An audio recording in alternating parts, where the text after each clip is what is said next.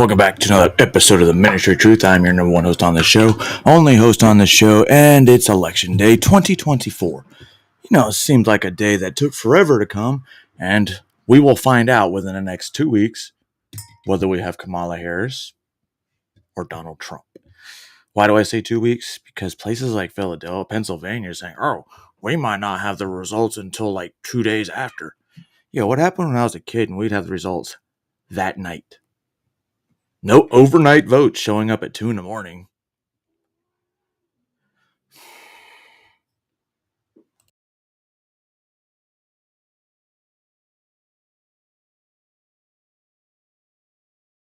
Anyway, before we get started, got some music for you. Chose it.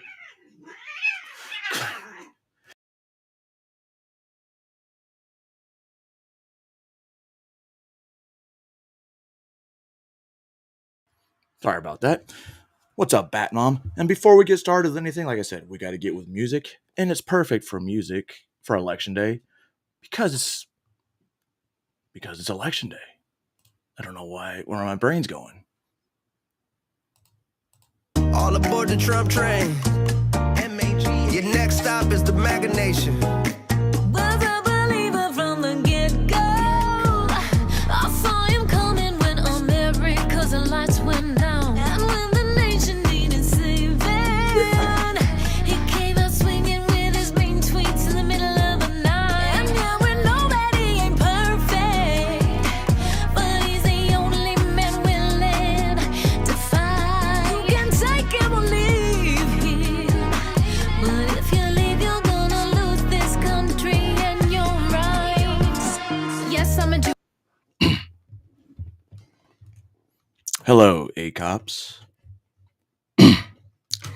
Hello, Bill Gangbang. So, what do you want to talk about? Long time no see, buddy. Good to see you.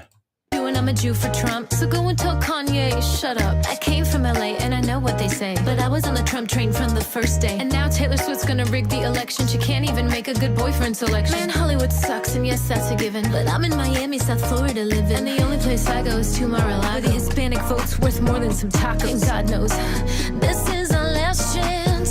Don't waste it, don't let them take it. Come and ride it, Trump train. So come and ride it, Trump train. Come and ride it, Trump train. Come on, who's on the train? Who's on the train? Trump train, Trump train. Was a believer from the get-go.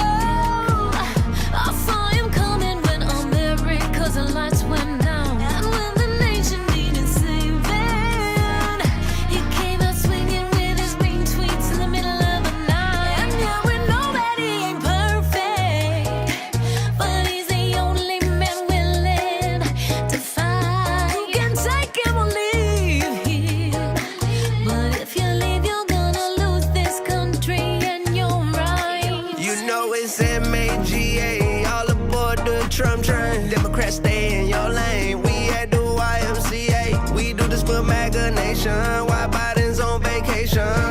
Gotta close the border. Gotta pray for Texas. They getting invaded. Keep Trump on the ballot. Put Hillary in jail. In the land of the free, feeling like I'm in a cell. Put America first, not Ukraine. Liberals insane in the membrane. I'm a trendsetter, you a pretender. Trump 2024, the only contender. All aboard to your destination. Next stop is the MAGA Nation. Welcome What up, to Danig? MAGA Nation. Welcome to MAGA Nation. Welcome to MAGA Nation. Welcome to MAGA Nation. My senorita, you voted red, I need to keep you. It's the people's voice, it's the people's choice. I moonwalk to the White House. Latinos gonna flip from blue. I guess you guys can't figure out who I'm supporting in this presidential election. By the end of the day, you will know. If you don't know, you will know. Shit. You will know by the end of the day.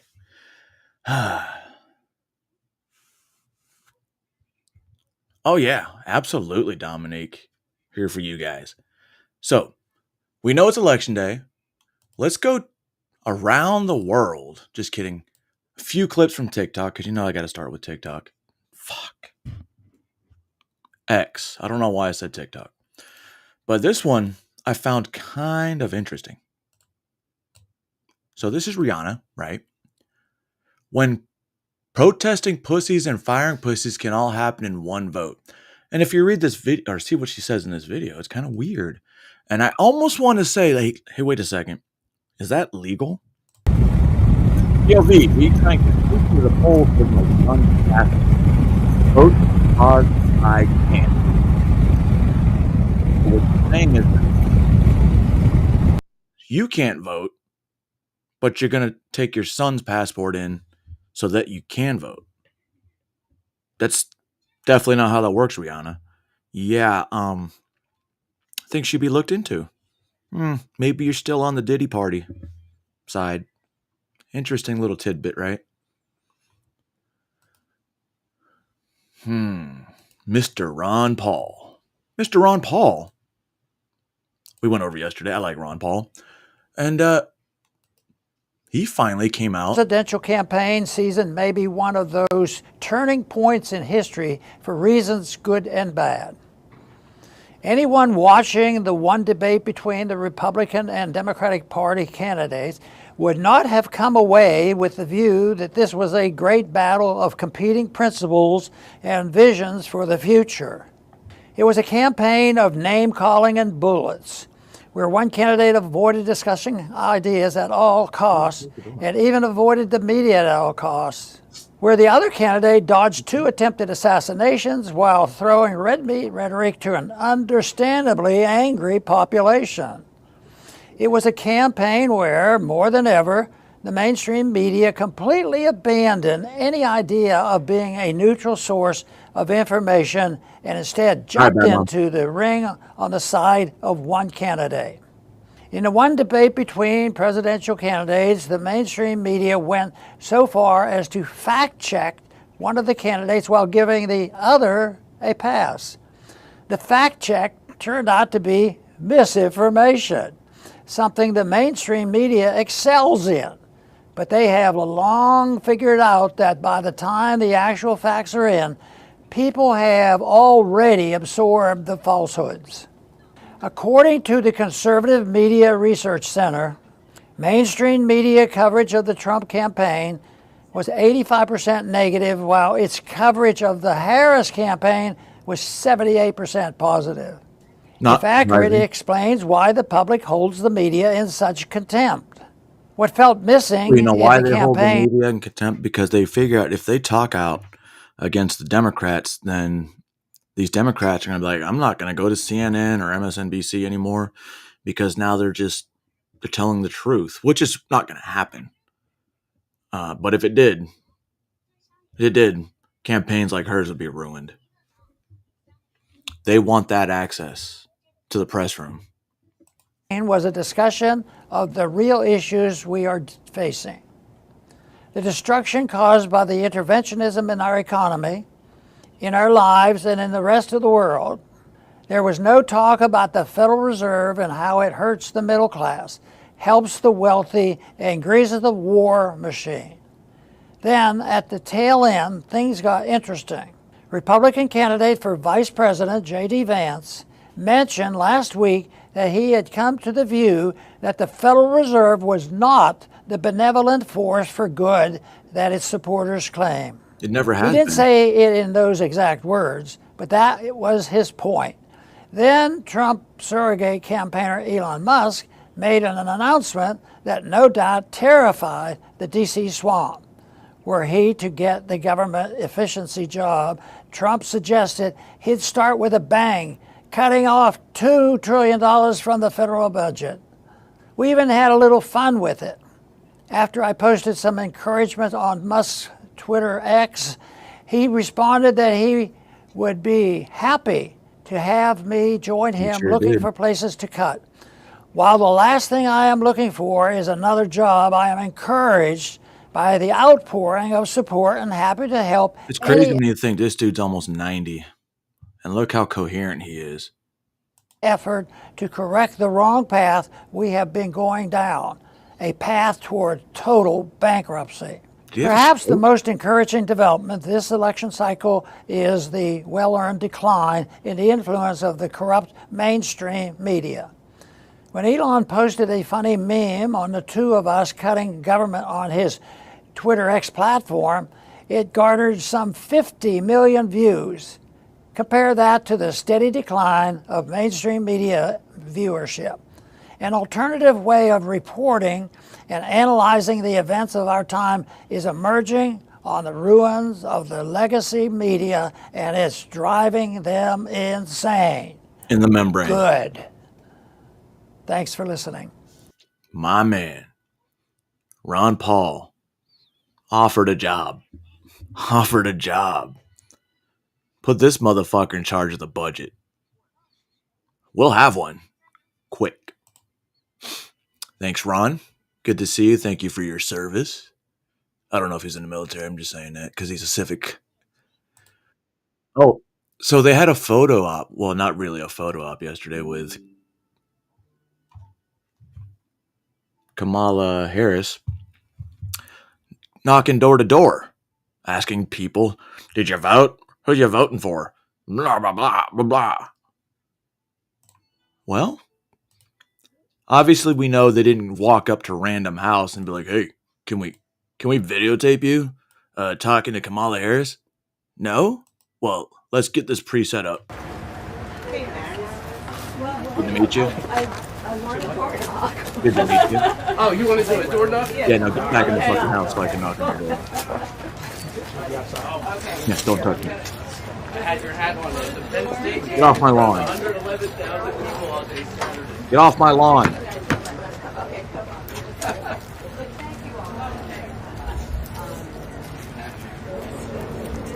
Private property. Get off my lawn.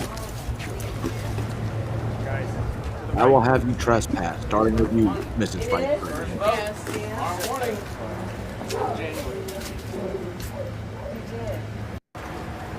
I've been like, is this live? Are we doing this live? Let me get in on this. You knock on my door, I'll fight. I mean, I got you, Kamala. And then as soon as the camera go like, oh, Miss Harris, make America great again. Oh, I already voted, so yeah, you want to get the fuck out of here.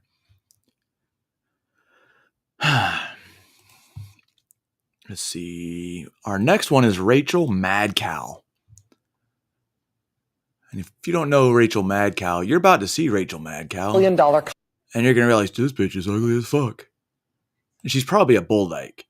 So she thinks that because Elon Musk is Elon Musk, that once Kamala Harris becomes president of the United States, she should cancel all government contracts with Elon Musk, which is really stupid if you think about that, Miss Meadows. Why would you do that? He's literally rescuing fucking people from the International Space Station when NASA couldn't do it. Explain that one to me, Miss Maddow. Good morning, Juniper. How you doing today? Hope everything is well. But even if Trump doesn't win, the Defense Department and NASA are going to need a new arrangement for all their rockets and for all the multi-billion-dollar contracts Elon Musk's companies have with the U.S. government. The U.S. government is going to have to either, unwind from all of those contracts, or Elon Musk's companies are going to have to unwind from him. This is an untenable reality in national security terms, now that we know what we know about Elon Musk. How dare Elon Musk provide Ukrainians with internet access? How dare Elon Musk provide Palestinians with internet access? How dare Elon Musk provide internet access to people affected by a hurricane/mud flood? How dare he do that? How dare he buy a platform so he can have free speech? How dare he do that? Cancel all his government contracts, right? You stupid bitch. You're not a reporter. Not at all. Look at your face. Yeah, I'm going to personal attacks on this bitch because she's stupid as fuck. Let me see if I can find the Boeing one, or see if it's even on my playlist. Because Boeing, if y'all didn't know, it's okay. It'll come later. Boeing actually had a strike that ended yesterday. Why is that important? Well, she's talking about canceling Elon Musk contract with like NASA and shit, not realizing that Boeing is owned by the military industrial complex, and they just had a strike that no one knew about. They're the ones that make our aircrafts and our munitions, some of them. But we didn't know about that? Wonder why.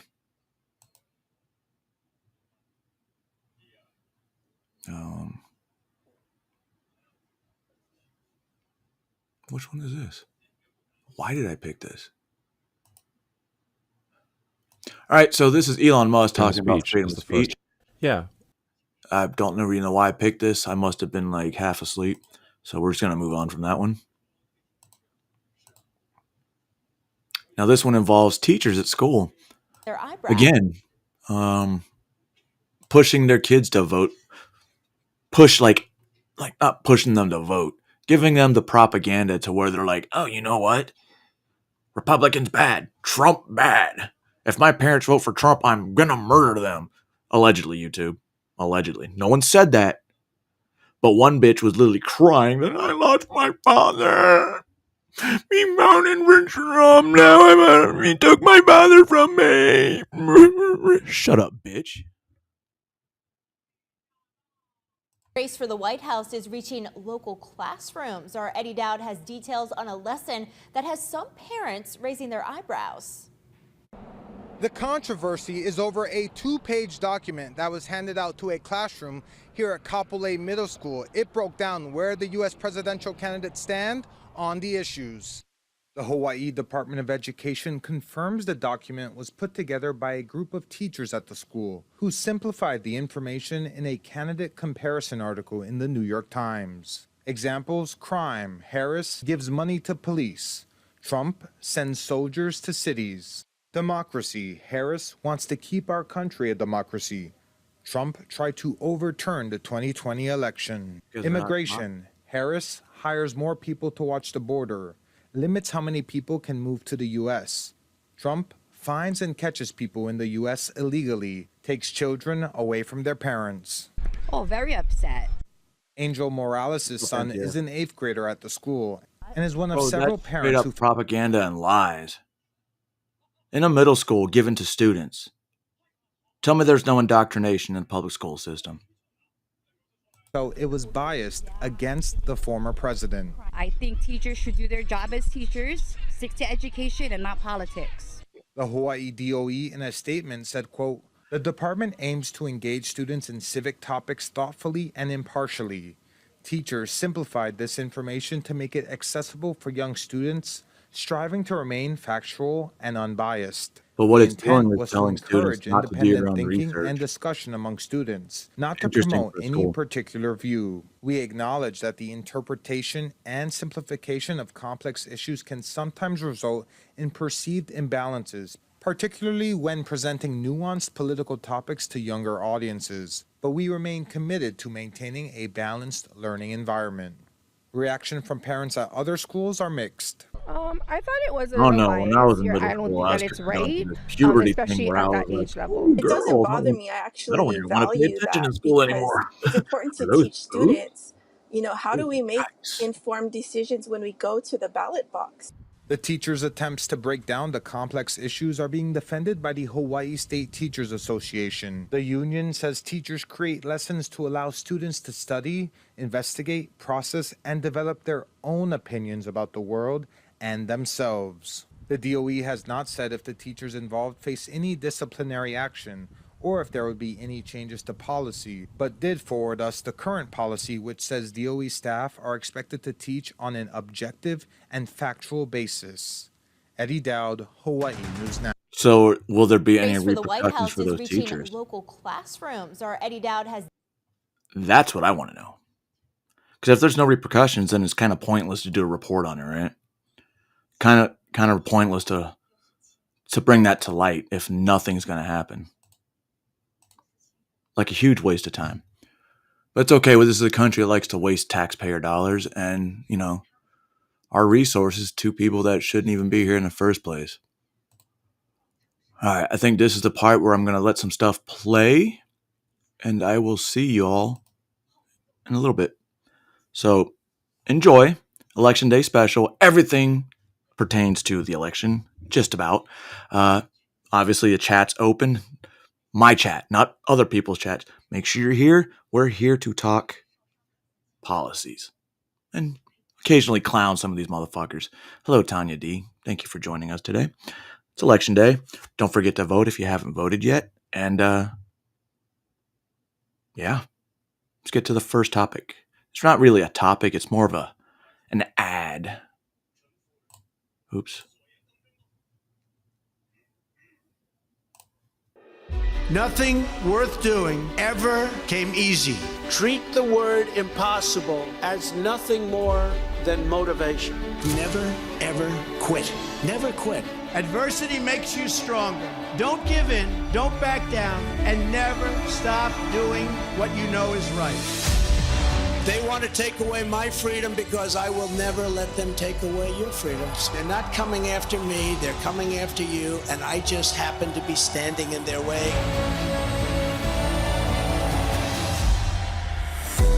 When they couldn't beat him, they tried to bankrupt him. President Trump is back in a New York City courtroom. When that didn't work, they tried to put him in federal prison. Raided by the FBI. When that didn't work, they even tried to kill him. They just tried to kill President Trump. Donald Trump still stands, ready to fight, ready to win, and ready to make America great again. This is Donald Trump's house, brother. This election, we all get to choose. I'm going to choose real American leadership and a real American badass. The 45th and soon to be 47th President Donald J. Trump.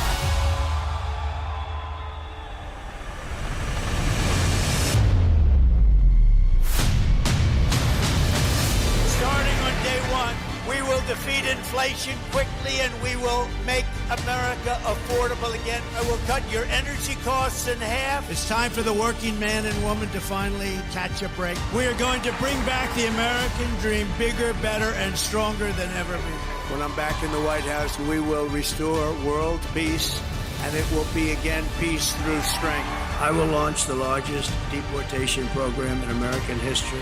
And we'll put these vicious and bloodthirsty criminals in jail or kick them the hell out of our country. November 5th, 2024 will be Liberation Day in America. We all salute the same great American flag. Our best days are yet to come. Together, we will make America great again.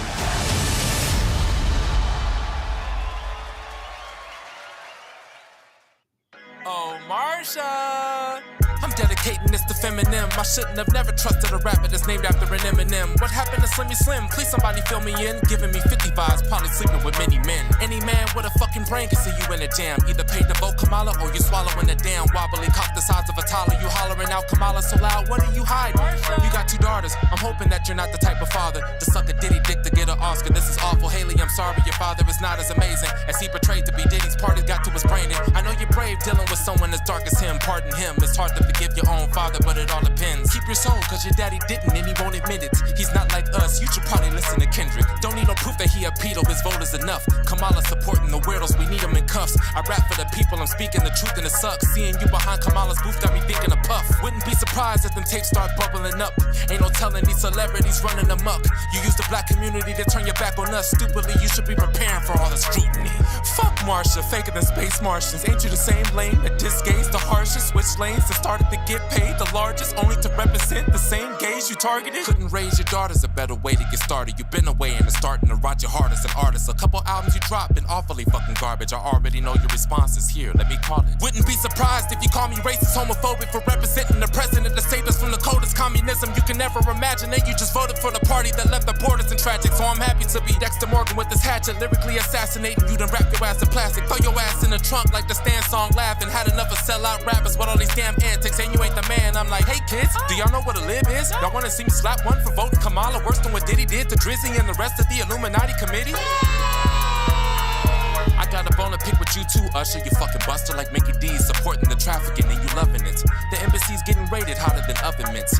These celebrities paid to do what the government ain't protecting the children. I'm telling you, they got covenants. Eminem was probably luring kids in with M&Ms. Used to be the goat, now you the devil like Willie Lynch. Get ready for the shovel, I'ma bury you every inch to make sure you never come back as M again. We liked you better as a crackhead, you was killing it. You sobered up so much your brain shrunk and your pen is mid. Ever since Mariah left you, you been a bitch. Ouch. Sheesh.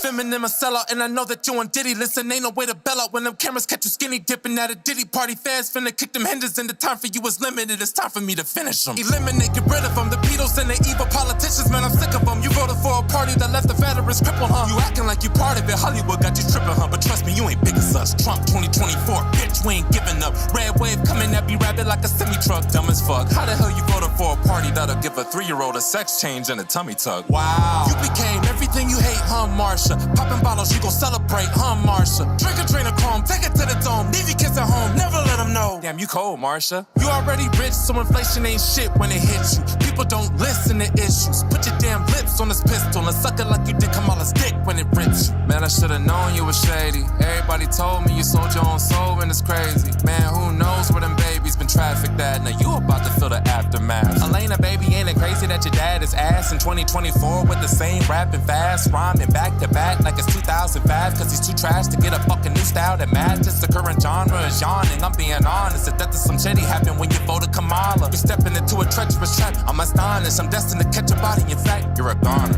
Where's your balls at? Aw, man, you should fall back. Why you acting like your dick the size of an almond? This is nonsense. Last time I recall, you was conscious about being pussy and being honest. I thought the politics and the comments the commies make when they conversate, like when they bring up the pussy and cock conversation, indoctrinating our kids. You know they confusing them, abusing them. I can't even say how, I know it's stupid, huh? You also voted censorship and communism, had to get them. I know you Eminem, but I had to rip them. How you let a cancer patient beat your fucking ass like you Rodney? You probably think you're black, so you went and vote Kamali. I'm about to roll you up like a tamale, smoke you like some ganji, teach you a lesson not to be commie. I probably won't get a response, cause he don't want the truth to come out the booth. Ain't no way that you can top me, no Diddy.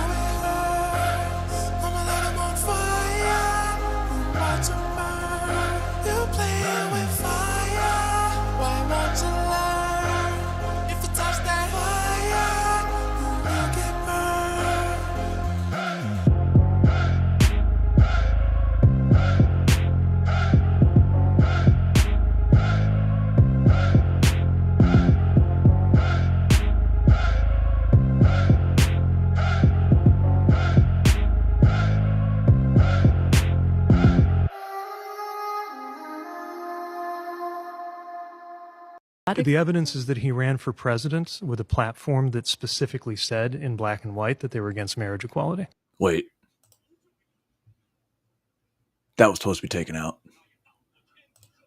I'm voting for Trump. So what's somebody going to do about it? Yo. He's voting for Trump. Who's going to tell Mike Tyson he's a bitch? Who's going to tell Mike Tyson he's a racist? Who's going to tell Mike Tyson he's a commie? Nobody. Nobody. Would you? Well, would you get in the ring with Mike Tyson for $1 million? I would. I would take one gut punch, and I would crumble to the ground. Ding, ding. You win, bro. You win. I don't think anybody, I mean, I'm going to disagree with you. So what? What are you going to do?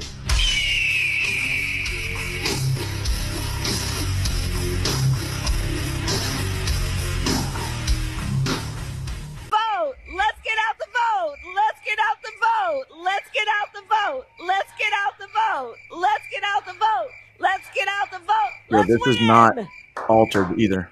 Minus the cricket part. Cricket's parts are actually altered. But the rest of that, not so much. After that, if Mike came at me like that, I'm voting Trump. I forgot about that. Off top. Oh, if I was undecided, I decided then.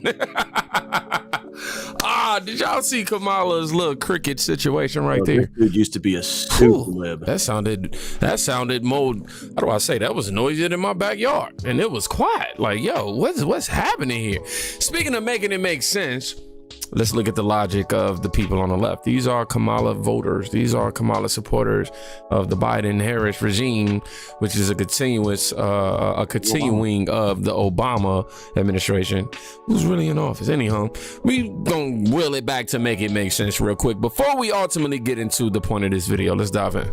How old are your granddaughters? They are 6 and 8. Would you support them to get hormone blockers to become the other gender? I would absolutely support them to get hormone blockers. The idea of one of my granddaughters learning that they're going to start having their period if they don't get their hormones blocked, even though they're... First of all, bitch, if you were my mom and you were talking about that shit with my grandkids, well, never mind. That would never happen because I don't even know where mom's at, or nor do I care. Identifying and portraying as a male, how horrible that would be. So yes, definitely. If your granddaughter came to you and wanted to get a tattoo, what would you say? That would be more difficult. I always told my 3 sons, the one thing I ask is please don't get tattoos. Really? Why tattoos? There's just something so permanent about it. Permanent? It's pretty permanent. It's very difficult to get them lasered off or removed. You don't think it's like permanent to change your job? I mean, if you cut your dick off, I'm pretty sure you can't just, you know what? Change my mind. Can you sew this up and put my dick back? No, that's not how that happens. See, you probably look at me and you think all old people are wise, but unfortunately, no. Oh, I love how he did that. Hitting it with some logic, man. This is all we asking the American people to continue to lead with. Logic, common sense. One thing is okay, but the other is not okay. Both are permanent. You know, you oppose tattooing, but you don't oppose somebody chopping up a baby, essentially. Like, nah, man, that's not cool. A few comments here. This is insane, especially because there's really people out there who think like this. I mean, we just watched it. Liberal logic. We just watched it right here. Somebody said, so let me get this straight. Changing your sex, not an issue. Getting a tattoo, huge issue because it's permanent. Tap it out now. I cannot make that make sense. P.S. I'm not tat shaming you, even though you've yet to yield one single tat. Sorry. That was talking to the person who posted this, which was Kathleen Welch 3 on X. Yeah, I don't think y'all ever gonna. Nope. Not too sure about that. Why? Okay, so. Right now, because she's not Trump. Can you tell me her greatest accomplishment? No, I can't. Can you tell me a single accomplishment? I cannot. I want to leave. What is Kamala Harris's greatest accomplishment? You guys remember this election yesterday? See, that question. You can't. Okay. Name an accomplishment of hers. You can't ask that question. Why not? It seems like the most simple question of anything. Like probably the easiest to answer. An accomplishment of her? She got in. She in when she was the Hey. What is her greatest accomplishment? Being an idol for. Oh, I wish I had this on the top of my head, but I don't. Well, as vice president, I'm not sure. I guess I have nothing. I'm stumped. We cannot heal our country until we defeat the Democrat Party this November. My number one mission is make Donald Trump go back into the White House in November. Why should I vote for Trump? Can you kind of give me your point of view of why I should vote for Trump?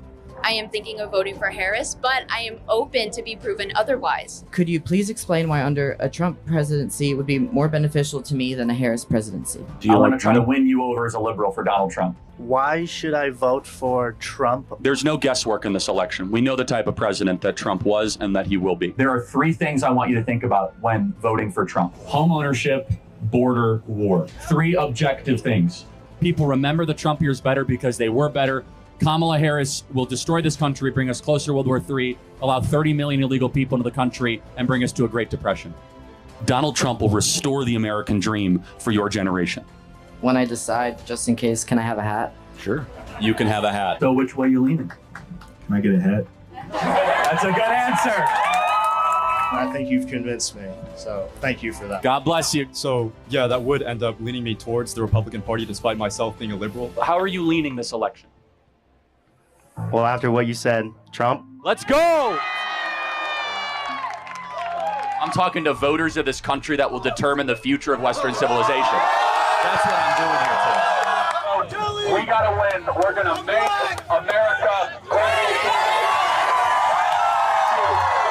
Well, you know, Make America Kamala healthy again. Harris actually said something that if you play this clip that we just watched, right? After we finna play this clip, like I know it's backwards, but that didn't make sense. It would have made so much more sense. But when we first heard it, we was like, not the route to go. But I can't believe I actually might be agreeing with Kamala. What else do we know about this population, 18 through 24? They are stupid. That is why we put them in dormitories. And they have. If you're 18 to 25, 25, I'm just gonna say 25. You're fucking stupid. All right. For those of us that have kids that are 18 to 25, our kids are stupid. They can't be trusted. Yet they can be trusted with patient care and pharmaceutical, whatever. Have a resident assistant. They make really bad decisions. I'm just saying. Did you think it was possible that you could agree with Kamala? I really want to know in the comments. Like, do you agree? I agree in the context of that clip. Years for ago, sure. you I'm would gonna have go, voted oh, yeah. Generally speaking, no. Let's read a few comments. Charlie is an excellent debater. Lucky to have him on Trump's team. The reason you vote for someone should not be just because you don't like the other person. Well. I knew this day would come. I knew it would come, And I felt it in my ovaries. And I'll tell you something. I didn't think that sticking all those needles in that Biden doll would help, but here I am. We're gonna have so much fun. Now, I've been a little busy since the news broke. And, I was galvanizing with many donors. And I asked my good friend Jean-Claude Van Damme Pierre to help me with my acceptance speech. So, here goes nothing.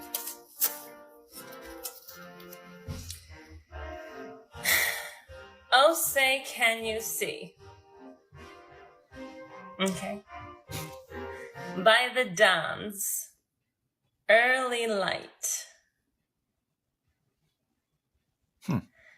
Jean-Claude, I don't want to talk about dawn in the speech. It's Kareem. It's okay. I think you're confused. All right. I'm going to do this my way. All right? Oh, I got this far. Okay. America. And Willie. Get ready. Because it is time to unburden what has been. Watch the light bulb go on over Kamala Harris's head when she realizes she has no damn plan for if there's divided government and she can't shove through her agenda. Watch. Expanding that child tax credit, or you mentioned housing before, giving that extra money for a first home. If you can't raise corporate taxes, or if GOP takes control of the Senate, where do you get the money to do that? Do you still go forward with those plans and borrow? Well, but we're going to have to raise corporate taxes, and we're going to have to make sure that the biggest corporations and billionaires pay their fair share. That's just it. It's about paying their fair share. She's So an is idiot. that $50 million that Bill Gates gave you a couple weeks ago, is that a tax write-off for him? Charity? But he doesn't have to pay taxes. She's an idiot. She has no idea what she's talking about. And this is what happens when you're running on joy and reimagining, imagination, and burdened by what has been. This is what happened. You fact checking this video, 100% true. Wait a second. Jim Brown's daughter? Isn't Jim Brown a racist guy? I don't know. He seemed like it. Seems like it. Anyway, this is Jim Brown's daughter. By the way, I believe he's a linebacker for the Browns. Anyway, let's get to her. Let's see if she thinks Donald Trump. Oh my God, the panel channel. Good morning. How are you, ma'am? Did you vote? Please tell me you voted. I don't care who you voted for as long as you voted. What's going on, Steeler Nation?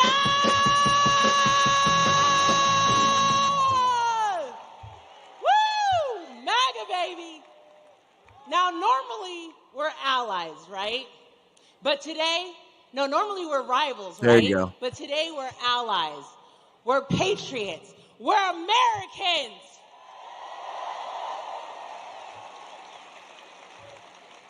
And just as my father, Cleveland Brown, number 32, supported Donald Trump, so do I.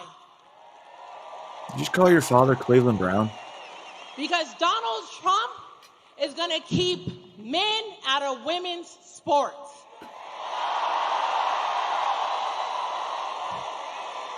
What's wrong with that? I play women's tackle football just like my dad. That's why you're here. That's why I like you, He's panel channel. offense, I'm defense. Can you imagine us going head to head? No. I'll be taken out on a stretcher for concussion protocol. I'll be Or dead. hurt. And that's the same thing that's going to happen to your daughters. They're going to have major injuries, mental trauma. Look at that volleyball player, of still men fucked coming up. into our bathrooms and our locker rooms. Missed opportunities, scholarships taken away. And guess what? Who's going to bear the cost of that? You, as the parent. You're going to bear the cost of full tuition in this Biden-Harris economy. Who can afford that? My kids have 4 years of free tuition. But I had to break my body for 20 years, so it's all worth it. They get free college. And I like pain medications, which I don't really take except for at night. Can I get a whole body replacement? Better yet, can I get some of make me a cyborg, right? That way there's no more pain, or I could just block it out. I can't. Can you? Oh, I tried. Exactly. And that's why we need to protect Title IX, because Title IX protects us women in sports, bathrooms, and locker rooms. Trump's going to protect the women whether you like it or not.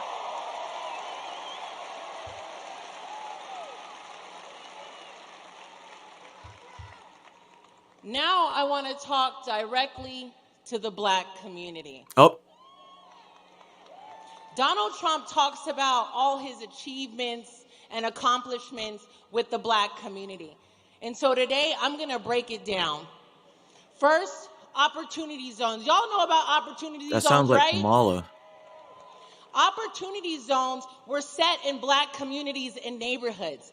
It fosters entrepreneurship, meaning that if you start a business in an opportunity zone, you're no longer going to be paying taxes on your capital gains, which means you're not going to be paying taxes on profits. I didn't know that. It also fosters economic development, which now you're going to be able to hire people in your community and your resident to be successful.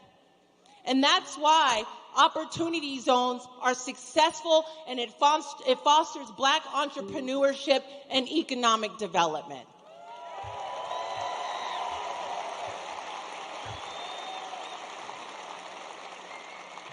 Trump's school choice. Our community and our education system is failing in the Black community. We have low test scores, low graduation rates. Teachers are not being paid Low reading for level what they education. deserve. And we're underfunded. I think they said something like Chicago is 4% literacy rate, or it was a 4% graduation rate. It was a really low fucking number. And then you think about, wait a minute, Brandon Johnson wants to borrow $30 million for the schools when the city's already in billions of debt with a high interest $30 million loan. And he was mad that city council was like, no, we shouldn't do that. We shouldn't do that. We're not going to vote for it. And he got mad. Why? You're not educating your children, so you want to put more money into them? More than you already have? Was that for the kids, or was it to redo the schools so you can put migrants in there for an apartment building? Mr. Johnson. But now with Trump's school choice, you as the parent have the choice to decide which school you want your child to go to. You're no longer restricted to zones, zip codes, districts. This is fostering parent empowerment. It's up to y'all now to decide where your children are going to go.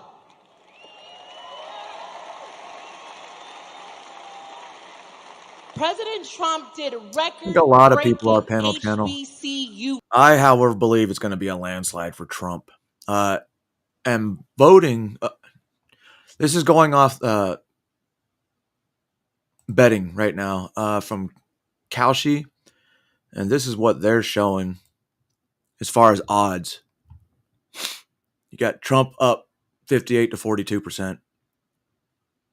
And a lot of the states that they're worried about, like Pennsylvania, purple, Trump's winning it, which is the big deal. Go to Michigan. Well, Harris is winning that swing state. But this Pennsylvania and this Arizona and Georgia, these states right here will help Trump win the election. Believe it or not.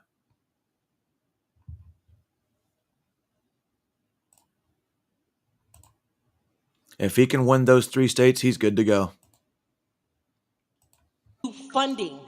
10 years he set for funding to HBCUs. That means that he's committed to black higher education. Check this out. The HBCU funding that Trump enacted, if I remember right, Biden canceled those and pretended like he did his own to make it look like, oh, I did it too. Nah, man. It's like copy and pasting policy. And with President Trump prison reform, he abolished 3 strikes, you're out for nonviolent criminals.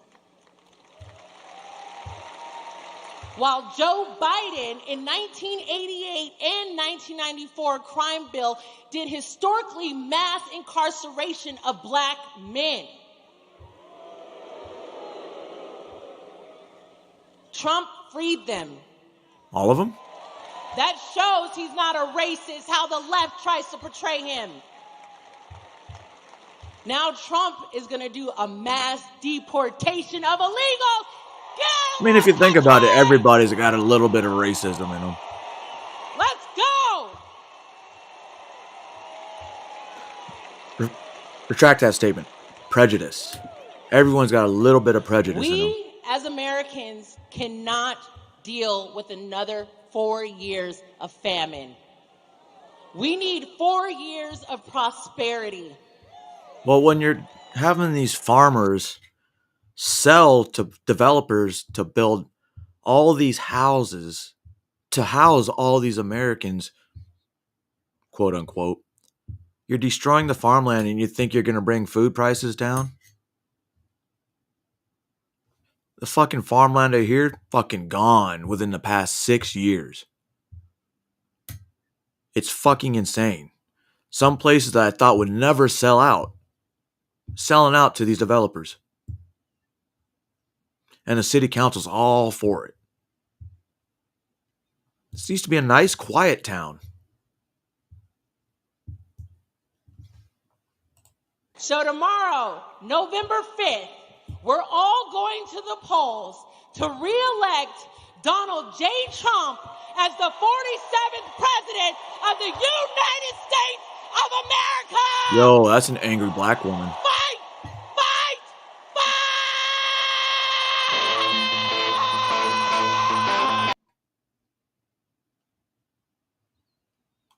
Bro. Who's fired up? Jim Brown's daughter. Who fired up? Fire it up. Fire it up. That's a movie quote.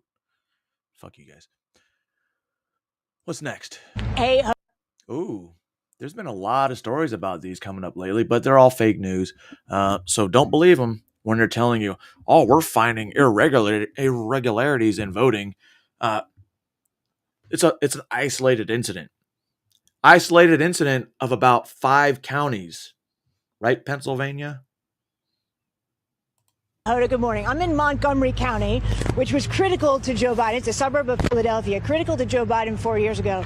It will likely be no less important this time around. People started showing up here before the polls opened at 7 a.m., and all of them likely know, because they've been told for weeks and even months, that whoever wins the state of Pennsylvania will likely win this election. Now, on top of the in-person vote today, the state's been receiving mail-in ballots, 1.8 million so far. They'll continue to receive those up until 8 p.m. tonight when the polls close. Now, Pennsylvania is one of a handful of states in the country that doesn't start counting those mail-in ballots until Election Day, which means by midnight tonight, they won't be done with them. And if this race is as close as people say it is, there might not be a call tonight. In fact, there might not be one for days. You may remember in 2020. I don't understand how for years, decades, centuries, election results were pretty much same day. Technology's gotten better, yet election results can take up to a week. Did we move backwards? Did technology fucking make it worse? Make that one make some sense. You think in theory it'd be real time. There wasn't a call in Pennsylvania until Saturday morning, but election officials say they are confident they have more people, they have more machines. They're hoping to get the majority of those mail-in ballots counted by Wednesday into Thursday morning. Now, there have already been accusations of cheating in Pennsylvania, some of those leveled by former President Donald Trump. It came after multiple counties they found what they called suspicious voter registration. Not ballots, these are applications to vote. And counties say that they are going through thousands of them, but the fact that they've identified them is actually a sign, they say, that the system is working. There are also concerns about... So they identified thousands of illegals who shouldn't be on the voter rolls. But it's okay. They were just registrations. If it was just registrations, I don't think this would be a big story. You had to say the fact that, oh, they didn't vote. They didn't vote. When that one vote for that Chinese student on the East Coast, I can't remember which state, said he wasn't supposed to vote. He broke federal law to vote. And guess what? They have to count his vote. They're still counting his vote. So I don't believe what she just fucking said. Disruptions in the major cities in Pennsylvania. That includes Erie and Pittsburgh and Philadelphia. And the district attorney in Philadelphia had some very tough talk yesterday. Listen to what he had to say. Anybody who thinks it's time to play militia, F around and find out. Anybody who thinks it's time to insult, to deride, to mistreat, to threaten people, F around and find out. Well, we're allowed to insult people. We do have the cuffs, we do have the jail cells, we do have the Philly juries, and we have the state prisons.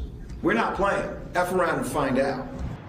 Philadelphia may be the city of brotherly love, but that district attorney made it pretty clear yesterday they are not messing around. I wonder how that district attorney deals with fucking pedophiles. I wonder. Because you know a lot of these DAs, they don't want to do their job. And if they don't do their job, take a page out of Ron DeSantis' book. Fire the bitches. And I don't mean bitches because it was a female, but bitches in general. The majority of voters in America are women, straight up. If Donald Trump's going to win this election, he needs men to vote for him in greater numbers than women vote for Harris by greater percentage. Is Trump going to be able to do that tonight? I think he is, and that's one way to cut it. I also look at other demographic groups that have historically gone for Democrats that are clearly coming our way this time around. Greater portions of the black vote and Hispanic vote, I think, no doubt. And then you put your finger on an important one, where I have traveled college campuses, met with young people so a lot of the across the independents, country, and especially in swing. A lot of the independents, RFK guys, migrated towards Trump. Democrats are migrating towards Trump. You've got some Trump people that migrated towards Kamala, but those are low T, fucking paid off fucking shills. If Democrats are switching, we all know a bunch of Democrats that have switched to vote Trump. There should be no reason why he doesn't win in a landslide. States. And I think decisively we're going to see a greater shift in Gen Z towards voting for Donald Trump this time around. Casey, principally motivated by staying out of foreign conflicts, avoiding World War III, growing the economy and bringing down housing costs. Those are some of the issues most on the minds of young Americans. And I think those shifts are together going to comprise, I think, a new coalition for Republicans. Reagan was the last Republican candidate to do this, to really build a new coalition. I think that's happening in plain sight. And if my experience traveling the country is any indication, I think that's going to be very positive for Donald Trump tonight. I will say it's anecdotal for sure, but conversations among moms, other women I run into about young people, not necessarily quite college age yet, but they perhaps are showing, especially men, an inclination to be more willing to vote for conservatives than perhaps people would have assumed in the past. You mentioned... So are we making masculinity great again? Are we making testosterone great again? I mean, natural testosterone, not you little fuckers that want to be guys when you got a little fucking snatch, put a little fucking strap on, like, yeah. Wars, foreign conflicts. Do you think that's the main issue for them? I mean, what is driving that? Yeah, if I had to boil it down to two issues, one is the concern that if there is a foreign war, God forbid, that the United States is involved in, that's going to fall on Gen Z's shoulders. I think there's a lot of skepticism. I think they keep moving the goalposts as far as those about the failures in Iraq and Afghanistan.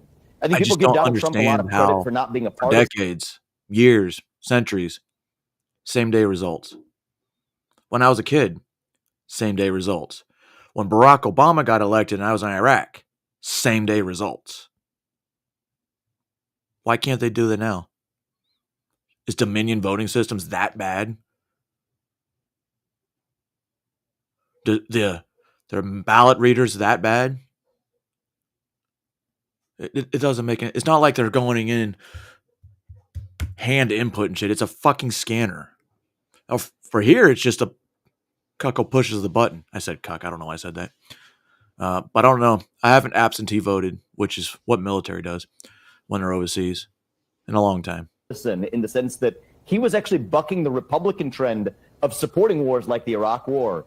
I think that's carried a lot of credibility with young people who feel duped by a lot of the bases for entering those wars. And then you look at the results in terms of the Ukraine conflict and the Middle East conflict. We didn't have that under Donald Trump.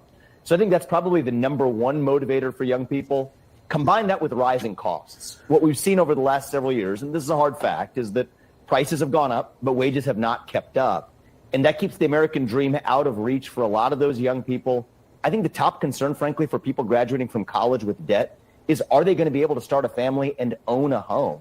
And it is a hard fact, Casey, that about 4 million Americans, fewer Americans, own a home now than they did under the Trump years. And so I think those are the two factors, especially motivating young voters, especially young men, but I see it among some young women too. This is a real concern. Tweet comes out about Mark Cuban being asked to step aside, right? Don't do anything. Don't say anything anymore. And I think I've even retweeted the tweet. If you can go under mine, keep going lower, lower, lower. I asked him. He usually responds. Mark and I will have exchanges together. It's friendly. Obviously, we're not on the same page, but he'll respond. This one here, I asked him, is this true? He never responded to it. Wall Street Silver posted this. The Kamala Harris campaign has told Mark Cuban to stop doing interviews on behalf of the campaign. If you go to the bottom, I think this thing got like a couple million. 2.2 million views. People wondering what happened there. Never got a response. Then a tweet comes out, Rob, if you want to play the clip with his apology. No, the tweet. No, not the clip. Just the tweet with the apology. And we can go to Danica Patrick's video. When I said this during the interview, I didn't get it out exactly the way I thought I did. So I apologize to anyone who felt slighted or upset by my response. As I said, it wasn't about Trump voters, supporters, or employees, current or former. And I set myself up for the 6-second soundbite. No excuses. Can't nail every interview. My skin is thick enough. What bothers me, though, is that so many of the comments or media in support of or against me has some level of insult attached to it, not just here, but everywhere. I'm not blaming anyone. We are where we are. Here's hoping that changes at least a little bit in a week. In the spirit of joy, I have to add that all the AI memes of me with the long hair cracks me up. So there is a positive. Good. So then he posts this out, trying to be positive about it. Good for him. And then Danica Patrick, Rob, I don't know if you have that clip or not. She responds because, Mark Cuban said there are no strong women around Trump's circle. I think that's the words, right? What he said. Yeah. Here's Danica Patrick. Smart in a sport where she does the opposite of what the left supports, which on one end, allowing men to go compete against women. You know what Danica does? So I'm going to flip it on you. Men, I'm going to come and compete with you in your sport. What are you talking about, Danica? Only men race in NASCAR, not me. I'm going to come and compete with you guys. Oh, this is just a show. You'll never make it. And she did. And she was formidable racing amongst these guys. Danica Patrick. And here's what the great Danica Patrick had to say. Danica, please tell us what you're thinking. Go ahead, Rob. So I saw that Mark Cuban went on The View, the gift that just keeps on giving, and said that Donald Trump does not like to have strong and intelligent women around him and that they intimidate him. First off, that's obviously wildly unintelligent. And second, as my own just anecdotal story, when I met him last week in Vegas at the rally for the first time, he said, "We need to get you a job." So, am I not strong and intelligent? By the way, very subtle, nice, respectful, gentle, kind. Tom, how do you process this? With the comments he made, are you someone that says, well, listen, he had a brain fart moment, he screwed up, you got to let it go, and, or is this one of those moments where you can't say something like that? There are some things that are hard to walk back because it wasn't a slip of the tongue. It was a statement, and the statement wasn't like getting your facts wrong or, Biden calls America garbage, or Americans garbage. He misspoke. The stenographer went back and changed it, which is illegal, by the way. And then this. All you got to do is apologize. But if you're not racist, right? They call you a racist for decades. Well, not decades. For the past 6-8 years. Huh. Getting a number incorrect. Oh, there hasn't been more than 2 million immigrants come across this year. Whoops, there's 5.5 or whatever it is. Sure. It's not like a slip. It was a statement, and it was, more importantly, it was his statement while he was out as a proxy campaigning for Kamala Harris. And it was a anti-Trump statement. And what's really interesting, after all this, he gets asked or told, just like Joe Biden, can you just not say anything? And so he comes out with an apology trying to turn the amazing heat down. Because remember, the heat went all the way to the campaign. Wait a minute. This guy has been out there saying these things. He's a proxy. You know what he's doing. You know the media appointments he's making. You see what's going on here. And so the apology seemed, first of all, that's not the way Mark talks. You read the apology, it was pretty expansive. Was it good to put the apology out? Yes. Is it good to put a complete apology out? Yes. But it really felt forced, especially with all the other comments that came out that said, yeah, he had a little Adam, what do you think? A little bit of a phone call with the campaign, and they were like, dude, knock it off. I got you. Adam, what do you think? Well, last episode we discussed the strong women that are around Trump. We talked about Laura Trump, and basically she's leading the RNC now, Alina Habba, Hope Hicks, the list goes on. Here's Danica Patrick. But there is a divide amongst women. We've highlighted this before. married women with kids are breaking towards Trump. Single, obviously left-leaning liberal women, no kids, cat ladies, are breaking towards Kamala. And there's a bigger story here, I think, than just when Mark Cuban sort of word vomited out this perspective on Trump, which he quickly walked back. And Trump basically was like, he's a lightweight, doesn't know anything. Did you hear Trump's response to him? Yeah. Which you can show. But there's a bigger story here. You know, every election, there's some sort of divide. There's the education divide, there's a racial divide, there's a diploma divide, there's a city versus rural divide, there's a legal versus illegal immigrant divide, who's voting. By far and away, the biggest divide going on right now is the gender divide. This is the largest gender gap in the history of elections in the United States. Trump is up 18 with men. Kamala is up 16 with women. It's the largest ever. So whatever happens in this election, and I tend to think Trump is going to win this, there is going to need to be a reckoning between men and women, because we are better together. We are stronger together. We do need to encourage people to have families and have kids and have babies. Yes. And it seems to be, what's so funny, baby? I just love the way you're sounding. You're unified now. You sound very sweet, very kind. Well, you know, it sounds like a man that, you know, wants to get married and have a wife and kids. I mean, I got emotional just listening to you for a second. That laugh was me hiding my soft side. He's hiding, and I just didn't want to reveal it. It's like no, like, I'm going to be okay. Hey, Adam, you're reading my notes. I've got your notes. But here's my notes. But here's the reality. And you know, I don't care if I get shit from this. Men and women are operating on a different time frame. If you're 44 years old and you're a woman, I'm sorry to tell you, your time's done, honey. I'm not saying you can't be successful. I'm not saying you can't have an amazing life. I'm not saying you're still not beautiful. I'm just saying there's a very, very high likelihood you're probably not able to have kids if that's what you want. For men, your time clock is a little bit different. So are you really going through this story? I got it. Tell me, like, what do you think about this? I'm not asking for a 7-minute explanation on the difference between men and women. It would have been 2 minutes if certain people didn't cut me off. I'm going to do it to you because I'm trying to see.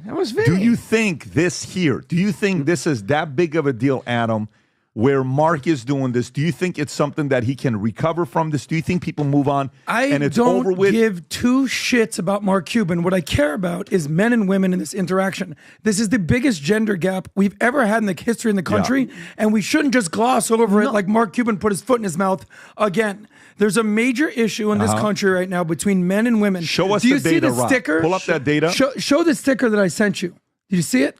There's women going around. Have you seen these things?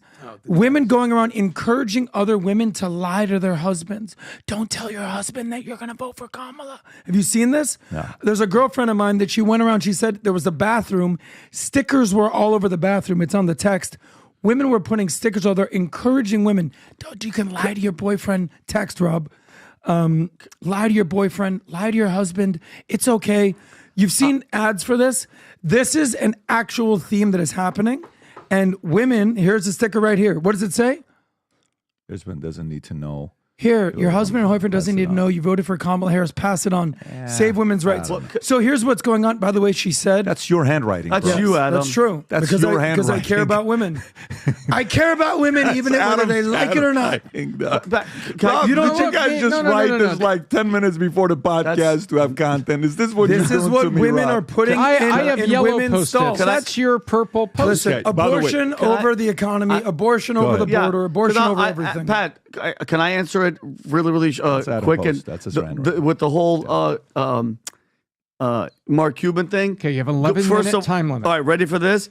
This is how the left, and he's one of them now. You want to jump into that circle, Mark Cuban? That's how they feel about us, Tom. Trump supporters are Nazis. We're deplorables, and this is how they think about women. It's always that side, Tom. They're always pointing the finger when it's always them, okay? And this is, by the way, I'm so happy because now the Mark Cuban charade is over. Okay, I know the election is tomorrow, but that's 2 days that we don't have to hear nothing coming out of this guy. Was he a net positive or net negative? Initially, he's a net positive because, as you know, Pat, it's a group thinking. It's, a billionaire. A billionaire's talking for us.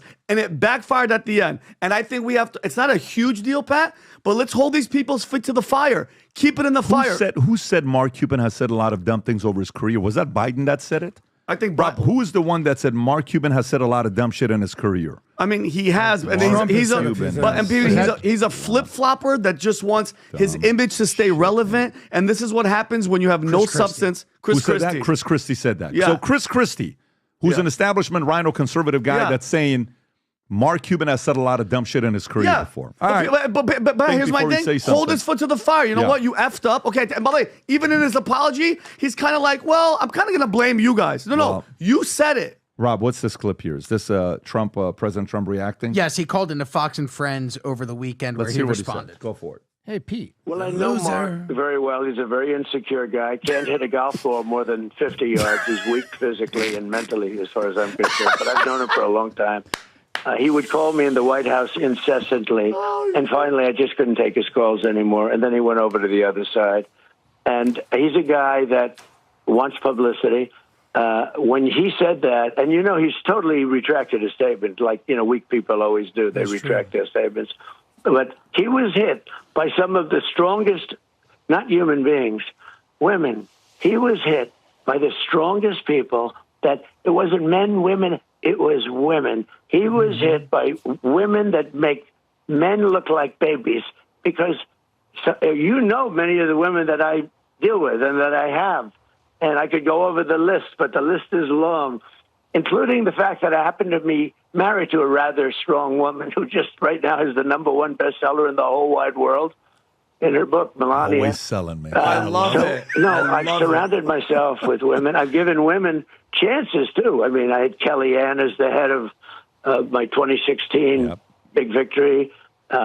Susie Wiles is strong. She's the daughter of Pat Summerall. Right? Good genetics there. And I have tremendously struggled. In fact, I've been actually accused of the other. They said, couldn't you get women that aren't as strong? You can pause it right there. The strongest women. Yeah, you can pause. Go ahead, There Tom. was one last thing that he said in there. He says, you have to remember, it says, he had to go back and support the candidate he was forced to support. And Trump dropped that. And there have been other people talking about that too, that said that maybe there was something that Cuban did or been a part of, and he was forced to support this candidate by proxy. I think there's also a bigger thing has to do with it. He can talk. You notice that Cuban doesn't say a lot about Big Pharma. He's trying to be Can I Big tell you Pharma. something? Can I tell you guys something? Go back to April or May of last year, okay? If you go back to April or May of last year, that's when the election conversation started, okay? Rob, if I'm not mistaken, if you can go to DeSantis's book, I want to say it came out April of 2023. I may be wrong. Let me go to it. I had read the book and I talked about it. When did that book come February out? 28th. February 20th. So say March 1st is when the book came out, right? And if you remember what I said is, hey, why isn't he getting out there? Why isn't he talking about the book? The book is very complimentary about Trump. So my assessment was the fact that maybe this guy, he doesn't want people to read the book because it's too much of a pro-Trump book and it's not much of a pro-DeSantis book. Maybe that's what it was. And then a lot of the people in the marketplace, they're like, well, it's DeSantis. And I'm like, this guy's not the guy to be the president, right? And you have to wait 4 to 8 years before you choose to run, right? We got a lot of heat. No, Trump doesn't. And by the way, again, if you can remember to go back 17 months ago, 18 months ago, Vinny, I don't know if you remember, 18 months ago, many people were off the Trump train. Trust me. Real quick, who do I sound like? Everybody can act hard right now. A lot of people were off the Trump train. A lot of people were on the DeSantis train. Mm-hmm. Okay? A lot of people were. And it was, and by the way, some of the names, I will tell you guys off camera when we talk. I want to tell you one of the guys that we were at an event that he was even off the Trump train. It was uncomfortable even to be like, I'm close to, we'll do this, but if you're too close to Trump, we are a team DeSantis and all this other stuff. And then fast forward to what it becomes. Here's a problem with Cuban. Is he smart? Yes. Yes. Is he successful? Yes. Is he a good communicator? Yes. No. Is he formidable? Yes. What's his problem? Big mouth, saying stuff. No, when he's big mouth is not the problem because Trump's a big mouth. No problem. It's not. It's actually, think about it. See, think about this as your brother and you want to give him feedback. Think about this as a person you love. What feedback would you give to him? And he really wants to receive it off camera. They know you'll never say anything. What is his biggest problem? He's in the wrong party. What is his biggest problem? The Democrats are the party of women. I think he's not genuine, PBD, and the fact that he's like, you don't know where he is. One day he's over here. What do you call that? Is that grifter? What do you call that? Grifter, or he's an flip-flopper. Flip-flopper, but he's unoriginal. Like you have to stand your ground. Like once you're What do this you call? person- Is it so? What is it? Is that a flip flopper? Is that like what John Kerry did back in the days? Exactly what It's- John Kerry It's unattractive. That's what I'm saying. It's unattractive. Take a damn stand and take the heat. Yep. I get messages all the time. Oh, you know, we know who gave you the money and all this other stuff. Who gave me money? Oh, we know. Yeah, I'm totally comfortable you saying all this stuff, right? But sometimes you take a position and you're like, no, you don't want to help me? I'm going to go help him. Oh, you don't want to do this? I'm going to help him. Oh, you don't want to do this? I'm going to go. It's like an ex that goes hooks up with all your friends. Bro, go do it. Yeah. Those weren't friends in the first place. They're clowns and they think no one's going to find out. Of course they're going to find out. You just helped me identify who are the guys that I don't want to have in my life. Thank you for exposing 3 idiot friends that went and hooked up with a girl.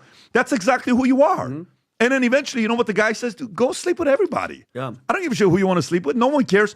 That's who he is. He's the ex that will hook up with your friends just to hurt your feelings, and he doesn't realize you've moved on. Yeah. And he loses at the end of the day. Unfortunately, to me, that is his DNA. He is so capable, but he's screwed up with just going like this, like this, like this, like this, like this. And who are you not defending now? It's a very disappointing situation because I love competition. You know what I love? I love a good fight. You know what happens when Conor didn't fight Mike Chandler? Why was I upset? I want to see a good fight. You want to see a good fight. When you saw that the Yankees lost 4-1, who the hell wants to watch a freaking Game 5? You want to watch a Game 7, except for the Dodger fans. I want to see a good fight, right? Tom, get out. But for the most part, Get the hell out of the room, right, Tom. go ahead. But so let me ask you a question back. Great analogy. He is that ex, but you're like, I'm totally over it. Yep, that's Tom, elite boy. How much do you think that just that solo, besides the flip flopping and the unoriginality, how much do you think that conversation, that statement about women, would hurt his chances if he was good to run in 2028? That whole women are weak, and Adam, you always talk about that women, the voting block, the women are deciding. Do you think that right there, Pat, ruins him for 2028? No. Listen, we have a short memory. People move very quickly. This is done by a couple days. Trust me. He's done. He's going to be doing other things. And by the way, Kevin O'Leary is one of the biggest sounds right now, giving feedback on business, tariffs, all this stuff. Just 9 months ago, he was trying to answer for FTX $15 million that he took. Nobody remembers it. Yeah. Everyone forgot him. You move on. This is a very fast... That's the way of this country. If it doesn't affect Now, them, striking Boeing, it disappears. Or, if it doesn't affect you, you don't know about it. Like I said earlier, Boeing went on strike. I didn't know they went on strike. Now they're not on strike. Boeing makes a lot of the military equipment, or aircraft, as well as civilian aircrafts, which, by the way, we've seen these motherfuckers falling apart. So what were they asking for? More money? Great. They're a corporation, so they're going to have to pay more in taxes. So more money, still the same cheap Chinese parts. Who are they really saving? Not me. Not you. They're getting money back to those politicians and former generals. Now, striking Boeing workers voted Monday night to accept the company's latest offer, bringing an end to the nearly 2-month-long strike. See? Union leaders urged Did I not know about a 2-month strike with Boeing? But we knew about the ports. to accept the proposal, which includes a 38% wage increase over 4 years. It did not, however, include a reinstated pension benefit. 33,000 employees can now start going back to work as early as tomorrow. In a statement, Boeing CEO Kelly Ortberg acknowledged how difficult the past few months have been, adding in part, quote, "We are all part of the same team." Yeah, I think there's no disputing that there are groups of scummy dudes, jabronis, weirdos, who are going to try to exploit this for all their own purposes. And I don't think it's unreasonable to expect that Donald Trump will not be incredibly helpful in his rhetoric and all that. But it is important to take a step back and realize we almost literally cannot have a replay of January 6th. The law has been changed to make the legislative maneuver much, much more difficult. And Donald Trump is not the sitting president of the United States. So he doesn't have the ability to influence events the way he did before. Do I think if he loses, will he claim it was stolen? Absolutely. Will that be dangerous and contemptible? Absolutely. But it's a manageable problem, even though any violence is just outrageous. And there could be, on the other hand, there could be violence from the left if Trump wins. I mean, who knows? And you should have zero tolerance for it, regardless of the ideological valence. I agree. I think the only exception I would say to what you just mentioned is that there is some concern that if Republicans keep the House and Mike Johnson oversees the certificate, that it has been unclear. I mean, he has said, I'll certify the election if the election is a free and fair and safe. There's always been these like caveats and workarounds, and I think there has been some concern that if Trump does lose, what will he do if Republicans keep the House? But we don't need to be like this. Like we are in a democracy. We don't have to be all sunshine and gummy bears, but we should be able to go to our ballots, cast our ballots. The election workers should feel safe walking from their car to their office and back without security. We should let the votes be counted. And whatever the will of the people has spoken, whether it is what I want or not, that is democracy. And I think it's important to note that people should feel safe going. This will be a fair I like and how free if you read election. the headline at the bottom screen, election sees unprecedented amount of disinformation. Huh. From just one side? Or both sides? People's voices will be heard. People's votes will be counted, no matter how long it takes. And people need to go tomorrow. Everyone who has not voted yet will go tomorrow, and everyone should go vote tomorrow and have your voice heard. That is your power, and everyone should feel empowered to go into the ballot box and to have their voice heard. This kind of news, Abby, about how right-wingers are out there and the election workers now have panic buttons, I mean, I think that's great, but I think it's a sad day where that actually is what we need. I think this is another proof point about what Americans feel like. They're sick and tired of this, political division and the hatred and the violent rhetoric coming from the other side, which is why we want to turn the page. It may not be, to your point, Jonah, that Trump is directing all of it, but let me just read a little bit more from the Times reporting. In New Hampshire, one Telegram channel instructed people to question local officials in person about absentee ballot tallies. In Georgia, followers of a local Telegram channel were urged to attend election board meetings to argue for limits to absentee voting. And in New Mexico, people were told to monitor voting stations with cameras, file police reports if necessary, and be ready to, quote, fight like hell. So it's kind of diffused. It's all over the country. And maybe these are all people just acting of their own accord. But they're doing that because Trump spent the last 4 years ceding the ground. And honestly, he's been doing it even tonight. Is that a question?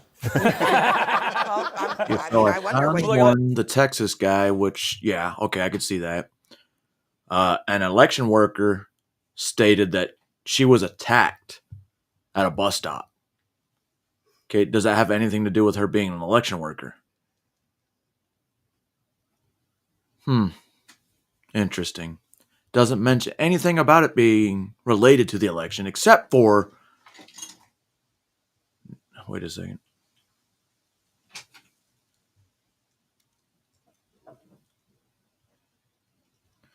So he was like, so did you see the podcast with Joe Rogan and Donald Trump? I was like, nope. Not interested. I said, don't even talk about politics at work. It's not something that we can discuss. And then he asked her questions about the Constitution. Oh, hell no. This bitch looks like fucking Jen A. Don't believe it. I think that, why is Trump tonight even talking about stolen elections if this is water under the bridge? Let me first say, of course, no one wants violence. From the left, I remember when Trump got elected in 2016. I remember there was a little bit of rioting, not widespread, but there was an assault and there was yelling and screaming, even at myself and my then girlfriend. But listen, no one wants violence. No one wants anyone intimidated. We want Americans to be able to go and exercise their constitutional right and select the next president of the United States and the direction of this country and indeed the world. That said, I know that you're mentioning the Telegram channels, and I assume that law enforcement is monitoring them. And I do want to say, because I think this is important, because it kind of gets conflated a little bit. And you may not like Donald Trump's rhetoric or something like that, but legally, he can contest, and so can anyone if they see something wrong anywhere around the country. They can contest things that may be awry legally for the vote. But I want to foot stomp this again. Everyone should feel safe. They should be able to exercise their right to vote, of course. And then in the end, as you said, once everything is counted and the winner is decided, then there should be a peaceful transfer of power, of course. I just think we should follow the laws. I was thinking more stupidity. Which means, and the laws and the process exist to protect every single person's franchise. It's almost like that means going to the polls and voting. It means during the counting process. It means during the certification process. It means during the process by which the electors get transmitted to Congress. There is a machinery that gets put in place here, and it's a beautiful, magical thing, this interaction between our federal system and our state system and the diffused nature of our elections, which fully depends on these volunteers and local municipal officials and county clerks and secretaries of state. It is a beautiful thing because it does protect us from any central person being able to upend the whole thing. So I'm with Jonah. I have zero tolerance for any kind of violence. I did see they were boarding up windows in Washington, D.C. today, which, there's not too many Trump supporters down there. But the bottom line is this machinery was designed by really smart people, and it has served us well for almost 250 years. And I think if everyone would respect the laws of the machinery, we'll be just fine. Yeah. Are you a registered Democrat or Republican? Registered Democrat, but that's not happening this year. Hold on a second. I know he just came out with another one. I'm not sure if this is the one. Because he was going to do it live. Which, not James O'Keefe. Oh, I guess he hasn't started yet. All right, that's a good thing. So let's get back to James O'Keefe talking. I believe this is Philly. Nope, Queens. The one he's supposed to do today live is live in Philly. So we've been to the Bronx. We bring to Manhattan.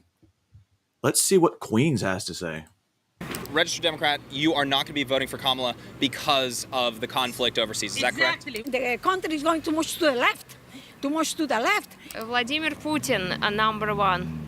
What's going on, everyone? James Klug here. Today, I'm in Queens, New York, and we're going to see who people around here want to be president of the United States, Donald Trump or Kamala Harris. Let's go talk to some people.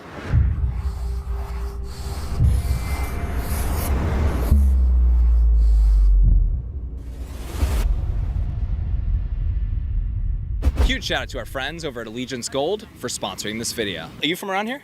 Queens. Queens. That's perfect. You're the exact person that I want to talk to. Right. Donald Trump or Kamala Harris? Where are you at? Kamala Harris. Kamala Harris. Why is that? Because Trump's a piece of shit. Donald Trump or Kamala Harris? Kamala Harris. Personally, Kamala for me. Of course, I'm in New York City. Who are you? Huh? Who are you? Oh, I just dropped down from heaven to ask you about the election. Why do you choose me as an interviewer? Yeah, because you're walking by. Yeah, because I'm an attractive woman. Oh, that could be true, but mainly I'm talking to everybody. Actually, like Kamala Harris. Kamala Harris. Kamala Harris. You going Kamala Harris? Kamala Harris. You mind if I ask you why? Because Donald Trump is dangerous, and I want to feel safe where I live. They can never answer the question without mentioning Trump. I mean, granted, it's the other way around as well. But if you're going to vote for Kamala Harris because she's not Donald Trump, that's not a... Is this the part 2? Because he just released the part 1. Asshole. Totally thought it was for this video. But, with that being said, I guess we can take a short music break. Because I like the title. The title. Yeti? It's for you, sir. You know what the fuck going on. G-Glock back in this bitch, man. On God, we smoking on Hey, that no, weed. this is Listen, live. man, nah, man. Fuck me and fuck all y'all goof ass. Hope y'all rock the smoke with your pussy ass, boy. Free my man Benedict, Musket Gang, bitch. Hey, fuck everybody but us. Y'all just some pussies. I got that strap, I'm a killer, don't push me. Locked in back, turn the queen to a pack. Now I'm fucking King Chuck in his pussy. 1776 until infinity. The mother country's talking shit, it ain't offended me. America, the superpower y'all pretend to be. I've been defending liberty. My enemies descend on me, praying I fall eventually.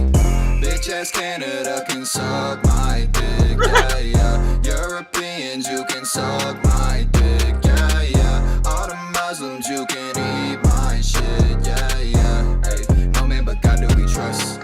Fuck everybody but us. That's how it's gotta be, land of the free. Y'all just some wannabes. I'm sending shots with the Glock, got a lot of these. This not a war, I'm committing atrocities. Powder my wig and the grizz is mahogany. Probably why all of your maidens on top of me, sloppily topping my cock. So ironically, we both got wood in our mouths and illogically pause. Georgie boy, gotta have it. See the pussy, I'ma grab it. Pursuit of happiness is just a habit. I'm giving my stance. The only thing from France is baguettes and faggots. Don't even get me started on the motherfucking Germany that started killing Jews, and then we had to take it personally and beat him to the Burgundy and send him to obscurity. And now this boy Hitler acting like he never heard of me. Wow, what a fucking snob. Couldn't beat us with a fucking mob. Japanese tried to get involved, so we bombed on him like Brendan Schaub. Just playing, he's a nice guy. I gotta say that or I might die. But all bullshit aside, we both men with the pride of America, bitch. We gon' fuck everybody but us. Y'all just some pussies. I got that strap, I'ma kill it, don't push me. Locked in 10 back, turn the queen to a pack. Now I'm fucking King Chuck in his pussy. 1776 until infinity. Them other countries talking shit, it ain't offended me. America, the superpower y'all pretend to be. I've been defending liberty. My enemies descend on me, praying I'll fall eventually. Indonesia, you can suck my dick, yeah, yeah. Rural China, you can suck my dick, yeah, yeah. Argentina, just some pale skin spigs, yeah, yeah. Hey, no man but God do we trust. Hey, fuck everybody but us. Middle East, so-called religion of peace. Say you pray all the time, but we know what y'all do on them dick sucking knees. Ain't your boy fuck his niece? Talk on the gang, I should smack you. We hate y'all so much we blew up our own building so we could attack you. You practically acting like we won't just pack you up. Drop body bags in the back of a neck with a happily laughing like accidents happen. I'll throw in the towel for the towel heads, they had enough. Hey, me Chinese, me play joke. Me shove COVID down your throat. The antidote, take just one poke and Jamie Foxx will have a stroke. Oh no. Beat, beat, making the beat stop, making the heat drop. Skippity beat pop, figgity feet 5 4 from go dumb boy, we them giants. I'll smoke up your country without even trying. Boy, you stand with Ukraine? What the fuck is you saying? They all dirty Russians, you can't ever trust them. Just nuke the whole continent, we fuck everybody but us. Y'all just some pussies. I got that strap, I'ma kill it, don't push me. Locked in 10 back, turn the queen to a pack. Now I'm fucking King Chuck in his pussy. 1776 until infinity. Them other countries talking shit, it ain't offended me. America, the superpower y'all pretend to be. I've been defending liberty. My enemies descend on me, praying I'll fall eventually. Yeah, this is USA. If you ain't rolling with it, get the fuck out the way. My way. Get the fuck out the way, get the fuck out the way, get the fuck out the way. AMERICA. If you ain't rolling with it, get the fuck out the way. My way, bitch. Get the fuck out the way, get the fuck out the way, get the fuck out the way, bitch. God bless America. Free my man Dribbly Bob. God bless America. Her. You believe in her? Yes. Awesome. I don't like Trump. Kamala Harris is a big phony robot. You're going Donald Trump? Yes. Trump. Let's go Trump. I like Donald Trump. You like Trump? Yeah. You don't like Trump. Why do you not like Trump? I don't like him because he's Let me guess, abortion? always lying. He's not fit to be president of a country. I mean, he's was not already, so... He can't articulate a point in any way, shape, form, or fashion. Is he talking about Biden or Trump? Trump finishes sentences. 3-hour fucking podcasts. Hour-and-a-half long speeches compared to Kamala Harris's 7-minute speeches. And he's just not a good human being. He's going to destroy the country. Why do you think he would destroy the country? He's a dictator. He wants to be a dictator. I'm supporting Donald Trump because I want to change. And I think this woman is a radical socialist. Who do you like more, Trump or Kamala Harris? Vladimir Putin. Yo. All right. I'm going to have to smash. Oh my God. Vladimir Putin is #1. It's about the Uniparty or America. Who's representing the Uniparty? Harris, because What? I came from a communist country. I can see this is the communism with us. Can I vote for Putin? No, he's not running in this election. What is Vote some for of the me. rhetoric that communists use that you think is similar to what the left is using in the United States? Controlling everything, everything is state. You're a fan of Putin? Kind of. Not really, but kind of. Okay. It's I feel better him. than I feel you. that's the choice that you have. Wait, he's better than Donald Trump. and Kamala Harris. I think Donald Trump debatably has a bigger red button than Putin. Yeah. He's more powerful. He's asserted dominance on Putin. He's taller. So they're Better at golf. Why do you see Donald Trump as being more That's America what first, we want. pro-America, anti-uniparty? Not this lady. I don't like Trump either. I am registered without parties. How do you call it? Independent. You're independent. Independent. So I have to choose between worst and the worst. You Russian I'm too? indifferent. I'm probably not gonna vote. You're not going to vote. Probably not. No. Yeah, why is that? I don't like either of them. Neither of them? Neither. Neither. Yeah, neither. Oh, is that Why neither? Nate's sister? Because they're both full of Are you going to be voting? Actually, I'm a Japanese citizen, so I can't even vote. I'm not gonna vote for none of them. If you had to vote today, you doing Donald Trump or Kamala Harris? It's so hard. Oh my God. I can't. So if they're not going So to you're not vote for them, voting. but Why aren't you voting? Kamala Harris is projected. This is just the fucking odds of winning Kamala Harris. Where's New York? Because I think it was like a 90-something to 8. Yeah. So the betting odds is 95% Kamala Harris and 5% Donald Trump to win New York. Why should I? I'm just asking. No, so you don't vote for it. What's holding you back from your support of Donald Trump or maybe Kamala Harris? Honestly, I really want somebody who's like centrist. I don't know. I'm still undecided, so we'll see. Oh, you mean Do you me? think Donald Trump is more further to the right than Kamala Harris is further to the left? Too much right and too much left is just not good either. Anything in particular that you don't like about Kamala and Donald Trump, or I don't trust anything anyone has to say. It's Good man. It's all kind of bullshit. I don't feel like anyone is telling us the straight up truth. They're both just trying to get elected, and then the way it works is I feel like there's very minimal change, and that minimal change that does happen isn't something that's what they talk about they're gonna do. I don't think I've ever heard someone in a presidential debate say some shit they really pulled up and did. are you a registered Democrat or Republican? registered Democrat, but that's not happening this year. Is there something about Kamala specifically, or is it the party that's not motivating you enough to go out there to vote? I mean, it is her, but it's not her. It really is the whole party. You guys, let's take a few moments to talk about my good friends over at Allegiance Gold. As we close in on the election, it's really no surprise that Donald Trump is gaining support among all Americans, especially the working class. While many Americans are struggling, Biden and Harris continue to attempt to gaslight the American people, saying that the economy has never been better. Well, except for when Kamala says that there are issues, but she'll fix them if you elect her. But we all know that our country is facing challenges. Among those are inflation, rising debt. Yo, these internet's going to be acting weird today, guys. It wasn't just me. Like when I was on a phone call this morning Allegiance with a Gold can company, protect your IRA or their 401k with computers physical were fucking gold and moving silver or as well. 335 Klug. Let's get back to this Yeah, video. correct. Over the last 3.5 years, she's obviously been heavily involved in this administration. What do you like that she's done, or maybe just previously? What makes you feel as though she would be an amazing president, or a good president, at least? Well, because if I compare with Trump, it would be my choice. Right. Yeah. But like.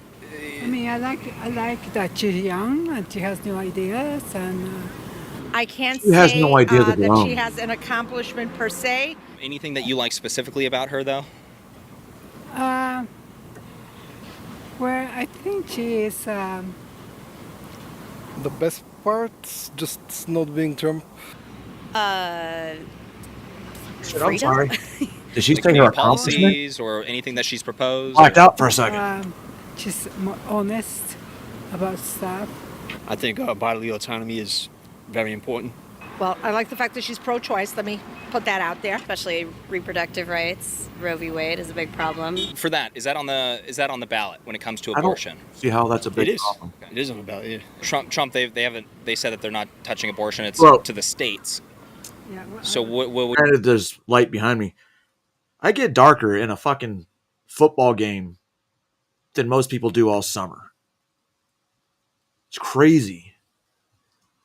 would you like to see with abortion?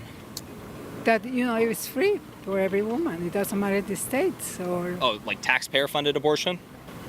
I don't know if it's tax funded, but Oh, I yeah. don't like the what it has been done with abortion.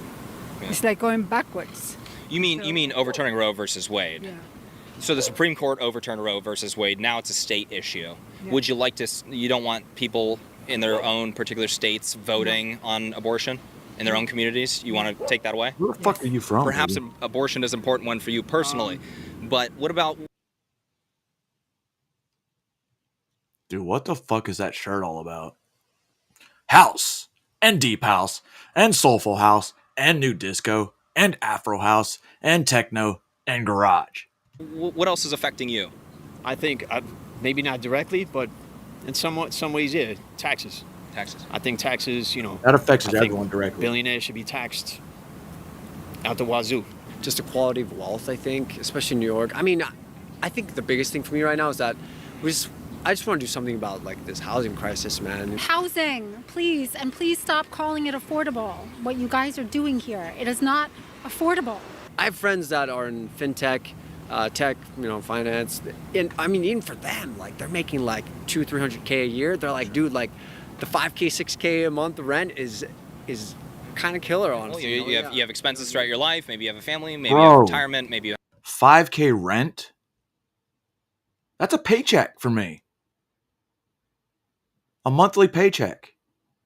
Holy shit. Have all sorts of things. Exactly. That money goes pretty quickly. Taxes.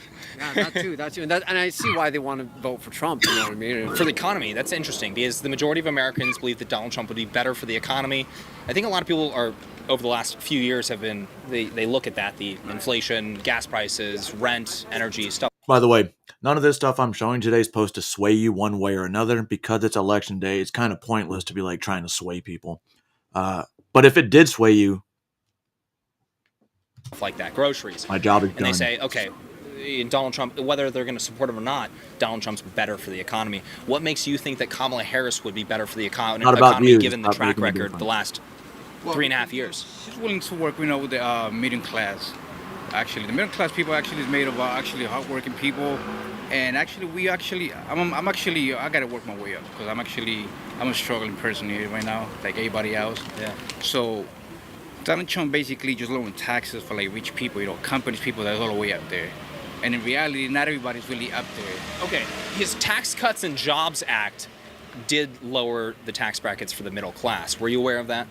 Not at all. You're obviously a businessman. How are things been the last 3.5 years for you? I hit the bottom rock. Do you have other friends that are restaurant owners?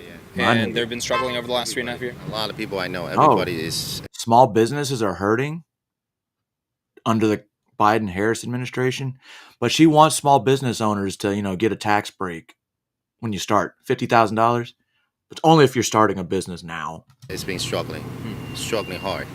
Economy is going to. Would you consider lowering taxes for the middle class to be helpful to the middle class? I would try to work on that. Okay. So you didn't hear about that though?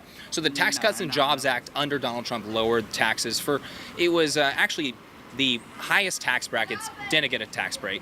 You did see corporate tax cuts that were from 35% to 22 or 21%. And then you saw with the middle class received a few percentage point tax breaks under his administration. So he did actually lower taxes for the middle class. Does that change any of your views on that? I might have maybe some thoughts about it, but I'm still have to do my actually search about my research on it. Oh yeah. Because actually you got me just thinking about. So I might have to just do a little research and really go back and see where things stand. You're obviously an intelligent guy. You're doing well for yourself. You live in a good area. When it comes to Kamala Harris and the economy, you said she would be better for the economy. The majority of Americans, when polled consistently, say Trump. What about Kamala Harris makes you feel like she would be better for the economy, seeing what we've seen the last 3.5 years? Yeah, well, that is a good question. I just think that it's just the distribution of wealth. We were better off for years when he was president. Oh, forget about it. I got more money in my pocket. And now I got to struggle to pay my bills. Another thing, immigration. Now, the people, so many people here, as he pay the taxes for these people. You see what's going on with the, immigration, inflation. I mean, come on. People taking over. Look, they're talking about, the hotels. They want to, renew the contract. It's crazy. Yeah. It's crazy. So you just see immigration, that's a top issue for you, out of control. Number one. The migrant crisis, just the dangerous rhetoric around calling people illegal and scary. I talk to Democrats that say that there is no border crisis. They often say that. What do you think about that response? Bullshit, but it's bullshit anyway. You know, it doesn't make any sense. And what bothers me the most is all these migrants that are coming into this country, and we have to pay for them to come here. And people are already at the point where they're not safe anymore. A lot of people that we're running to, they say Donald Trump's better suited to fix the migrant crisis. You disagree with those people? Do you believe that Kamala Harris is the better option for that? Correct. Yeah, because I think his solution is to just completely close the border and tell people that, you know, people are not welcome here, which is not the case. People are getting kicked out of their homes and kicked out of school so they can put immigrants in there. They're giving immigrants so much money instead of giving it to hardworking citizens that are struggling. They're giving what they're doing. She wants to give $25,000 for people to buy a house, and those are more likely the people that's just coming in the country that are getting it. They're giving them citizenship, I think, mainly just for the vote. You're not voting for either. You're not satisfied with either of them. What issue is most important to you? I think we should probably stop, funneling money into other countries' wars. For sure. Probably a safe start, and then maybe look at the problems we have here in terms of what's going on and address those, like the people here who need resources and that don't get them. But meanwhile, we're sending a lot of money to other places for things that aren't really. I don't see why. You're a Democrat?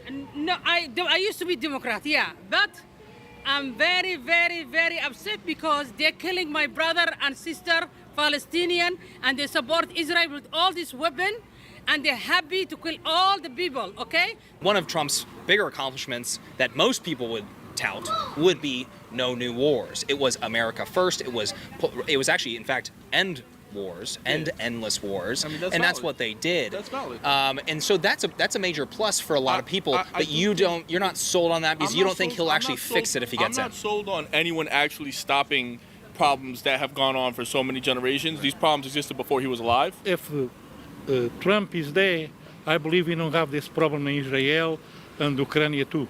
Registered Democrat, you are not going to be voting for Kamala because of the conflict overseas. Is that correct? Exactly. Do you mind if I ask you, are you registered Republican or Democrat?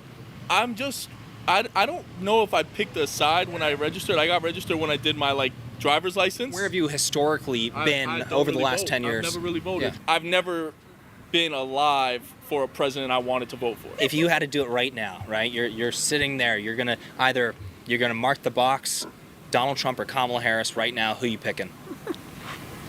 Because you know what? You got to do it right now. Oh, 3, 2, 1. Okay, I'll go with Donald. Let's go. Well, what? You see him as a stronger leader? What is it? There's something in your gut that told you that. Is he a stronger leader, better for the economy, better for the border crisis, better for what? Because, if you compare,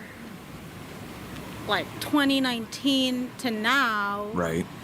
It's different. He knows what he's doing. Does things better for the economy. He did a good job, and Kamala Harris, he don't do a good job. Really, 3 years there, what he did. Now he promised everything to everybody, and he don't do nothing. I vote mostly Republican because I like the way the party is, okay? I'm against abortion, I'm all about gays. So we have a first-time voter here for Donald Trump, and that's pretty interesting. I think we're getting a lot more support for Trump in Queens than I thought. You gonna be voting for Trump? Never really voted, but I go for Trump. You consider voting for Trump for the first time? Yeah, for the first time. Yeah, to make a difference. Some people still want to vote for Kamala. That's on them. Fine. But there's no way I will vote for her. If Kamala Harris was here right now, what would you say to her? Leave. Damn. Leave, you finished. You're done. We need an improvement. The country is going too much to the left. Ask the blue-haired person. Vladimir Putin, number one. Do you see Trump as fighting against communism? Do you see Trump and the Republicans as fighting against communism in the United States? Yes. Let's give him another try. Let's see what happens. What would you say to people that are on the fence right now? They're not sure if they're going to vote for Donald Trump or Kamala Harris. What would you say to those people? Well, you vote for Trump, that's all. Do your research. Don't just vote blindly because they put her in your face and she's smiling, she's laughing, she's bringing all these rappers there. Anybody can hire somebody, but you want to be a real person. Actors can act, but real people do real things. Forget about his illegal problems. And I don't care. I don't care about that. I want what is going to be for my granddaughters and my children and me and everybody else. All right, everyone, that is it for today. So there was definitely a lot more support for Donald Trump here in Queens than I think we were expecting. Let me know what you guys think about these. I don't know. I have a feeling like I currently live in a lot of the ones that were there. Where the fuck is my face? Who the fuck put it down at the bottom?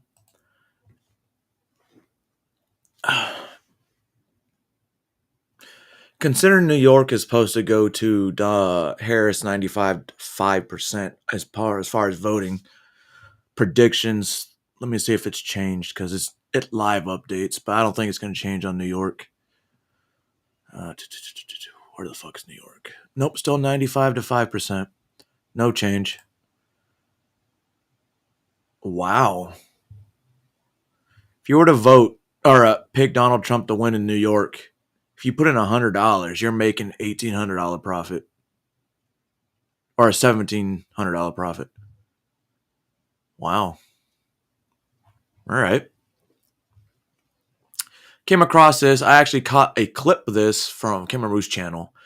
And I'm like, man, I kind of want to watch the whole thing because it's basically Mayor Pete Buttigieg, you know, the guy who decided to take paternity leave when him and his faggot husband adopted a kid, so he took paternity leave while situations like the Francis Scott Key Bridge was happening. You know, shit where he should have been around. The fucking train in goddamn Palestine, East Palestine. Motherfucker's never around for the shit he's in charge of. Kind of reminds me of the border. Kentwood, See how long Grand before Rapids, Michigan? Michigan. Michigan. And I'm an undecided voter. I am an undecided voter. I'm an undecided voter. What I want voters like you to hear is anything but a vote for her works out to being a vote for him right now. Yeah. Because this is a swing state. It could come down to like a couple votes per precinct, and one of those might be you. Everyone take a moment, cast your vote. I wasn't going to vote at all, actually, but after hearing him, I'm pretty confident in my decision now. Before, I was undecided. At the conclusion of this event, I did mark down. Well, this should be interesting. I'm Pete Buttigieg. I'm a father of two, a veteran of the Afghanistan war. I served as mayor of my hometown in Indiana, and now I live in Michigan. Oh, dude, I served in Afghanistan too. What was your job? And today, Pete? I'm surrounded by 25 undecided voters. My first claim is Donald Trump is only running for president for himself. Kamala Harris is running for president to make your life better. Where's the blonde girl?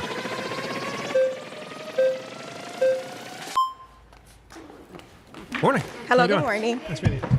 Hi. So I agree with you. I think that Oh, you are Trump fucking is sweet. very selfish.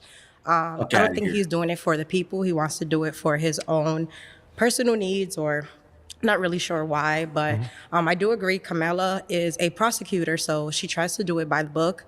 And she wants to bring justice. She wants to bring equality. And she wants to do it for others. It's not really about her.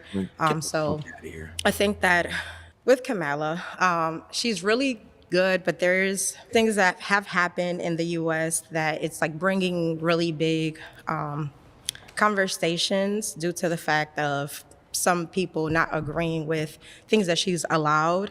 I feel like there's a different way on how we can do things. Just because the U.S. is in debt, 35.7 trillion, I just feel like the way that we make decisions when it comes to money and economy, every American in the U.S. should agree with. You know, sometimes Ooh. decisions are made and money is being spread out in different countries or in different ways, and the people from the U.S., we're still in debt. We're still struggling. We're still paying those taxes. So I just feel like we should meet each other in the middle somewhere, you know, because our opinion really matters. With Trump, though, he never cared. So. Yeah. So I feel like kind of what I'm hearing you Yeah. say is you agree Trump that didn't care, but Trump is the only president in my lifetime, and possibly in the entire history of this country, that did not accept a paycheck from the U.S. government. Bet you a lot of people don't remember that or just didn't know that, but they won't tell you that. Trump was Dude, it's $435,000 a year to be the president of the United States. Almost $500,000. And he donated it all to military charities. Tell me that man doesn't love America. Tell me that man doesn't love the military. And then I'll punch you in the face to prove you wrong. That Trump is in it for himself and that she's in it to make things better. Yep. But that still might not decide how an election ought to go because of frustration about how things are right now. Exactly. Is that fair? I think part of what I would say, I don't disagree that we got a lot of problems right now. Yep. Right? I think part of what I would say is that every election then is about what happens next. Yes. Right? And it's not that anybody's got an easy fix for some of the problems you just named. They're huge problems. That's why they're still there. Otherwise, somebody would have fixed them. Yep. But the case I want to make is that she's going to be better able to address them, even if there's no magic wand on some of this stuff, because she cares more. And because she has more specific ideas that I think are going to help. You take the debt. Let's be honest. The debt has grown under Democratic presidents and under Republican presidents, right? It's a red flag. I would also say the biggest reason the debt grew under Donald Trump was that he was using the debt to pay for tax cuts for the rich. And that's different from something that's the equivalent of taking out a loan for a business or a mortgage, which is what I feel was done on something like infrastructure investment, right? So I think the most important thing now is, okay, yeah, nobody's saying everything's perfect, far from it, but then what? Like, what happens next, right? And that's where I feel like the choice is so clear right now. Okay. If that makes sense. Yes, I agree. If someone else wants an opinion, I can give them the right. Yeah. It's a red flag. Thank you. I'm Sailor. Nice to meet you. So, you said that you said the claim that Kamala's running because she wants to make things better, and Donald Trump says that he's just running because he is running for himself.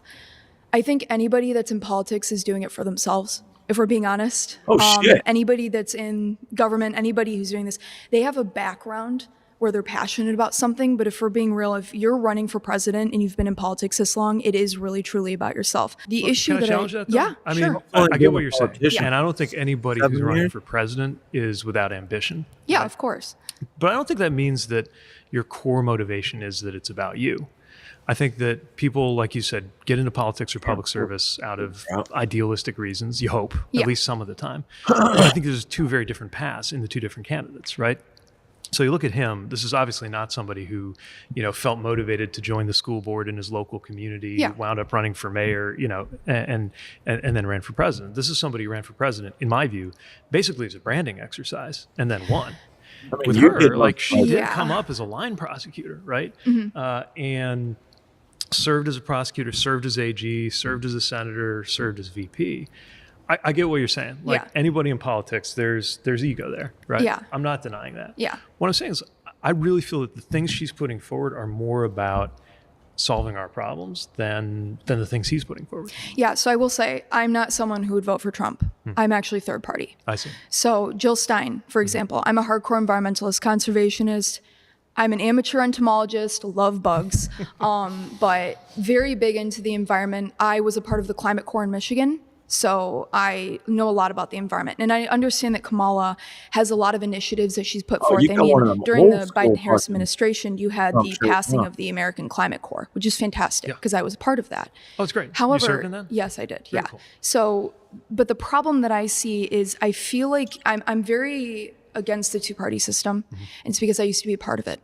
I was a hardcore Democrat for a very long time. I worked on Alyssa Slotkin's campaign.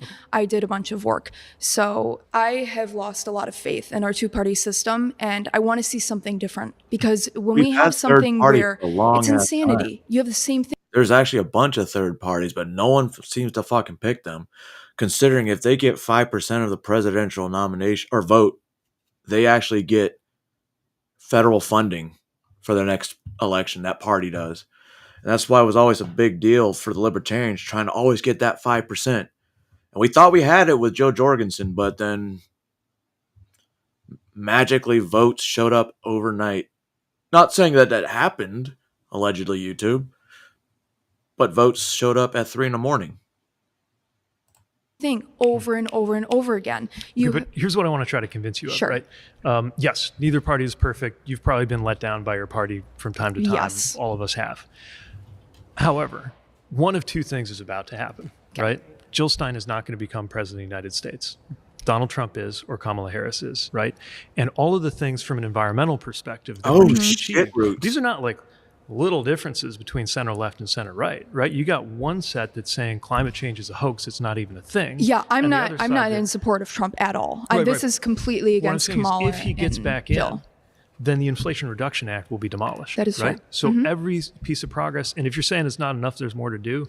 I'm not totally disagreeing. Yeah. What I'm saying is we've come this far. Like we have right here in Michigan, right? We have factories rising out of the ground making EV batteries that are going to power a different kind of future. But what it's Or it always could be talking about reversed. EVs and solar panels. What are we doing to protect our lakes in Michigan? We have 22% of the world's fresh Yeah. water. We have Pipeline 5 going through the Straits of the Mackinac Island under Mackinac Bridge, underneath the bridge. Okay, but in on the that, water. right? Again, like she's going to enforce the Clean Water Act. He's going to tear it up. Look at what he did to the EPA the first time, and that's when But there was this still is the some. thing, you some keep guardrails. mentioning stuff EPA 's about the problem. Trump, but I'm trying to tell you, I'm in between Jill and Kamala. And this is the thing. Damn, Pete. Jill is fantastic. She's an activist. She has been doing this for years. And I understand Kamala has also gone Yo, against she just BP when it fucked comes him up. to, anything like that. But I just have a feeling that I would rather change up. I want to change up the situation that we have in America. If you look at Norman Rockwell's painting, it's called The Great Debate. That was 40 plus years ago. It's the same thing that's happening now. 40 years ago, same thing, and we're doing the same thing now. Why do we want to continue the system and not try to change it up for third party? But do you really feel like nothing's gotten better in 40 years? I get that everything we want to have happen hasn't happened. Yeah, but surely things have gotten better. I don't want history to repeat itself. For sure. Thank you. Not bad. Not bad.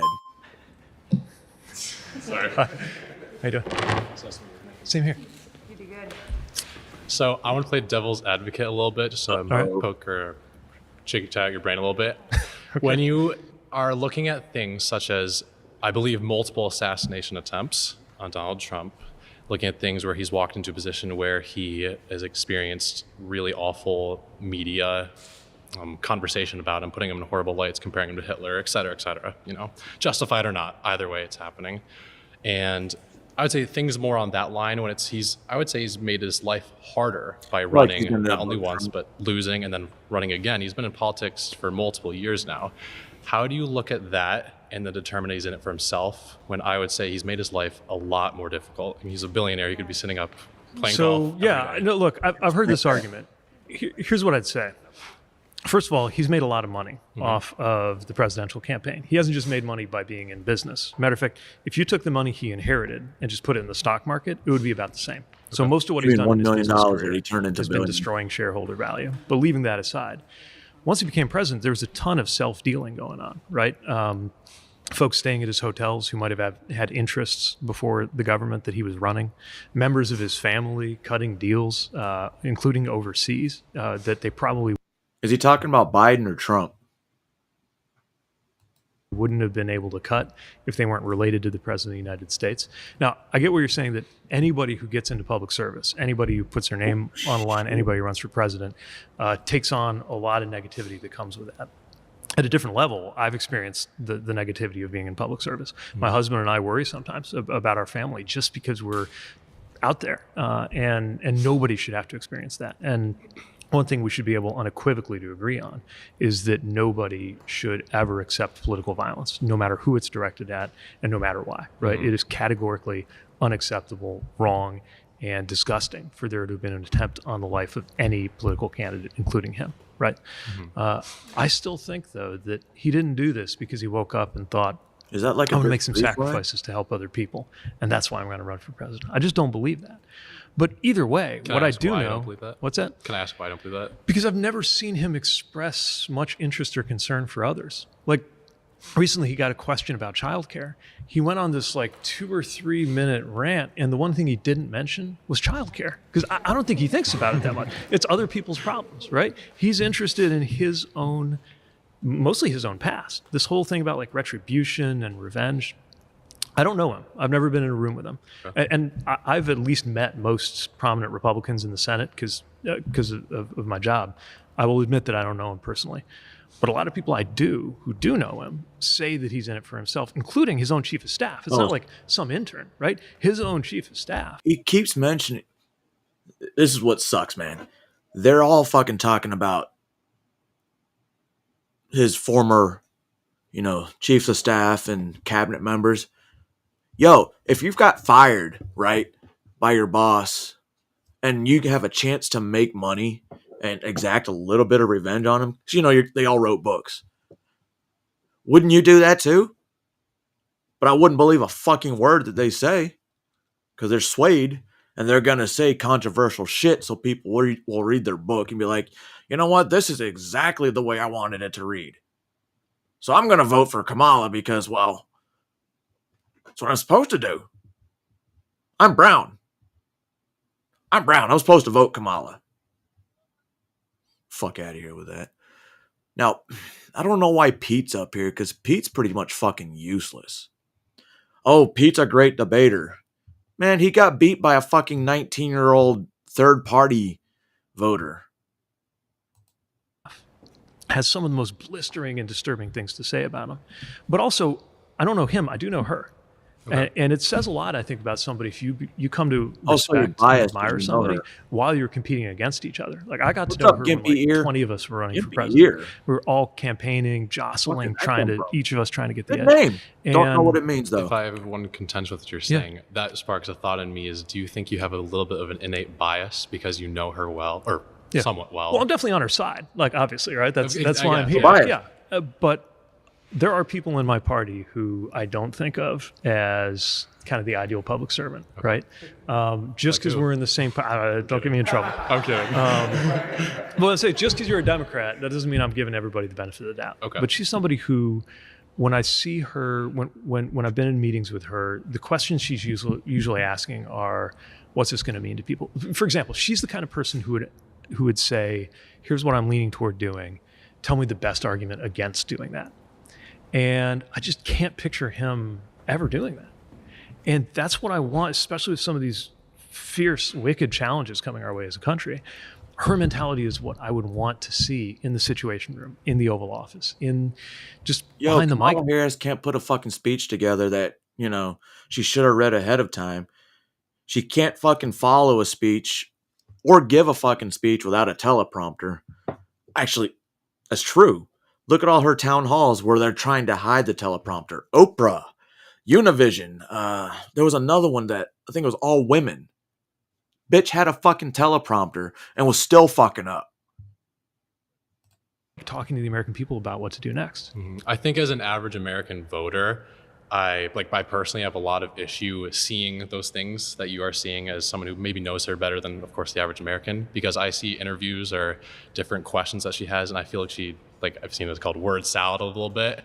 I don't feel like I can get an impression of what she really is believing, and that makes it really difficult for me to view her beliefs and what she would enact as her policies and be like, yeah, I back that. Because I honest to God, don't know what they are. Well, let me help with that. All right. So a big part of her focus is making sure that life in America is more affordable. It's why she's pushing for a child tax credit. It's why she wants the tax code to be fair versus his tax cuts for the rich plan. He did it before, so pretty confident he's going to do it again. No, it's funny.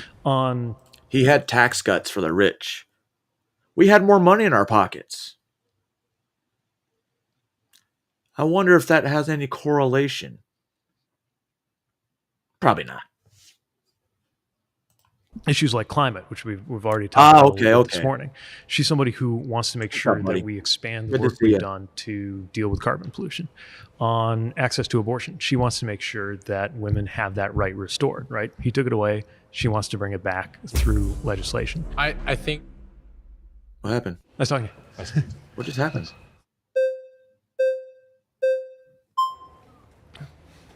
Well, this dude's waiting to cook.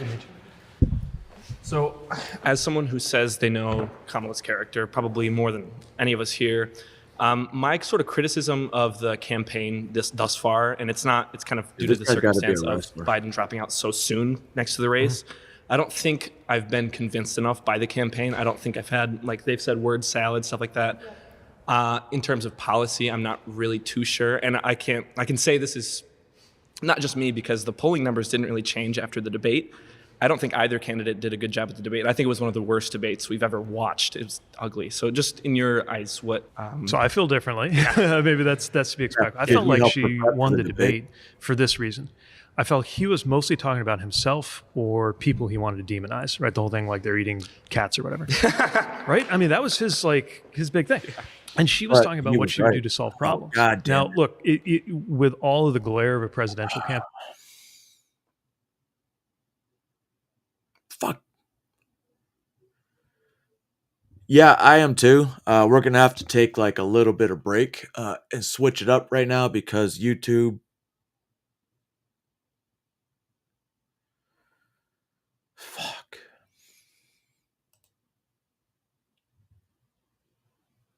God damn it, man. I knew Jubilee was gonna do this. It did the same shit to me last time.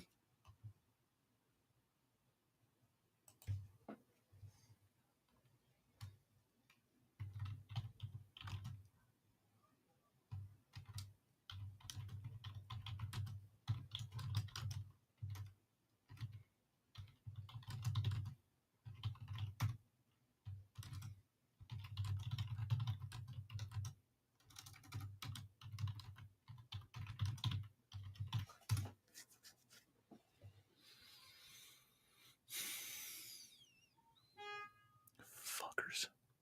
Sorry, Rumble guys. I'm gonna have to even cut this for the Rumble because I actually want to keep this video up on YouTube.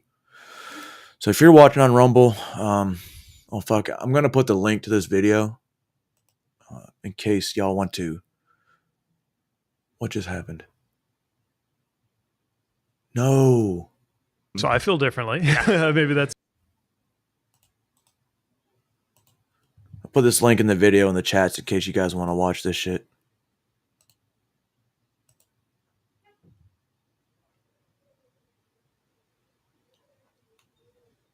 Fuck, man, that pisses me the fuck off. And you know what's fucked up? So when I go to log in later, or when it comes up later, it's gonna tell me, hey, it's good to go. And it'll pass the copyrights because the way that shit always works.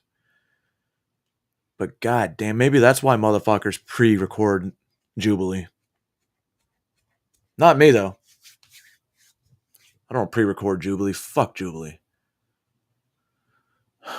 God damn, we only got 15 minutes into the goddamn thing. Fair use, guys. Fair use. It's fucking stupid. Welcome back. Welcome back.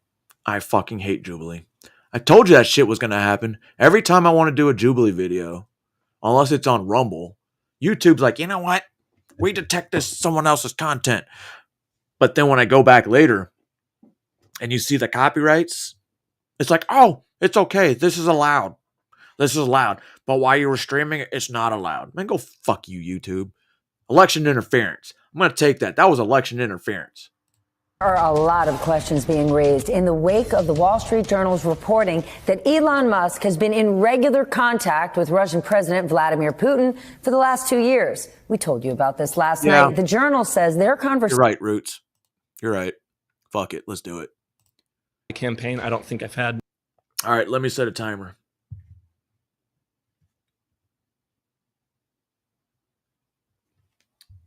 Hey, Siri. Okay, that didn't fucking work. Hey, Siri. That didn't work either. How the fuckers use Siri on this bitch? Hey, Siri. That's a camera. Hey, Siri. Set a fucking timer for 5 minutes. 5 minutes. Counting down. Thanks, bitch. Like they've said word salad, stuff like that. In terms of policy, I'm not really too sure. And I can say this is not just me because the polling numbers didn't really change after the debate. I don't think either candidate did a good job at the debate. I think it was one of the worst debates we've ever watched. It was ugly. So just in your eyes, what? So I feel differently. Maybe that's to be expected. I felt like she won the debate for this reason. I felt he was mostly talking about himself or people he wanted to demonize, right? The whole thing, like they're eating cats or whatever, right? I mean, that was just like his big thing. They're eating the dog. And she was talking about what she would do to solve problems. Now, look, with all of the glare of a presidential campaign, it is hard for somebody's like full character to come through. And it's hard to get that out in some of these formats. But I actually thought the debate, obviously, it hit you a little differently. But I thought the debate, you could really tell the difference between what he cares about, mainly him, and what she cares about, which is the stuff she wants to do. Her whole point about how he's going to come in with an enemies list, she's going to come in with a to-do list, right? Yeah, is that like somewhat convincing to you? Yeah, that's fair. I would probably never vote for Trump. It would be more like. So if he's coming in with an enemy list and she's coming in with a to-do list, that to-do list probably involves getting rid of her enemies. She said between Kamala and okay, then party, please, because a big part of what we're trying to do is You're reach right, out to folks who aren't going to vote for him, but they're deciding whether or not to vote. Damn it! What I want.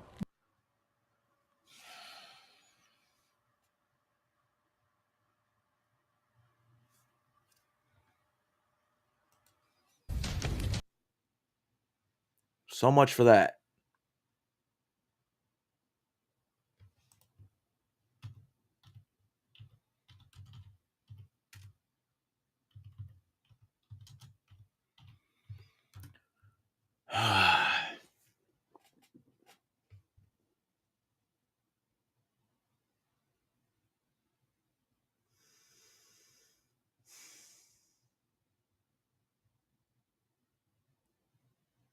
What the fuck, man?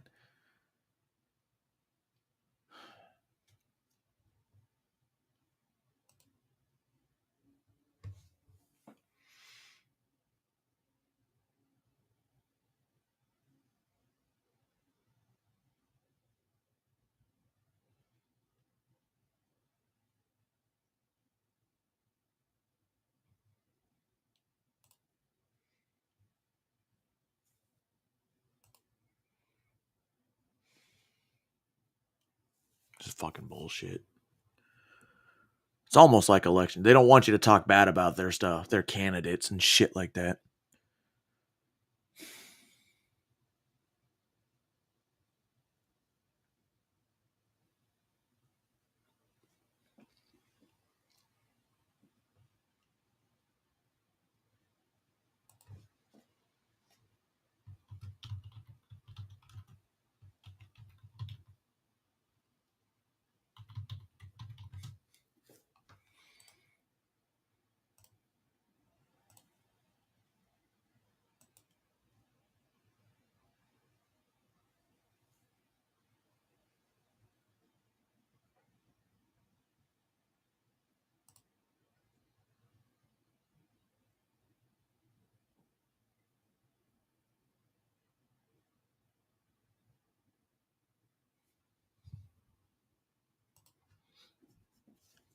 Well, I guess we're not finishing that fucking video.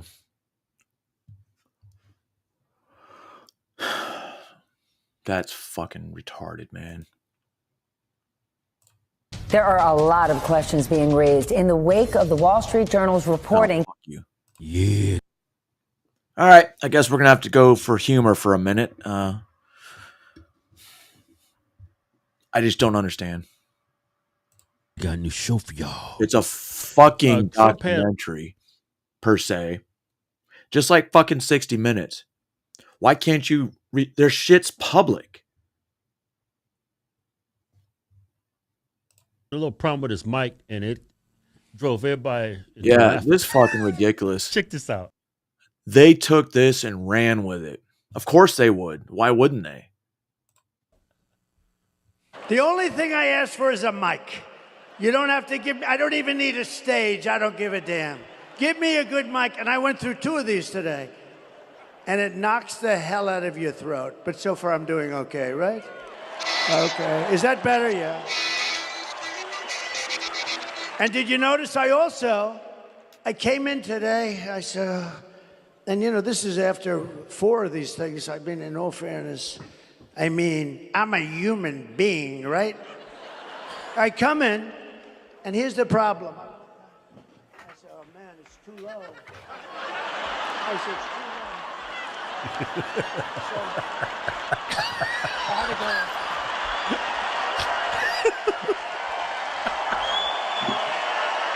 Way too low. Way too low. So I walk in, I said, shit, there's nothing worse than I walk in like this and I'm bent. Did you notice? I was bending over like this. Hello. And then everybody says, is there something wrong with his back? What the hell is wrong with that guy? They're saying he's cognitively impaired and physically impaired. There's something wrong with them all because I have guys that are stupid back there. All right, what are you going to do? What are you going to do, right? What a shame.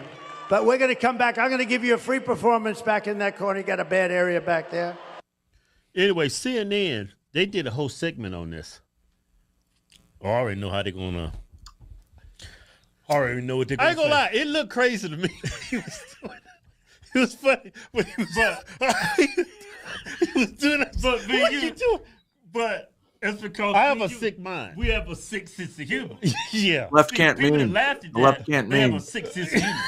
You see a couple other white guys, he was like this. He didn't laugh not 1 second because he's not a.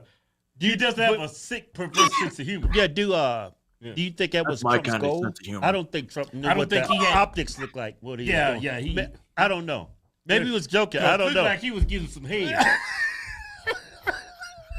But anyway, here's CNN. They're going to critique what happened. Yeah, I know how they're going to take it. I think right around the time that we were coming off the air on Friday. I'm going to play it for you because I don't understand why things like this is happening. Let's play someone. I'm a human being, right? I come in, and here's the problem. I said, oh, man, it's too low. I said, it's too low. So I had to go. That's just, it's obscene. I mean, it is. But he's running for president, right? So is he doing this stuff because he doesn't care? Is he doing it because, as Shermarke seems to think nobody cares? Could it be? Not what I think. The polls say. Let's be clear. Could it be that he actually doesn't want to be president? Would it be interesting if it turns out he's doing everything he can not to be president? That would be interesting. He still winds up winning because you can't tell me that filleting a microphone is in anybody's playbook for anything. Am I wrong? Somebody's playbook, but should not be the playbook of a presidential candidate. Or anyone else. Or anyone else. And look, I mean... Is that what he was doing? Are we sure about this? If we have to have it, hey guys, 2 days. Exactly.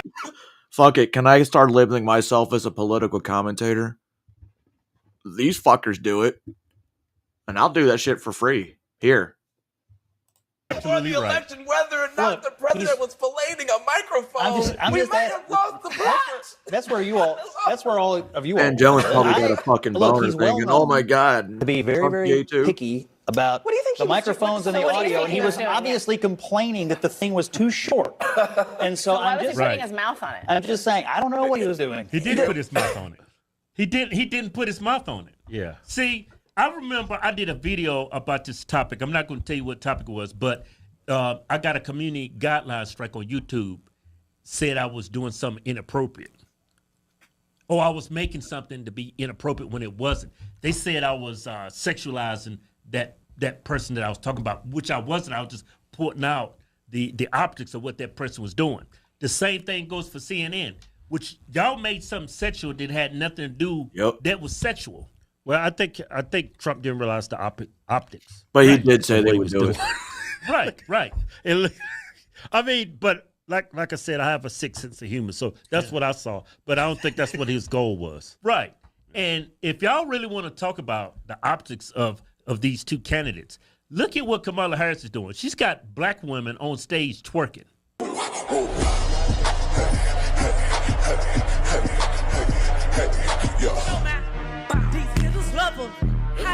Is that your man? Huh? And P right here with me. Turned up with my sister. I mean, if we're going to be fair, if you're going to hold Trump to that standard, hold Kamala to that same standard. I mean, Kamala's got Cardi B speaking at one of her rallies. And this woman used to brag about how she used to drug and rob men. Yeah. She makes records about her, what's are y'all going to cover that story? No, they said it's okay. The people who support Kamala she Harris, was struggling all of them trying go to to make Diddy ends meet. parties. All of them have been to a Diddy party. All these celebrities they got coming up there, all of them been to a Diddy party. Yeah. Don't get me wrong, what Trump did, it did look like what we were thinking, but that wasn't his goal. But if he did this, and then he actually put it in his mouth, I'm like, yeah, this dude is mentally and cognitively declining rapidly. But he didn't do that. Yeah, what y'all are saying is a stretch. Yeah. Y'all said he was fellatioing the microphone. What did he say, filleting? Fellatioing? He didn't even put the microphone in his mouth. The microphone came nowhere near his mouth. He just did this. He just said, he did like this, like when he was trying to talk. No, he was like this. He didn't do that. What? He did not do that. I'm just saying his mouth was open. Because he's going to talk. Hey, do you talk with your mouth closed? I didn't know you were still here. I get that. So what are you saying? I'm just saying. Forever ago. Anytime a guy, talk, you got to have your mouth open. I'm just saying, everybody's going to go there. If you got something like this in front of you, right, and you do this, everybody's going to think the wrong thing. Right. It's just a natural human response. But that wasn't his goal. Yeah. But that was CNN's goal. Yeah, to make it into something that it wasn't. Yeah. But I don't know. Trump's a comedian. That dude loves to talk, and he starts feeling good in front of the crowd. Because I'm a comedian. When the crowd's good, you start saying some crazy stuff. You really do. You start doing crazy stuff. Yeah, if the crowd is really good and they're laughing at everything. Yeah, I'll go up there, and if the crowd's good, I'll push the envelope. I'll be doing crazy stuff. Yeah. Oh, I push the envelope no matter what. Like, I ain't giving y'all nothing. Y'all got everything to say about Trump, but you have nothing to say about Kamala. It's being disingenuous. Yeah. My son sent me that video. Yeah. I was like, what is this? My son said, what's up with this, Dad? Why is Trump trying to... I knew it had to be more to the story, but... Yeah. He was just complaining about his microphone. Yeah. And he was playing to the crowd a little. Yeah. I mean, the crowd... You have a good you know what? The thing about Trump, that's why he resonates with so many people. He's not scripted. He's just genuine. He says what he just but Trump has never been genuine self. Like crude or anything like that in front of his audience sexually.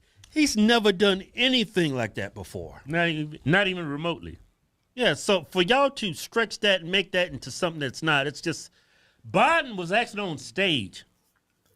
No, he was doing he was giving a speech. He actually said the N-word. And y'all said nothing about that. Well, they said he made a mistake. He fumbled over his words. Yeah, he did fumble over his words, but y'all had nothing to say about that. He actually said the N-word. Y'all didn't ask him to apologize or anything. It's like this outrage y'all have about what Trump did with the microphone. It's fake. It's just fake. Fake outrage. That's all it is. Well, y'all got a lot of dumb watchers. Viewers, they're gonna go vote for dumb Kamala, but it works. But people starting to get hip to what y'all are doing. He's ratchet, but Kamala Harris having women on stage is not twerking. That's not ratchet. Having Cardi B on your stage is ratchet. Show's over. What's going on, friends? It's Anton Daniels, and I gotta have a conversation with. When I'm running for president and I'm doing my rallies. I need dancers, guys. I need dancers. I'm going to have dancers on stage. You have to be a biological woman. You have to be comfortable with wearing nothing but bikinis while I'm giving my speeches. And, yeah. Anyone want to apply? There's really no money in it, but you get to be on stage for the world to see. Because it's presidential elections. Rallies are going to be good. And all you 18 to 24-year-old young voters, you like that? I'll give you a place to be you. We might even smoke some weed, hand out some weed as you come in the rally, maybe some ecstasy. Bad. Don't do drugs, kids. with you guys about Teach Henley because you see how the sun is hitting me. This is no finesse, no makeup, no filters, no none of that. This is 100% Teach Henley. I use it in the morning as soon as I get up, right after I pray and brush my teeth. Your beard, jump dude. free gift. Birthday them. You want to separate. Wait for you got calm All right, yourself. guys, we got about And so if you're trying to level up, if you're we're gonna trying do to 6 hours of Anton discussing both Kamala Harris. Wait, wide variety of things because fuck it, man. I don't start getting results till around 4:00 Eastern time, so we got time. Definitely got time. I even have 2 rallies for you. One with Kamala Harris and one with Donald Trump. make sure that you look good. They're going to send you the pack. They're going to give you all of the instructions. 20% is never going to with me. Welcome to the Q&A show. Make sure you hit the like button. I get it everybody. Now. Make sure you subscribe to everybody that's on the panel. Ladies and gentlemen, if you are interested in coming on panel, fuck you. Do not reach out to Anton. Do not reach out to these other people on the panel. It's me. Okay? Do not email me unless you don't have social media. So everybody that's my emails, don't email me. You're supposed to be messaging me on IG. Please be patient. It's a lot. Okay? How are y'all doing this evening? Good. Good. Bless. Good, like God with an extra O, man. Okay. Yeah. Anybody did anything fun this weekend? Shout out to my Mets. Fuck the Mets. Baseball? Yes. Shout out to the Bears. Fuck the Bears. No, the only team that made waves this weekend was the Lions when they beat. Shout out them Texans, man. You know what I'm saying? Lions beat the hell out of the Cowboys. That was the only thing that made waves. Yeah, shout out to the Cowboys. Everybody's beating the Cowgirls. Damn. We absolutely destroyed them. Y'all did. I saw it. It was y'all did destroy them. Yeah, y'all did. That's crazy. That's what they we play the Bears this week. Yeah. We the best team in the league right now. I ain't gonna say that. No, you have the y'all know New England Patriots over in right there. We right there. We going to the Super Bowl this year. Texas taking everything. You killed Detroit niggas 6-win seasons, and now here they go. What do you mean? We was absolutely oh man, we should have made the Super Bowl last year. But I see what Trump was talking about now. Y'all be delusional out there in Detroit, man. You crazy. We are monsters in the league right now. But we'll see. We'll talk about it. Yep. Make sure you guys hit the like button. Make sure you tune into the Millionaire Morning Show tomorrow with Anton. Anton, the Rant show is when? Where should they purchase tickets and when is it? The link is pinned to the top of the chat. This November 2nd, we'll be there in Atlanta. December 14th, we'll be in Detroit. Come and kick it with your boy. Okay, I might come to the Detroit one. You know, I've heard. Ooh, come out. Huh? I'll be there too. Come out. Okay, 2K will be there. I might pull up to Detroit. I heard Detroit is actually a nice spot to go to. What about Atlanta? You don't want to come to Atlanta? No. Oh, Jesus. I've been there. No. For the show. We talking about for the show. For the show, is it the same thing y'all talking about in Detroit? No, it's going to be different stuff. It's different. I might come out. I'll see. I'm not really a fan of Atlanta. But I'll see. I'll see what date, what it's looking like. But I might come out to Detroit. But, so you guys, just make sure you hit the like button. Share this stream with your mama, your daddy, your girlfriends, whatever poly situations, whatever you're in. And we'll get it started, okay? So we'll start with the first subject, Obama. First Black president. You're thinking about sitting down or even supporting somebody who has a history of denigrating you because you think that's a sign of strength, because that's what being a man is. Putting women down? That's not acceptable. Obama basically saying you black men voting for Trump. Acceptable. Somebody got a TV in the back. I hear it. Okay. What do y'all think? What do y'all have to say about Obama saying that to y'all? Black men out there and y'all out there. Man, that's all game, man. That's all game, man. They just pandering, man. Like everything else. I'm really tired of seeing it. You know what I'm saying? They really just pandering. They trying to use the skin tone They trying to use the skin folk to be kinfolk. You know what I'm saying? The skin folk kinfolk method. That's all that's going on, man. You know what I'm saying? They really doubling down on the whole black. We need to stay together shit, nigga. Come on, man. Let's be real. I ain't like how they try to bully us into it, man. Then try to bring up Michelle's name like she our mama or something. Like, what would y'all do if Michelle was here? I'm like, why he said that? You guys see that part? I see why he said that. That's important because you got to understand. Obama 1 foot out himself. You know, he a light-skinned nigga. And this why we tease light-skinned niggas right here. Type shit. Half-breeds, they'll start talking with their white tongue. And then he say, I'm gonna go get Michelle because Michelle black and black. She the real deal. So she go get her, then we got to actually listen. That's Michelle is grandma saying, go pick the switch, nigga. You finna get it. When Obama say something like, nigga, what side of your neck you talking out of today? Your Caucasian side or your black side? Right. So he just showing his token. That's it, man. Okay. Anybody else? I just want to point out, man. Anybody remember when Obama won presidency, and he just for no reason at all started singing Al Green? Yeah, that was weird. I don't like that. Yeah. Like, what is that about? I don't get that. Because I don't know what any black man is gonna pop out singing Al Green. That's of all songs, of all people. I'm like, my mama went crazy over that shit. I said, matter of fact, when he became the president, he was still a young man. You don't listen to Al Green, bro. God, y'all for this shit. Whoever wrote this script, y'all the devil. Yeah, they were tripping. Before I answer, I'm curious as to what the women think about this. Go ahead, go. I know what Carrie thinks.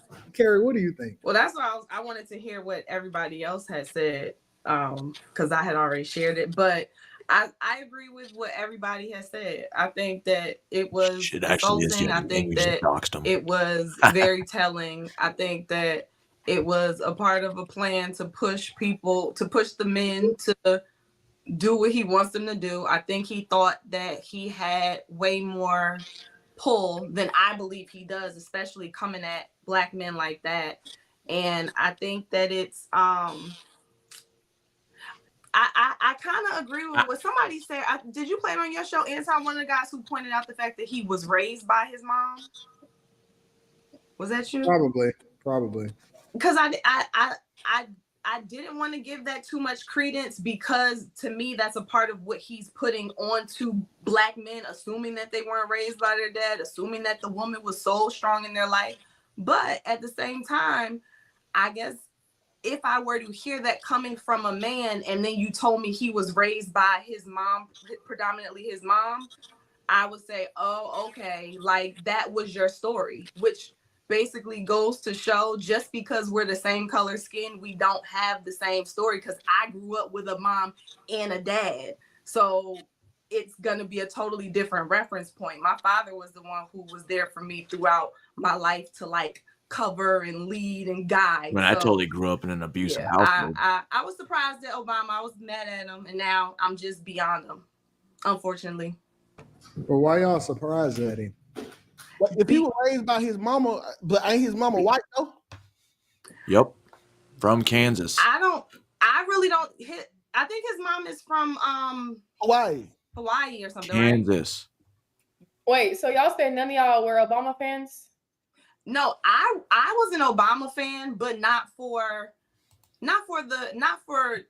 significant reasons. And not to say that there are not things that Obama didn't bring to the table. I'm just saying that the reason that I was an Obama fan was primarily because he was a well-spoken, charismatic, married black man who had a family that I could from afar relate to, purely because it was husband, wife, 2 daughters. And that was pretty much that. I didn't know his policies. I didn't know what he was trying to do. I didn't know any of that stuff. So I was definitely one of those people. Jamisha? Come on, Kamala Queen. Where's Jamisha? It's Kamala. Kamala. That's about as black as she gonna get. I mean, pretty much y'all know how I feel about it. I think what he stated was amazing. Called out people to the carpet. is just I crack up every time I get up here to see Black people hate themselves and just act like the Black plight is not something that you've seen. You may not directly experience poverty and lack of resources and all the things that I can go into that we are fighting for in this country. So y'all are just very special. But yeah, I don't understand what the confusion is. Like, there's two options. You have ignorance, bigotry, low IQ score, don't give a damn about you, and then you have class. The other person's a felon. This person on the other side, Kamala, has over 20 years of experience. It's like at some point, y'all got to give up the gimmick, because it's no way. Because at the end of the day, the stuff that just recently came out from since I have 20 years experience working for the federal government as a mercenary, that means I have all the say I want in this war stuff, right? This dude is saying and how he wants to act on day one and all that other stuff. I'm taking names on lists because I'm gonna come back and be I told you so when shit don't pan out the way you thought it was gonna pan out for you. Being a Black MAGA like that, I don't understand. Actually, I'm make America healthy again. Hell yeah, Carrie. But if you use the Black plight, it still comes from Trump. But what no, recently came out?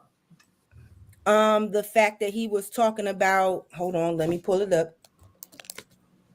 Did it come from Trump or did it come You from trying to let us like Barack Obama? No, it literally came out from the last press conference he had about enacting. I'm trying to find it where the whole migrants or we're being invaded. It's let me find the policy. They're eating the cats. They're eating the dogs. I just shared it. They're If eating it was that bad, it wouldn't be that hard to find. Yeah, it's on mad social media, but I gotta look for it because I do other stuff. Mm-hmm. I said what I said. And you heard what I said.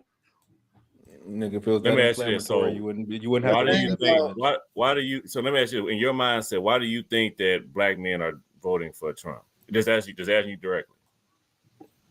I have no idea why Black men are voting for Trump. I don't understand it. Pre-thought? I don't need to come prepared. The main reason why is because none of the Black men that I talk to can tell me how you benefit from a Trump administration. You don't sit in the 3% where the tax benefits of what he's talking about is going to benefit you.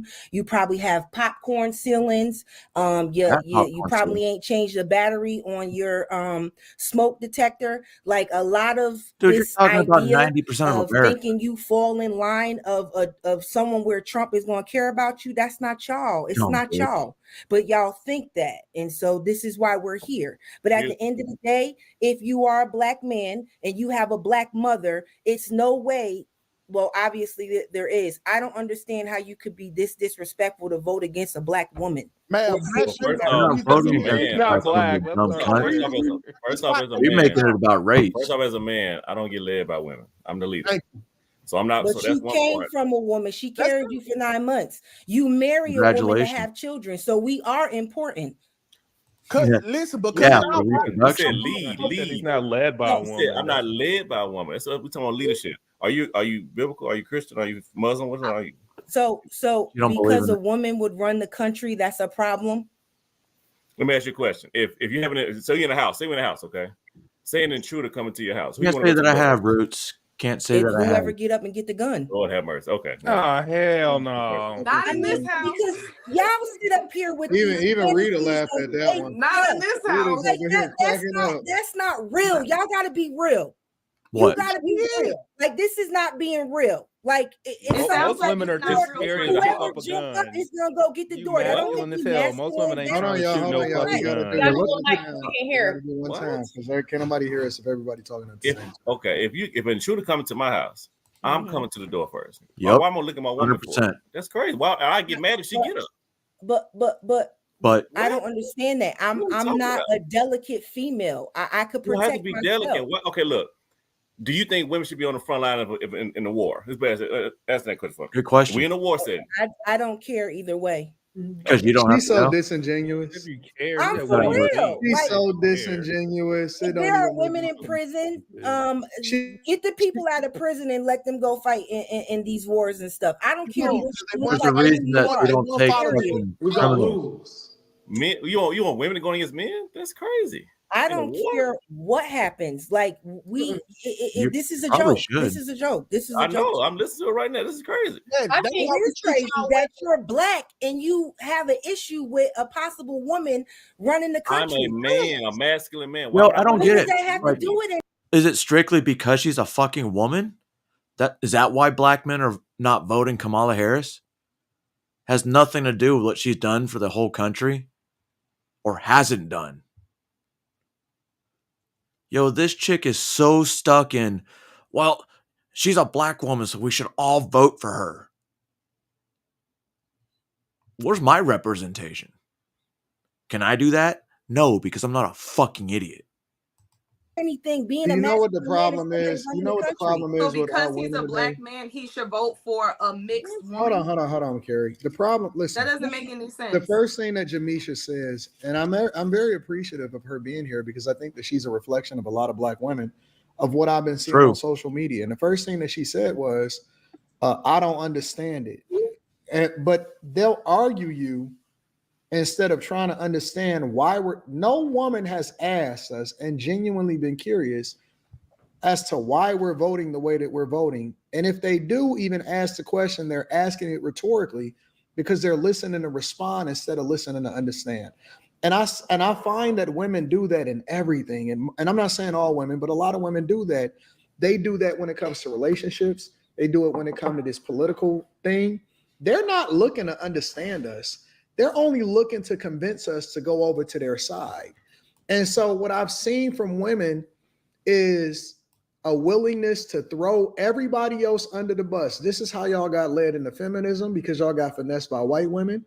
This is how y'all got led into breaking up your homes. And now y'all want us to follow y'all into the mire when it comes to voting for a woman who y'all can't even justify why y'all voting for outside of saying that you don't like Trump. I've And that never she's a talked black to a woman. person that is a Democrat that is voting in this election that can substantiate why Kamala Harris makes sense without mentioning Trump. Oh no, They you can forgot never women's do it. rights. That's not going to They happen. can never do it. Reproductive rights. And the You don't interesting like thing about hearing it, what we have to say. and the interesting thing about it, this ain't even about you. He was talking to black speaking in men, but we y'all, general. wait. We. He was talking to black men, but you talking about listening to what y'all got to say. Why the fuck are we listening to what y'all got to No. say? And this ain't even about y'all. How is a subject about men then turned around to be about y'all? Because you made a statement saying that we can't tell you why we're voting for Kamala, and I've told you. I didn't say numerous that. I times. didn't say no. I said Democrats can. I didn't even And- single out women. Yet, oh my God, run it I back. said You did. anybody You that did I asked single that out is women. voting for Kamala Harris can't even tell me why they're voting for Kamala Harris without mentioning Trump. That's what I said. But y'all hear what y'all want to hear because y'all so they're busy trying to pre-programmed. war with us Not the instead not of women, getting up but under us. And it's so funny, man, because most women ain't even supposed to be thinking for themselves when it comes to certain subjects that men naturally are supposed to handle. It's some stuff that my wife don't even want to concern herself with. She like, I don't know. Look, Same as you my handling wife. that or no? Real. They know there's gender roles in the traditional family. Why would she even want to? Why would you want to participate in men's business? Why you Like, wanna this is fight a man? bullshit. This is the dumbest thing in the world, and it's because y'all so far out of order and y'all out of control. Y'all are out of control, so far out of control. To now, y'all want to tell us and boss us around and want to align with a nigga that y'all ain't never gonna have access to. Y'all don't know no fucking Magic Johnson. Ain't never gonna talk to Obama. Obama probably wouldn't even spit on y'all. Kamala Harris don't even fuck with black men. She ain't even married to a black man. No, And I'm y'all supposed sit here and to- talk- White y'all gonna Jew. sit here and tell us that we supposed to align with a woman based off of identity politics, and she didn't even marry one of us. How you gonna cater to us and you don't even understand us? You ain't sleep How with the us. fuck you gonna have a Somehow black conversation men with ain't us? shit. How the fuck you gonna have a conversation with us Black men and you ain't ain't shit, never huh? laid up next to us except to fuck your way to You the think top? Obama is? So the minute that black men don't do what you want them to do, they ain't shit. That's how Oh it is. shit! That's how it Who always said that? been. So, Miss Carrie, you don't have any objections to the ignorant shit that these black men say up here against women? See what I'm saying? So We as no, women? it's not what I'm saying, because you can call out the fact that some niggas ain't shit, but y'all sit up here and talk about females all the time that don't relate to the ones that are up here, because y'all are just special and they all types of raggedy, ain't shit, hoes for the streets. It's not one good woman in the Yeah, you see how she gaslight? Not Yeah. really. But when somebody come out and say some I mean, if niggas there's ain't not one shit, good y'all woman, want to then cry. why We're am I not married? You see doing how that. she gaslight? It's not You gaslight. How said many times niggas I ain't sit shit. here and gaslight people? This shit So now no. It became what we address as the issues in the community to now ain't no good women ever. Stop that shit. Right. Run the tapes back, because it's egregious how you get up here and filth talk. I still ain't see old boy that got dog walked on the last one when he got caught up. Where your homeboy at? The one that put two of his baby mamas in the street. Where my nigga at? Where him with the 3 kids? Oh, Coley. Yeah, where Coley at? Wait. You know what's so interesting He's about at that? work. Hey, He's the one that come back on too. wait. Quentin, every time Coley comes on, because he come on an after hour show, who do he be getting mad at for always coming at him? You? 100%. Nobody has held that dude more accountable on more occasions than me. And as a matter of fact, everybody knows that pays attention. Jazz probably knows it too. I don't know that I'm much harder on guys that's full of shit than I am on women. As you should be. Way harder on guys. You ain't Not popping on up this that channel. Y'all just listen, bro. Y'all Not on just, this channel. I don't agree. y'all just need the women as women. Y'all just need Happy to get back in y'all birthday. role. Okay. On Happy other Meth Day, panels short, bro. might, yes, but God- not on Monday nights. God put y'all here to be vending machines. Are we talking when about a nigga the older put a quarter woman? in you, you pop your baby out and just gone on back to what you were doing. Why is All it these- so all hard these- for all men these- to I don't understand how be y'all okay even with be women in that relationships. got things going for That shit is themselves? wild to me. If a woman was ever to act like y'all, if a woman was to say some shit to me like, because Savage said it. He said, "What who getting up and going to the door if somebody breaking the Me. crib?" If a woman is gonna jump up talking about, so whoever grabbed the gun, man, get the fuck out of my house. Right, that's a problem. So I Get the fuck out of my house, But bro. I that's ain't the got thing, time. you I'm wanna not be about able to to be tell me get the fuck out the house because I own half of it. I'm not no cat because bitch. it ain't even about What you're describing is cat bitches. I'm not a cat bitch. I bring stuff to the table. I am the table. It has Like nothing to y'all do get with women an up here intruder. that If you're act not like they married, don't have shit going for It has them. nothing you're to do single with mom. The only reason you think you the type because you used to being on all fours. Baby. What that got to do with anything? And any shit you The talking, boo, don't mean second shit from the to bottom. me. Bottom You row, all second fours, from the left. Hold on. You ain't been on all fours. You ain't been on all Let's fours. stay on Yes, you have. point. Let's You're stay not on a type. point. Let's stay on point. Let's You not the type get. to have your legs up in the air and letting your girl eat it from the back. You the type Damn. You a catch-up packet. Please, When you wish. I squeeze you. Mm-hmm. You a little catch-up packet, man. I ain't gonna deal with no insubordinates from you. We gonna go back and forth again tonight, boo. Yeah, because you all get this shit in order. Get this shit in order because you already know who you dealing with. Wrap it up, nigga. You those dreads are barely locking. You barely. Please. This is all mine. Why you hating? All y'all do is Oh, sit on the shit. fence and talk shit about people. Check Hold the on. resume. So let me Check my let me resume. ask you this. So what's the whole Y'all point? would do a great show together. I ain't gonna lie. Hold on, Savage. Hold on, Great Savage. show Hold on, together. Savage. I got you, big dog. I'm coming right to you. Again, the reason why it's not just about the fact that she gonna get a gun and be the first up. That's gonna be her attitude. A woman with that type of attitude is gonna be a problem for the entire relationship. She's gonna be a headache to deal with. It's always gonna be a race to the finish, who the toughest, all of that shit. Don't nobody got time for that. Most guys is looking for peace, and they willing to take the majority of the hardship that comes along with doing the heavy lifting or the major stuff in a relationship. But ain't nobody about to be I thought you were dealing talking with about the all other that. lady. And again, Lady. I think that's a characteristic of most black women. Not all, but most black women. They are problematic for no fucking reason. And we see it in this election. We see it in relationships. And that's why most people don't fuck with y'all.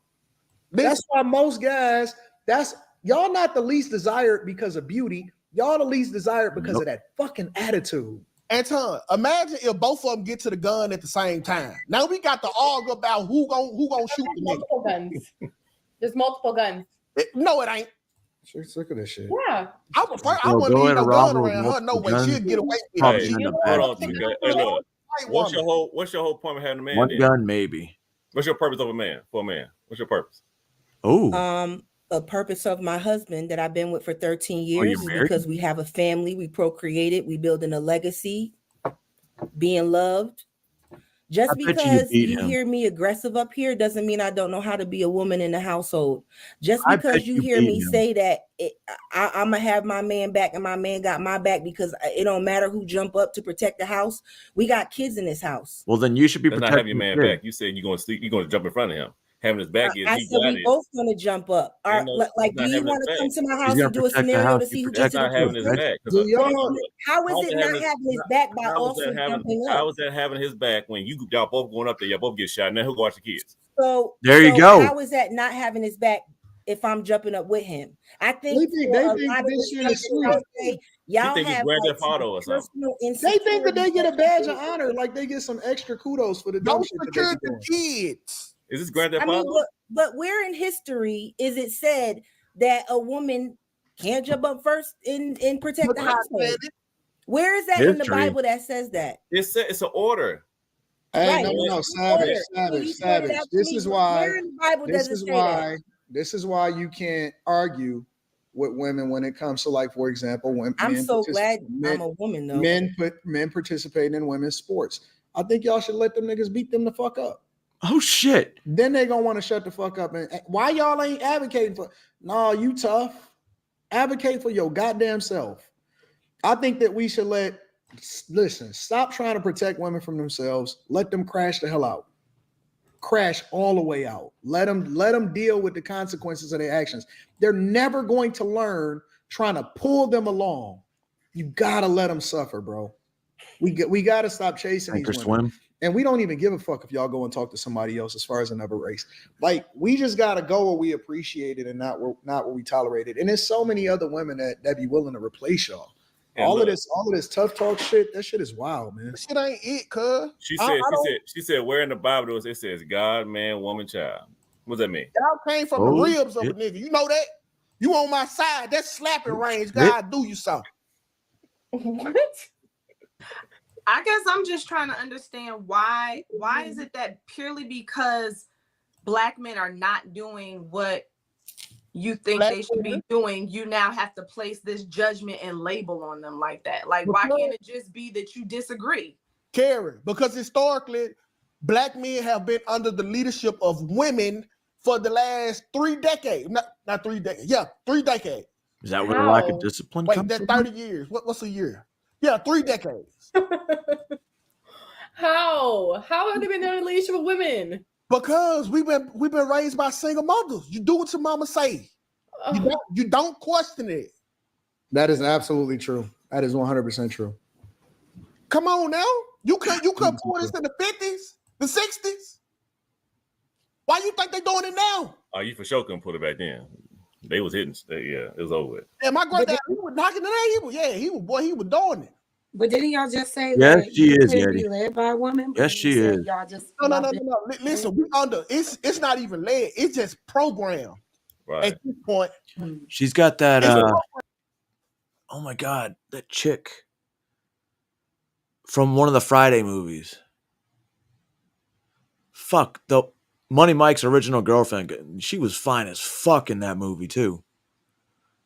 I think she also did Soul Plane. Like you just said, the last 30 years, That's who being she led by women. reminds Look at the state of the black man. I mean, I know it's not her. look at the state of the black woman. The only reason they got the kids is for the child support and food stamps. They know they're struggling. They still won't give a baby to the best provider. So if it's single mothers' faults, right? Absolutely. And you guys are blaming single mothers, and it's the way men are now. It's because of single mothers. What's the solution? The Stop solution dating is single mothers? listen, because when I run for president, Vasectomies. one of my policies. Letting the ego go. Everybody's showing each other respect. No. You got to incentivize the families just for staying together just as much as you incentivize the families for breaking up. Yep. That's one of my policies when I run in 2028. So listen. Whoa. The same way when they break up, y'all give them child support. Now we need to be giving them an extra kickback on their taxes for staying with each other. We need to be giving the people that's trying to do it together, they need to be getting tax breaks and credits versus the people who out here trying to do it by themselves. See, it's just incentivized to break up with them. I can leave that nigga because Uncle Sam got my back. You can be fake independent. Yeah, but it's not always the woman leaving the man. These men leave the women that they have kids with all the time. Let me tell you something. I ain't saying a nigga. It's the women. Women, they lead. Wait. So you're saying that no man has ever left Chris Brown family, or no man has ever. Wait. Just walk with me now, because I hear what y'all saying. We get it, but then it needs to be incentivized on both ends, because men will literally procreate with a woman and bounce as soon as the baby is born. We need to be also encouraging men to not only stay with the woman that they have children with, but maybe not lay down with a woman that he's not married to, that he has no plan to be. True. Let me finish. Okay. Or has no plan to be in a relationship with, making sure that he doesn't have a child with them. So it's like, why? I don't know. Maybe that's just my mentality. Men are definitely there to repopulate the world. While you're correct, sure, there are certain types of women that may be incentivized to just have babies by men and lean on Uncle Sam or whatever the case you discuss. But there are also a lot of men who have been socially programmed to believe that if I have a baby, I can just walk away from it. Jazz, that goes back to policies. Jazz, check this out. I'm deadbeats on both sides is what I'm saying. Jazz, in the curriculum, the new curriculum for my DOE agenda, we gonna have to educate these men on what postpartum is and what it look like. See, the problem is the woman don't know she's suffering from postpartum, and the dude don't. He getting neglected. You over here, you doing them bad. So now he leaving the baby because he think you don't love him and you just not understanding your body. So we got to go to the Department of Education, put that in the curriculum, and then we got to get some real understanding about what this postpartum stuff is. I agree. I think that's smart too. I'm proud of you by saying I like that. I really do like that, because that to understand each other on that type of level will help for couples to stay together. I actually really fuck with it. Here's one thing he left out though. A lot of times these people getting pregnant, they weren't in a relationship in the first place. They were just for fucking. And then they kick him a baby, and then he leaves. It seemed like he left the whole thing. Really, they were just fucking anyway. But the postpartum part has a big part because that mouth. Yeah, or, and then and also I think it will help if two people that are just wanting to have casual sex, they need to do everything in their power to prevent an unwanted pregnancy. If the responsibility falls on both sides. If I'm a single woman and I'm out here just having sex, I'm going to make sure I'm taking some type of birth control. I'm using condoms because I'm having casual sex. If you're a guy that is just out here hanging and swanging it, wear a condom. Be proactive so you don't have to be reactive. We both can prevent these things. The problem is the man's the only one who get in trouble for that casual sex. Yeah, see, inside my. You said the man only get in trouble for having they only got to face punishment for the casual sex. We got to have. How so? Okay, who will get the kid when the baby comes? Who gets the automatic rights? The mom. But that's it usually be like that though. You know that, right? Here's the thing, but that's if you aren't together. If you are in a relationship with a person that you laid your seed with, you wouldn't have to worry about that. And that's my point. Punished though. Y'all both not together. Y'all both did wrong by not being married. Y'all both no. There's punishment that lays on both sides. If we have casual sex, right, and I end up being a single mother, that's a punishment. If I'm bringing a child into this world without being under the covering of a family with my husband, that's the punishment. Because now I have to go back and forth with just raising this kid with a man that didn't even want to, marry me or take me seriously. That's punishment. Jazz, that's a societal punishment, okay? Right. That's not a real punishment. If you don't care what society think, then you're not punished. Let me tell you what it looked like, because this is why I don't like Kamala. Y'all drag single mothers all the time. This is why I don't like Kamala policies right here, because now y'all want to vote for Kamala just so y'all can kill kids instead of having Yes. Instead of having to raise the baby with no choice like men been doing for the rest of our lives. What do you mean killing kids? That's why a lot of women are voting for y'all body. What y'all call that shit? The body of. Are you talking about abortions? Yeah, reproductive rights. You don't think women should have full autonomy over their bodies and the choices Listen, that they make? listen, I do, but Jazz, let me tell you who ain't had full autonomy of their bodies. Us. How so? Because let's say I nut in you and I don't want the baby. Guess who can decide who gonna keep it or not?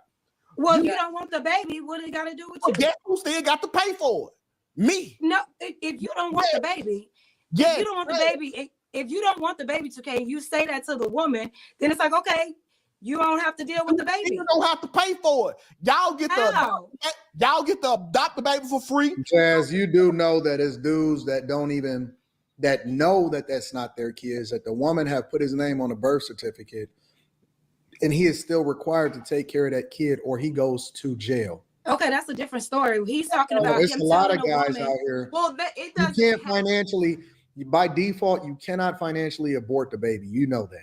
What I'm saying is this: his situation was this. He says he didn't want to have a kid, but yet he still nutted in a woman, which will result in a pregnancy. But that has So- no. but Listen, that's what we're listen. talking about, You're misunderstanding it. No, I'm not. Both, You're both, talking yes, about something yes, you different. are, because you're not letting me even explain to you how you're misunderstanding it. I'm not Because both of y'all are past the point of no return now that baby is inside of her body. At that point, she still has the option to do what she wants to do. He does not. Okay, cool. And so we Gotcha. can always go and say, well, all of us should be proactive in what we I'll be right back. Don't steal my computer. do. But what the argument is that men are not afforded the same privileges as far as determining what happens with that child as the woman is. And that's Okay, so sure. Nah, you're absolutely man. right. So what 2K Nobody was saying, popped you, brother. He said, I don't want the baby, right? Correct. If that woman, if he they tells did, that someone woman, hey, I don't want this hit kid. it, but nah. My Someone thing popped is, you, I don't if see that it. woman is like, okay, and still decides to have that baby and says, hey, you don't want the kid, I won't involve you in this kid's life, then what's the issue? But at any point, no. Listen. This is a fact. At any point, and this is why, even if they're not married and y'all just in a relationship and he's taking care of his kid, at any point that woman can go back and say, hey, I want to file for back child support. Okay. They will come after him because she can change her mind at any point during that child's life. I see what you're saying. So I think the solution is let's take every preventative measure so we don't end up in that situation. Yeah, but we know because that's at the not end the of the argument. day, sex. That's not the argument. Yeah, but no. But the thing is that sex doesn't have to always end in pregnancy. We're moving the goalposts. Why can't we have protected sex? 2K's points was about reproductive rights. And we should have that. It wasn't about being proactive. Right. Okay. So that's cool. You want to make that argument. But the point is that it's not equal on both sides. That's the argument. So what would you like to see? What would you like to see to make right it now equal? it's equally unfair. I think if y'all don't got what would make it fair? It give us the options. The same options y'all got to get the same options y'all got to get away. So was there not an option to use the condom? Because you said you just willingly nutted in a girl, so why won't you nut in a condom? You allowed him to go inside you without the condom. Wait, but Oh listen, my listen. God. Interest. So when does your ignorance and hers pick up? I mean, So you can't say no, you can't have sex unless you got a condom on? Absolutely. Are we kids now? If you don't want a kid, even as a man, absolutely, the woman. I said it takes two, sweetie. But I said the woman. y'all won't I even said the acknowledge woman. the fact that it's not fair. Shows you how Okay, so biased what would women make it are. fair? What would And make it having fair? no. It's not about what. Listen, He says we're not arguing. We're not arguing for fairness. Y'all missing That's the what point. 2K just said. It's not equal. What would make it equal? We're not arguing for fairness. So what are we arguing? The first thing we want you to do is to acknowledge the fact that y'all have it.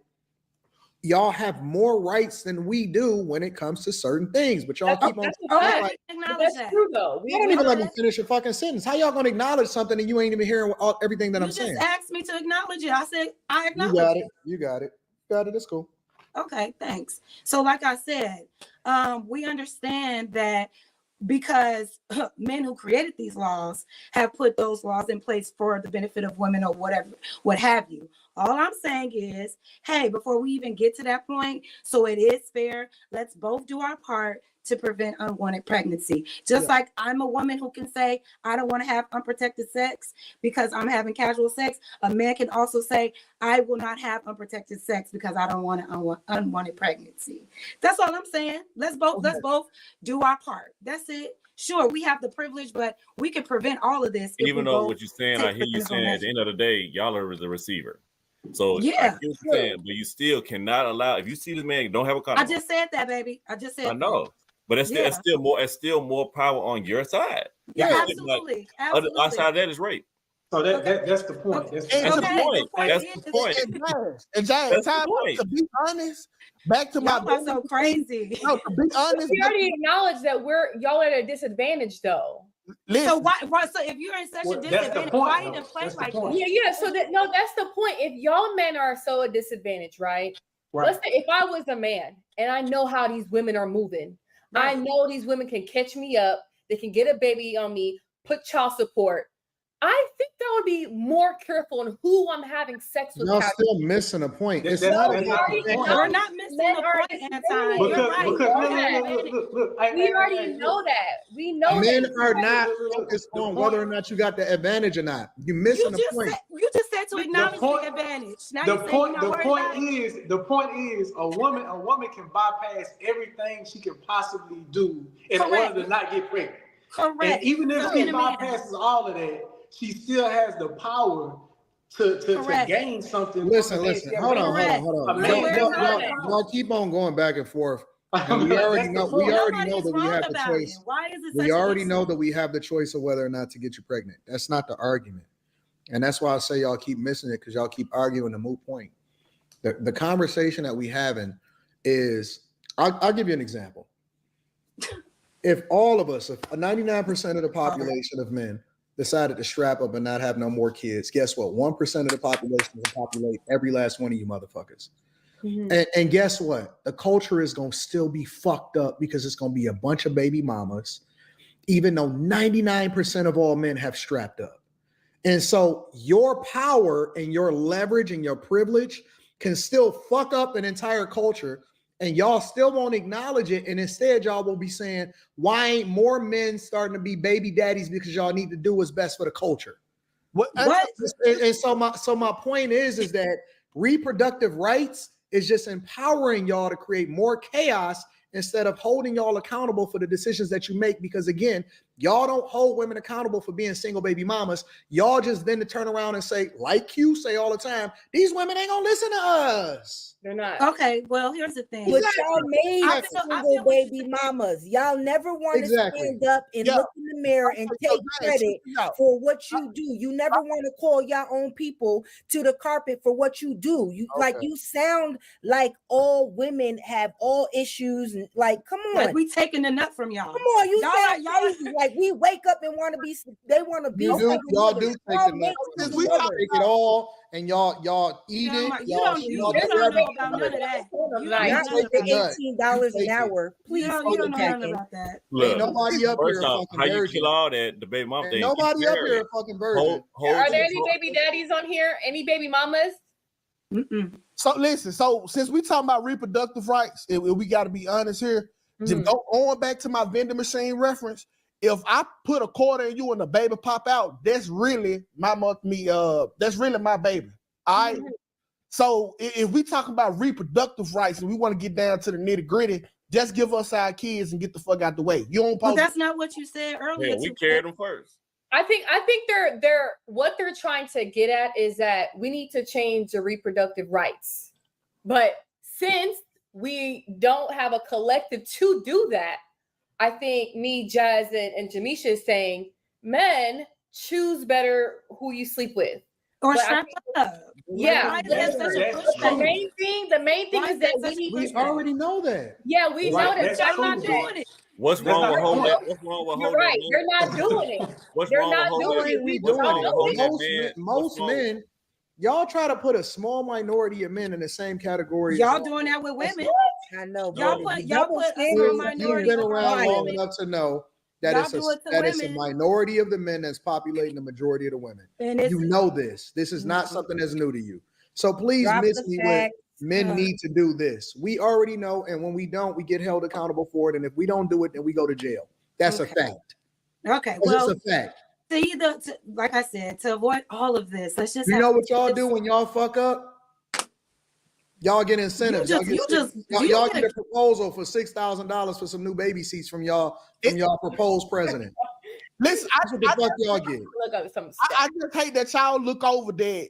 Y'all put so much responsibility on us having to judge who the woman is, and then after she have the baby, y'all know that she changed. We were just talking about that. Y'all know that the girl turned into a monster. You know, you're a monster.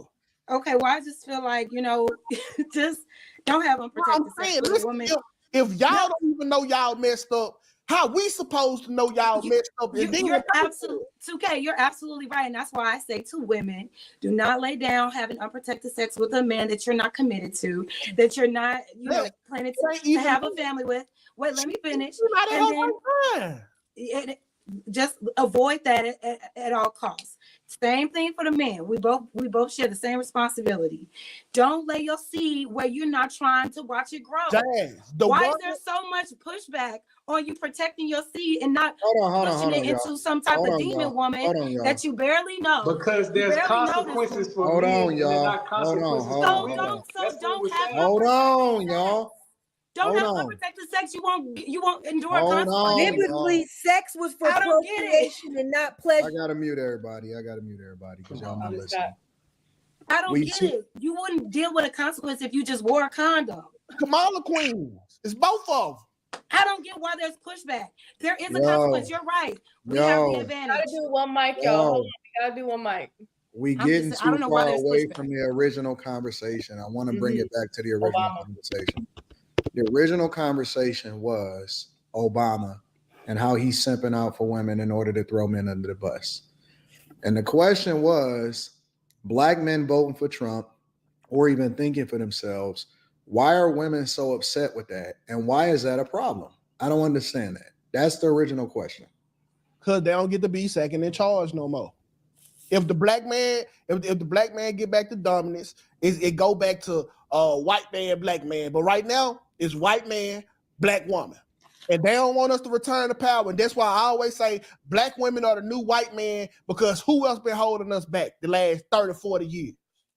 Who else been enslaving us financially? Huh? Y'all a lot of new white men. And I don't care. Say it, you don't got to believe me, but y'all know it. There's literally a book called The Black Woman's Secret Love. And it's talking about what we're talking about right now with the white man. But I mean, it's gonna go over your head. But the main issue is we're not on one accord with our sisters. Y'all think y'all know more than us. The ego come in. We don't want to pick sides or who's leading. She want to step in front of the gun. Look where we at. So, Mr. Savage, right. you're saying Yes, it's ma'am. not possible for a woman to be more intelligent than a man? Nobody's talking about intelligence. Well, you just said in your last statement What did I say? I that said she you want to thinks jump in she front of the gun? knows That's not everything. smart. So a woman can't know more than a man? Well, to be honest with you, that's not smart to want to jump in front of the gun when your man's right there. So I guess I don't know what you mean by on the intelligent part. But I don't know where I said I would jump in front of the You gun. said I that. said I You would said jump I up would at jump the in front same of him. time. I would jump up at the same time. You said it That in a means, true you know what that tone. means? You know what that I would means? jump up at the That same means you're time. challenging Same your time. man. Let's Hold go on, back hold to on. math. Same That time. means you are challenging your beta man that you have at home. No, it's not challenging. It's jumping up. It's like an automatic reaction because I'm not So no does he have punk-ass authority bitch. of your household? Does he have authority of your household? Yes, he does. So if he has authority, why are you jumping in front of him when he's trying to protect you? Because there's nothing wrong with me jumping up. That's the problem. You can't be who you are as the man in your situation and not And feel I want you to intimidated ask because every another other woman on can this either panel. be equal or Ask- greater. I want you That's to the ask- problem. I want you to y'all ask can't, any- y'all can't recognize greater in some women. I want you to can't ask every recognize woman on this Jamisha, panel Jamisha, who they'd rather Great be. or what? Jamisha, Great or what? Greater everything. I'm not gonna Great or break it what? down. In what way? Everything. In what way? Everything. Give me one example. I don't Give me have one to. I just example. did everything. Give me from an top to example. bottom. Give me one specific example. I don't have to give you an example of what greater is. Yes, you should, because you got okay. If you make $2 an hour and I make 10, I'm greater making money than you. But the interesting thing about that is the data say that y'all last. So how is that real? But in the data, is it 100%? Are all women last, or is it a percentage? Collectively, y'all are last. Yes. I'm not part of the collectively. You are a part of the collective. No, we're not. So you are part of the collective when it benefits you, but you're not a part of the collective. That sounds like what y'all do up here. No. When we want to use data and the statistics to actually substantiate it, y'all last when it comes to earning. Y'all the most enrolled in school, but the most in debt at the same time. Y'all pick trash ass degrees. Y'all the ones that ask for the most student loan forgiveness, and y'all want to sit here talking about how y'all better than who? When? Y'all, where? yes, we who? are. What? When? Where? Why? How? No, Y'all the least married. You're the least married. Come on, you're the most in debt. You're the ones that suffered. You're the ones that suffered the most when it came to getting laid off. You're the ones that suffered the most when it came to getting laid off from the pandemic. Y'all get more repossessions than any other demographic when it comes to per capita. So stop talking about it. I need you to drop wise, where do you were get the ones that got the most. You got kicked out when the rent moratorium was up. Y'all were the ones that was getting evicted. I don't even know where y'all get this information from. If we're so despicable, why are we always the topic of y'all conversation? Stop talking about it. Listen, she made a statement. She made a statement. We're so despicable. Leave us the fuck alone. She made a statement. Leave us alone, but yeah, you always need us on a panel. She made a statement. Yeah, you always need us for a headline. We so rubber, but you need us for content. You're Ain't no content. They want to start out emotional. Listen, y'all never want to admit when you wrong up here. Look, check it out. Y'all would not have the content y'all have if you weren't talking about Black women all the time. Shoot it up, Jazz. Shoot it up, Jazz. You get your biggest views. You get your biggest streams when you I are get my biggest Black views and my biggest streams on what? When you disrespect Black women. You sure about that? The hot topic of a lot of you manosphere red pill ass. No. Don't switch it up now. Where do I get the most of my views? Listen, what I'm saying is this. I'm gonna just tell you, even you YouTube cannot have a stream if you're not talking YouTube about punishes me when I talk about Black women because YouTube pay the least when I have a conversation about y'all. That's a fact. Yeah, right. YouTube pay the least. So why do you talk about her impression? I make the least amount of money when I'm talking about y'all. You're not making no money about talking about us yet. You I'm positive. Talk about us every single week. No, you know I'm but right. yeah, you talk about us. Why are you talking about us every single week then if you're not making no money? Now listen. Look, Anton, what do you mean? Anton get paid more to talk about politics when you ain't making no money talking about us. No, let them talk. 2K, listen. Y'all don't know. 2K, hold on. One mic. In this instance, this is where we let them talk. This is where we let them talk because they don't even know. So go ahead, tell us what we make based on. No, listen, you just told us that you don't make no money discussing Black women yet. But I make the least amount of money. The least amount, but yet the least amount. Yeah, we are the hot topic every single week. My thing is, if we're so despicable, I haven't even talked about y'all until we get on. If we're so despicable, I don't even talk about y'all until we get on the panels. If you look at look at my last 100 videos. I haven't even look at my last 100 videos. You have a panel every week. Every day. So y'all want to get into it? Okay. 2 weeks ago, you did Trump versus Kamala. Hold on. Listen, nobody can hear us if everybody is talking at the same time. I'm gonna let y'all have it. I'm gonna let y'all say everything that y'all want to say. No, you got it. Oh, now see, this is the rebelliousness of Black women: is that when you finally start to say, "I'm gonna let you speak after I speak," let's have some control. Then we got it. Look, you can't even let me talk. You talking while I'm talking. You're right. I'm sorry. You know what's so funny? Be sorry, be careful. I sent Q on a mission a couple weeks ago to find me some more intelligent women to even be able to talk. Because when we talk about subjects outside of dick and pussy, y'all be mute as fuck. And look, and I'm not saying y'all on an individual basis, but I'm saying that when we start to broach the subjects of intelligent conversation, and I've been purposely diversifying the content that we talk about outside of relationships on this platform, motherfuckers be silent. I got so aggravated and disgusted in Q. If I'm lying, I'm flying. I said, y'all gonna have to get some more intelligent people to have more conversation that got a broader spectrum of conversation. The reason why we talk so much Maybe about we should all leave then. the reason why we talk No, he said he likes on Listen, here. Maybe we should just go. It don't fucking matter. The show goes on whether you hear or not. I'm gonna cook up on my. Listen, I could Why do you a solo screaming? show. Listen, here's the facts. Why are you yelling? I can shut this shit down right now and do a solo show for 3 hours, and I will have 5,000-6,000 people in here. It don't fucking matter. I know that. I do this because I enjoy it. I like having conversations. but you I like basically- debating. So don't get offended because you wasn't even here the time that I told Q to find better people. Yeah, y'all weren't This here. ain't even but got you nothing to guys do with talked you. to y'all. This But don't you even got said it nothing to right. do with you. So stop taking it personal. What Yeah, I'm like saying that. is that it's easier to have conversations with people because I know that most people have experienced relationships. So we have to add it in there in order to make sure that we get everybody involved. But when we start to have more intelligent conversations, most of the time, women shut the fuck up because they don't even know how to have that type of conversation. Well, not this So time. if you want to talk about women and all of this type of shit, listen, I don't want to get associated. I can't tell people how to slot me. But the reality is, y'all don't know what the fuck y'all talking about when I'm talking about women in general. Y'all don't even be knowing what the fuck y'all talking about half the time. And y'all ain't even equipped to have these type of conversations with most men. That's the truth. But not Anything- when you look at most female content creators outside of Candace fucking Owens and Megan Kelly or something, the big ones, most of them only can talk about dick and pussy. They can't even have no intelligent conversation. Ask them something about SpaceX. Ask them something about the latest investments. They shut the fuck up. You don't even see no female real content creators when it comes to money because they don't know shit. That's a fact. So we gotta include dick and pussy because y'all would be silent as fuck and y'all wouldn't even have nothing to talk about. Y'all all want to be fucking Tasha K and gossip. That's what we don't know. But you're not talking Well, about I think now you're going to the other extreme, Anton. Yeah, because No, I'm not. I'm telling the you're truth. not talking about us, so We're not talking I'm not about talking about specifically y'all on this panel. Oh, okay, so then let's keep talking intelligently then if it ain't us. Well, I am talking intelligently. You made the comment and you said, why we always talking about black women? We don't give a fuck about black women by itself, but y'all make yourself the topic of conversation when y'all keep having unprotected sex, having kids out of wedlock, and then complaining on TikTok. It's easy. It's easy fruit. It's low hanging fruit. Okay, well, I guess there's that. All right, we should get into the super chat. Yeah, I mean, it's the truth. We just took the whole entire.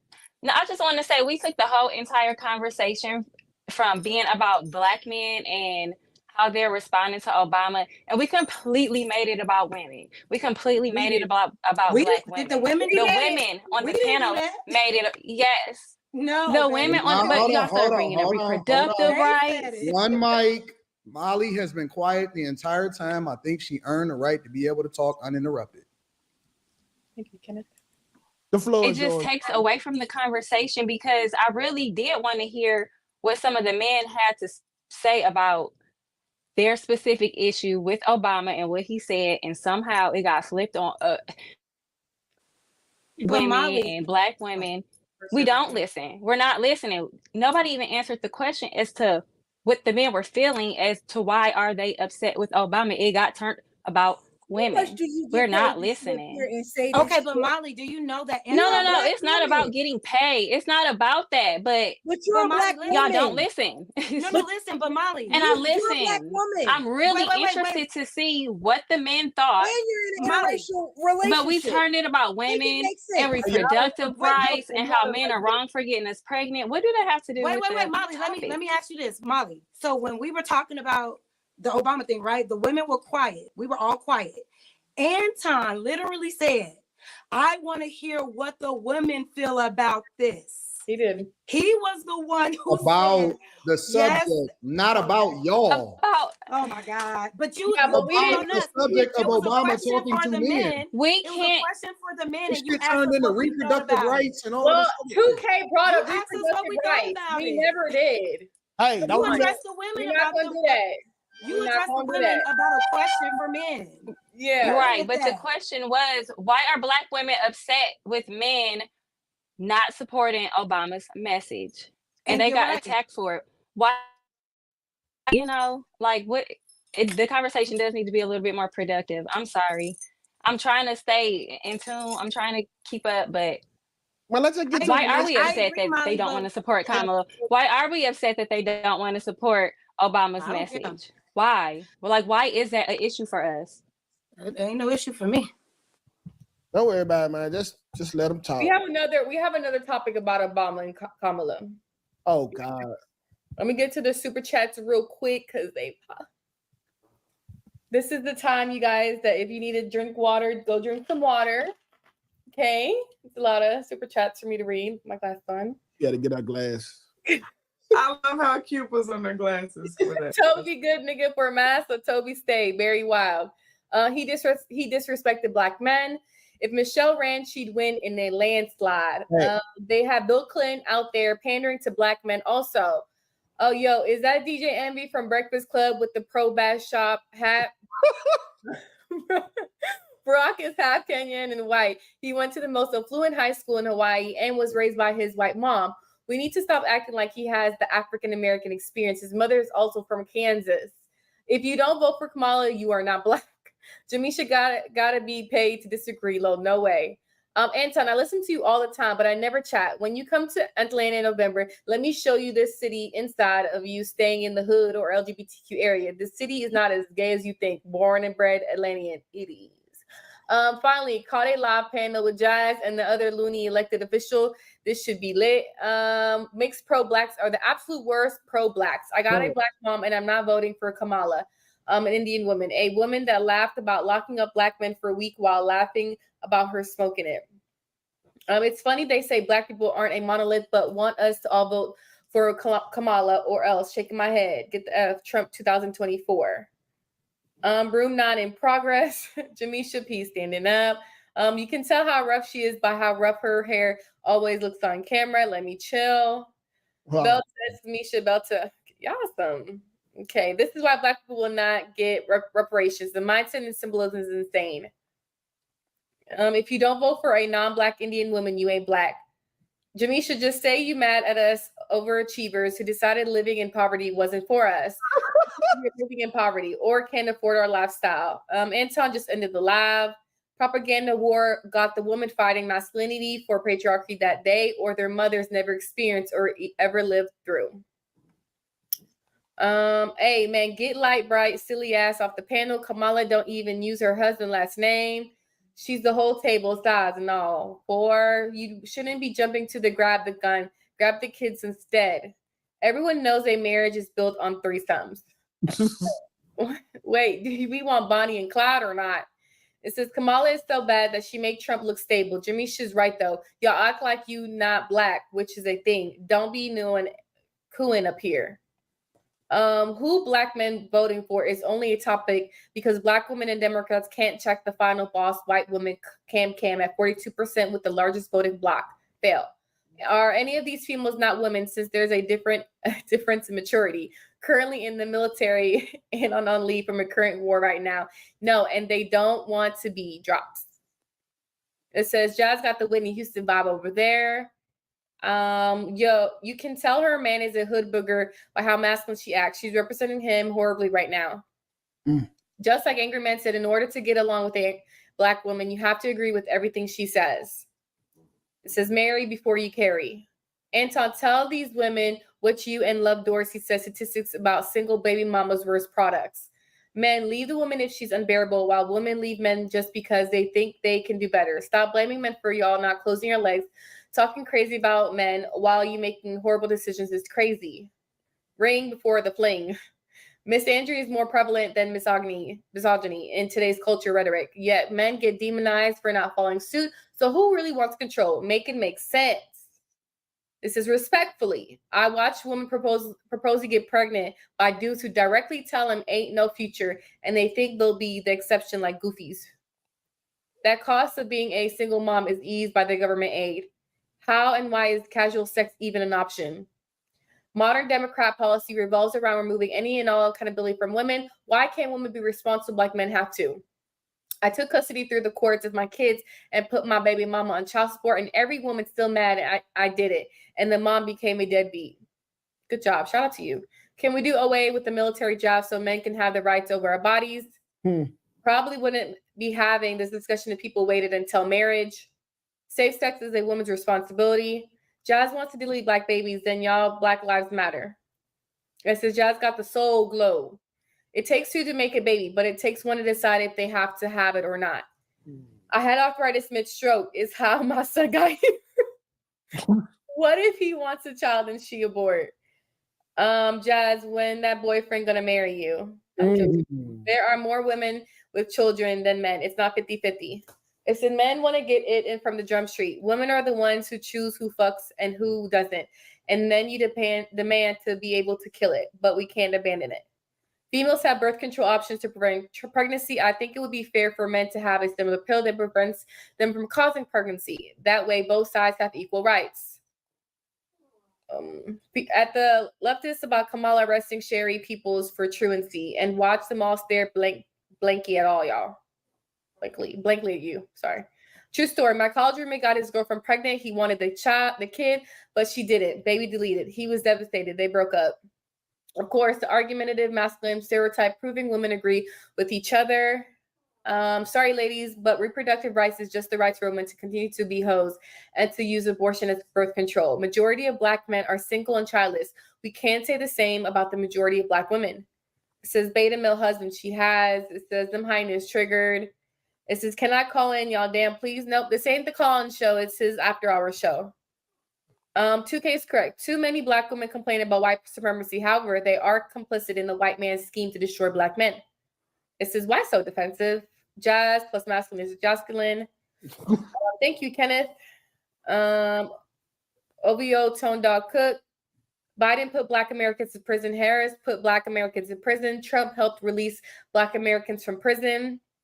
We're almost done, y'all. Molly, a stepfoot wife, no real substance. The women whose names start with J really hate Molly. Oh, you can't read her name? Jazz and Jamisha are becoming Kay and Kayla. No, far from it. If Jazz and Jamisha let Molly finish, I'll send an additional $20. Since I want to hear the Black woman on the panel talk about SpaceX and all the new tech Elon has been releasing. Where did Nasal just send a ship to? Ghetto asked 2K making great points tonight. Regardless of how the combo turned, Anton asked y'all about Barry, and it still was flipped. It says these women have the spirit of Lilith, the original woman who refused to obey Adam. Obama needs to talk to his people and not Black men, and his people have a hole in June. It says we don't support Obama because we don't want to. It says reincarnation, Kayla plus Kayla 2.0 Jen. No, they're far from them. The Black American man is the only group of males on the earth whose mamas, grandmama, and TTs feel the need to scold them over voting. I doubt Black men in Africa have to deal with that nonsense. Molly for the win with the question. Back on topic. La Yachty showing no sabo, nothing but big. Hey, Anton. DeSantis changed Florida alimony laws in 2023 in state office, and he didn't do it for my vote. He did it for my heart. Kamala is in office. It says it don't matter if you upset over it. We're not voting for her. So upset about Kamala, but nobody tripped over Hillary losing, so don't trip over Kamala. I'm so glad of your education and breaking everything down. I'm a mixed race and never looked at the color of one's skin. I hope exposing the Democrats will unite us like we chose. Man, why he gotta be looking like that in light skin, man? Come on, bro. Yeah, that is a for sure light skin pose. Let me go back to it. Man, that nigga freaky as hell. Hey. The stats, just look around the community. We're almost done, y'all. Cynthia G thought she built a table on YouTube. Where is that table now? Where's that table now? She's on welfare. It had weak legs and fell out to the floor. Didn't know she was on welfare. That's crazy. And shout out to everybody that sent super chats. We appreciate you guys. Please be nice. Do not come for anybody's spouse. We don't allow that here. Make sure you hit the like button, share with your little partners, your little group chats and all that. So we're going to go to the next topic, okay? This is Kamala addressing what Obama has said, and here's a little clip. Obviously, we're walking into a week where, you've been talking about really encouraging Black men specifically to get out and vote. And I do want to talk to that. President Barack Obama, he was campaigning for you in Pittsburgh. He said, it makes me think you aren't just feeling the idea of having a woman as a president. You're coming up with other alternatives and other reasons for that. We have not seen the same kind of energy and turnout in all corners of our neighborhoods and community as we saw when I was running. Former Ohio State Senator Nina Turner, she came out on CNN and said, why are you, putting Black men up against the wall and pressuring them into something that possibly, they don't want to do if they want to vote for you or not. So my question to you is, do you think that what President Obama said was the right thing to say? Let me tell you, I am very proud to have the support of President Obama, and that he is out traveling to talk with voters about what is at stake in this election. I'm very proud to have his support. What is also important is, one, to understand, like as I said, I intend to earn the vote of everyone, including black men. Two, pay attention to everything that President Obama talked about, because he also talked about at length the danger of Donald Trump. Man, why they keep interviewing? Like, they always got some kind of sassy black man. Man, Why can't you just answer? What would have been so wrong with just saying? But even outside the answer, like I'm getting, as black man can't get, we can't get past. We can't. I know, but as black man can get past the point that you got is always some kind of zesty or some kind of black man. They're not really showing us. Get a real black man going to interview her. No, that's a fact. You know what? Crazy. That's a good point. But that 60 Minutes interview though, that was a That's an true older black man, and he already don't like. But that's an older black man too. And he's still kind of swaying towards. Ask somebody who's 35, 45. Yeah. No ass, no. Come on, that made me mad even seeing that right there, man. That's crazy. You think she's trying to hit a different target market? You think, with these shows or trying to... It's not a true representation of us. I'm sorry. It's not a true representation of the black men that I'm around. I agree.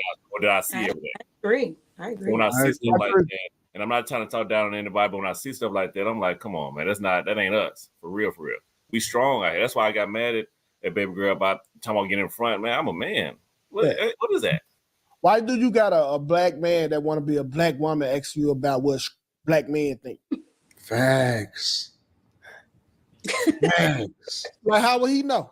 But either way, he's still a black man. But and he still asked the question, and she still could have taken the opportunity to be honest if she didn't agree with how he presented it, or if she did. And considering the fact that she's trying to earn black men's votes, I think that would have been an opportunity to try and earn it by saying, you know what? I think that Obama, I get fluffing it. So, okay, he was passionate and he misstated a couple of things, but that's not how I would have presented it. I think maybe she would have hooked a few people if she would have at least been direct in her response. But, well, did you hear what he said about Trump? Well, I'm so appreciative. Nope, you're still playing the game. She's so busy trying to be real, she don't know how to be real. Exactly. So when she get asked a question like that, she gonna tap dance around it and just stand on what she's taught to stand on type shit. Like none of this shit is real. You know which to me says that you really are not trying to get the black man's vote, because I think it's fair to say that they would appreciate you just shooting from the hip, just talking direct. Yeah. So talk direct. Don't give me all this other stuff. Karen, it's over. All right, like as a black man and you being a new chick, we only gonna give you 2 times to lie to us. All right, not even 3. So once you lie in our face twice, everything else after that is she a liar, and we gonna take it with a grain of salt. Like the black man as a whole don't trust nothing that come out of her mouth. Which is more the reason why I think she should have taken the opportunity to just be direct. It don't matter, man. Cause it's just too late for her, bro. She done told too many lies. My grandma always tell me the truth is simple, the lies complex. So when she start dancing around answers, it's not a simple answer. She lying. Get out of my face. Well, okay, so I agree with that, but I have a question. Because I be watching Trump too. Do you think he does the same thing? If you watch around questions. So listen, I watched Trump on what's the white dude show, Flagrant. Like Andrew Schultz. I watched him on Andrew Schultz show, right? Mm-hmm. So this how honest Trump was. One time they asked him a question about who they think shot him, and he was trying to dance around the question. And then they asked him about it. He was like, man, I'm trying to dance around the question. Can y'all get with me? Like, he was honest about lying right there in the moment. Well, and a lot of dudes relate to that. Like, you caught me, but I'm still trying to dance around this. And so, like, we can relate to somebody who trying to lie, and then he tell you, like, I'm trying to lie so I can get around it. We'll relate with that more than you blatantly study lying to us. The one thing that you can't criticize Trump or JD Vance about is this whole campaign they've been pulling up to the ops. They done pulled up to CNN, They didn't pull it up to ABC. They didn't pull it up to all the National Association of Black Journalists before Kamala Harris even thought about pulling up. And regardless of whether you like their answers or you agree with them, you can't disagree with the fact that they willing to face unscripted questions and they gonna just deal with however they gonna deal with it. And the thing that men like is we just like somebody to just be 100, just be real. Like, just be authentically you. Even if we don't agree with you, all right, so you know what? We don't agree on this, but we gonna get this money together. Well, we don't necessarily align on this, but we know we gotta close off our borders because they fucking up both of our what we got going on at the same time. I don't have to agree 100% with everything that you say because I don't agree 100% with anything that anybody says. But I need to know that you're not a fucking chameleon. And that's why that man keeps. I don't like pandering. I just want to know the real. That's it. Just keep it 100 so I can make an informed decision of whether or not this is going to be best for me, or we can align on this, or we need to just completely part and go our separate ways, but I can still respect you. I don't respect her at all. I know she a panderer. I know she, you know what I'm saying? I know that she capping. Let's be real. Just a few months ago, she was unwilling to even acknowledge or answer the question about whether she was Black in the first place. Now she's talking about how she's trying to earn Black men's votes. When they asked her a question a little while ago, because I got the memory of an elephant, about if she would do anything specifically for Black people, she specifically dodged the question and said no. So now all of a sudden she's earning our vote because she realized that she's losing in the polls. So that just tells me that you never had an economic agenda in the first place and you just trying to pivot so that you can maintain power. That's not authentic to me. And for people to still be able to justify that they voting for her based off of identity politics and not based off of authenticity at the very least is weird to me. Personally, it's just weird to me. I can't rock with it. I was just going to say a couple of weeks ago, there was something that JD Vance had said. I can't remember what it was, but Trump was doing an interview and they asked him about it. Like, JD Vance said this, and he said something to the effect of, I'm not sure about the context that he was like talking, but like, that's not my stance. This is my stance. And I'm paraphrasing, but to your point, I have heard him address the conflicted things that Vance has said. And then I've also heard Vance address some of the stuff that Trump has said. I've heard RFK address some of the stuff that Trump is like, I've heard everybody minus Kamala, like have a different view from somebody who's technically on their team. Yeah. So, and I'm not saying, listen, Trump says stuff that's all over the place sometimes, in my opinion, too. So I'm not saying that everything Trump says I understand or agree with per se. But one thing that I do trust is that he's going to show up as him. He's not going to try to filter because he's afraid that you might hear his real thought. In fact, I think that's sometimes what has gotten him in trouble is his real thought comes out. No. They think that that's got him in trouble. What is done? The perception of trouble in terms It's endeared him to us, because one thing that I think that's missing in this election outside of him and JD Vance and prior to him was masculinity. We haven't seen that. All we've been seeing is pandering for a long fucking time. And we tired of these sassy motherfuckers keep on jumping up on the screen. Dog, when I seen Lori Lightfoot get elected and now she in the LGBTQ Hall of Fame, I said, what the fuck is happening, bro? That's insane. That is absolutely insane. When I look at Brandon Johnson's mohawk, it angers me. It absolutely angers me. Again, y'all not gonna do my brother up here like that, but carry on. Yes, I am. He's the worst. What's wrong with him having? That's him being authentic. What's wrong with that? Y'all have so much about everything. He can't have like that. Who is the guy? Let me Google him. Brandon. He's Brandon the mayor Johnson. of Baltimore. Yeah, I'm looking. No, we're not even talking about. I'm not even talking about him. I said Brandon Johnson.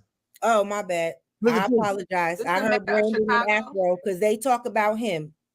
I said Brandon Johnson in Chicago, Mayor of Mohawk. Oh, you did? My bad. I wasn't paying attention. Pull him up. Pull him up anyway. Who?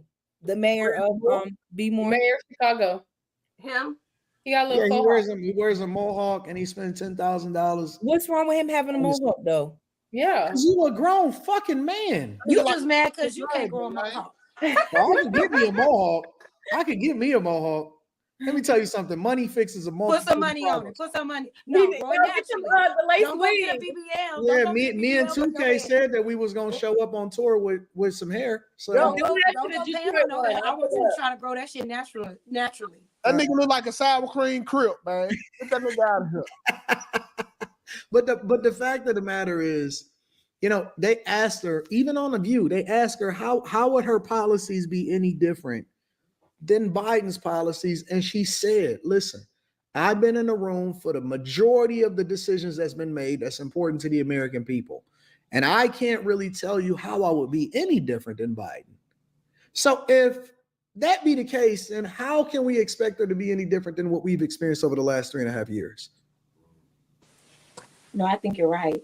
I did have a question though. Maybe Jamisha can answer this, because a lot of times you hear people saying, well, she had 4 years to do such and such. She was already in the White House, in the administration. Why didn't she implement any of these policies, or at least try? And then you would get hit with, well, she's just the vice president. My question is, what exactly is the vice president? And please, I only know what I know. And all I know is that I know nothing. So I want to absorb the right information. I want to absorb the right information, right? It's, no, it is. Okay, it's okay. No, but I really would like to know, because she's coming up with all of these things now. She was so quiet during her run with the administration. What is the vice president able to do when it comes to certain policies that can positively affect certain communities? That's my question to you, Jamisha. What can the vice president actually do, as to why we're questioning now why she's doing it now and she couldn't do it then? I really appreciate you, Jazz, but I would like for other people to look up and research what a vice president does.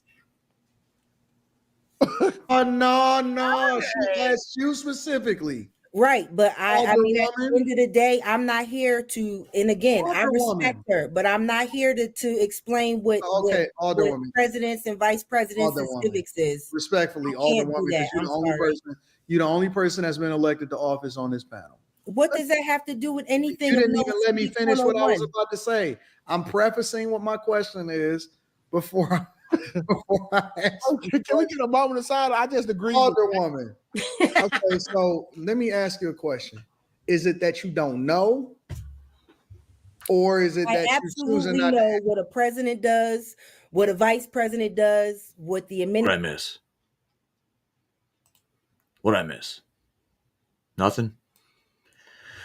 All right, good. So let's check this out.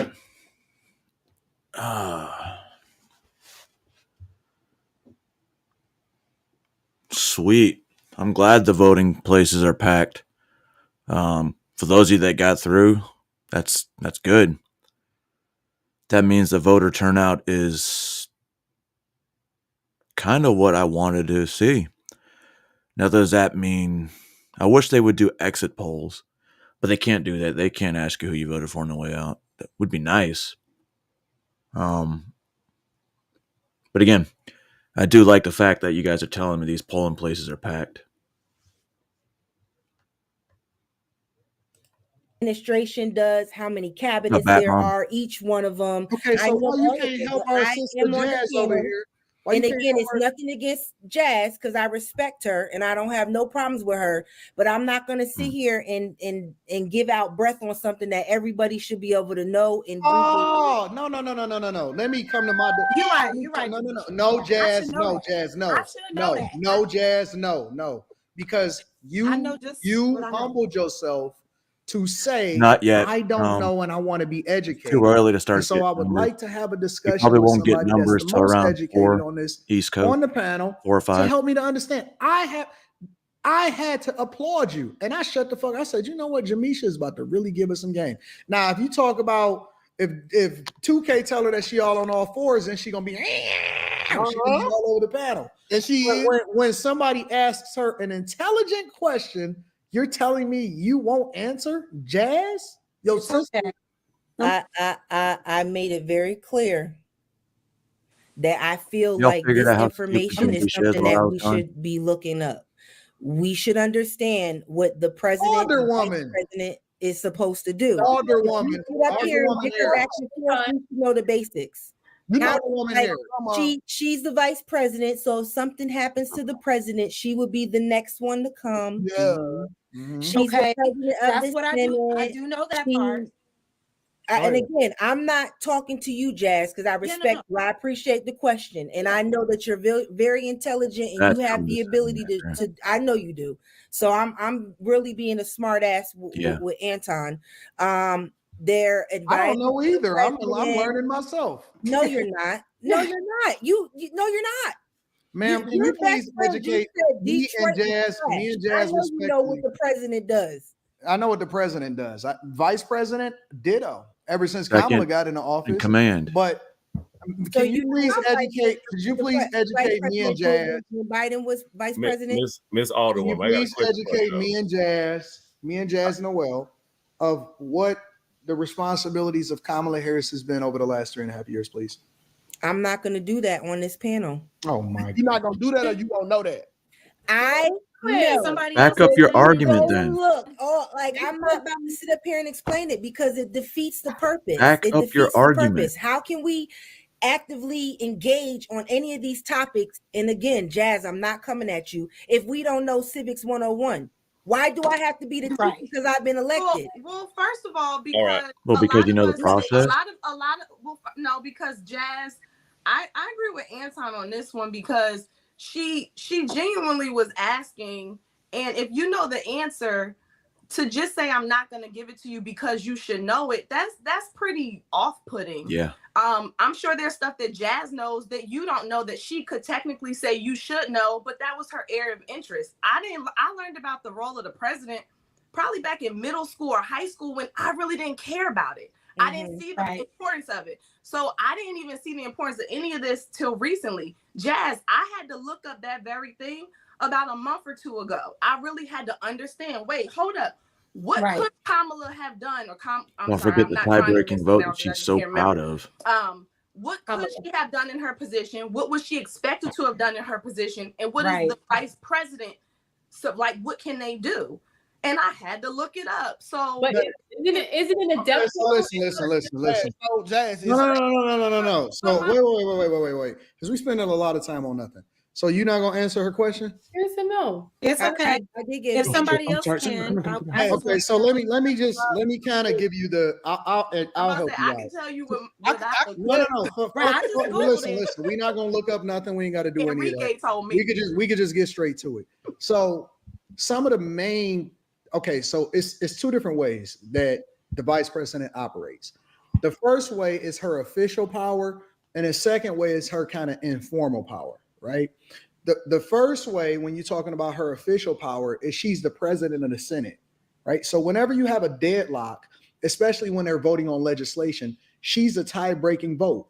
So for Kamala Harris in particular, when we talked about the inflation and the infrastructure deal and all of that stuff, and when they were deadlocked inside of our legislative branches, she was the tie-breaking vote that then determined what happened to push legislation through or to pull it back that ultimately landed on Biden's desk. Okay, Couldn't have that's the fucking number one explained thing. that there, Jazz. The number two thing, if you go back Who to the like fuck name is Pence, for example, and remember when they were having a lot of back and forth on the 2020 election, and they were trying to figure out, or they were battling about whether or not the election was stolen or not.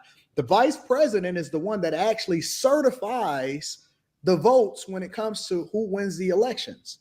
So one of the reasons why it was so much Stop back fucking and forth clapping when you could have between explained that. the president and or the incumbent and whether or not Trump lost or not is because Mike Pence was the one that actually certified the vote. So those are some of the formal powers Bro, of the vice president of the United States of imagine America. being the vice president, right? Named Kamala Harris. and you have to certify the vote for the guy that just beat you by a landslide. Informally, though, they then basically serve as a figurehead and their delegated responsibility from the President of the United States of America, because he can't be in all places Second at in one time. command. So, for example, that's why they say she was the border czar, because one of the first things that Biden tasked her with was to solve for the issues that was happening at the border, because Biden himself said that when he won president, he would never, ever build another inch of border wall. And then the border started to be open. So he anointed her as the border czar to solve for the fundamental problems as to why the border, or why migrants was coming into the border as a result of it, which is why people hang that on her head and say you never solved for the problems and you never got the resolution to it, because unofficially, she was the border czar.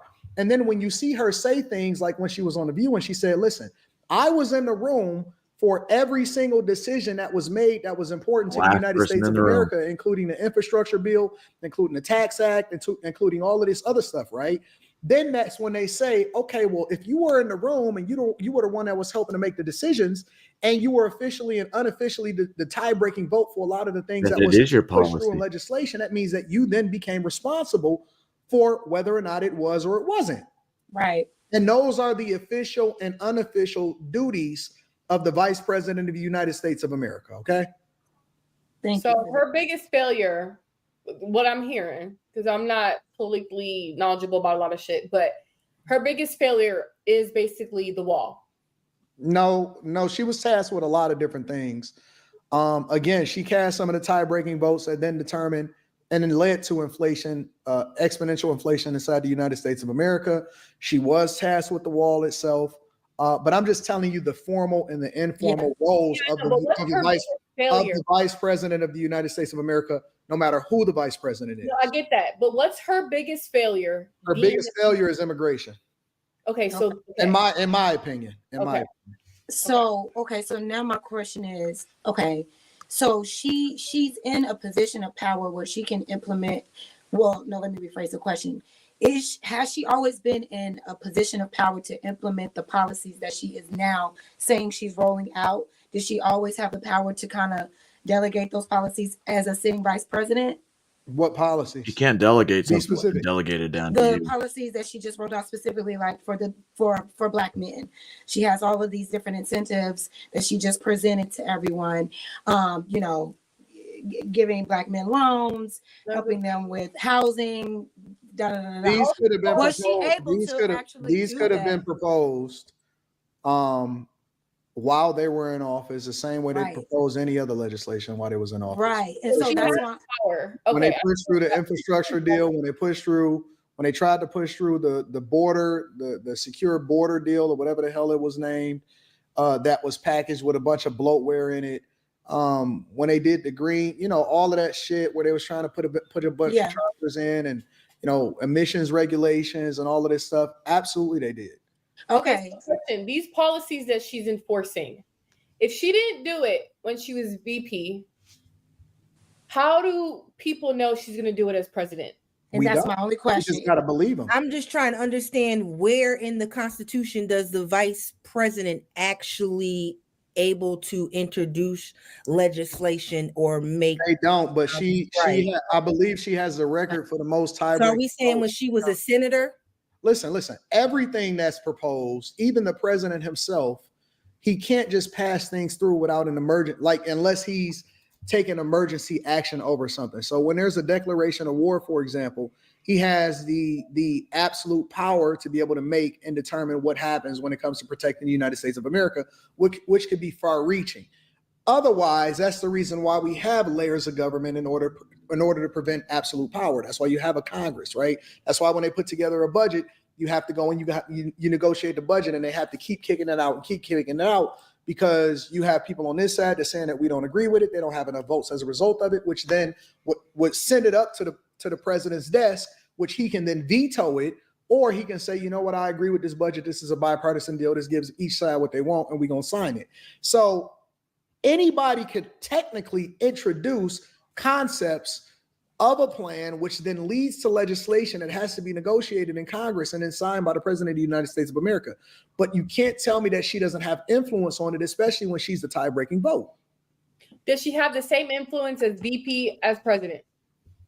No, nobody does. Hey, quick question. The president doesn't have the same type of influence as a Speaker of the House. Quick question. All of them have. Watch Schoolhouse Rock. All of them have What? All of Oh, them have Schoolhouse voices Rock. in their respective fields to determine Oh, what should Schoolhouse and Rock. shouldn't happen. But at the same time, we don't hear anything. I'm a from hand her in and the the things womb and that she have a was little tasked with, baby. They failed miserably. Do So y'all let me just- ever talk the about the magic Congress people number. that you don't elect? Like, do we all understand that Congress? Do we know what They the do. But that Congress is one of the does? reasons why Why is it always that Trump or Biden or Obama or it is Kamala? one of the What are we reasons gonna But they're talk the about what fucking Congress does and figurehead. don't do? it is one of the reasons why they kicked Biden out from running this race, because they felt like down ballot, it would affect everybody else that was on that ballot, especially different Congress members, the judges, because when most people go to the polls, it is a proven fact that they either select one side or they select the other side. They either vote Democrat all the way down or they select Republican and vote all the way down, because most people are uninformed voters. And then they have to go through and they vote on the different millages and things like that. But the point is that it's not just about that. And the reason why the national election is the most important is because it's the one that affects what happens on one side of the aisle or the other side of the aisle, all the way down to your local politics across the board. Jamisha, again, an area where I had to literally unplug myself. Growing up, I'm about to fucking run for office. I'm tired of it. growing up, Me my too. father was a campaign manager of a city councilman, a mayor. Like we handed out flyers. We were doing all of this stuff in politics and didn't really know. I didn't know he did what I was doing, and it was a part of the saying like, vote Roe B. So I was trained to just vote down the line. It wasn't until I started voting down here in North Carolina that I was like, wait, let me really pay attention to who is on each line. I really only focused on who was at the top of the ballot. North Carolina's and would just flipping go red down. today. But that was my ignorance. That was my training. I had to break away from that. So now to your point, yeah, I had to learn who's in my county, my town, the like even down here in North Carolina, the layout of the Right. of the city You're is in North different than Carolina. Jersey. You're in North Carolina. So I'm probably assuming incorrectly, but based on you being on this platform and some of the things you say, I'm assuming you're voting for Mark Robinson. Yeah, I would. I'm still trying to understand Mark Robinson.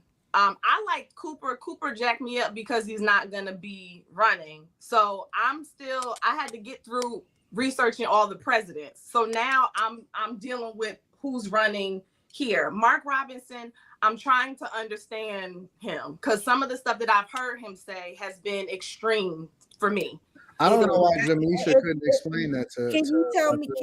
Thank you, Anton. What area you are in? Are you close to like a major city? Yeah, I'm in Wake County. So okay. You right up the street from me. Okay. So on some real when it comes to North Carolina, where I currently reside, definitely look up Josh Stein. That's a good friend of mine. He's running. He's the opposite of who's running. He is the Democratic Party nominee. But I'll say this: I never believe in down ballot. I don't believe that you have to vote your party. I believe that you should do your due diligence on all the candidates on all levels in every part of the election school board and make the right choice. I've voted in Republicans. I've helped Republicans get in. That's not to fair, different Jamisha. positions. That's Yes, not it fair, is Jamisha. fair because It's not fair. you know who I am. It's Anyway, not fair, Jamisha. Anyways, as I was saying, It's so not fair. anyone It's that not is fair. watching, Because you please can't then give us your opinion on how people are supposed to vote when you wasn't even going to explain to us what the basic principles and how the vice president was you can't supposed to elect work. me to be the person to explain civics 101. And again, it's Well, not you're a the person disrespect in to government. Jazz. But I'm not about to sit up here You're the and explain SME. stuff because if we have these conversations about politics, I'm under the assumption, and guess I must be slow, is Yeah. that when I'm sitting up here, I'm assuming that we all understand No, can do no, what you they can't assume. She don't- said, she explained that she was humbling coming to us asking for insight so she can get better understanding. Damn, So you don't have Jamisha. to assume she already You don't want to fucking educate people when you supposedly are the subject matter expert. Then what's that say about you? What's that say about you? You want to keep knowledge to yourself? That's the kind of leader I want. So why would I be the one to have to answer that question? Because you're supposed to be the one that's the most that well doesn't versed. mean I have to educate everybody. And that does not assume that I don't know me an anything. economic question and they say, Anton, you know what I'm saying? I just need this insight or whatever, because there are no dumb questions. That's the honest to God truth. I agree. If somebody asks me a question and I'm the best suited to answer it, I can't say, well, you know what? I expected everybody. I think that number's a little high right here, Bat Mom. I would say, let's see, top row, have an IQ. Now, Trucker Hat down here, I don't know so much about.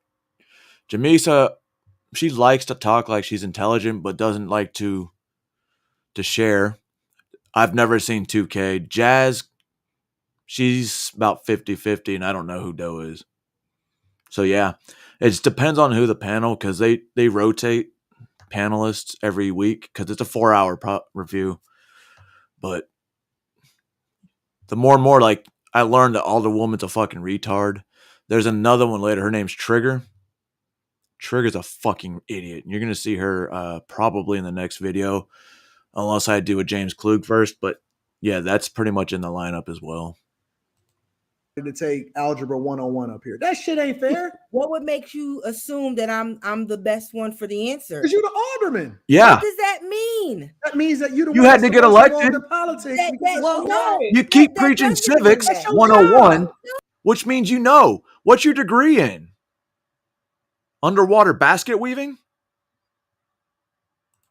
Well, let me be clear. I honestly was, when I read what the topics were tonight, I honestly had that question for you specifically because you are very knowledgeable about the Democratic Man, Party, he came to who you does what, etc. asking for And answers. I am one of those people that are like, well, if she could have done it before, why should we trust that she's going to do it now? And so I thought maybe because you had a very clear understanding of that you can break that down to me, because I didn't know. I'm like, well, maybe she didn't have the kind of power to do so, but we've all just aldermen think they better than the rest of us. They do. Democratic Party. Aldermen think they better than the rest of us. No, I don't think it's that. I can't hear Jazz was trying to throw you the alley hoops, so you. Well, I also on low key, Jazz. I thought it was a setup too, because I don't trust I don't trust nobody on this panel. Wow. But Q. I feel you, but I was not trying to set you up for real, because I don't need to do that. Like well, somebody setting you up by asking you what are the powers of the vice president. And I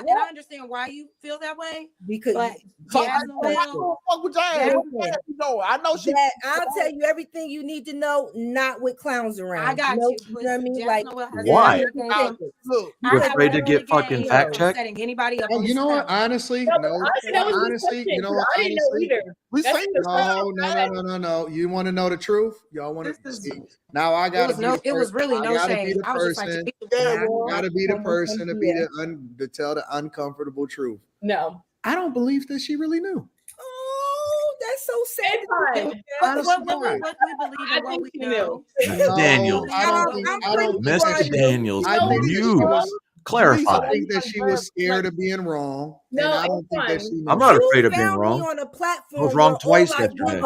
About politics. It's rare, but yeah. My name in Google. Listen. My I resume. realize I'm a fucking chameleon. Dude, I look like a fucking redneck. I don't believe even a little bit that you knew all of the. I think that you knew some, but I don't think that you knew how to communicate it effectively. And I that's why you absolutely can. that's why you I opted don't out. trust her. Listen, I anybody opted out for the main reason of I'm You not thought she was being set up. on here. Of course, And they two, always I it's didn't know always if a it was setup. a setup to try and prove Setup something. of But what? at the end of the Hell day, no. I know about Setup of politics. what? I don't have to prove that. But I'm gonna Setup say of what? this though. I'm gonna say this. Jamisha already explained that in another panel we was on. Thank you, Queen. Jasmine wasn't Listen. here. I don't. Jasmine Listen. wasn't I here. don't believe I That's why I got said that it's memory nothing now. against you, Jasmine. You a when beautiful it comes to black Q woman. on these Monday You're night beautiful as panels, well. It's no in shame. order to support her friends, I don't believe Q either That's Oh my fine. goodness. You didn't at do all. that. Listen So to I what have no reason. It is no setup question that can come along with, can you explain what the roles of the vice president of the United States? That is not a On this setup at panel, all. absolutely. You seek How? out people What that could have support possibly went Democratic wrong? Party What could because have possibly you like went trying wrong? to get people caught up for clickbait. Come on. It wasn't even my question. I just told you Say that whatever you I want know here. it was a Well, setup. not setup She's question been that a not comes part whatever of you it. want. Give me That no. This is not- You were gonna say that, huh? Mm-hmm. Get your juices flowing. Did I? Any scenario where that could be a setup question. I literally just told you. Did Jameis, you hear me? This Go is ahead, her I'm first time listening. on the panel with Your Jasmine. platform is a setup for anybody that comes in here and talks about anything other than your I don't God. believe that you Trump. all the way knew. I just honestly don't. Who I is Mr. think that?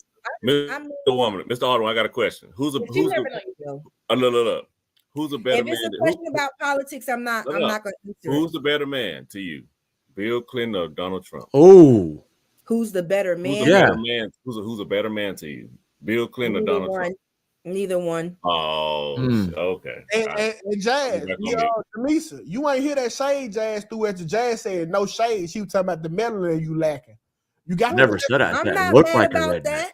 Then I You take did my not hat say off. that. Don't listen to Like, TJ. none of that stuff that be all the If I extra dirty up my stuff in face, the I look comments. like a I laugh beaner. at this because I know who I am as a woman, and nothing Wait, what you mean? today, You last week, or anything is gonna affect me.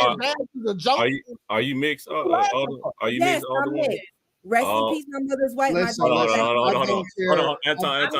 It makes perfect sense now. It makes perfect sense now. Wait, I'm white too. What does that mean? It makes perfect sense. I Oh, don't no, care what Wait, can I don't get up care on this what the panel then? setup is. If you ask me a question, Oh, here I'm we gonna go. substantiate my argument. Listen, you can't catch me up on the truth. It just is what it is. So I ain't never gonna be afraid to say what I think. It's okay. She Again, doesn't there's trust. nothing that you can say make me feel any type of way. I know what I know, and Well, I know. it don't matter. Oh, listen. easily If you see catch somebody capping, right? Knew it. They're never going to willingly admit that they was capping. So of course they always gonna say it ain't gonna Knew it. matter to me. Like that's a normal response. Like if you catch somebody up or you make somebody look crazy or they didn't know something, it's not like they're ever gonna come back and say, you know what, I really didn't know about it. They're gonna die with the lie. It just is what it is. So we can just rock out. But I'm gonna say this to Jasmine's point. I agree. Like I don't know. So her questions is what I've been having in my head. Like, okay, if she's been VP and some of the stuff hasn't changed, right? Or the same thing she's professing when she was VP is she's professing now. Yeah, now she is said she gonna make she a big impact? She wouldn't change anything. Because if she But didn't,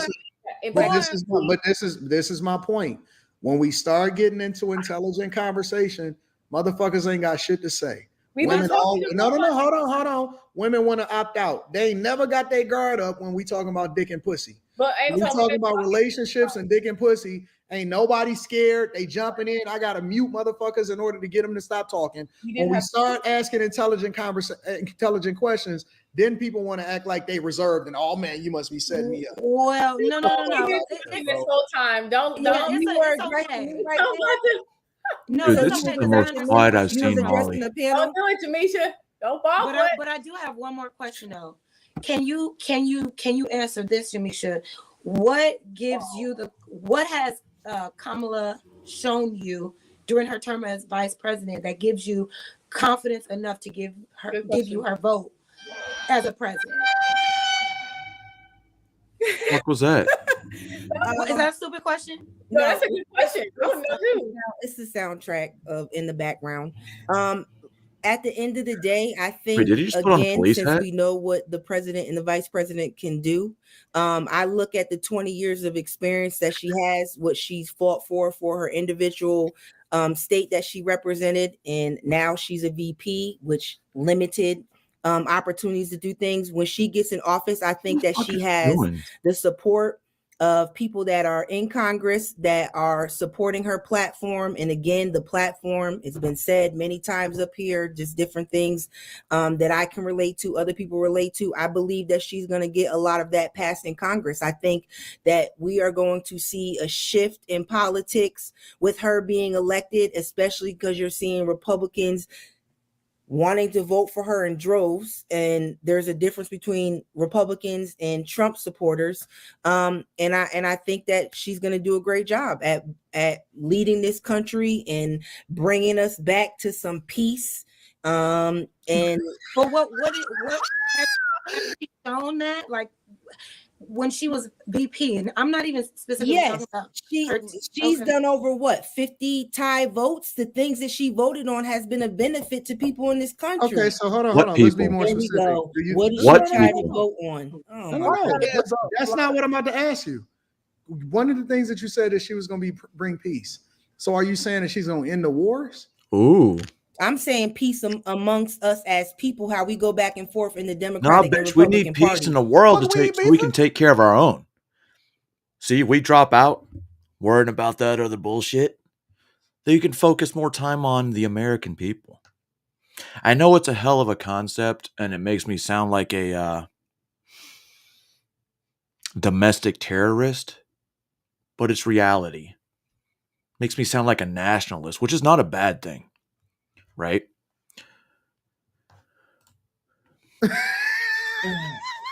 So she's not. So wait. What impact do you think that she's going to bat make mom. when it comes? I literally just explained it. I'm sorry, I didn't finish my question. Let's see. Well, you're not talking to me. You're talking to the crowd. That's not I didn't finish my question. I didn't finish my question. I lock her up. What the heck? Oh shit! Donald Trump went up to 58% on the betting. Police officer. I don't know. I guess I just wanted to hear, like, when she was, while she was VP, she did and done. Right now, this makes betting me thing, feel like Akashi, I give her my vote as president. 76% saying Kamala's going to get the popular vote. Whether or not that's true, let me see what the odds are on that.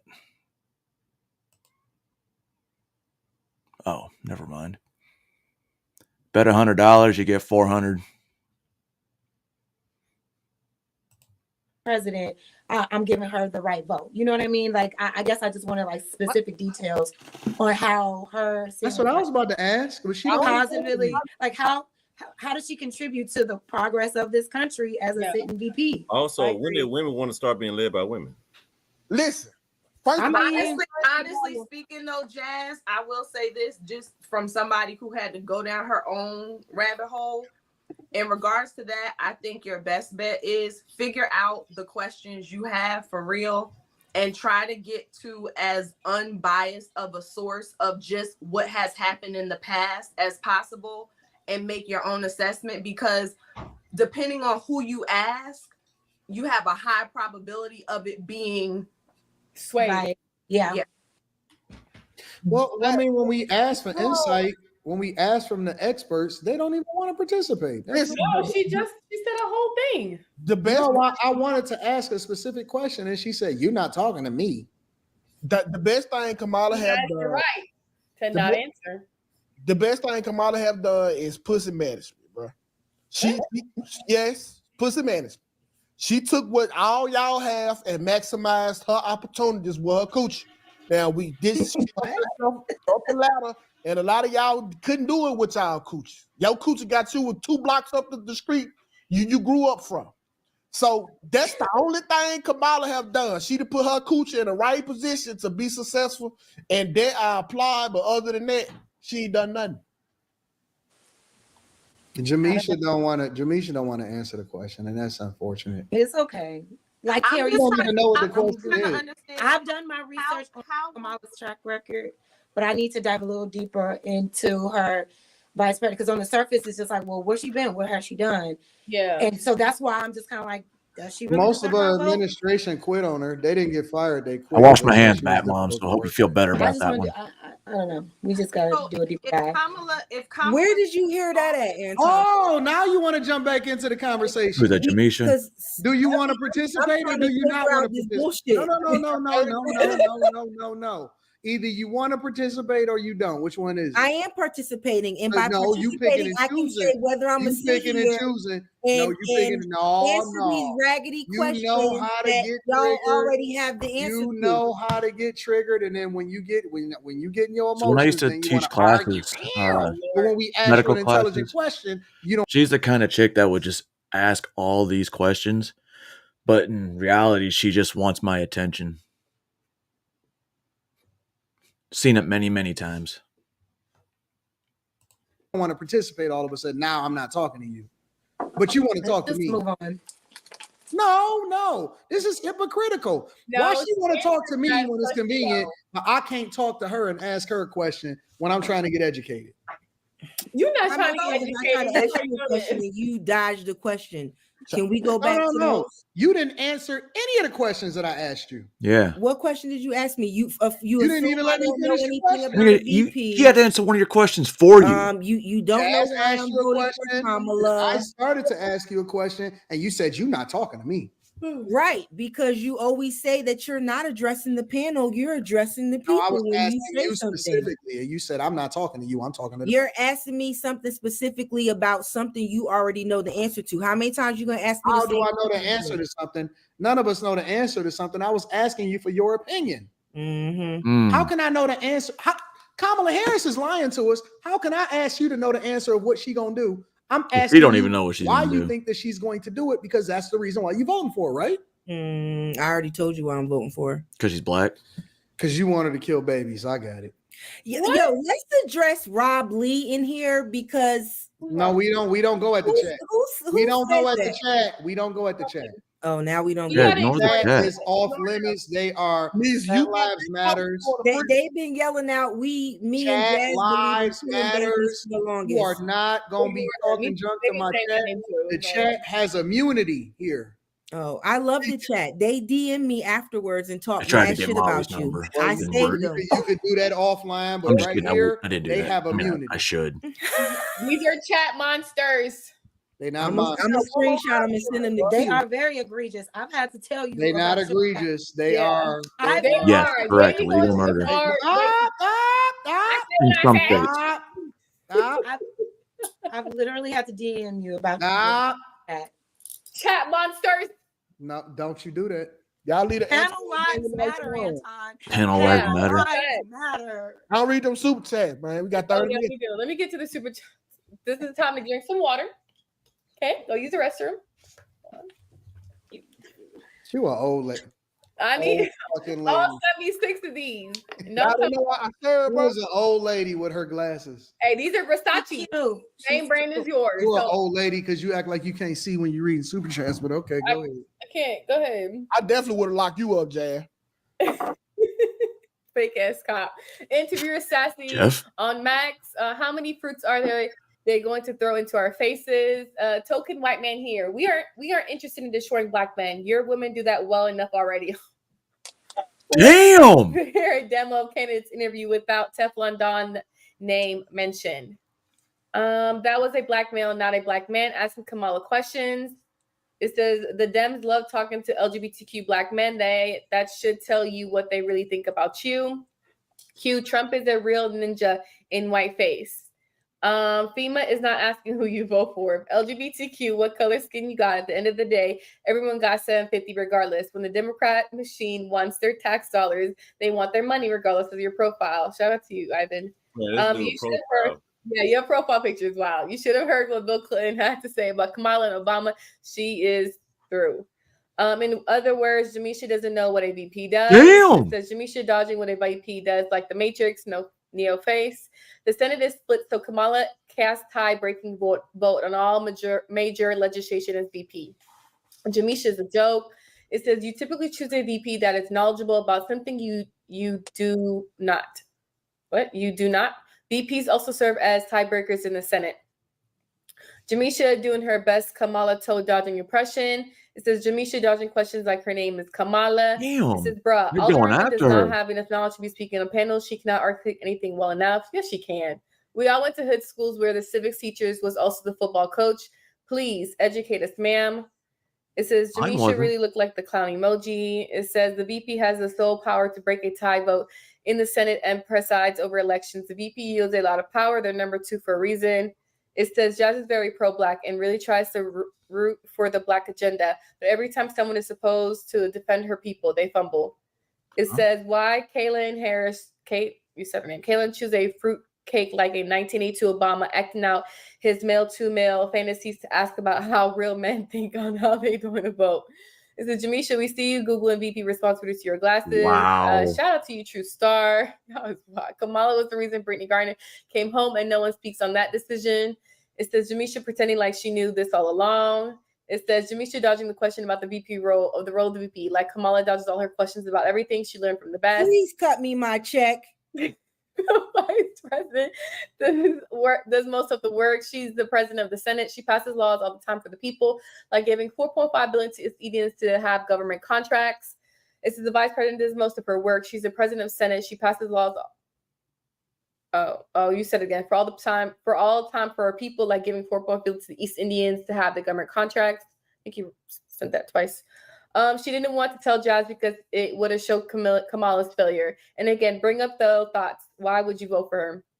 It says Jamisha was 2 years old when she learned the VP's role in office.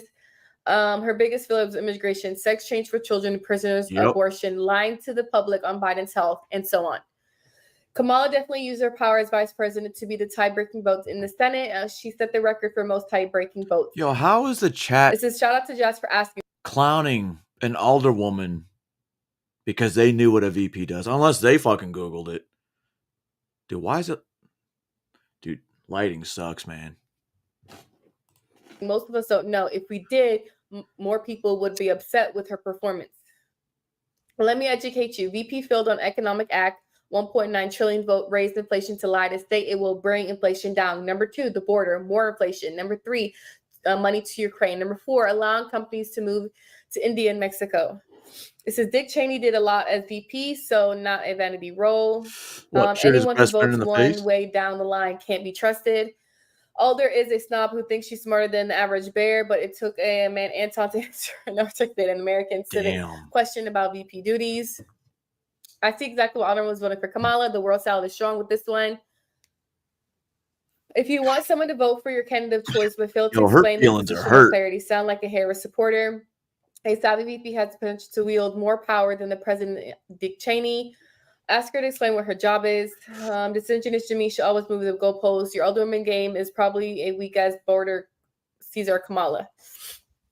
This is Harris, you're just full of much attitude. Because the alderman needs to retake 8th grade government, missing a softball question, just like her idol, Kamala. Shaking my head. Jam, don't try to brag about your resume after you couldn't tell Jazz 5 seconds VP. It says she's supposed to be leader but can't teach. Can't even be humble enough to say. There it is. What did I say? A leader that doesn't want to teach. I said that an hour ago, didn't I? I think. Maybe. Probably. I don't know. Rather than being humble, she sidesteps. That's why Black men won't vote for Harris, because she does the same thing.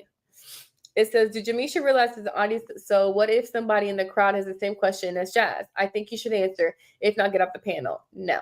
Somebody get the half-baked sugar cookie off the panel. I'm half-baked. Please get the angry Jamisha out of here. Kamala Harris, the mom ain't going to do anything for Black people. It says nobody in the panel should answer any of the SpongeBob questions since she's still paranoid about getting somebody setting her up. Oh, scary. Get the uncooked potato off the panel. Kamala casted 11% of the 301 total tie-breaking votes in Senate history. That was a good one. And she did it in 3.5 years. The next highest is 31 votes, 10% cast over an 8-year period, and she isn't included. This shit is wild. What is wrong with these people? Anton proved this point again. When it's time to talk about real important things, they don't come with the same energy to have a healthy discussion. Left my ass off, die with Dalai. Shout out to Ivan again with your shirt off. Alderwoman, her position has little to do with politics. What she's doing for the community. Then was found on political group for politics. No clue about VP's role. Talks politics, doesn't know basics, then denies being a role in politics. Make it make sense. Jazz having an awakening about Kamala. We're almost there. We just sent 100 soldiers to a war zone because they lifted Trump's sanctions and you are arguing for real. You don't even know Harris passed Richards. Nah, you a lie. Jazz. Alderman, you didn't listen to the people in California. She locked up people for nothing. It says Bill killed our country. He took the licenses. It says no disrespect, Alderman. I rode the short bus once. Psych, I'm lying. Muslim countries will not respect a woman POTUS. No, they won't. Alderwoman brain might be on slow mo tonight. It says she only had 33 tie-breaking votes, jam, and there has only been since 1970s. It says people in blue states are leaving to go to red states, but want us to believe the Democrats have the answers. The definition of idiocracy. Imagine you can't count to 10 and get promoted to a cashier that the Kamala Toe asking us to do. Promote her to manager after failing as assistant manager.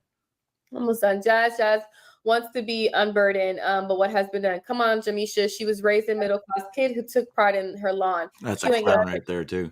Ignorance is an opportunity. Have humility. Leave your ego. It says, Jamisha, Jazz came to you looking for acknowledgement. Then you denied her. That was your chance to intelligently articulate the answer like you do when the topic is on DMP. Actually, she actually talks more about. Let's just read the super chats. Y'all biased as hell. Alder is smart as Kaylin, unburdened what has been. It says part of the POTUS and VP powers are known. During time of crisis, emergency powers can be given. That can be anything the POTUS and VP deem necessary to help the crisis. Hence, if needed, can be done. Hey, Kamala didn't even register to vote until she was 29 years old. Most of y'all don't vote. Kamala slipped her way into the previous positions, but she won't succeed now. The American people aren't dumb, and she ain't black. It says since 1789, there has been 301 tie-breaking votes. In Cam had 33.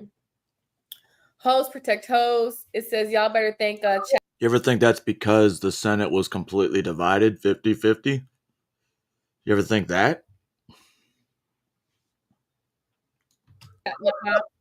It says, you know what Kamala did? She grew up in the middle class family. It says super sticker. Chat monsters. Yeah, chat monsters. 43 or 47 Kamala staffers left in 3 years. That's a fact. It's actually Everybody should go to 49. saying who's for deleting babies. It says y'all really didn't let Molly say shit, hating asses. Hell yeah. Hold on. Okay, sorry. All I had to turn the camera off the super chat. You do realize the 17th have no gestational limit. Abortion is super racist. Margaret Sanger Negro Project. It says Margaret Robinson is the guy. Josh Steens will turn North Carolina into California within a year. Mark Robinson for North Carolina governor. Sorry. Kamala is raising box prices. Don't let it Trump 24. I like Jamisha, but would like her more if she was more conservative. SDYQ does invite her. She's great TV. Alderman job loses falling lower. What? Alderman job losses are falling lower than we were in the middle of the pandemic. That alone raises inflation. It says, I literally would like to know is what Republican would do if Kamala wins. It says a lot of us Same thing we do every day. down the line to the party we vote for and can agree and pass more laws Yeah. quickly. And some of it was I within the just thought first about year. some. Kamala claimed to be the Saying capitalist. that What business does she own? she very hard to work with, fosters a hostile work environment, a lot of screaming, and they've been talking about that for years, maybe 2 or 3 years. Or is she It was a government big thing. capitalist? Carrie, if you're a Christian, Mark Robinson is a candidate that closely represents Christian values. Keep up with him. He might have a lawsuit against CNN coming soon regarding election interference. Thank you, Coach Q. Jamisha looked like Rachel. Damn. You can't be Jamisha coworker to ask a question. You should have read the employee handbook, bro. Quinn the creator, I didn't even know you was on the panel. I hope a black woman didn't give you a tough time at work. Jazz, you look cute. It says, why Alderman look like Cuba Gooding Jr.? A2K, we got 2 Dookie Demons. We need a new merch. Okay. Shout out to everybody that sent super chats, make sure you guys hit the like button. Okay. Chat monsters, make sure you share it with your group chats. So I know y'all capping today. Let's just be honest before we move on to the next topic. Jamisha talks more on politics than dick and pussy. Oh, So we don't need any help. Pussy being biased. We good. No, that's one thing. I'm not biased on this panel. Yes, you are. Because I'm gonna go on you. 100% I'm biased. gonna go on women. No, Yeah, I Q don't was think pretty so. biased. Q keeps it very Yeah. unbiased. And I Unbiased. will say Jamisha does speak more to your political perspectives. and Well, topics that's all not the true time. because Q won't go Oh, now against you want to anyone talk? who she. Oh, now you want Yes, to talk? 'cause she lied. Yes, I You want want to cut her off? Q You ain't won't go talking in against 3 hours anyone and who you she want to cut brings on the Jasmine off? panel. If she Go asks you ahead. to come on the panel, she will You not know what's disagree funny? with you. If you go back over the past year, you guys saw an evolution from I was strictly third party. I was leaning RFK, then his abortion stance. I was definitely leaning Vivek Ramaswamy. And then when he didn't get elected, I mean, it's an obvious decision. RFK dropped out, made it even better because you saw I already picked Trump before RFK even dropped out. It's just the way history works. And You said what? Q has if you disagreed ask, with me. I disagree with Jasmine. That's a lie. No. I disagreed with Jamisha. Stop lying. Q The has one disagreed thing with you everybody damn else. I think we disagreed last week on something when we was talking about you were describing something when we were talking about with the light-skinned guy, and it was getting the DNA at birth. Yeah. I don't agree with that. Yeah, we disagree. I can disagree. Quinn, mute up, Quinn. Go back to playing video games. Oh, we know who you fuck, Q. Huh? You know who you fuck. What you mean? We know you biased. I'm not biased. I go in at you too, 2K. All y'all can get it. And Anton. Y'all chop monsters love Anton. Say Yo, this I guy is want some pink of it. Anton. No, but I Let me get it. actually like on my chat. I actually like Jasmine's question because I'm really thinking in my head. I have to look up what. Why you didn't hold Jamisha accountable for not answering the question? Let's just move on. She did answer Okay. the question. She Oh told. my goodness. She didn't answer your other question. That's gonna carry me every time I get up here. I'm not gonna hold her accountable because when you don't want to answer a question in time, I let you be. Jazz, look like No, you fucking don't. Hey, this Look dude, like Federico, the baby boy. this dude, Federico, always got something to say about me and my appearance. Meanwhile, what is that profile picture, my guy? You like her? You got Exactly. if you're my biggest fan, just say that. Go Hey, fast. now my boy Frederico now. Okay, He so needs to get off me. we're done with the politics. Back to the dick and pussy. No, it's like back to 2K's topic. So let's just be honest. 2K doesn't talk about politics a lot, if y'all notice, but he does talk about dick and pussy. Not which I deep in don't point pussy. out. That's pussy. But it's okay. We're gonna go to this topic. But something that Glorilla says, this is up some of y'all men's alley about y'all cheaters. Honestly, think men is programmed to cheat. Like, I don't think they really be. They really don't be trying to hurt no your feelings. Like, they really just can't help it. Like, I really think men can't help themselves with cheating. I really think they can love you and cheat though. Do you feel like there are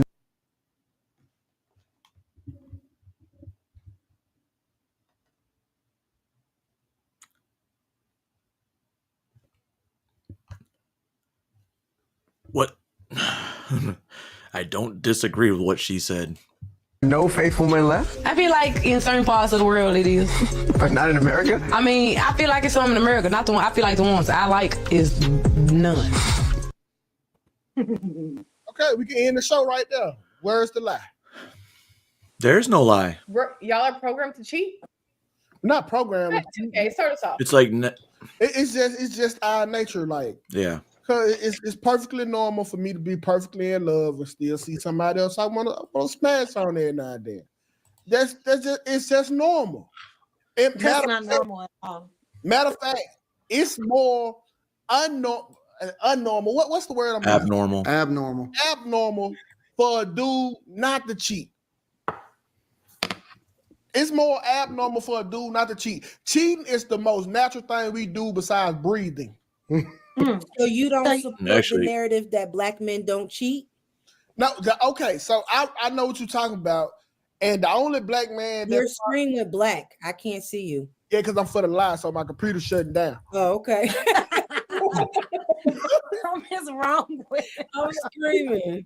So I know y'all be tough because I know Offset cheated on Cardi B a lot, but he amigo, so technically he Mexican. So really, black man. When? You're so irritating. No fuck yeah, you doing? He amigo. Now look, can you cheat if you ain't married? I'm just asking a question. I ain't saying it's cool. No. Well, my question is, y'all are wired to cheat. So cheating is deception and disrespect. So are we saying that men are naturally deceptive, disrespectful beings? That's what I'm saying. Are you There's- cheating? Are you considering? Can you only cheat if you're married? Is what I'm asking. No, you can cheat Married, if you enter a relationship with someone, right? And there's a mutual agreement to be faithful to each other, and you breach that agreement, whether you're married or not, you still cheated. I mean, I understand the married versus this, but either way, you're still being disrespectful to a person that thinks that you're being monogamous to them. You're being dishonest, yeah, but there's no honor. There's no honor in that. You're being You know what I mean? dishonest So it's to a like- friend. So I ain't saying it's cool. I'm just saying you're being dishonest to a friend. So It is Savage, natural. if me And why and would you you were do that? dating and I cheated on you with Pronto, I'm just dishonest. No, to they're you? talking about, you know, Well, hold- what I was talking about, you know, leaving babies all around the world. That's what I'm here for. And knowledge. You ain't do nothing wrong. Yeah, According to Oxford, it says cheat, act dishonestly or unfairly in order to gain an advantage. I'm treating all y'all. No, the same. that's not what I was. So how's it unfair? So no, what I'm saying is it seems like he's trying to create a different, like there's dishonesty and then there's cheating. Okay, If I'm not gonna be dishonest to the lady I'm talking to. I'm saying it, but y'all, we got to stop the saying this cheating when you're not married. Married is when you cheat. If you married, Semantic gymnastics. You're playing. is- I'm about to say you're playing. There's a hold up in court. If you The- give your It no, doesn't matter. if you give your word about something specific to your relationship that I am exclusive with you. You are the only person I'm sleeping with, and know- then you go sleep with someone else. You know, it's were other forms of dishonest. cheating, right? You can also cheat, or even in marriage. There's different ways of cheating. Emotionally. Karen, how many people- She was Karen, more how and many she just the people- thought of another woman. That's still cheating. Yeah. Is that you gonna If you still wake hold up and your somebody wife's that's dating punching somebody? you, I'm just Right. asking. you had a questions. dream. And it's all right.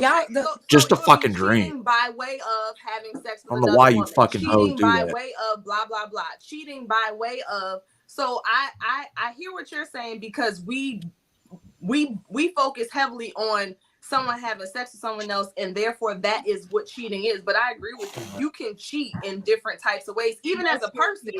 Just as a I just don't get it. Like, We Karen, about to start going around the world. let's say I'm in a relationship. Am I talking too much? Because I was trying to talk during the politics stuff. I don't want to make it seem like I can only talk during this part. No. All right, let's say me, Carrie, and Jazz are all in a relationship. Okay, absolutely not. I'm in a No, you're relationship good. with Carrie, and I'm in a relationship with Jazz. That don't make me a cheater. That make me double faithful. Okay. Oh my God. That means- No, but do they both know? No, You're no, such no. a child. Let me explain to How y'all are you so consistent at being how you Let are? me explain to you what cheating is. Cheating is I tell Carrie to go get her nails done and then don't provide the same luxury to Jazz. That means I am now cheating Jazz out of getting her nails done and Carrie get the no. If all y'all get treated the same, Well, my I'm just definition being is double way faithful. different. Tell me Oops. where you got cheated. Okay, so here's the They're thing. talking about I don't relationships. think there's Why anything wrong men with- cheat? Why people cheat? Period. Why do people cheat? Look, How about look, that? look, Because they're look, cowards. Look. I think that I don't think that men are cheaters by nature. I think Yeah. that by nature On your bitches' heads. men desire multiple women because we gotta reproduce. I think that under the societal rules that we live by in modern society, because we can't have multiple wives by law, Now, because you can't afford them. A simp is forced to lie to his girlfriend and look at her in the eyes and say, "Hey, baby, you're the only girl for me. I'll never cheat on you." But So, in reality, Pronto, what's up? you just said that the main mission with a man. No, that's not what I said. I didn't say main. Is I'm summarizing is to procreate. No. So this is what I'm saying. And we take it back biblical, right? I don't want to do biblical. None of y'all biblical. No, the Bible. Not everybody is biblical. I want to go biblical. I want to go biblical. So this is what I'm saying. And once upon a time, because of the nature of a man, for him to be an honest man, he would have a wife, multiple wives, and concubines. So all these women he would be responsible for. But because we in modern day society where they tell us, hey, nigga, you can't be married to multiple women. So you gotta look. So a simp is gonna look in the eyes of this woman and lie to her and say, hey, baby, you the only girl for me. You the only girl in the world. That's what men go wrong is by simping. If you was a man and stood on who you were, you wouldn't be a liar and a cheat. You know what I'm saying?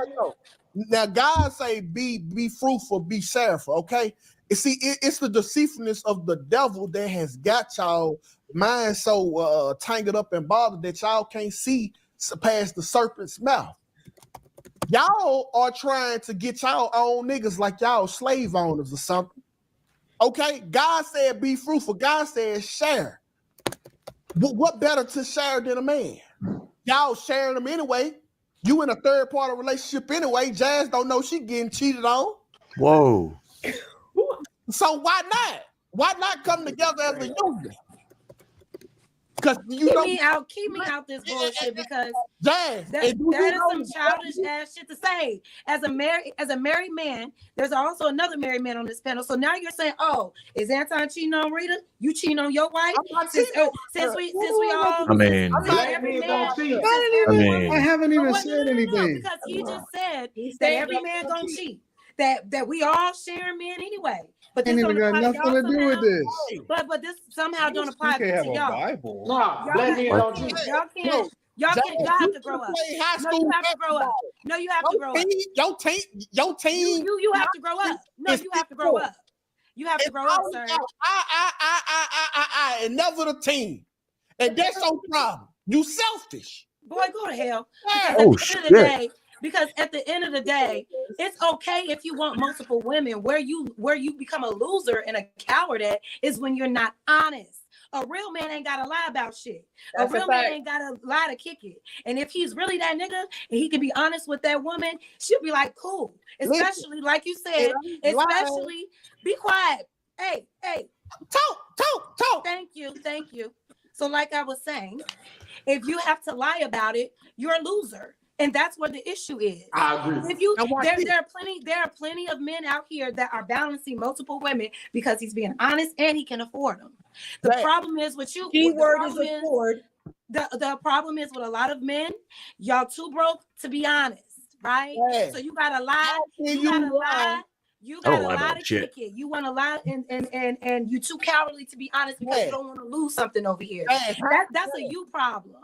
So no, don't project that on us. I agree with Jazz.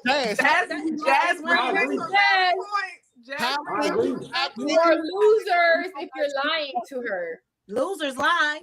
How can you lie if she don't ask you the question? The only lie I ever do is so wait, I'm supposed to bear the responsibility of asking you. Yeah. If you coming at me, you approaching me more than likely to be in a relationship with you. So now it's my duty to be like, are you gonna have other women? No. Be a man. My bad. I want you Don't tell me what being a man is. her. You be a woman and ask.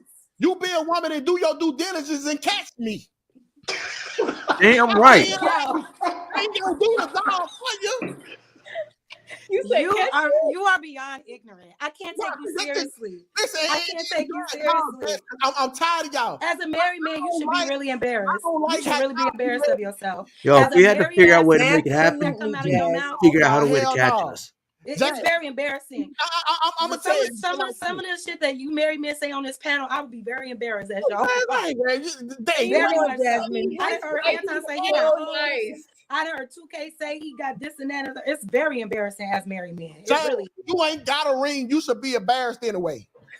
I'm good over here. Whoa. Don't worry about it.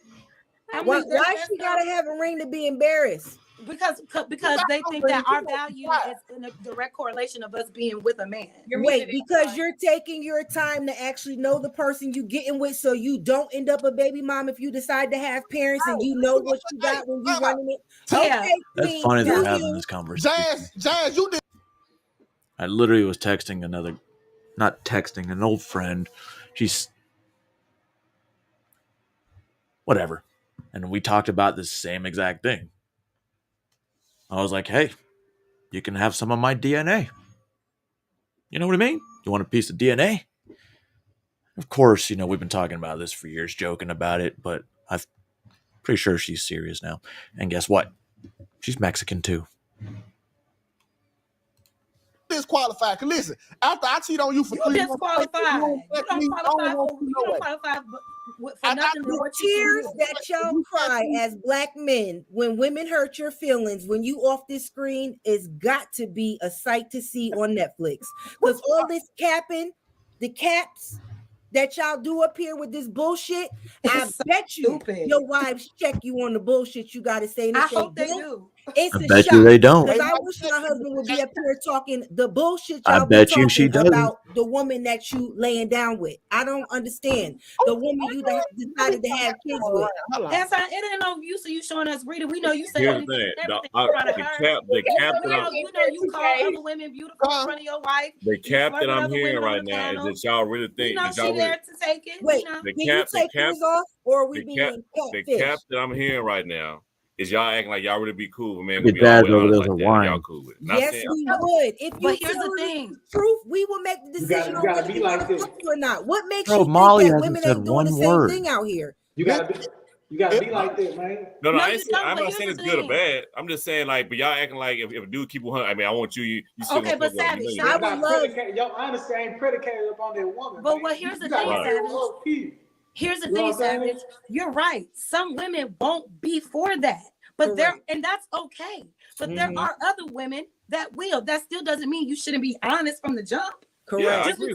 just because you're afraid of being rejected by who you're Hey, presenting this listen. doesn't mean that you shouldn't be honest. Hold on. Move on to the woman that's okay Listen, with you sharing know it. how you know she capping. Well, And this is I one of think the reasons for why. me, it's kind of like I really just don't give a shit. But I've almost died numerous times. So at this point, I'm like, you know what? I'm not going to live life with regrets. And I know it could have been my day anytime back then. Could be my day anytime in the future. So why not? I mean, still safe. I mean, I haven't done it in a while, I don't think. At least not online. Why men lie to women? Okay. Because y'all cowards. Is because You're cowards. the same thing that she throwing 2K under the bus for, she throwing me under the bus, and I don't lie. Thank you. And so she got smoke for me and 2K at the same time, and we got two different perspectives. While at the same time, she's saying that it don't matter if you don't lie. Listen, I'm reformed. It don't even matter what she- No, think I about didn't what know- I she's don't even saying. know She what said she she said that if you Maybe him, I'm you him. reformed. If you don't lie and you just are what you are. But at the same time, she throwing me under the bus. I ain't even said anything. No. I didn't throw you under the bus. I was just acknowledging the things that you've said yourself. She While said you're a being- married man. You doing it right now. You're a married Is man. it And in what your I mind, said that was, mom? y'all both. You're doing I it right haven't now. even answered the question. Sweetie, listen what I'm saying. I've heard y'all on previous panels now or previously as married men say some wild ass shit as married men that if I was a wife to that, I would be embarrassed. That's all I was saying. What do I say that's wild? What do I say that's wild? I've heard you say things like I got a fleet of hoes and I get them nails done and da da da da. As a married man, I say I get nails done. Yo, What when the you fuck pay to I get say the that? nails done, that's on say you. You be getting them sweets at the MGM Grand or something, and then you get a manicure. It's like you got a fleet of hoes that you be flying out, or busting in or Anybody that's any married man that's talking about hold on, man. Let me give you a look. Let me clear it up for you because you don't know what you're talking about. Oh, okay. Now we need more anybody context. that comes in, if they're a guest, guy, girl, anybody that stays under my under my thing, they get the best hotels, they get first class flights, and they get their meals comped, and they get massages or whatever it is that they want at the hotel. I wish I had that money. Hold on. That goes for men and women. Anybody that is flying in, that is a guest of mine, get treated A1. It is not designated just for women, but when women come in, they get treated like queens. That is just the facts. But you said you had a fleet of hoes. Are these the fleet of hoes, or what's up? I do got a fleet of hoes too. And as a married man, why are you sometimes saying queens this? don't I mean, want to like, be treated really? like queens. I'm just saying. You're a married man talking about I got a fleet of hoes. That is not cool. I know you.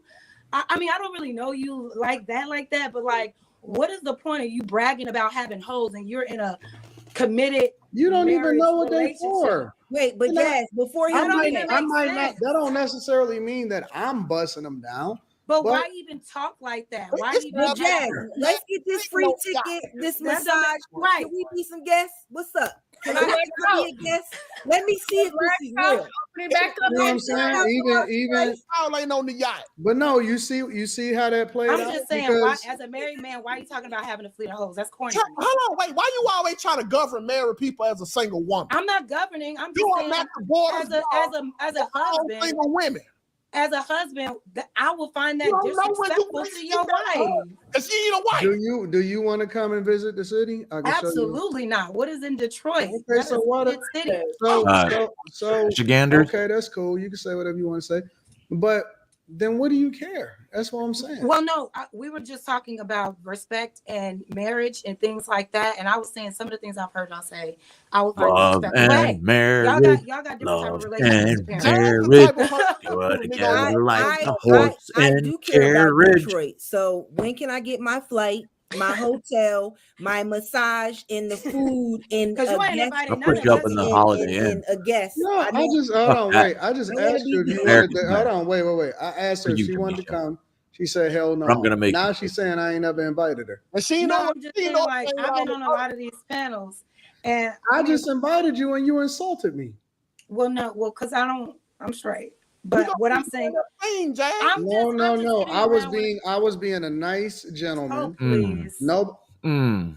I was being a nice gentleman. Well, I don't let married men. Nobody has ever complained that they've ever been in a situation that was uncompromising coming to do business with me. I was nice and I invited you. Thank and you. I said that if you're interested, and you insulted me. You didn't just say no, thank you. You insulted me. Why would you do that? Okay, I didn't insult you. I insulted the city. I don't. Yeah. The city is a reflection of me. Is it? Because that would make you very shitty. You've never been here. So how can you make that assessment? How can you make that assumption? You've never been to the city. Have you ever been to Detroit? Have you ever been to the city? Who told you that? Have you ever been to the city? Detroit one time for a Gucci Mane concert. You ain't checked in for with Trick.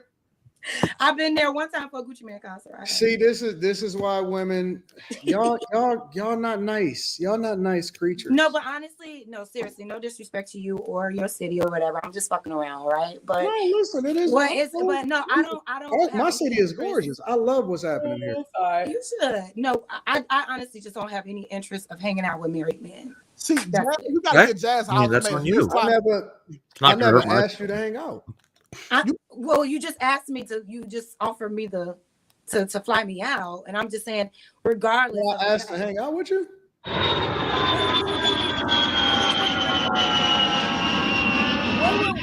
Who's the nigga with the soundboard? Bring me to the Detroit. Everything I do is business related. I don't. Oh, we don't have no business, so we ain't got nothing to do.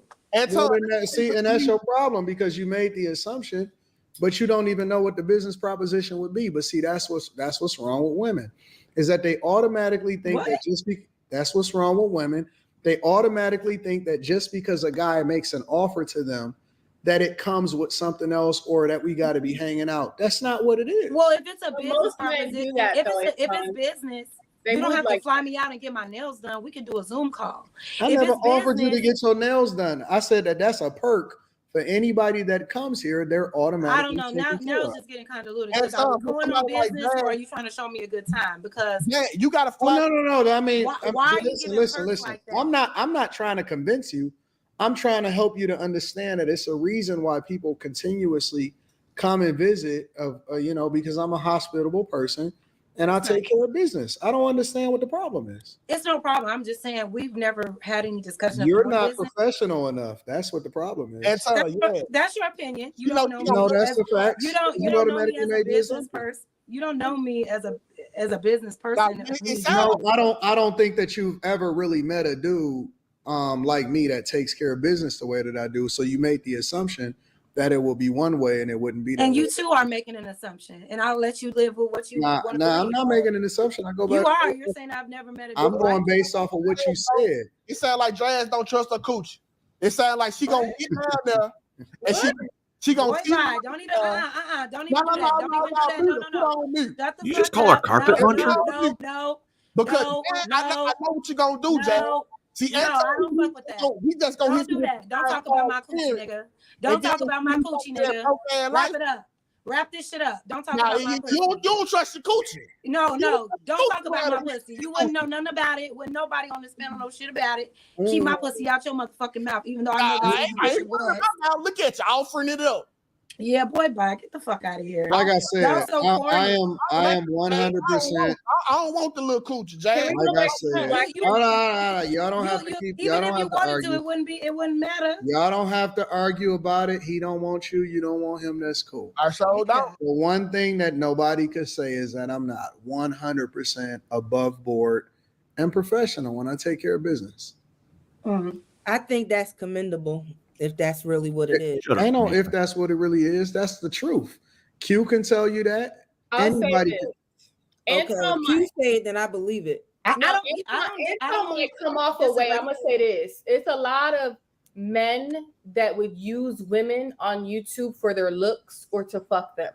Okay, I've seen it. Okay, but I'm gonna say this about Anton, right?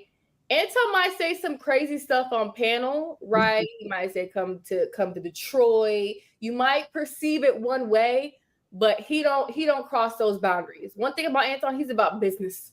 He's about business. I believe it. If he's asking you to come out, he's probably gonna do videos with you, shoot Whoa. content. This man is always on his computer working. He is he loves it.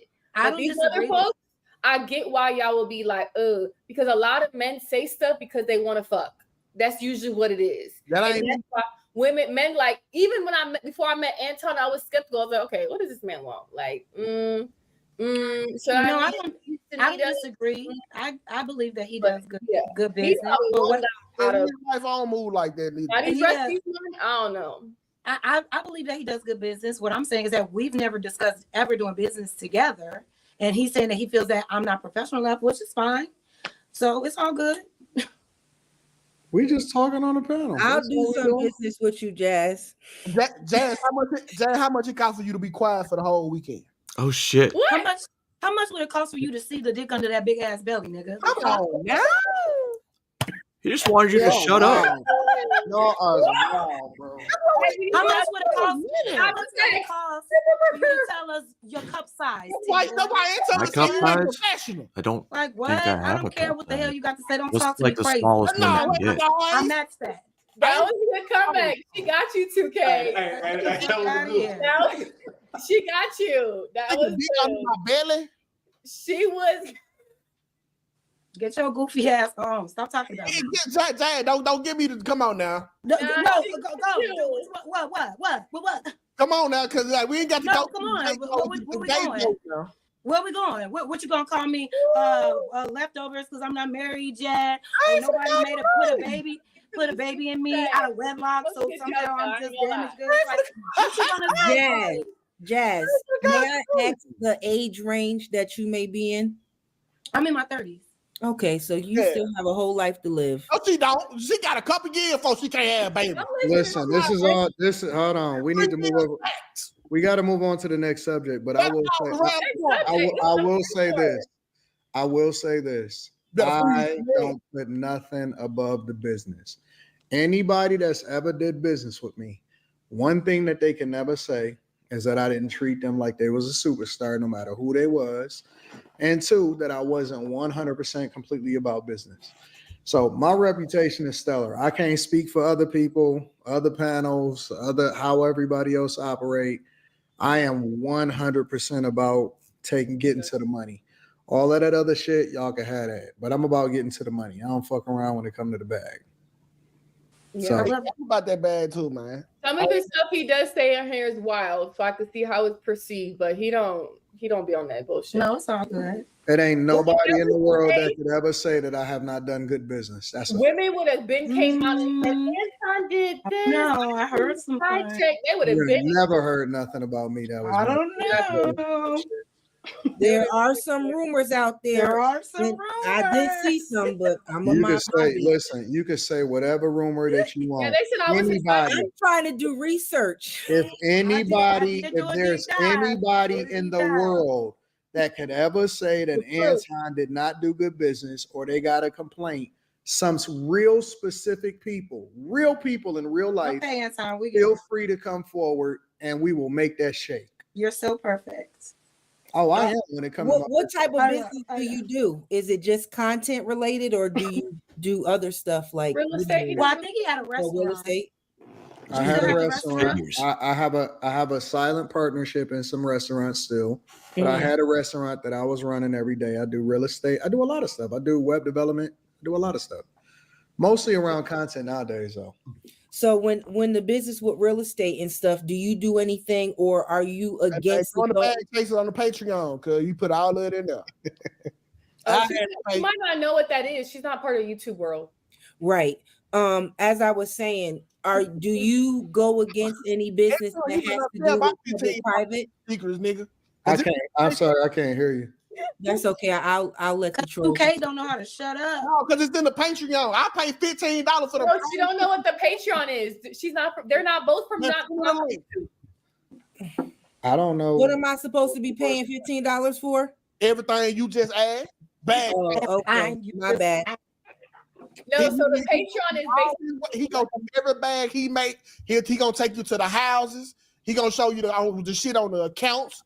No, well, I wasn't asking for that, sweetheart. I was asking because I wanted to know the type of business that he does, because I wanted to know if he interacts with public-private partnership or grants or getting that type of money. Do you leave that money on the table? No. You know, I'm in the politics, and you're in Detroit, and I know city council and stuff like that. And if you are in your community, because I know you said that before, do you stray away from getting that type of business?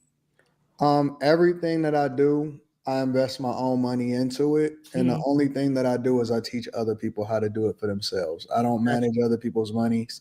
I don't partner with people. I don't do any of that. I don't believe in Why? I just believe in putting up my own money for everything and then showing the receipts and showing people how to do it.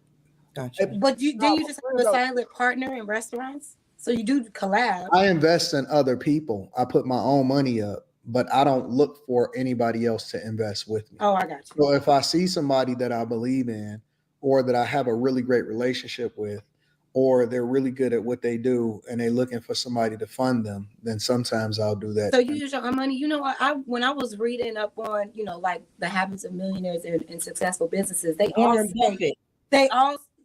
say never use your own money.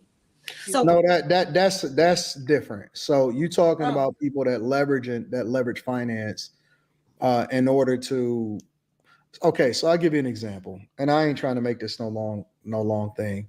Let's say for it's less risk if you don't put up your own money, but I believe in 100% ownership, and I don't share ownership in anything.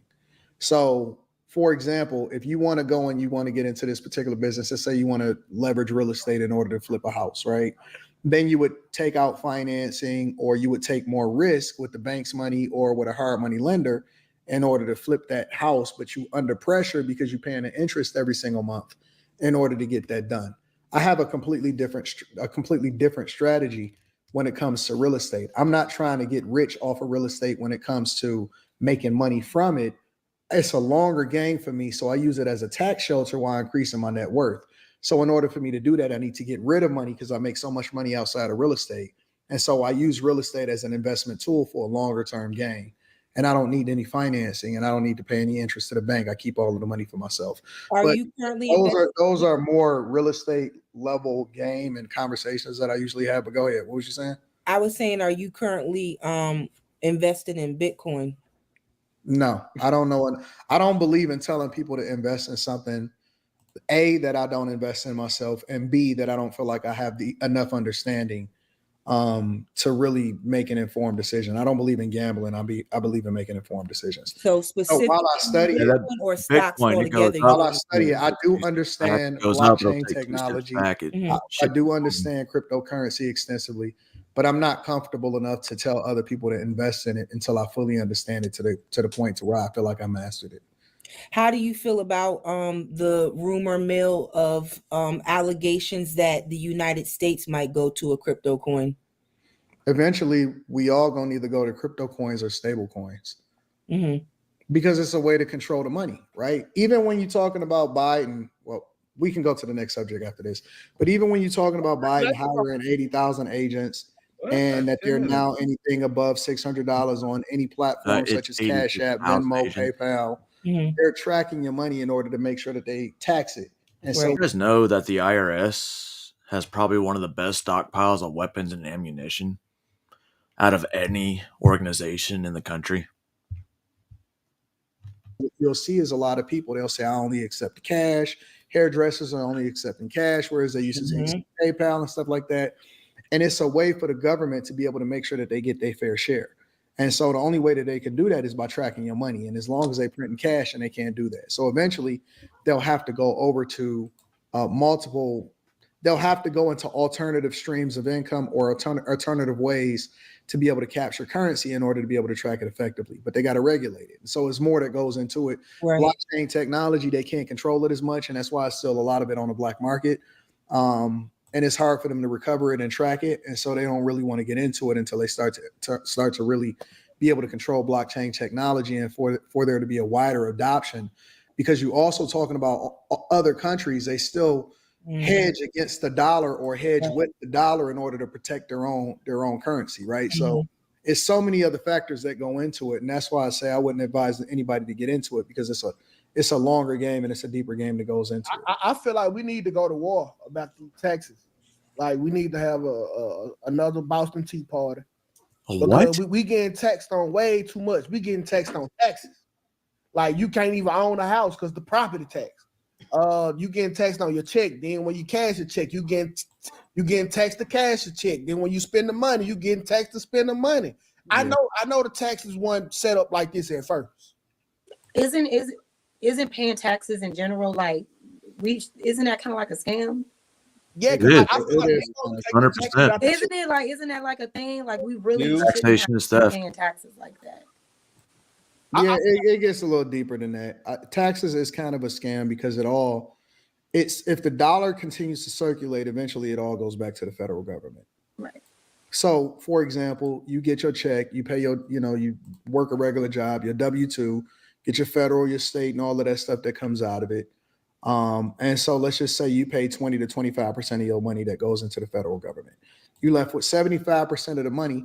Let's say you go out and then you hire a contractor to do some work on your house.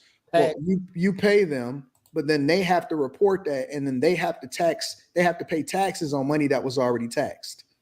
You see what I'm saying? And then once they pay money on money that was already taxed, they go out to the store and let's say they buy some groceries or they go and buy some goods and services, then they got to pay 6%, 7%, 8%, 9%, depending on what state that you live in or what city you in, and sales tax.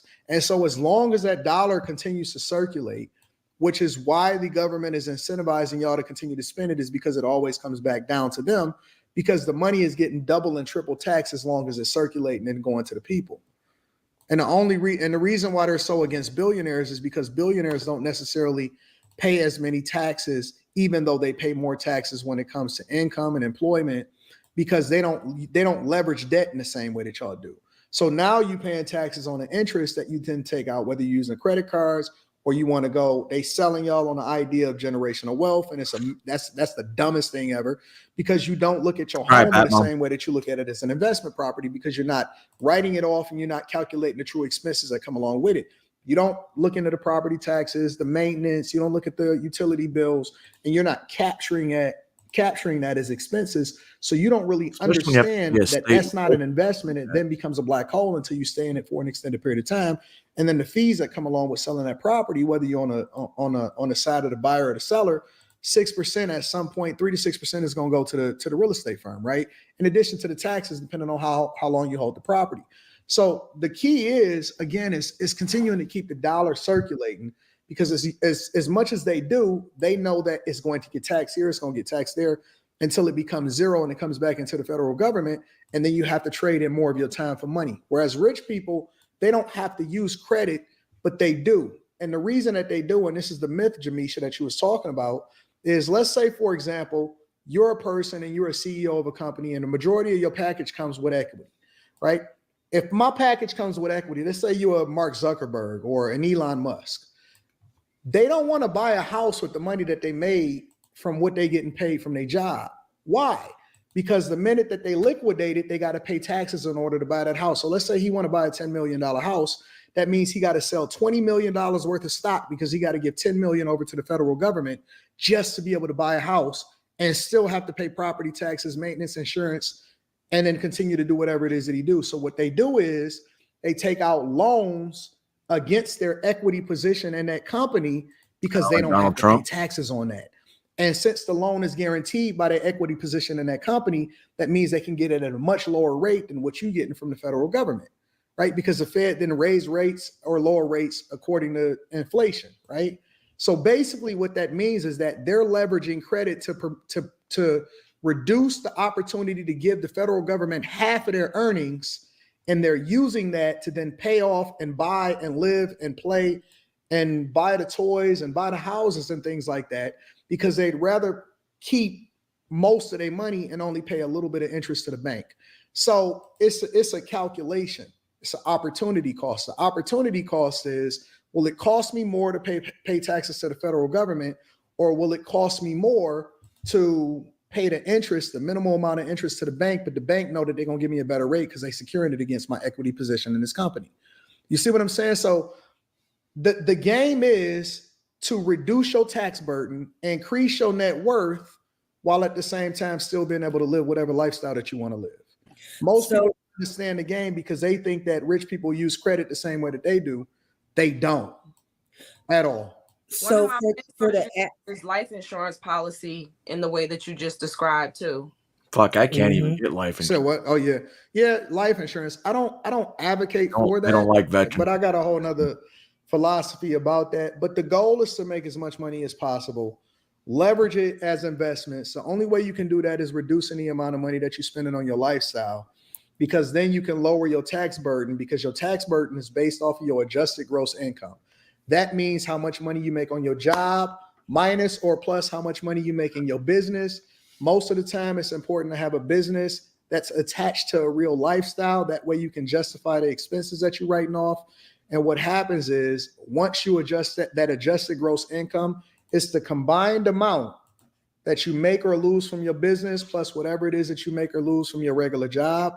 That's your adjusted gross income. So if you make $100,000 a year, you give $23,000 over into your IRA or your Roth or your investment accounts or whatever, right? Your what am I looking for? Your 401k. You give 23,000 because that's the threshold. 22,000 of your 401k. It then knocks you down into a lower tax bracket, because instead of paying taxes on $100,000, your adjusted gross income is $77,000. If you marry, then it knocks you down into a lower tax bracket. Well, if you own a business and you reinvest back into that business and you spend more than you make from that business, but you can substantiate your income because you still got a regular job, you can reduce your tax burden even lower. So now you may be in a 50, 40, 30 adjusted gross income, because that's the money that you spent on your business because your Schedule C, because you own an LLC. Right. Now reducing your tax burden because your adjusted gross income is lower. So the goal is to keep more of your money by investing in yourself. It raises your net worth because your business or whatever it is that you into is worth more on paper.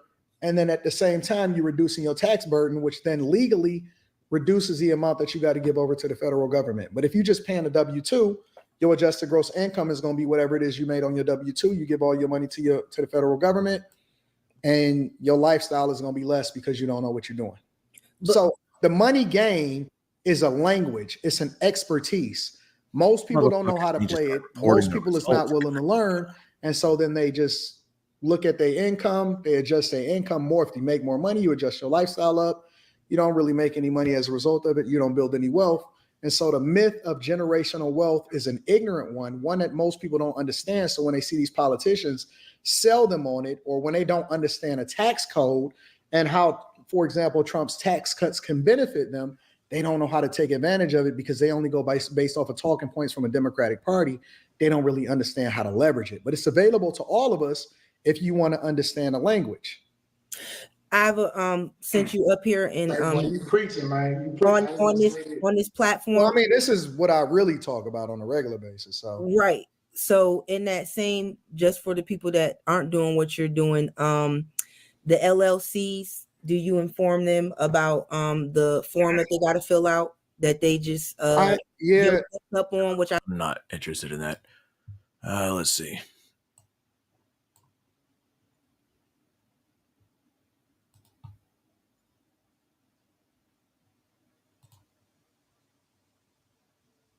Oh, well. I use it in the morning as soon as I get.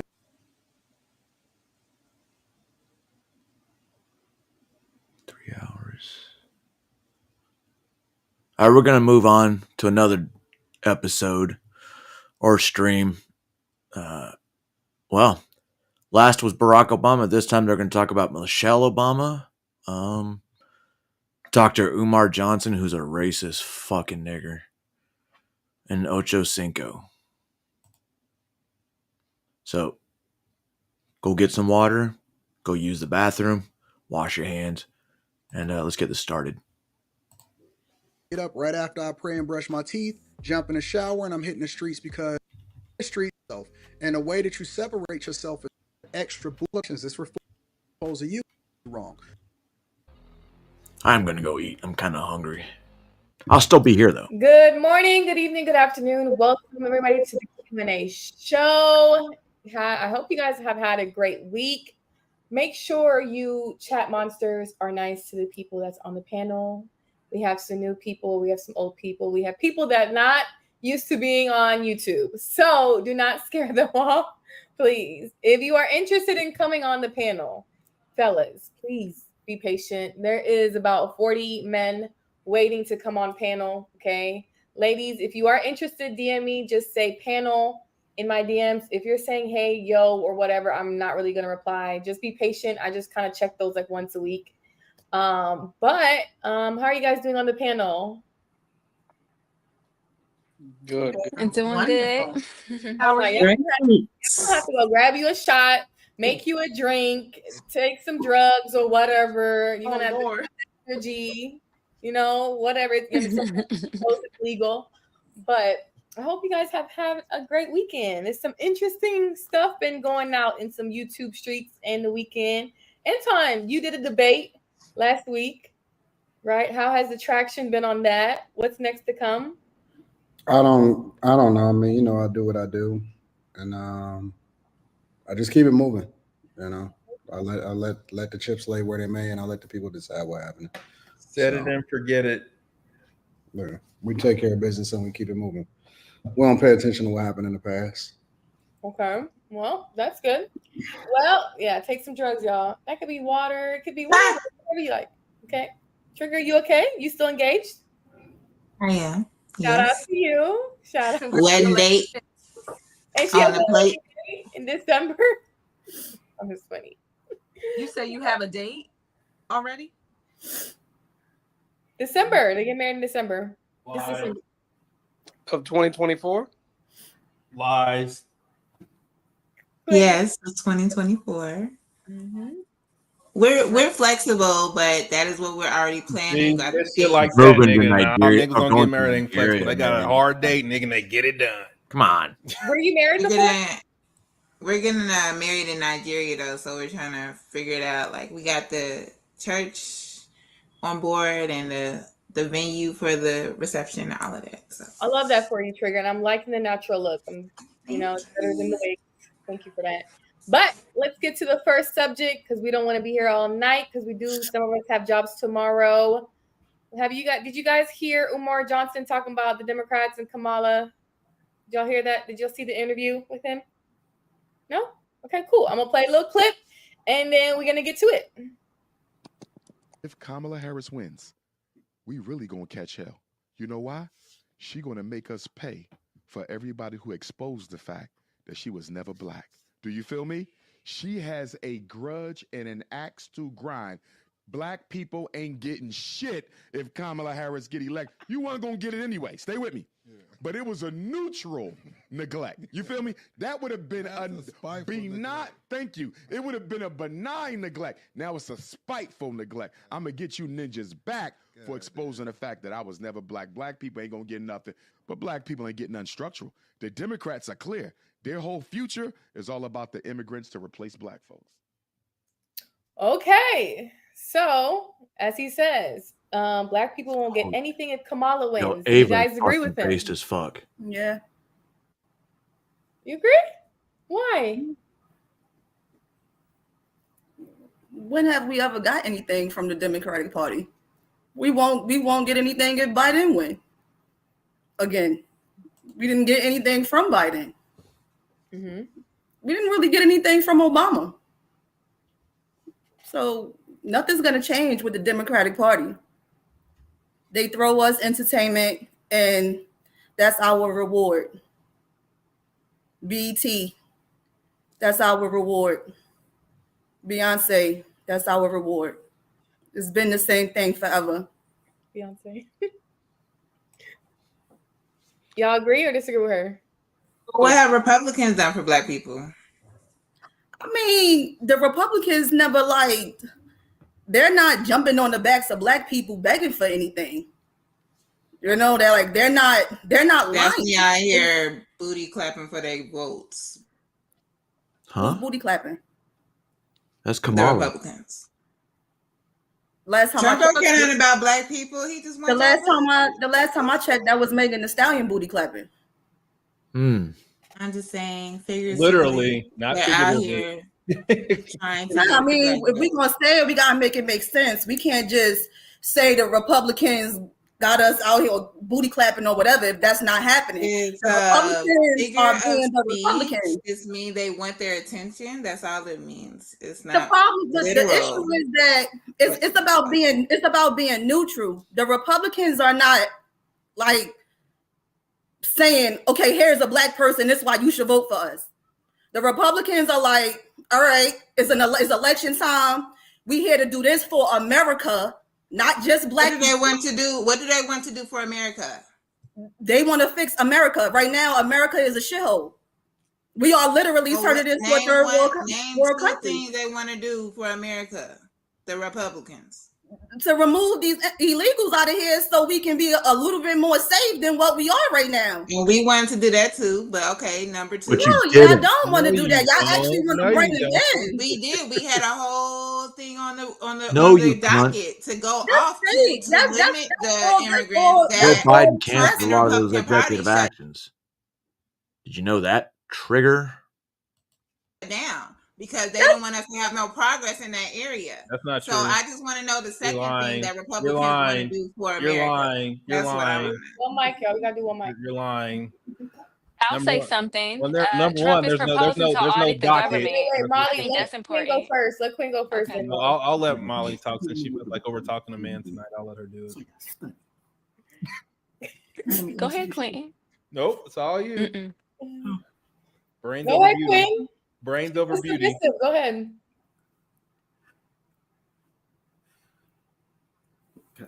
All right, go ahead, Molly.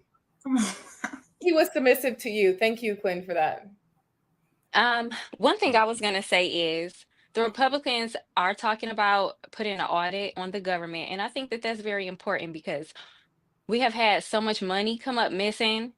The Pentagon has not been able to pass an audit in the past 6 years. Yep. I think that's pretty important. FEMA ran out of money for actual American citizens during their crisis. Why? Because they sent it the illegals.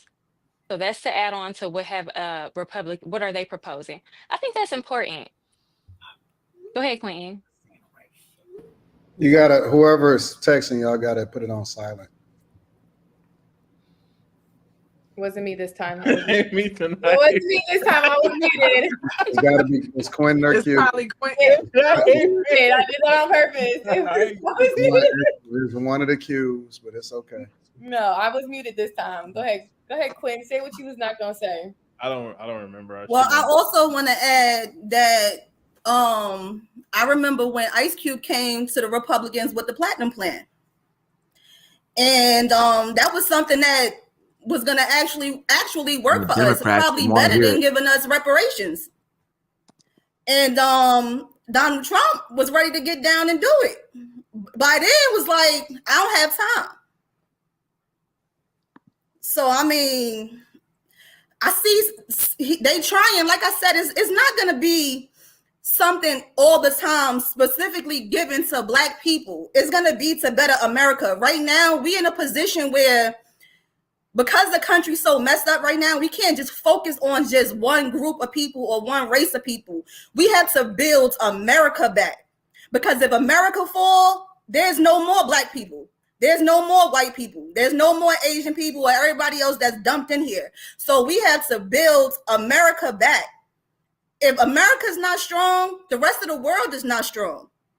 It's so many other countries that's on the back of us. And right now it's looking bad. We got people outside of America that's holding marches, hoping for Donald Trump to win because they can see what's going on with this country is not moving in the right direction. Are you a I feel Democrat? like a lot of, Are you a Democrat? Who? You. Mm-mm. That's Joe Biden's slogan. Build back better. That's what you kept saying. Oh no, but no. Yeah, but no, I'm not a Democrat. But I just don't feel like America improving under the Democratic Party. I don't feel like that we will one country that had a protest. Can you said name what? one country that had a protest for Trump? They were in England doing it. They were in England. It was more than a protest. They had an uprising.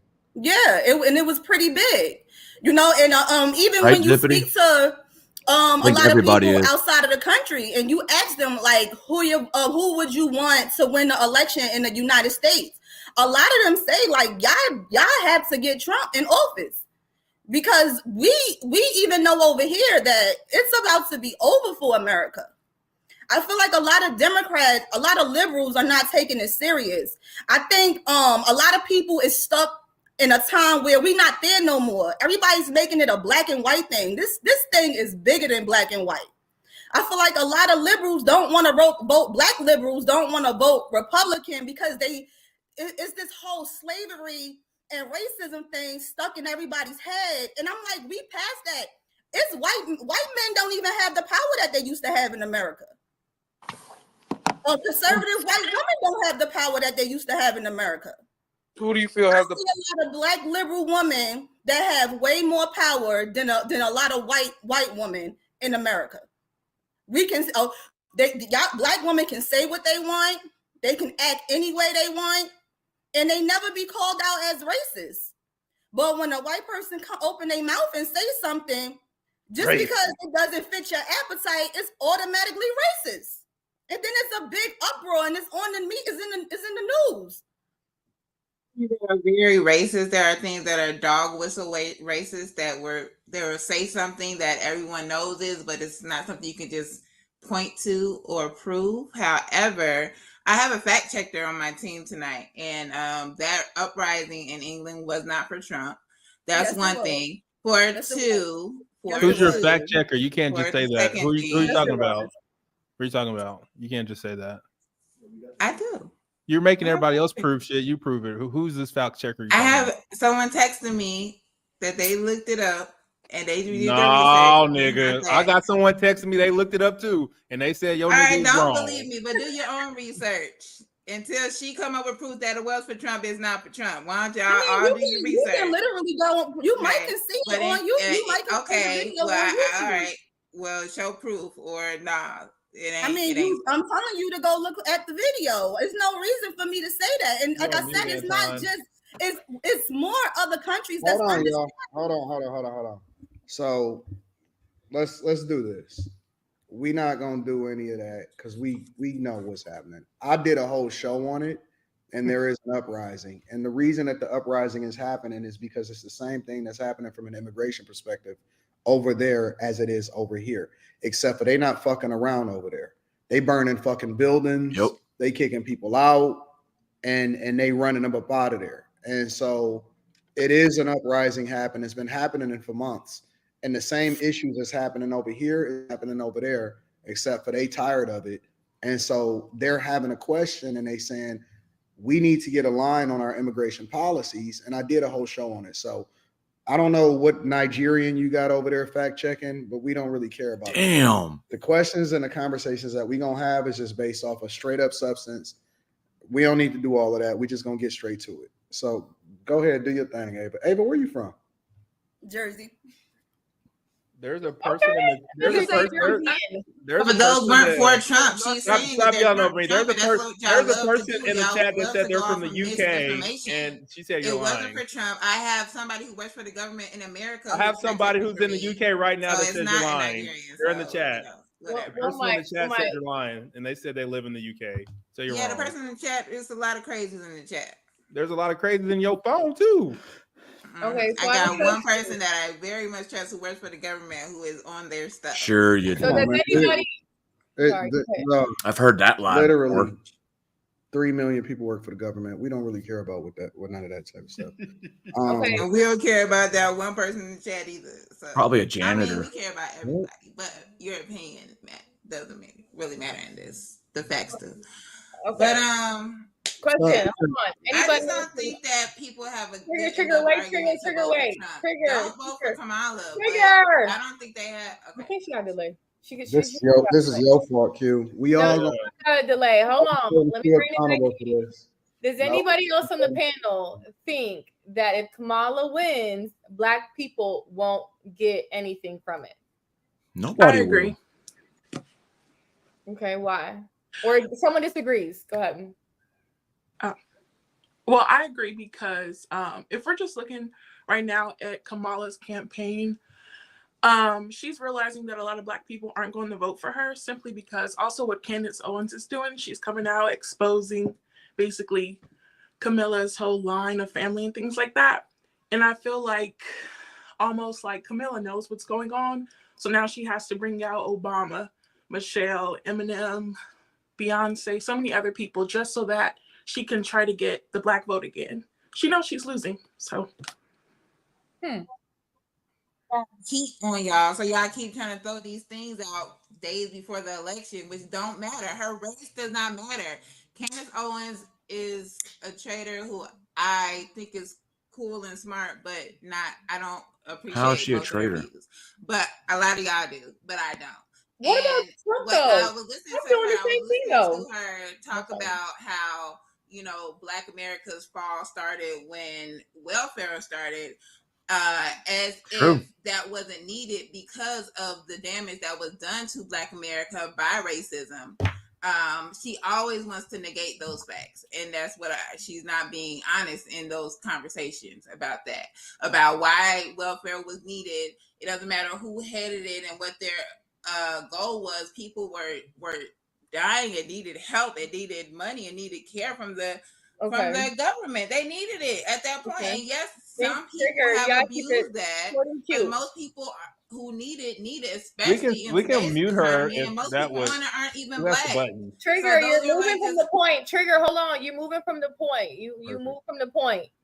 Tyre, honey, y'all have anything to say to the topic? Okay. I'll let honey. Wait, let honey and then Ty. Go ahead. To the question, I think you asked, would she be beneficial for our Black community? Mm-hmm. I think overall, I think she'll be beneficial in certain ways, but I do think that she's a little bit biased, and I would say how she is with Black people. But I do think she has some great ideas and some great points.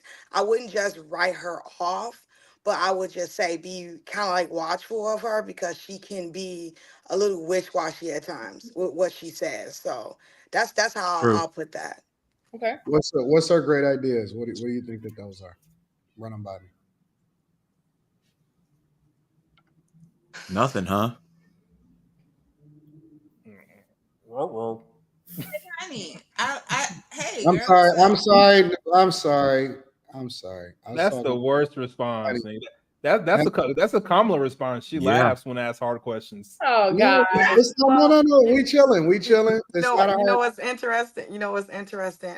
I actually laugh because you kind of put me on the spot with that question. There's a lot of things that she has views on as far as like I would say abortion and things of that nature. That may not be What's her view everybody on may not abortion? agree with it. So there's a lot of things, and That's the view honestly, you want to pick is abortion. That's but what you want to go with. Let her finish, Queen. Yeah, I don't do all I'm gonna that. give you time to bow out of this abortion talk. Let her finish. I would like to Well, go Ray, officially. if you're talking about It's Honey's turn. betting odds, Q, you Well, I'm gotta just- hold on. Q, you Stop. gotta use your it's 50%, 57% Trump right Yeah, I'm now. not about to No, Q. Those are just the learn betting music odds. like an adult. Who's using tools? Q, Like, what we she's talking been about? there for a lot of times. She don't stop. You gotta come on. Q, what is your affinity for this girl? Is she like? No, I don't look mute up. nobody. No, I don't mute Nothing nobody. federal. We gonna learn Is today she for in all the of little us. Nothing sister state yet because program? it's still What's going on? No, some I of the don't mute polls are still nobody on open. this panel. Over Are Y'all you gonna coaching learn. her? What is going on? No, no, I'm not a coach. Okay, one mic. Go ahead, honey. Finish your thought. Well, I'll say this is the way conversations are supposed to Yeah, not go. even East When Coast someone asks pollings a are showing question, anything I'm yet. giving a response to my best ability. You may not like it, sir, Mr. Giddy, if that's who you are. I'm not sure if that's how you say that. But at the same time, like there's a lot of things that she's talked about, and one of the things is abortion. What'd you call me? Oh, it's Q Diddy. His name is Quinn. Like Is his what? name is Quinn. His name is Quentin. It's yeah. P Diddy. P Diddy's. It's a minion. name on his thing that's Yeah, it's Q Diddy. It's Q Diddy, not Q Diddy. I know Zip. cute. I know. Okay, sorry. Should have brought my glasses. But no disrespect. Really, no Disrespect. disrespect. Go ahead. None taken. Okay. Well, yeah, I think I'll land it right here. It's a lot that she says and I would say do that most people don't agree with, but I do think her intentions is probably like for the most part 80% good with a 20% kind of like I don't know. Okay, so as give me one. Look at Ava. Give me two. Give me two things that's good. I would say that she tries to immerse herself in Black culture, but at the same time, Wow. but hold on, hear me out. No, you gotta excuse our But laughter. I think her intentions is good, honey. but You killed Quentin? What the fuck? 20%. You got to give me something. All right. Forget Yeah, the two. Just give me Roots was one. saying the Give me same one thing good earlier. thing They that you wouldn't let anything Because you his said through, but if it involves the election, it's probably why. Because I don't have a filter on my comments, or at least I shouldn't. you said abortion. So, for example, give me some insight on that. you say what? You said, for example, abortion. So, give me some insight on something good about.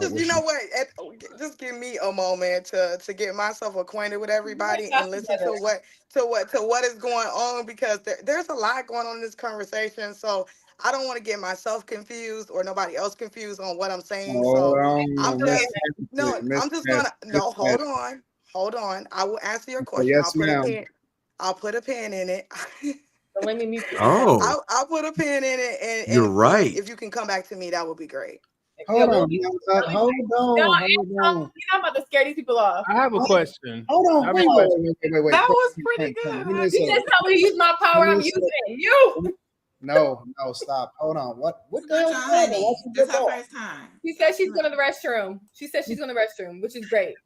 Nigga, your mama didn't tell you to go potty before we leave the house. We're not gonna do that. Oh, cute. Give me a second. What is this? Amateur night? That's Trigger's Antoine, cousin. they're not used to YouTube. This is what I'm saying. First of all, I haven't Are you related, honey? Are you related to Trigger? No. I think y'all kind of like a little not really showing self-discipline and control in this conversation, because I'm giving you my responses to the best of my ability, and it's late too, so I'm not sure where the behavior is coming from. Well, listen, I can tell you where my behavior is coming from. If you can give me a moment to gather my thoughts, that would be great. Listen, baby. I have been very nice. I've been chilling. I don't know you. I didn't say anything disrespectful. What did you mean? What do you have to know me for? All I did was follow up with a question, and I asked you to explain so that you could substantiate your argument. All of a sudden, you feeling attacked and offended, and I don't understand where that's coming from. She never said attacked. I don't feel attacked. I just said give me a moment to gather my thoughts. I've never been on YouTube Live before, so just give me a moment to adjust myself to what is going on. If you could do that, like this is an election. This is something important. If you stand beside somebody, it don't matter what someone asks you about that person. You're going to know right then and there if that person is doing what you think they are doing. I feel like we playing with this election because I feel like we looking at it like the past years that we had in America. People don't understand that the Democrats or the elites, they have a 2030 agenda. And this is one of them. This is literally who said that? What was that noise? Fuck was that? That was a video that had played on my iPad. I just feel like this is one of the most important elections that we're gonna experience. And if y'all don't wake up and if y'all don't realize that this is not a game and that these people really have an agenda for us, and at the end of that agenda is not Americans, citizens winning, that like a lot of y'all are gonna be in trouble, because at the end of the day, I can promise that no one has a savings account where they can just get up and leave if something happened. Like y'all not even thinking about, okay, if I need to flee America because things don't went bad, can I? Like I just feel like everybody, Democrats, I feel like y'all playing, and this is not about blue and red or Democrat and Republican. This is about our life. This is real. We all experienced a pandemic, and you see how they treated us, and nobody liked it. Nobody. And so we already know for a fact that they trying to do a round two because it was sad. So why would you even give them, the same people that was in the chair, why would you even give them a chance to do the same thing to you that they did the first time, when that was just the test run? That was just the beginning to see how much they can get off and what they really need to do. So why we putting the same people back in the chair that literally took away our rights? Now Democrats supposed to be for rights, but they took away Not your rights during that time. We had people having, they were giving ultimatums. You can't go to work unless you get this. You know, your children can't.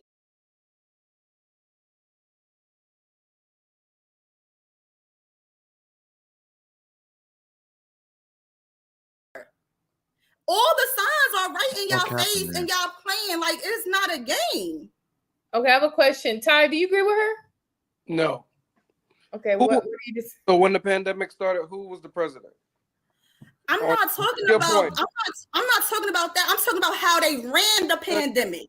He just made a I'm talking about how they treated us during the pandemic. Who was the president when the pandemic started? When all No. Okay, give me a second, Ava. Give me a second, Ava. Wait, let him go. It's on. No.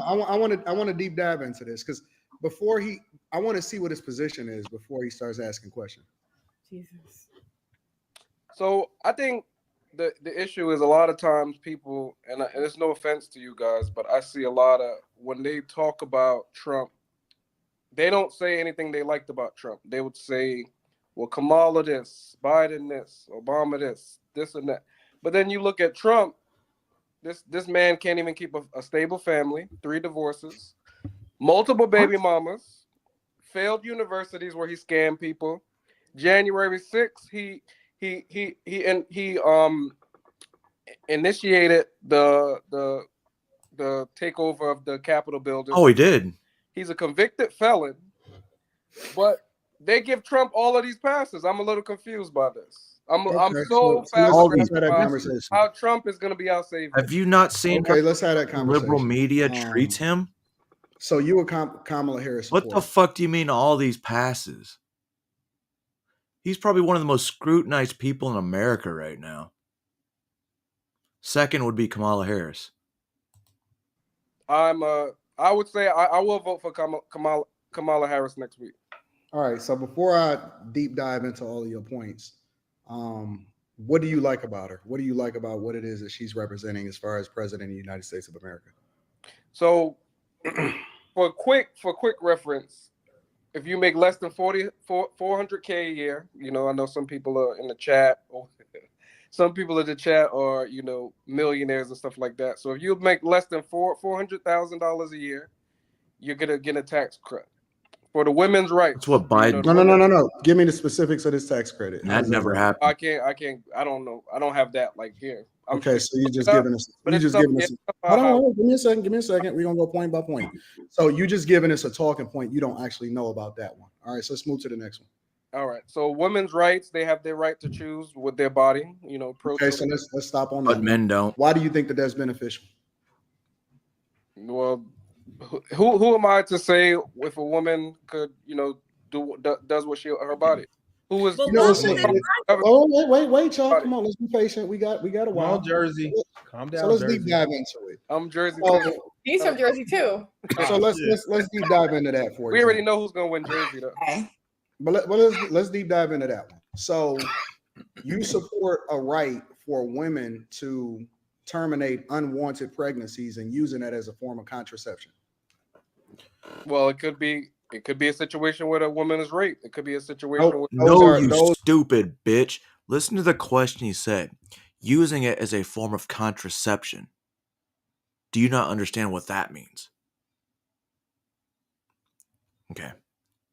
Those are far and few between where women get pregnant as a result of rape, and more importantly, that's not a circumstance where Democrats and Republicans disagree. They both agree that in instances of incest and rape, that a woman should have the right to be able to terminate the pregnancy. So let's remove that from the table. Let's talk about women getting pregnant, because I was having a conversation with Carrie, and also I had a conversation with several other women where they said that they don't even know women from their background or that they were raised with. Not one woman that did not at some point terminate an unwanted pregnancy as a result of a form of contraception, not because she was raped or had incest. So when we had that conversation and we realized that over 63 million people, 63 million abortions as a result of Planned Parenthood, largely that's affecting the Black community, why do you then support that?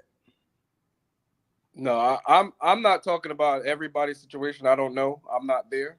Oh, okay. So you skipping that point too. Yeah. You want to go to the next one? No worries. So I'll say this: when a woman wants to make a choice for her body, I support it. I don't think anybody in a no. Hold on. I asked you a specific question. Why do you support something instead of us being proactive? Because first of all, let's really talk about the facts. When it comes to the Republicans versus Democrats' position on this issue, they're not banning the Republicans are not saying that it needs to be removed. They're saying that the federal government don't need to have a hand in it. So they're saying that is. I'm sorry. That's exactly what they're doing by putting a ban on it. They're not putting a ban. What the fuck are you talking about? Got to be careful with your words. It's not a ban. Yeah. They're removing the federal government's involvement in the issue itself. They're saying that that's a state level decision. So the voters, they're returning it back to the people, and they're saying that the voters in those particular states, for example, Ohio is largely a conservative stronghold, But Ohio voted to where women should be able to determine what happens with their bodies in that particular state. So that is what the voters determined. So all they did was remove and gave less government involvement on a federal level and said that is the governor's and the state's responsibility and the voters' responsibility should be. as to what happens inside of that stronghold. So they're not banning anything, and we have to be careful with our words because words mean things. So I'm sorry, go ahead. I'm sorry. Can I ask you one specific question? No, I'm asking you the question. This is your position. When I start to say my position, when I state my position, you can feel free to make me substantiate my argument. No. Hold on. I want to stay here because who said Roe you versus said Wade? that you were voting for her. I asked you, why are you voting for her? First point, you said, oh, okay, I don't know how that works. That's just a talking point. Second point you made as it relates to women's reproductive rights. So what I'm asking you is to substantiate why you think that that's good for you to support. I'll say this. I don't. If Trump gets in, I don't want No. We're not talking about Trump because what you're doing is you doing the very thing that you accused Ava of, and you said that they start to talk about what's wrong with Kamala instead of supporting Trump. So what I'm asking you to do, because what Democrats, if Kamala gets in office, what Democrats usually do is they start to say, well, Trump. I'm asking you, why are you supporting her? Not why you voting against Trump. Why are you voting for Kamala Harris? I'm voting for Kamala Harris because if she gets in office, which she will on Tuesday, next Tuesday, there won't be a reverse on Roe versus Wade. There's already a reverse on Roe versus Wade. Well, when she gets in, she can't pass that through the Congress, so she'll never be able to get that reinstated anyway because it's a Republican-led Congress. Yep. Why is abortion the be all end all? Wait. Hold on, Ava. I'm gonna let you get him. But I'm trying to understand because I don't know if he understands basic civics or not. So what I'm asking you is why do you support Kamala Harris for president of the United States of America? I mentioned if you make less than $400,000 a year, you get. I know you. I seen you over there Googling, but I'm gonna get to you. Go ahead. No, I have to have a list. I don't have it. I don't have like a whole list. It's late at night, So there's a $400 tax credit. $400 tax credit. Less than $400,000, you get a tax credit. There's no effect on Roe versus Wade. The economy will increase. How? We're not voting for. No. We got to go point by point. How is the economy going to increase? The economy. She's putting it in place where people new time homeowners. They'll have credits to buy purchase homes. Jesus Christ! So basically, you going off the talking points at the rally. And the 1% will be taxed. I'm sorry. I was talking to him. Absolutely. The men are talking. So basically, because I see you looking at the screen. So basically, you going off the talking points at the rallies. No. You saying all of the talking points at the rally. I don't have notes that I'm looking at from what. He's on the website. So you on our website? No. Okay, go ahead with the rest of your talking points. I mean, he's answering your question though. Yeah, they actually You asked him why he's voting for Kamala, and he's telling you the points that he likes. Q. Respectfully, I don't need your help. I can talk to him myself. Go ahead. So as the vice president of the United States, I remember, and I have to go to this. We just have to say a fact is a fact. Mm-hmm. Donald Trump was the president. No. I'm not asking you about Trump. I'm asking you about Kamala. We have to. I'm not asking you about Trump. I'm asking you about Kamala Harris. So I'll say when Kamala Harris gets into office, when we turn on the TV, we're not going to see cities at war with citizens. We will not see that.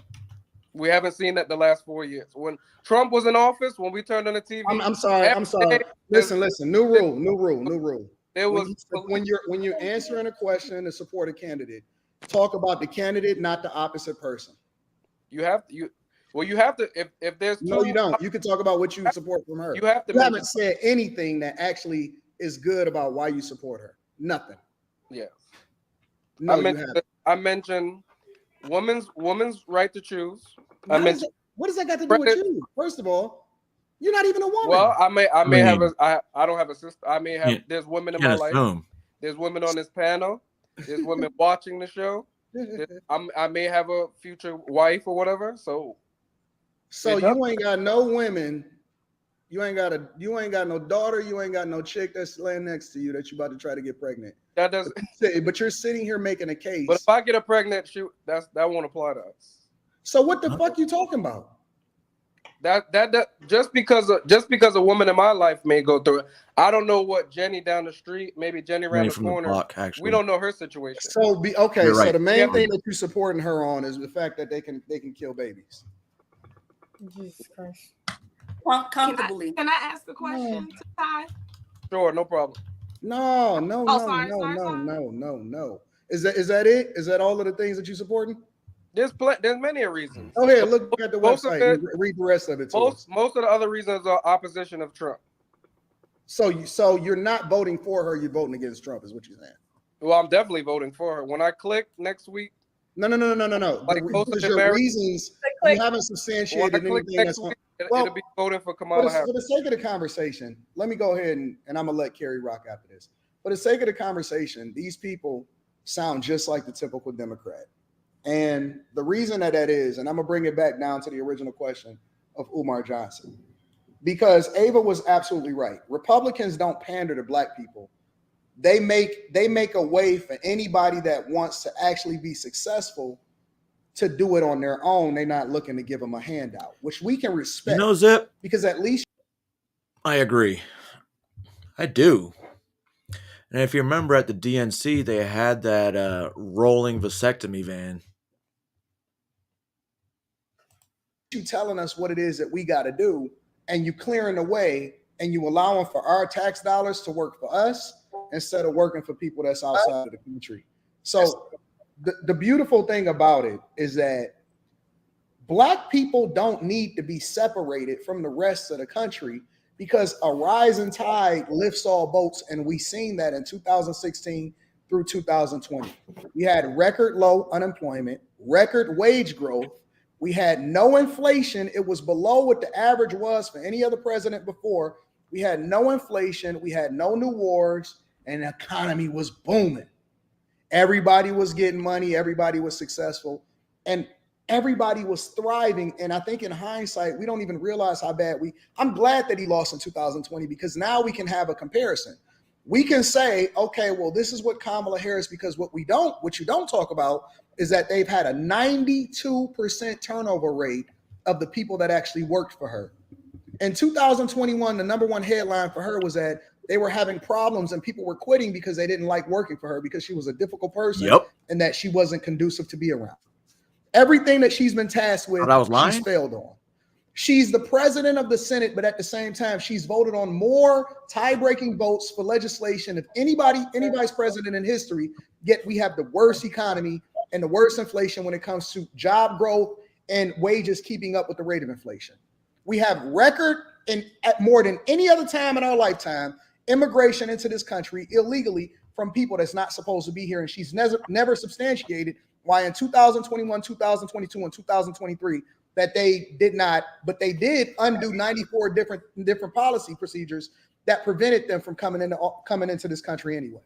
And so when I see people saying that they're voting against Trump, usually they're voting against their own best interests, and they don't even know it yet, but they're going to pay the price way down the line, similarly to how we voted for Obama. And we basically voting for a fourth term of Obama. And it's unfortunate because we hate so much the very person that was cool with everybody and they loved, the one that Oprah said that she was going to be the vice president for on her own couch. He was literally on one of her last shows and he was with her the whole time. Kind of the like very one who ATF. he funded the majority of these black people, some of them that's in office right now, some of the very Democrats that you guys support. He was the one that gave them their first campaign donation. He's the one that flew Nelson Mandela, which I just learned just a couple weeks ago. He was the one that got Nelson Mandela out of a jam and flew him over here to the United States of America. It's funny because the very person that we hate is all based off of marketing and propaganda to make y'all believe something so that you vote against your own best interest. Wait, didn't I you see that the other come day? up with something reasonable as to why you're voting for Kamala Harris. And no, she's not going to do nothing for black people. She didn't even marry a black man. She married a white man, which is cool. But how you going to use identity politics to shame black people to voting for you when you don't even align with them yourself? We don't even know if she black.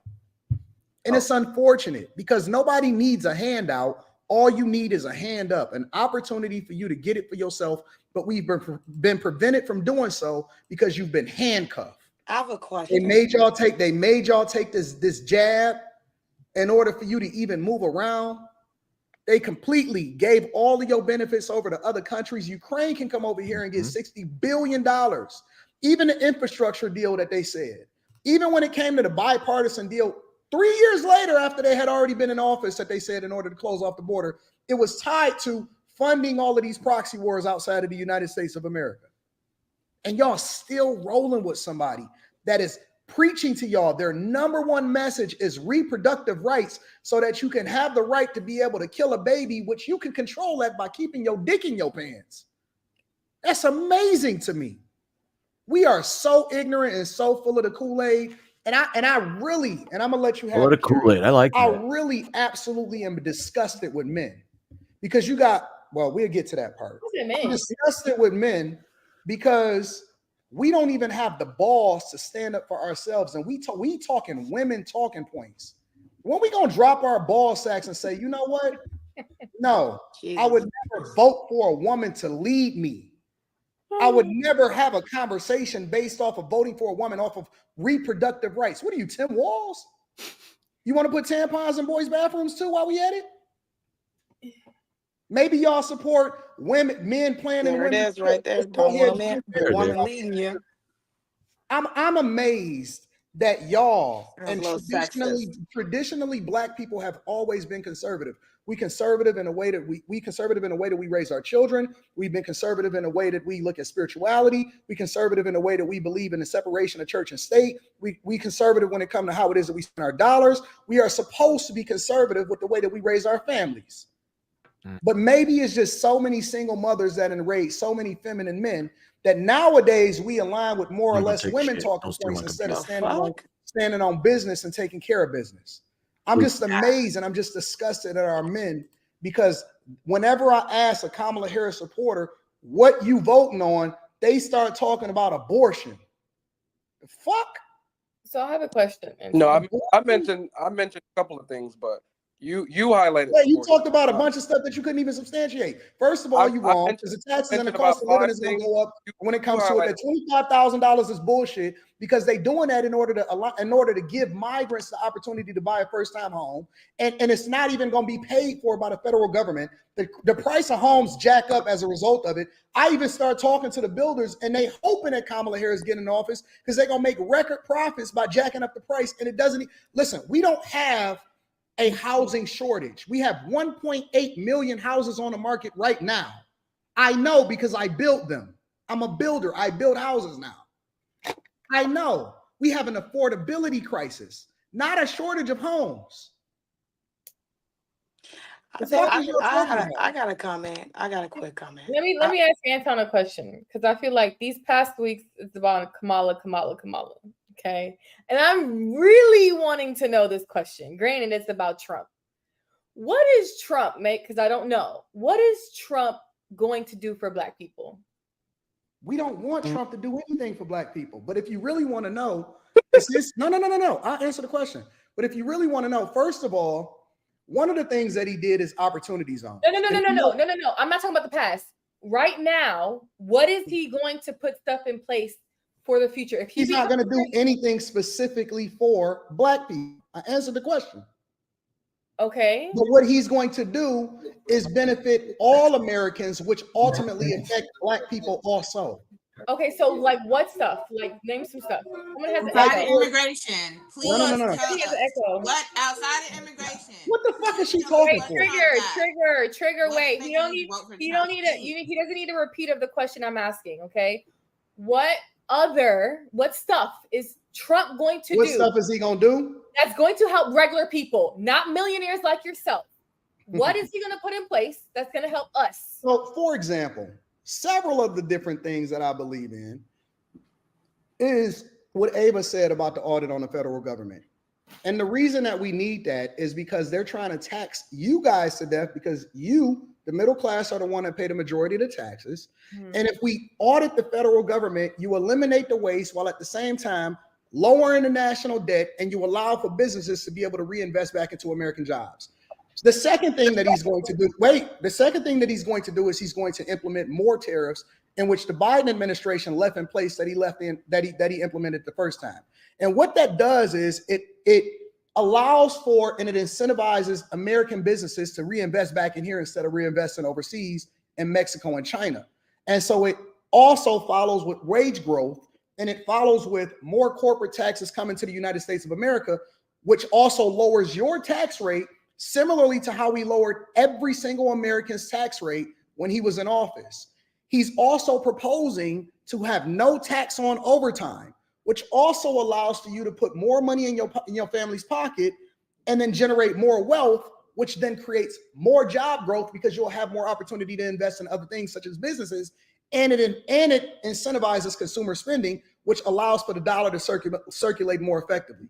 That's just economically. If we want to go over to immigration, we don't need more of our dollars going overseas. And so what he's proposing to do is allow for the immigration system to do its job by not allowing for illegal immigrants to come over here and allow them to go through the natural process. That way we eliminate gangs, we eliminate a strain on our infrastructure system like what's happening in all of these small towns.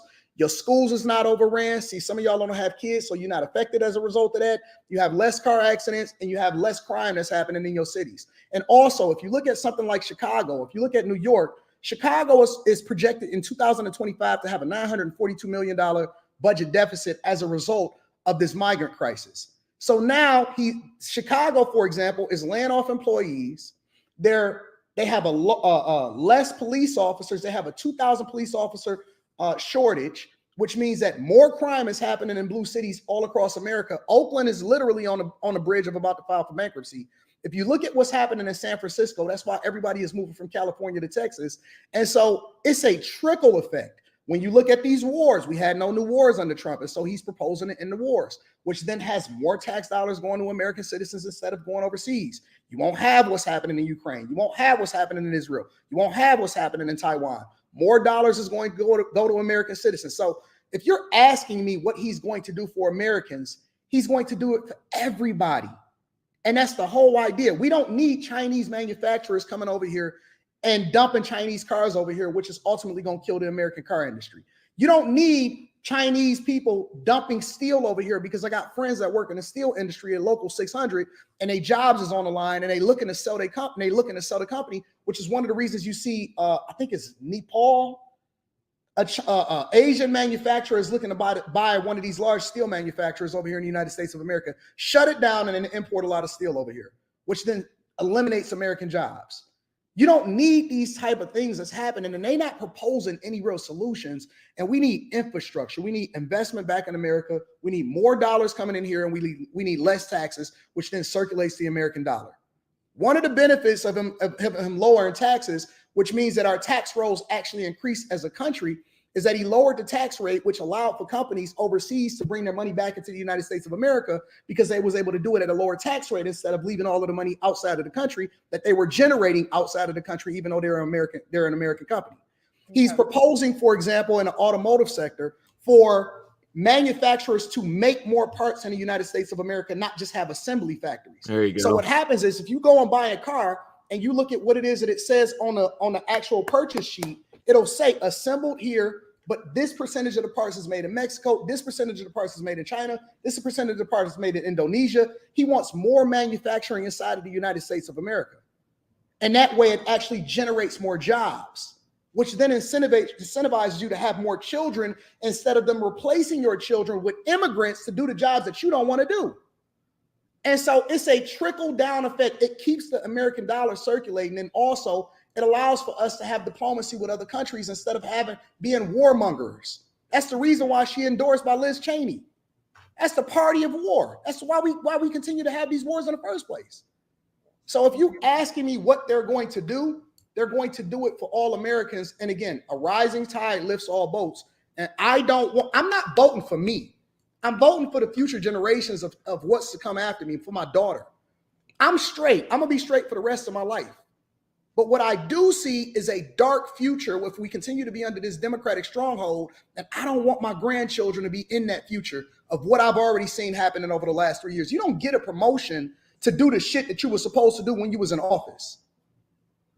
How you gonna give her a promotion to continue to fuck shit up? Come on, man. I was crazy. Wait, Please Trigger, respond. Can I get Carrie? two Wait, hold on, minutes? Trigger. It was Carrie and Honey. Go ahead, Carrie. I was just gonna ask Ty, because you said that you were voting that way primarily because of the reproductive freedoms. I know you named other stuff, but you said, you know, the women on the panel. I think you said like women in general. If you have a wife one day, I'm not sure if you said if you had like a daughter. Did you mention daughter too? I don't have a daughter. Okay. So my question is, if somebody would, okay, let's say your wife came to you and was like, why, like, what did you vote for? Like, what did you vote for me for? How did you help me to have my freedoms, babe? Like, tell me what freedoms I now have as a result of you voting for Kamala. What would you tell her? Repeat your question. I'm not understanding your question. My wife would come to me and ask why I voted for Kamala Harris. Yeah, because you said that you said one of the reasons why you're voting for her is for women. And you said like the women on the panel, women in general. You said like if I want to have a wife one day. So I'm just saying, let's say that wife, you find her, you marry her, she comes to you and she says, what did I get as a result of you voting for Kamala as it relates to my freedoms, my reproductive freedoms? Like, what freedoms do I now have? Well, I mentioned forgive me.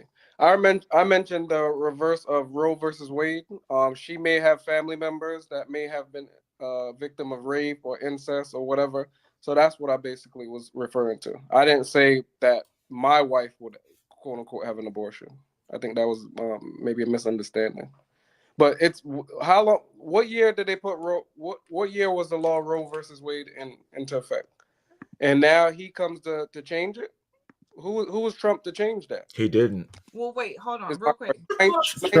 Trump didn't change it. The Supreme Court did. He's attempting to change it. Well, no, he put. No. I don't think he knows. I don't even think he's aware of what happened and how the law changed. Obviously, do you know what happened? June 2022. Do you know what happened? No. Go ahead. Explain it. You're fucking kidding me. That Trump changed it and he didn't. I think that with all due respect, Ty, that's a part of the frustration that's on the table. It seems as though there are more people on the Dem side or Kamala side who are very strong in their stance, but when you ask them for more detail of their stance, they're not knowledgeable. And I'm saying that with respect because I have had to learn quite a bit throughout this election about things that I thought I knew, just didn't. And what you're doing is you're kind of like perpetuating this cycle that many of us Black people find ourselves in. You're not knowledgeable of it. So I would just say before Tuesday, not to change your vote. No, it's fine. But before next Tuesday, as you said, before you pull the lever for her, just go read. You know, like just go delve into everything you said. Go to as impartial of a source as possible. Like I literally just sat here and started reading about Margaret Thatcher. What's her last name? Thatcher. No, it's Margaret Sanger. Her name is Margaret Sanger. Right. So I'm learning even more about the woman who started Planned Parenthood. Meanwhile, I'm not gonna go into this again. I have a thing here from Planned Parenthood who endorses Kamala. They just like disregarded Margaret in 2022 as a result of her ways with eugenics becoming involved and people of color, of underserved communities being discriminated against, being targeted. And so now Planned Parenthood is attempting to rebrand themselves and to position themselves in a different kind of way. But that's where this came from. So we have Black people who are up here like, I'm for reproductive freedoms, I'm for this, I'm for that. Meanwhile, a part of the people you're technically representing were some of the people who were targeting us. They thought that we were unfit to have families. Correct. They don't were even know trying to what they control supporting. our population. They don't even know Well what they said, supporting. Carrie. They don't even know who Margaret Sanger is. So again, Ty, I just say just do the and you could do it by yourself where nobody can see that you like do the research for real. Just do the research. I appreciate that, love. But that's what it's all about, though. At the end of the day, when they just using the word women's rights, but at the end of the day, it's all about being able to abort when you want to abort. That's what it all sums up to at the end of the day. If I feel like if John make me mad and I'm 5 or 6 months pregnant and I want to get rid of it, I want to have the right to.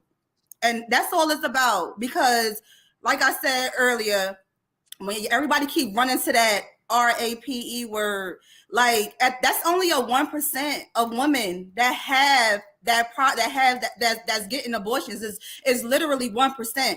The rest of the women that's getting abortions, they are doing recreational abortions. They are having abortions because they turned up on Friday, Saturday night, or they went to Jamaica and had a good time with somebody they didn't know, and they ended up pregnant when they got back, and now they want to have an abortion. The majority of abortions, especially the Black community, they are recreational abortions.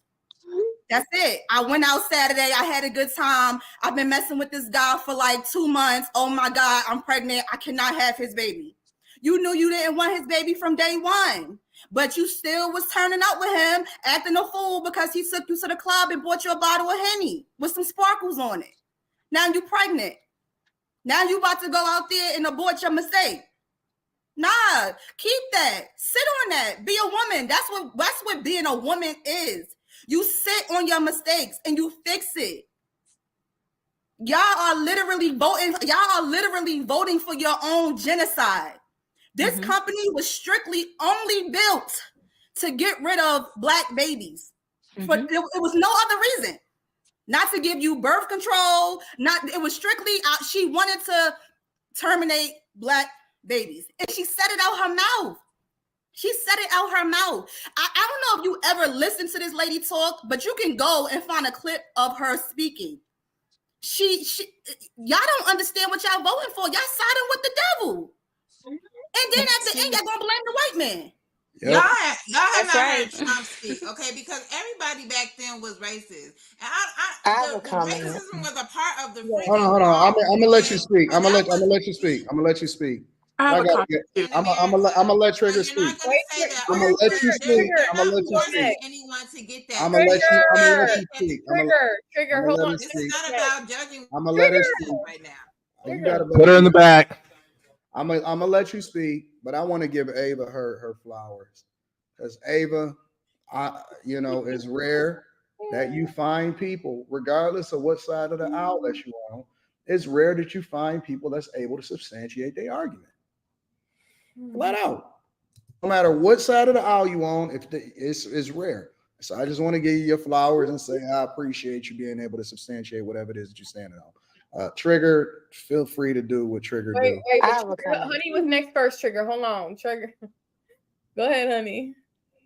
Okay, so I do understand what everybody is saying, but one of the biggest things with the whole abortion thing, it's not even just about the abortion. The overall the freedom to choose is what Trump is. Pretty much, if you have a government controlling your freedom to choose, that's a problem. So it's not even just about you having a right. He's removing the government from saying whatever it is that you can do with your body. You let her finish. I'm sorry. I just don't want her to. Go ahead. Your point is more important. Go ahead. It is, but go ahead. Yeah, you're right. Yeah, you're right. By your logic, you're right. Go ahead. Oh, of course I am. Yeah, you're right. Can I ask a quick question? Wait, hold on. No, his voice is no. Let him finish because his voice is more important. His point is more important. It absolutely it's more is. relevant. Yeah, you're right. By your logic, go ahead. No, by the facts. My voice is way. By your logic, go ahead. Listen. Because even though you might not agree with me, and even though you might not like what I'm saying, but you could still let me finish. Well, listen. Let me tell you something. Exactly. So go ahead. I'm gonna go on mute. Good. I'm glad that you're gonna go on mute. That tough Black woman shit, that don't work with me. Oh my God. Yeah, that's why he doesn't want Kamala Harris in office, because he don't want to be led by a woman. Just spit it out. That tough black woman Just shit. spit it that don't- out. I've been listen. sitting here listening to you for a long time. You don't want to should, be because led maybe by a you'll woman. learn something. Because When you I don't asked want to you, be led by a woman. That's all when that I is. asked you a I'm not question tough. I'm originally, not being tough. you I'm just didn't not know letting you shit. disrespect me. That's it. So then you go and you put on your I'm just nightgown. not letting you Your ass disrespect should have me. been on That's not. camera the first That's time not that we about got tough. you up That's here. not about toughness, Listen. sir. I'm You just disrespectful. I That's thought it. I had put I thought about 7 months ago I put away I mean, we can just get back to the women accountable. conversation. We just get back to the conversation. Well, listen, We if can you just want get back to the conversation. This is not about me or fuck you. that. It's about You the don't tell point. me what to do. I do what the fuck I want to do. Now, if you don't like it, then you can Are do we here to something have a about it. conversation? This tough black woman shit. I don't know what you're talking about. Y'all gotta get this up out of y'all spirit. I'm just listening. I'm trying Because to the contribute. last thing you ever gonna do is shut me up by thinking that you're gonna talk to me like you tough. Lord, you're not gonna do that. You're just gonna embarrass yourself. I'm gonna make a whole meme out of you. Make me famous. Thank you. Appreciate it. You have no clue. You asking for the Trust me, wrong you thing. should ask Island who you talking to, because I really don't care what you think about me, and you can make memes. Make me famous. Put me on YouTube. Put me on Instagram, TikTok. Oh, do me a favor. I'm happy. Oh shit, this is gonna be so good. Yeah, it's gonna be really good. Thank you. Appreciate it. Thank you for the marketing. All right. You're not gonna go because I really would like to express my. Q. Listen, you should probably explain to your friend. Anton, you like women that disagree and can have. No, I mean I don't know how cool you are with her, and so that's why because I don't want to embarrass your friend, and you know where this shit is gonna go, Q. You know how this is gonna play out. Sir, I know everything about myself and more. I know stuff about you that you probably don't even know. So Like what? you're actually messing with the wrong person on this, sir. You could never embarrass me. And the fact that you think I'm acting tough because I'm challenging your views and I'm giving you something different than what you like. So you're gonna decide to attack me because I'm this strong black I haven't woman. attacked you. I'm just But listening you to said, you "Oh, talk I'm shit. putting on this tough." I'm trying to warn you. I'm not. What you wanted me for? I don't know you, sir. You just said you know more about me. Yeah, I know a lot. So either you know me or you don't. Because I just told you right now. You just don't want a woman in the So, office. can I say something to Honey? Let's debate the points tonight. Let's not. Thank you. I just told him that. Can we I get have back to the conversation, please? He's trying to get you in order. He's not talking to me. No, you need to get in order, sir. Honey. Let's talk about the. He needs to get in order. He's sitting here monopolizing the Honey, whole let's entire talk conversation. Don't stop. Honey, He let's hasn't talk really let about nobody speak. Kamala Harris. Hold on a second. Excuse Or me. Kamala Harris. He's asking questions. He's answering them himself. So That's it's not right. really a conversation. That's right. It's rhetorical. I'm teaching you a lesson. You're not teaching me nothing, sir. You could never.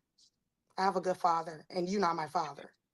I am your father. No, you're not. You would never be. You can never live up to him. Ever. To your daddy?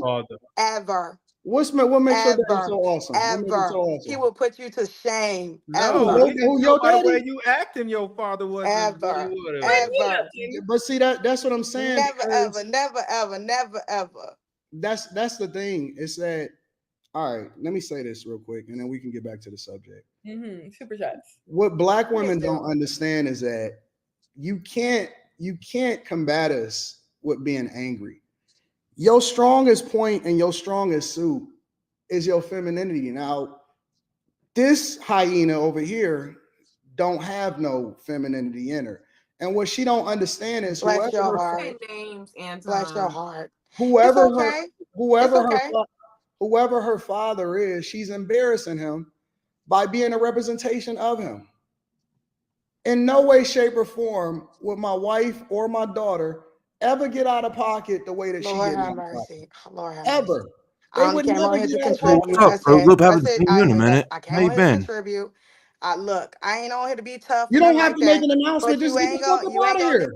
Don't worry about it. I got you. Oh Don't my worry about gosh, it. Anton. We'll go ahead and eliminate this. Let me go to Listen. Can I say something? This reminds me of Everything you people that just said want is to make true. an announcement. I'm leaving this chat right now. You don't have to announce it. Just get the fuck up out of here. Why are you still in the back? All right, I'm gonna bring you back up so you can give your speech. Go Yeah, ahead. she never said she was leaving. Oh my goodness. This is funny. This is quite Do interesting. you want to leave or do you not? Did you Do say you wanna were leave or not? leaving? Who said Yeah, that? she never said she was leaving. Oh, okay.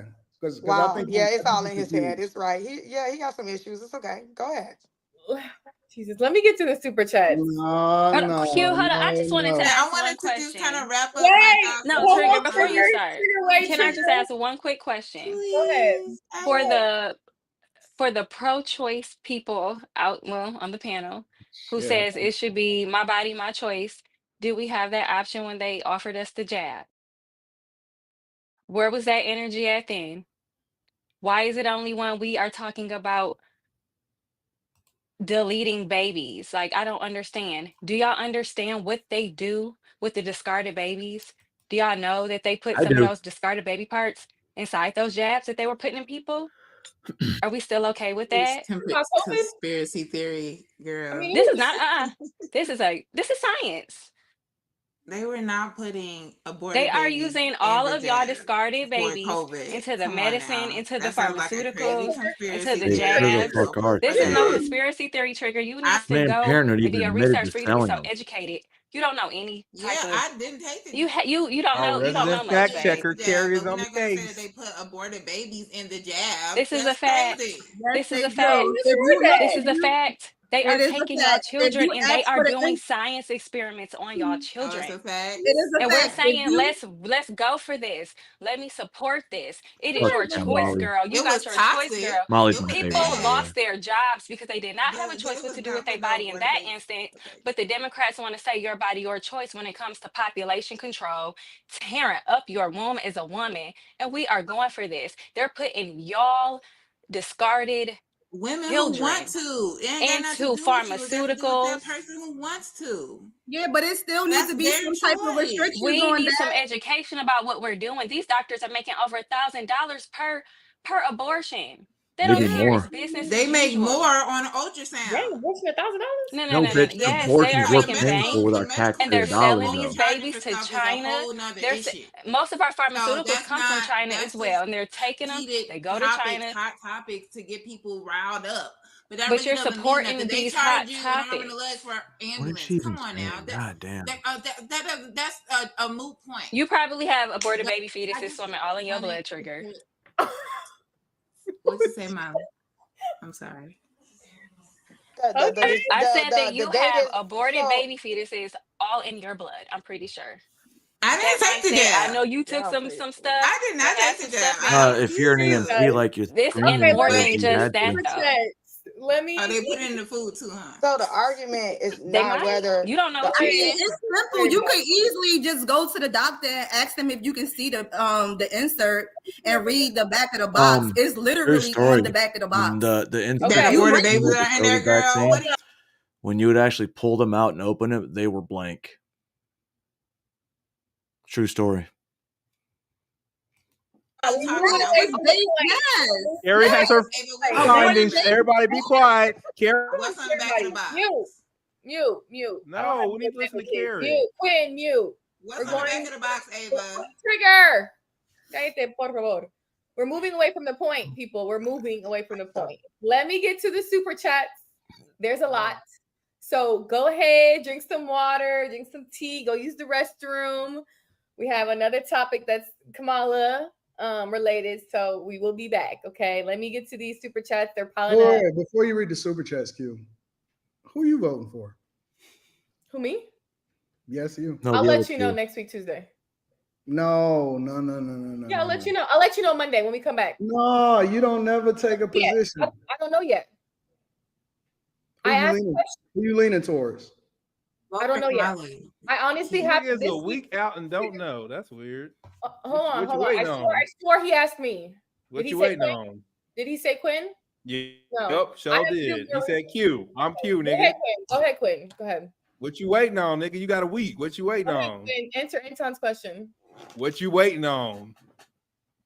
You said you ain't decided yet, Anton, are you nigga. talking to me? How long you been? Anton, are you talking to me? Or are we talking to Quinn? I'm talking to you. Okay, so I said I'll let you know Monday. We knew. Okay. Oh, shut up. But Trigger. back to because Every stream we have is a Kamala. I bring people on here to have diverse opinions and not be all voting for Trump. We want to have different types of opinions. So we don't want to echo chamber because it will be boring. But I will let y'all know Monday. Okay? Thank you. But thank you. Let me read these 110 super chats I have to read by myself. Anybody else? Thank you. Miami Heat beat Detroit Pistons. Great scrimmage. Shout out to Anton Daniels. Make us energy independent. Anton, they really stopped their Spanish family from going into the 49ers game because the son-in-law was wearing a MAGA hat. They ended While up Nick letting them Bosa, go a in anyway. 49er, wore his hat yelling MAGA, live post-game. Loved it. Love to see Coach Greg Adams collab with Anton. He'll trigger my Lord Jesus, bless her discernment. It says, whoever Quinn be acting sassy when it's someone over talking, but he always over talking someone. Yo, mama, bitch. Bro, man up. Ava is cooking. It says, Ava, you from the North or South Jersey, former PHL resident. Trigger again, text from Jamesh. Shout out to Fiji. I know someone from Atlantis that said there is an uprising of Wakanda for Trump 2024. One love. The protest was because not Tommy Yeri. Robinson was jailed and he invoked Trump in his speech. Two different people. Rocks. Q, this is your fault, Anton Daniels. Clearly not, because it's 6,393 people watching. So I'm doing something right. Huh. Anton, you gonna review Kamala / Club Shay interview? Shout out to Andrea. It's crazy that they want to protect reproductive rights, but never speak on fertility and helping women become pregnant. But all talk is about getting rid of them. Why is it my body, my choice when it comes to abortion? But this is the same administration that mandated the COVID vaccine. Super sticker, thank you, Natasha. It's a shout out to Honey and Trigger, aka okay, y'all gotta be nice. I'm not reading it. Kamala Harris is the modern day Margaret Sanger wrapped up in a bow. She is for the destruction of Black America. It says, yes, Ava, they don't want to talk about Agenda 2030. It says the bad thing about these ladies who stand behind Kamala is they have not done the research. They can't say one thing about Kamala but abortion. It says, why Jamisha's scared of the smoke? Ava going off. Jamisha's not here tonight. To Ava's point, the Wu flu has a beta test, and they know who was compliant, who was defiant, and who was skeptical. Abortion's rights, no rights for the jab. It says, has anyone else noticed how all the pro-Harris males are moist? It says, should I buy some stripped U.S. Treasury bonds, 0 coupons, adjusted for inflation now before deflation? I'm trying to learn about U.S. Treasury interest rates. Well, tune into Anton's Millionaire Morning Show for that. It says, male feminists are insane. We see the game, though. Thank you, Howard. Ty can smell what everyone on the panel cooked tonight. I never understand why folks can process that there was 50 years to codify Roe versus Wade, and they never did, even when Obama had the House and Senate. Hold on. This one's spot. Dang, Ty, what are you doing so hard? Why are you going so hard for Roe versus Wade? Are you anti-condoms or something? It says these Democrats need a group study session. Pitiful. Lloyd Banks, struggling dog, poor Ty. It says we only claiming Ava in Jersey. Ty's out of here. It says Q needs to stop protecting her liberal friends. It says Ty, it was the Black BLM and Antifa that caused the riots. It says a future wife, nigga, please. It says if Trump would have ruined the country, he would have did it on his first term. If Kamala was going to fix the country, she would have done it already. Trump 2024. Ty, what do you mean when she gets in office? She's literally in office right now. Ava is my Jersey sister. I know that energy anywhere. She's cooking.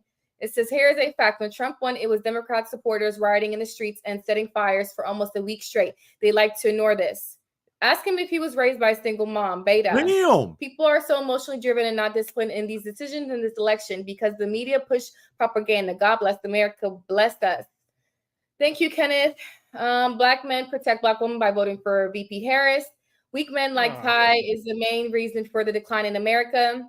Because every time you question a Cam fan, they sound being interrogated. You know that you done effed up. It says weak men like Ty Banks is the main reason for a decline in America. Every time you question, already read that part. Candace Owens, no, she ain't Black. It says ask him about Dementia Joe and the cover up. Already. Kamala not Black, all skin folk and kinfolk. This is nothing more masculine than protecting Black women. Ask the Blue supporters what they believe in. Can't be a Christian if you're voting against your own beliefs. It says Jersey versus Trump. Pay attention. Trigger. Question to all the Black Democrats. Why don't you all support Kamala in 2019? Fact. Where was y'all Black support? It says if two people consent to sex resulting to pregnancy and the lady don't want the kid, but the man does, if the woman elects to abort it anyway, is that fair to the man who wanted the kid, or is it her choice? It says a poor vagina management bailout plan. That's the pitch to Black women from the Democrats' disgusting work. All Black people don't look for handouts. It says, I had more money under Trump 2024. Biden wanted to tax everybody per mile driven. No tax I've on heard tips, that. overtime, and Social Security. It says, in other words, nothing. It says, break it down for the D students, Anton. Shout out to that.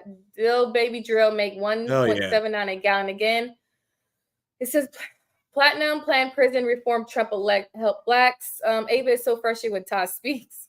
It says Trump will renew the Tax Cuts and Job Act. No tax, no tips, no tax on Social Security, no tax on overtime, and also the interest paid on vehicles to be as tax deduction. No double tax for Americans working overseas.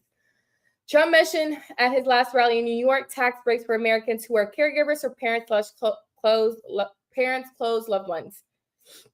Anton Daniels for president 2028. Thank you, Kirsty. I'm in electrical design and have a hand in logistics. The tariffs that he discusses affects me buying goods from China. Biden also added a tariff that added 380% to aluminum if I buy from China and forces me to buy domestically. Stop. Abortion equals reproduction rights. I'm halfway there. Stay on the wall, brother. Q. Trump will open back up the natural energy sector like Keystone Pipeline, in which thousands of non-millionaires lost their jobs in the oil field. Aw, poor them. Anton Daniels awakening the blind on show at time. Roe was passed to decrease the birth rate of Black babies. 1 out of 3 Black pregnancies are aborted. Trump 2024. It says, play the Kamala is cruel video that Elon posted, then ask them if they still support Kamala. It says, so men don't have reproductive rights? Dr. Claude Anderson books, Power Economics, Chapter 7, and Black Labor, White Wealth, Chapter 5, dedicated to immigration hurting Blacks.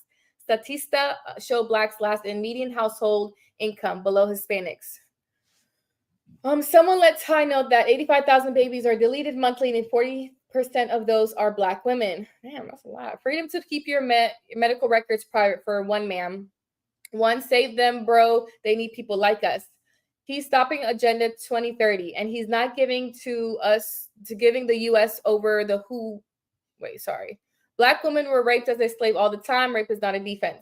It says time trigger treat Google like masa. Wow. It says everyone should watch 1916. Blacks are 13% of the population. Women are 8%. We should, actually. Childbearing Highly 3%. recommend. We account for 48% of the abortions. And when the PPH sell the parts, they got for more for Black baby parts. Ava, thank you for shedding light on it. I agree that getting rid of Black babies is their ulterior motive. Bump everything. I'm digging on Ava. Abortion is a state of issue. Your freedom is choice. Your freedom is to choose is when you choose to open your legs. Good point. It's always the woman with the gap teeth. Margaret Sanger worked with Democrats to push abortion in the Black community. They wanted it as a contraceptive and reached out to the Black pastors to push it to church. Google the Negro Project. Thank you. Stop all your head, girl. It says, Anton, you got to clip Ava apart. The people need to hear it. It's a good, honest truth. She a real one. They want minorities to help with the genocide of their people. We as Black people are still at 13% since 2000. That should tell you something. You got to humble these hyenas, Anton. It says, honey, you're not strong. You're argumentative. You can have your points without the attitude. And it's still in Anton's channel. Respect is still a thing. And how you be a real woman, respectfully. Abortions equal freedom from being accountable for her actions. Notice that the pro-choice argument only wants all and any abortions. 2 German shepherds on the panel. She got a lot of mouth looking like Leslie Jones. Ouchie. After watching the majority of Black women agree with Yada, ain't no way in hell that the so-called Black women should be leading the country. Her father couldn't fix. Okay. She better make over 100,000 because you are the percent of the agenda for the Democrats. You're being replaced in the next 4 years if she wins. Trigger, not a condo theory. Molly on point. Why isn't the baby given a choice? Why don't they get a choice on whether they want to live or not? Y'all love to talk about choice, but you're robbing the baby of theirs. We're almost done, y'all. Stem cells from them fetuses. It says honey and trigger. Okay. Anton, Molly, Quinn, Karen, Ava, I gave you guys your flowers, asking simple, basic questions that you can't even answer. Continue to vote blindly and out of ignorance. That's why we're here. Screwed as a people. It says regular abortions, just like everything else, simple fix. The government controls what we can do with our body with laws in hundreds of ways. It says, honey's super pumped about the freedom to X babies. Anton and Molly need to make a cookbook called 1,000 Ways to Cook Hyenas. Daddy government is not watching out for women or children. Daddy government crazy. Ignore them. Salute bag chasers. PepsiCo just closed a plant in Chicago today with no warning to employees. We need Trump to keep these jobs and get them back. Q turning out to be a terrible host. Well, come sub for me then. Okay? Thank you, Billy. Yeah, Q gonna be passing out Kamala stickers next week. Yep, to your family, your mama. Molly with the MAGA hat, love it. The night girl gown got a slight inner. Y'all miss. Wow, 19 million black babies aborted since 1973. Most dangerous place for a black baby is Mamu. Is Mamu? Okay. Molly, I love the MAGA hat. You go, girl. So Anton debates Charlemagne bald-headed versus bald-headed. That's funny. They do put stem cells from deleted ones in vaccines. The stem cells don't develop until the third trimester because that is what the kidneys develop. This is why late term is necessary for big pharma. Stem cell harvest ed from human embryos. Been voted early today. Trump 2024. This is men who so-called protect women don't get any. Oh shit, it really is. She marching candidate. Hearing a candidate running on recreational terminations for women, then turn around and offer an increase in child tax credit for the first-time parents should be a real BS. Red flag. So vote for the minority woman right. So if Candace Owens runs in 2028, are you voting for her? And Ava, you ain't said nothing wrong about the thotties. It says, y'all really trust black opinions on politics? Keep in mind, Biden was losing the Democrat primaries in 2020, but blacks saved him. And now we have the trash president we currently have. Don't do it again. Last one. Shout out to the new Gap Bang. Okay. Shout out to everybody that sent a super chat. Our reading was really good today with 132 super chats sent in. Yes, you didn't miss any words today. I am proud of you. Dang, I'm tired. Actually, give Some him a finger water. too. But shout out to you guys that sent us. You super did chats. cute. I know I was trying to read really fast. There's a lot. But if you guys are interested in coming to the panel, be patient in my DMs. Okay. Shout out. Make sure you guys follow everybody in the panel. But yeah, it was 132 was a lot. I was trying to go through it quickly. But thank you for everybody, being open. Don't ignore the super chats, ignore the people in the chat. But let's get to what Michelle Obama had to say. Okay. Did we do that one? No, we did it. Hold on. Yo, sorry, this they shit changed was crazy. the real first What I'm lady. thinking of. they changed the specs on this. Where did it? Sorry, y'all. There it goes.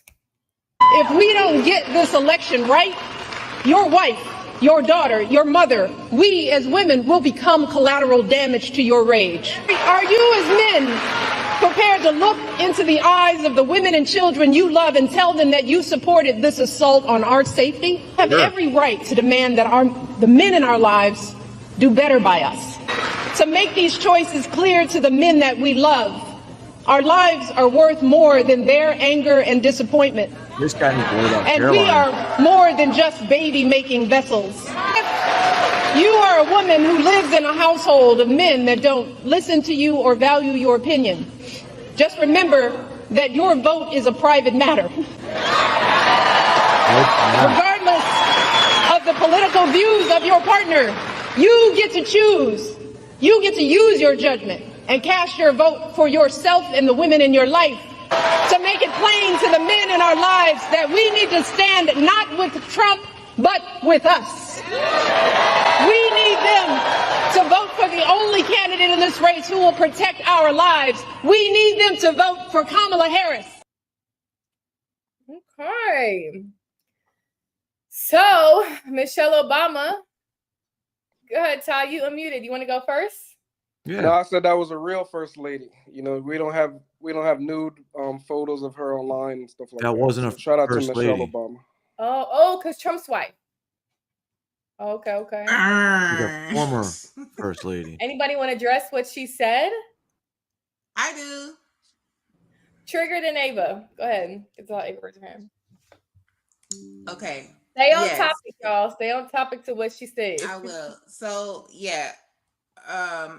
Yes, I get it that Trump is saying that he doesn't want to ban all abortions, right? He just wants it to be a state matter. However, this is the problem. Trump doesn't have any Where are policy. you getting Trump from? We just watched a video about Michelle. Yeah, Trigger. I'm talking about abortion. She was No, we talking talking mainly about the about change we talking about subjects, the idiot. video that just played. Trigger, you didn't see it? I saw it. That's what we talking about. It's a new topic. That's I agree. I agree with what she's saying about abortions, about women needing to have that right. There are emergent abortions needed that weren't able to be had even recently because of it only being a state's thing and people not true. acting to save people's lives that needed it because they didn't want to be in trouble for aborting in a Not state that true. ruled against it. You know, even though, yes, he wants it to be a state matter, there's also possibility for criminalization of this. And this just isn't right for people who want to choose what they want to happen to their body. So I agree with everything that she said. And you said you was going to let me say my piece a little bit about before because I didn't get to say anything. We moved on. We moved on to 132 super chats. We're not about to be here all night. Okay. All right, go I said my ahead. piece on that. I agree. Go ahead. Yeah, go ahead, bro. I don't have anything to say right now because I didn't see the video. I don't know if my computer froze or what, but I didn't get to see the video you put up, so I don't even know what's going on. It's okay. Anybody else want to comment on that? Molly? I feel like with the Obamas, we can't really see. We know that Kamala's a puppet. We know somebody's pulling the strings. We can't really say who or what entity of individuals are. But I think it's really safe to say that the Obamas are still, they're just trying to keep that control. I don't think it has anything to do with Kamala. I don't think it has anything to do. They want to keep control over the country. They want to steer it in the direction that they want to steer it in. She was It's not only talking healthy. about Kamala's policy. What? And then she wants to talk about women, but Democrats can't even say what a woman is. So what's a woman? Who are we trying to speak up for? No, we're not talking about Trump. We're talking about Michelle Obama. Yeah, let her finish, Trigger, and then you can rebuttal her. Y'all let her finish. Let her finish. Like the feminism, the sowing discord between households and marriages, and you don't have to tell him and you don't have to listen to him and you need to shame him because you're not safe. No, it's not safe. It's men walking into women's bathrooms and Michelle Obama encouraging it. That's what's not safe. Well, she is a Feel guy. safer when men, because men are going to vote for Trump over Kamala. That's what makes me feel safe because this is literally symbolic. With Trump, if Kamala wins, it's over for masculinity in this country, and that needs to be addressed. There's a masculinity crisis. We can't say it's not. There's a femininity crisis. The Right, women Pie? are the men are the women. And I don't want to see a country like that. I don't want to have children grow up in a perverse world, in a perverse country where adults can't even tell them what's a man or a woman. And we want to say, go behind your man's back or When your shame him. president Like, is going to want to grab he's not the going to pussy. pay Let nobody's her bills. finish. No. Michelle's not going to pay anybody's bills when these households break up over her rhetoric. It's very destructive. The whole Democratic Party is destructive. I'm tired of Michelle Obama. I'm tired of Barack Obama. I'm tired of Bill Gates. I'm tired of all of these people who are funding this whole Democratic push. I really wish that they would have like NASCAR, just put the patches of all their sponsors on them so we know who's pulling your puppet strings. That's it. Like I don't understand how y'all are constantly defending unless you are okay with the perversion. How are y'all defending this? You done, Molly? Yeah, go ahead. Go ahead, Trigger. Trigger, I'm gonna start muting your ass. Y'all let her finish. Then rebuttal. Go ahead, rebuttal. Do get a little emotional, but I love everybody on the panel. I love you, Molly. I don't mean to be over talking y'all, so sorry. But yes, I don't see how y'all support Trump. Trump is blatantly like discarding to women. He doesn't care about their rights. He's very misogynist. He's proud of the fact that some women he can just play with and he doesn't care. He's a tyrant. Everybody wants him to have this freedom that no other president has ever had, is going to be crazy if he wins. Now, I really am confident that he won't. I really think most people are getting the fact that this is a criminal. This is a person who's lying to get people's votes, who has no policies, right? So y'all were always about, oh, Kamala, what are her policies? Kamala has laid out her policies. I might not know all of them, but I'm good on voting. Let me know one. I'm no longer asking y'all to vote for her. What are you standing on Trump? Doesn't have any policies on his website. It's no policies. He has nothing. He hasn't even stood behind Project 2025. He's trying to downgrade it. Project 2025 is a liberal Right, so if psyop. that's not his policies, what are? He does not have any policies, and she came out with some, even though she just got nominated as the head, a few months ago. She came out with policies. Where are Trump's policies? Trigger. But y'all do not. Trigger, you're in. Outside of immigration, Mute her. and BS about the government that y'all really don't know what the fuck y'all talking about.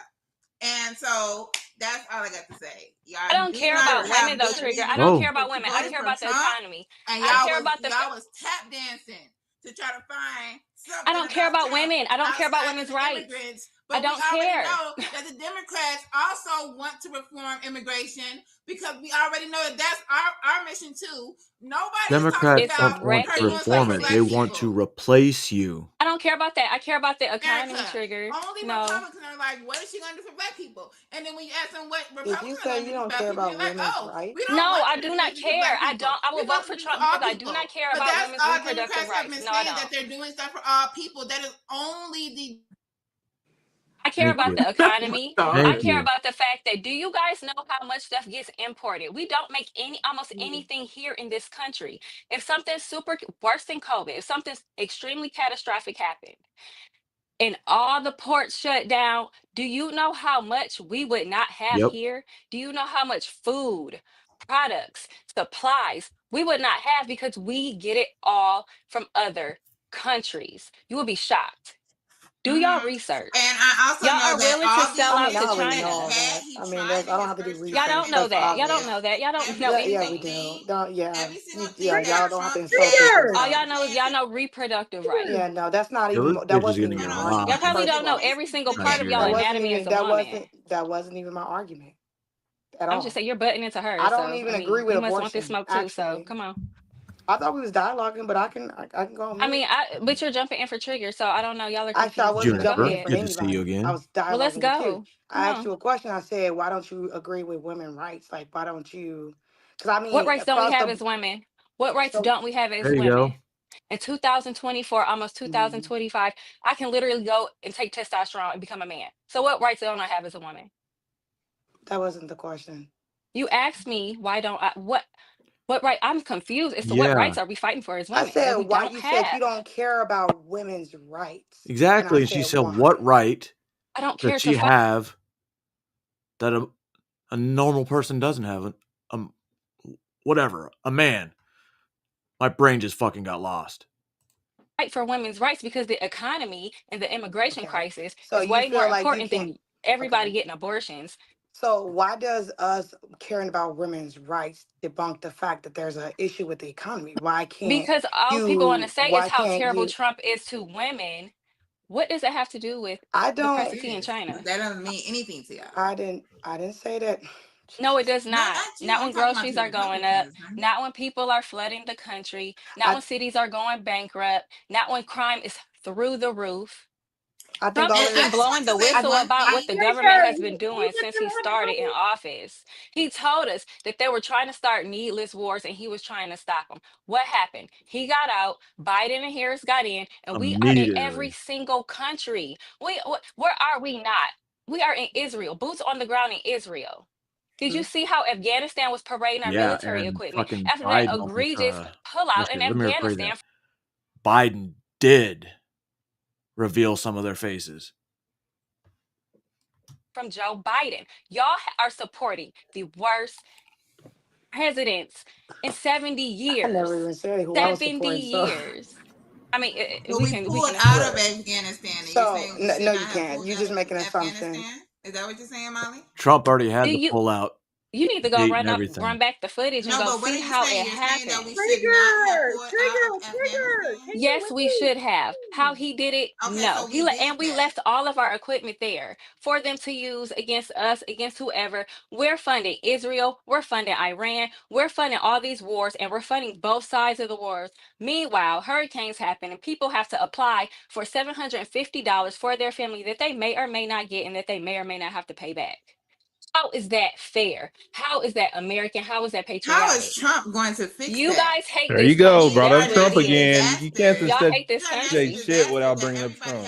Well, I don't disagree Y'all with have to none of see that. y'all So want to see an incompetent woman So who's getting bringing her these puppet things strings up are pulled. moot points because they have nothing to do with Trump. Trump is not finna turn on the country's moral You're about compass to and go run everybody's away gonna to go and help these Nigeria, people so get money who it's have not even gonna natural affect you like disasters. that. Trump is not offering wow, solutions to personal this. attacks is crazy. That's all I'm saying. And also, everybody was talking about how we were so great financially Hey under Molly, Trump. where's she gonna run away to? Fucking Nigeria. Nigeria. You're not It's even stinks in gonna be Nigeria. here to deal with all the fallout. Trump's tax law. Trump tax law does not end to the end of Put her in the 2020. bathroom. I'm We tired are of her still in mouth. this law. So Okay, y'all like, Trigger. oh, Okay, Trigger. Okay. What about the $600? What about them wanting to tax small Put her in the businesses off back. $600 sales? Trigger. The Biden Harris administration wants to they want to charge people for making $600. Why do I have to get taxed on my small business for a $600 sale? How is that fair? How is that good for my pocket? Tax the 1%. They're trying to tax No. the billionaires. This is no. They are Molly, she taxing don't know small what you're businesses. talking about. them more. They're not She don't taxing know. small businesses. They're She don't actually know what trying to you're talking provide about, money Molly. for small businesses. Actually, what they're trying to do. Y'all are trying to take hot So points they can and talk tax about the you ass more. and don't have Do you know how no much small facts businesses behind pay in it. taxes? They are not trying to do that. Just They're let her, actually trying just to let her tax flip the it. wealthy, Love you, Carrie. and they're not trying to tax the poor. Trigger. How can See you tomorrow night, Carrie. you wait till she's done? No, stick around. Rebuttal. Like it's just Jesus. She don't even have a clue what you're talking about, Molly. She don't know why they hired 80,000 IRS agents. She don't even know why people are To come now. after the black-owned businesses mainly. Yeah. There She you don't go. even know that the majority of the of businesses, small businesses, now only taking cash because they don't want to take any payments through Venmo, Cash App, or anything. Because now anything above $600 that's transferred from account to account, they have a financial accounting of it, and they can track your business down and overtax you as a result of it. See, they don't know none of this. They're not aware. They're not well studied. They don't understand how they're going to suffer. So you guys should not be voting. They just talking. They'll just and here's the worst part about it. Instead of asking a question and saying, "Man, I didn't know that. Let me do a little bit of a deep dive," or "Can you explain a little bit more to me?" They combatant because they on this Democratic plantation, and it's only because Explain that's to the me way what that you're they. talking about this $600 in small business. I just did. You're saying they can extra tax that just because it's from a business? And where You is don't that know. happening? Well, how do you have Anything this that's happening right conversation and you now don't is know? still under You don't Trump's know anything. tax program. You ask questions and you don't know. But I'm just, So isn't that why you're supposed to ask questions? No, what nigga, they happened- tell you something and you question stuff you don't know anything about. Like So- you're questioning the validity of what they're telling you, and you don't know anything about it. Nothing about this shit either. You I don't- y'all dispute just saying everything shit. they Y'all say, and you don't fucking know. You don't Yo, know he's about either. tired. And I ain't said Y'all shit, just nigga. like, I ain't said shit, you dummy. don't want a I black ain't said woman in there. Go Trump. Y'all don't know. Y'all just saying shit that this Nigga, I liar know done my told life was y'all. better Y'all when that really nigga don't was the got president. to I say know either. that shit, nigga. I know that shit. I know I have more money in my bank account. We gotta do I know one I can mic. fill up my truck, nigga, for like $10. Trigger. We gotta do one mic. What do you mean, I don't how? understand how you guys can listen to somebody else while you're talking. I just don't get it. It's so bad because most of the people that you ask why they voting for Kamala Harris, they'll tell you that it's because they don't. Basically, they try to cloak it like she got something. They can't say nothing. They're not informed, and then they basically go into Trump about what they don't like about Trump. And you know, going back to this original conversation, who is Michelle Obama to tell people to go against what's supposed to happen in their own household? Who the fuck is Michelle Obama to sit there and tell you fucked up school that one. even if, you know what I'm saying? Like, even if your household has a standard, and then she disrespected men by calling them y'all partner instead of calling them y'all husbands.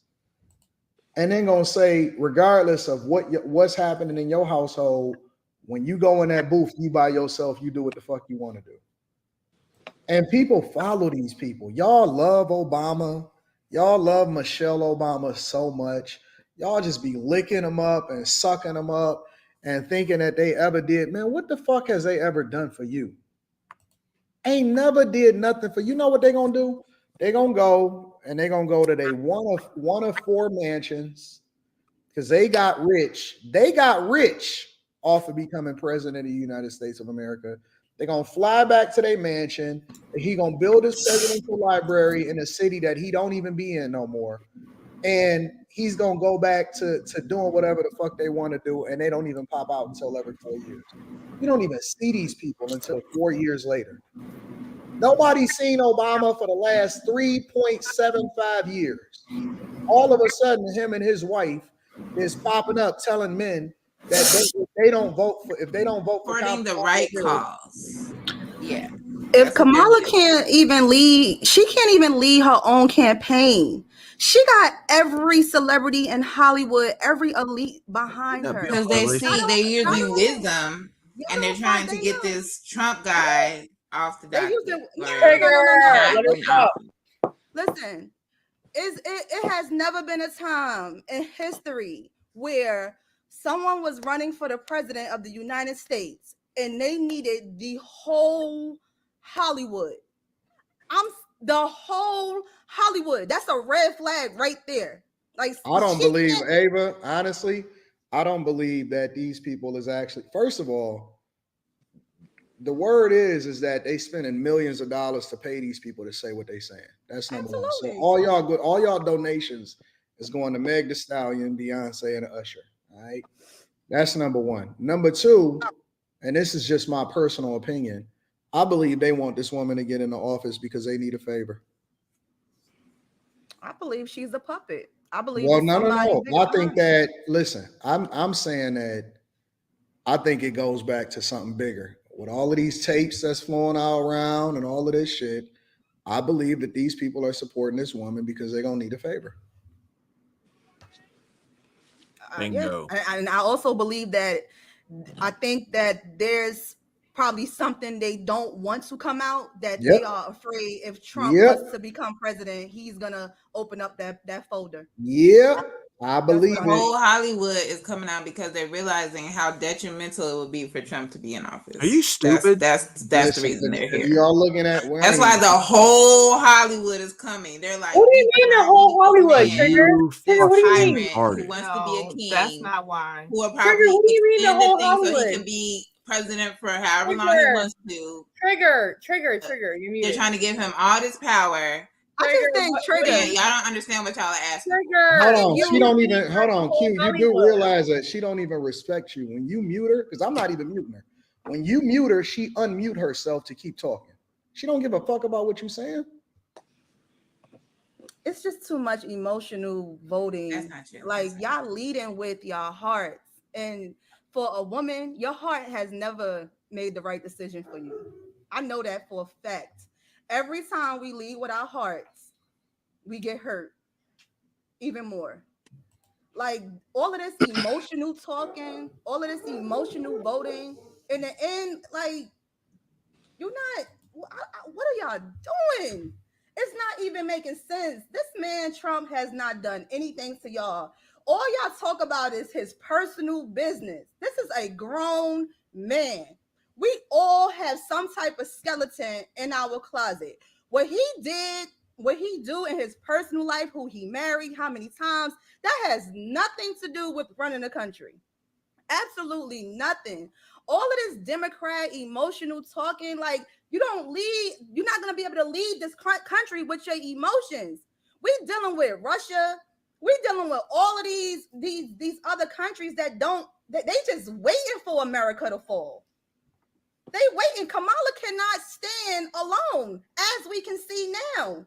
She can't even. She's being asked questions, and it takes her at least 10 minutes just to answer the question, and then she still never answered the question.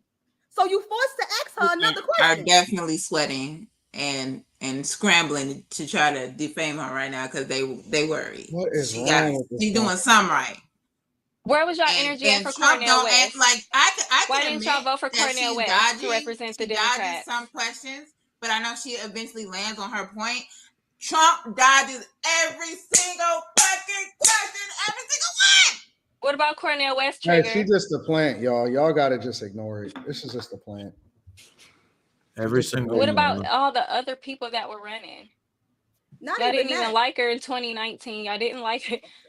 Y'all like her now because y'all don't like She Trump. got like 1% of votes when she was running the first time. Well, why yeah, wasn't because she none of was y'all backing given her? it. She was given to us. And you know the worst part about it is it's funny because if anybody watched the Trump Joe Rogan interview,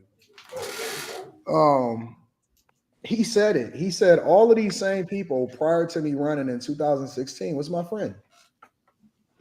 He said all of these. He said Oprah, I was one of the last people that was on her couch. He said that she was saying that she was going to be my vice president. Ever since the early 90s, Oprah, and you can go and look up the footage, was on his team and was saying that he's so sweet, I love him and all of this stuff. He said all of these same people that switched up on him, that's saying that he erases all of a sudden.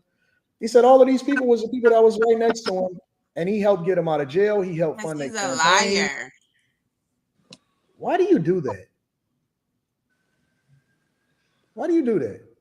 Prove him wrong. Like you just say stuff. You just say wild shit. You don't even Prove 'em debate the wrong. point. You don't even debate the point. Like you're not even debating the point. You just say random shit out of anywhere, and then I'm supposed to hold myself together and not call y'all hyenas when you just say something.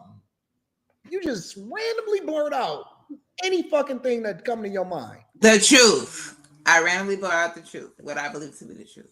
What you believe to be the truth.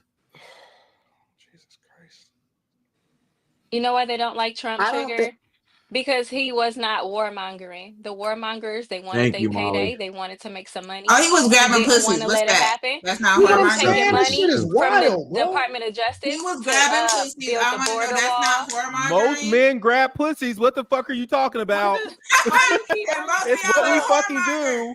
We fucking So grab sleeping- pussies. What's wrong with that? So it goes both ways though. So sleeping your way to the top is any better? Because she would have been a part of the pussy grab. Ava, why are you talking about her personal business? That has nothing to do You with You just said it about Trump. Just like you said. Word on the street You is just Kamala was at a said Diddy party. that Trigger, somebody's so. personal life has nothing to do with. But you running just said he was grabbing pussy, so I bounced off that. I and mean, said, but she because was sleeping y'all way talking to the about top. whoremongers, so I'm just saying. Don't, No, war. They said War. warmonger. No, we said war, not War. war. Fighting. War. She said W-A-R. whoremonger. She said W-A-R. word. What a fucking idiot. W-A-R. And this is why she's voting Democrat. Like you fit the description. This bitch said a whoremonger. Thank you. That's a compliment. Y'all, please vote Democrats. Amen. I hope I've done my Nigga, job. like you don't matter, nigga. Take your ass to Nigeria, nigga. You can get out of our business. I definitely matter, and I am going to Nigeria. Thank you. And anybody want to comment on Honey, Ariel, Carrie? Yeah, I'll comment. Go ahead. Ariel, I then do. Honey. Okay. I do agree with Ava that there is a lot of voting going on that is based on emotions, or especially identity politics. I do believe also if you're going to vote for Kamala, let's look at her track record as DA in California. I'm from California. So while she was DA in California, she didn't do nothing but turn into a hellhole, as well as Gavin Newsom. With that being said, she was in favor of Proposition 47 in 2014, which basically said, oh, if you don't basically steal over $950, You are so right. you'll just get a little misdemeanor, no felony charge. Yep. Now we have people, because I'm from California, who are sitting up here stealing in malls, turning it into a hellhole. So how could you sit up here and say, I want Kamala as president when you've seen what she did in California? Makes no sense. It's not logical. So honestly, another don't thing pay is attention to what she Trump did in did come to California. California 2 times during this whole entire campaign. And I think California's going to turn red. a lot of Republicans are going to be from California this I kind of feel the same year thing. round. I really do believe that to be so. So I'm praying No, California goes a you're little right. bit They're red. trying to actually repeal. Well, they're trying to replace Proposition 47, and they're trying to pass it through to make it tougher on criminals. But while she was a district attorney, Gavin Newsom was the mayor of San Francisco before he became governor of California, and she was the district attorney. You are absolutely right. Proposition 47 was the thing that opened the door for criminals to feel comfortable absolutely destroying all of these What do you mean stores, update? which led to an exodus the of election? small businesses over in Nothing. You won't California start while she seeing was on her results way for into another the hour or Senate. two, You are or maybe 2 hours. 100% correct. Ariel, thank you. I've never even thought of that, but you are 100% correct. I just want to make one quick comment. I don't know if y'all can hear me, but whoever gets into office, I just hope that they don't drive us to hell and take away people's rights to choose the things that they want to do at the end of the day, and don't play God, because that's the biggest issue. Sometimes I think I have with Trump is that he's trying to play God, and he's saying that he's going to not do that, but his behavior has not, his track record has not said that. So I just hope whoever gets into office actually lead the country in a good way that people can actually get things done. I never disagree with none of the points that was actually made about the economy or anything like that. And I don't agree with abortions, but I don't agree with people rights being taken away to choose. They should have the autonomy to choose what they want to do. So at the end of the day, we can argue what's right or what's wrong. Abortions are wrong. I've done all the research, all that stuff on how abortions is done, what that look like, what the people go through mentally, all that stuff.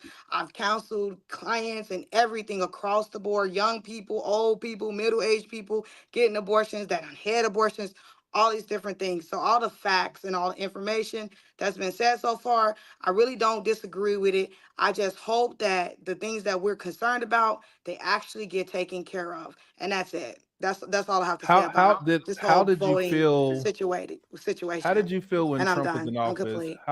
How was your life when Trump was in office? Did he do something to you? Did he hurt you? That's a question. He didn't do anything that he wanted to do, that he said to do.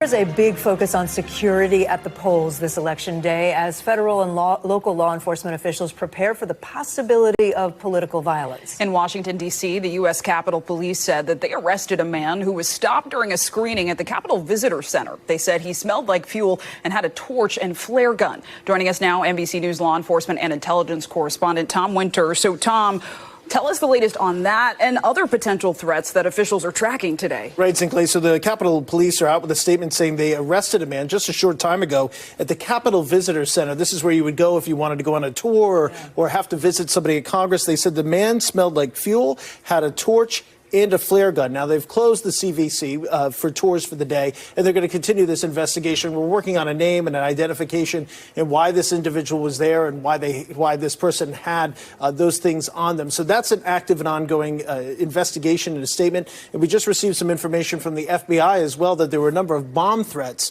that were phoned into polling places in Georgia.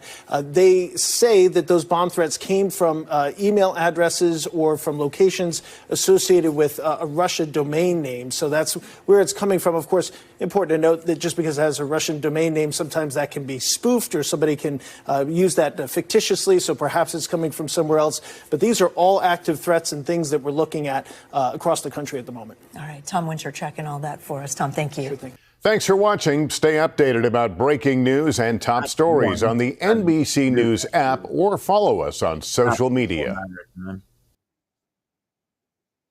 So let's head on to some data out from exit polls, and we know that the numbers can change, so we want to practice with that. But 46% of voters only have a favorable opinion of Harris, 42% of Trump, 7% of neither, 1% of both. What does that tell you about today's politics? It backs up what we've been seeing nationwide. I'm working on races from New York to California. I'm one of those old consultants who are still working on races as of today on congressional and Senate levels. So we've been doing a lot of focus groups and a lot of polling. Donald Trump, let me connect this to what you just asked about the way he's been acting. Most folks don't like the way the country's going because they've never felt the recovery, or they're still worried that things are too high. Just like Tricia said, Donald Trump should be winning this thing by 60 or 70% if 3/4 of America say the country's going in the wrong direction. And the only reason he's not, take it from a political pro, is because there's a portion of America who don't like that. They think he's mean, they don't like the way he acts, they don't think he's presidential. Some of them will still vote for him because they want gas to be whatever it was back then. If he was more likable and could stay on message, this thing would have been over yesterday. So another exit poll that we want to show here to our viewers has to do with the question of which candidate has views that are too extreme for mainstream Americans. Donald Trump, 46% of those polled say Trump's views are too extreme, compared to 37% of Kamala Harris. 8% say both. What does that tell you? I think it goes back to the likability, because I think Trish has something in common. There's a lot more of us. Most of America is in the middle of wanting some kind of results. And so I think that that's the biggest thing, is like, this is a likability. Tricia, final thoughts. You know, I think tonight's going to be very interesting with the gender gap. We're hearing a lot that's a silver lining for Democrats, really. Right now, though, in the early vote, we're not seeing that American women are really getting out in these early states as they were in 2020. Yes, is COVID a factor? Maybe. But I also think that we'll see. We'll see if the polls are being quiet for Republican women, because I think that there might be a shy Trump voter in the women. Interesting. All right, Chuck Rocha and Tricia McLaughlin, thank you both so much. Thanks we so really much, appreciate your help. All right, one more time from Allie. Are we going to Finn? All right, let's go to Finn. CBS News political director Finn Gomez hanging out in Times Square. Finn, good to see you. What are you watching for as we're getting some of this data coming back? What are your thoughts right now? You know, I've been talking to both campaigns today about just in terms of turnout of like what they're seeing, what they're expecting, and how they basically how they're feeling about the turnout. You know, the Harris campaign has told me that in Philadelphia specifically, like that critical city, of course, in the key crucial state, battleground state of Pennsylvania, that they're seeing a high Puerto Rican voter turnout. You know, I spoke to Malcolm Kenyatta, who's a state representative there, and also on the Harris campaign's advisory committee there in Pennsylvania, who says that they're seeing this very big turnout amongst that specific group, and also just overall in Philadelphia. This is according to him. And also, I did speak to someone close to the Trump campaign who tells me that they feel very good about Arizona right now.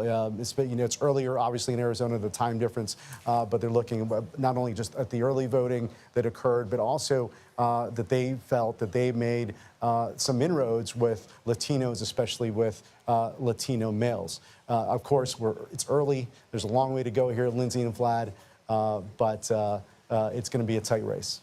Finn Gomez, thanks. All right, CBS News has spent the past year talking to voters across the country and specifically across the political spectrum. So for more on what we found as we prepare for election results, we're going to share that with you. You're watching America Decides.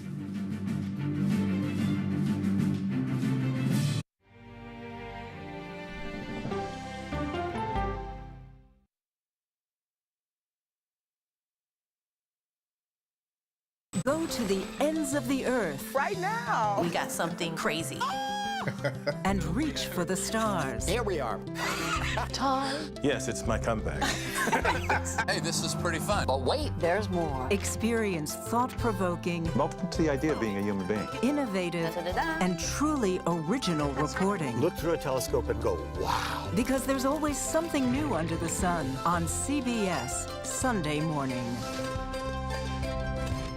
At this moment, terrorists could be plotting another attack. 9/11 triggered a counter-terrorist system that included a secret database. This person needs a closer look. A growing list of nearly 2 million people, including some Americans who say they're innocent. For 1 hour flight, I have to spend 6 hours to go and come back. CBS Reports explores the system, the people responsible for it, and those pushing for change. I'm not fighting against them. I'm fighting for them to do the right thing.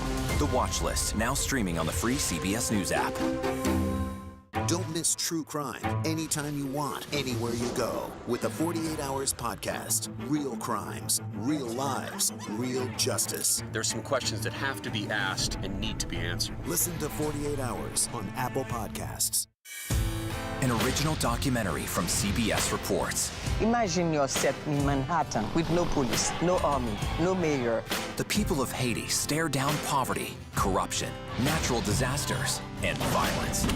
90% of the guns that are used by gangs in Haiti are American guns. But with an unbreakable spirit and eternal optimism, there are days where I cry, but we can't be discouraged. We still believe in Haiti. they're still able to look ahead with hope. Haiti is on the brink of transformation, a radical shift. Haitians are coming together and saying things must change. Fighting for Haiti, now streaming on the free CBS News app.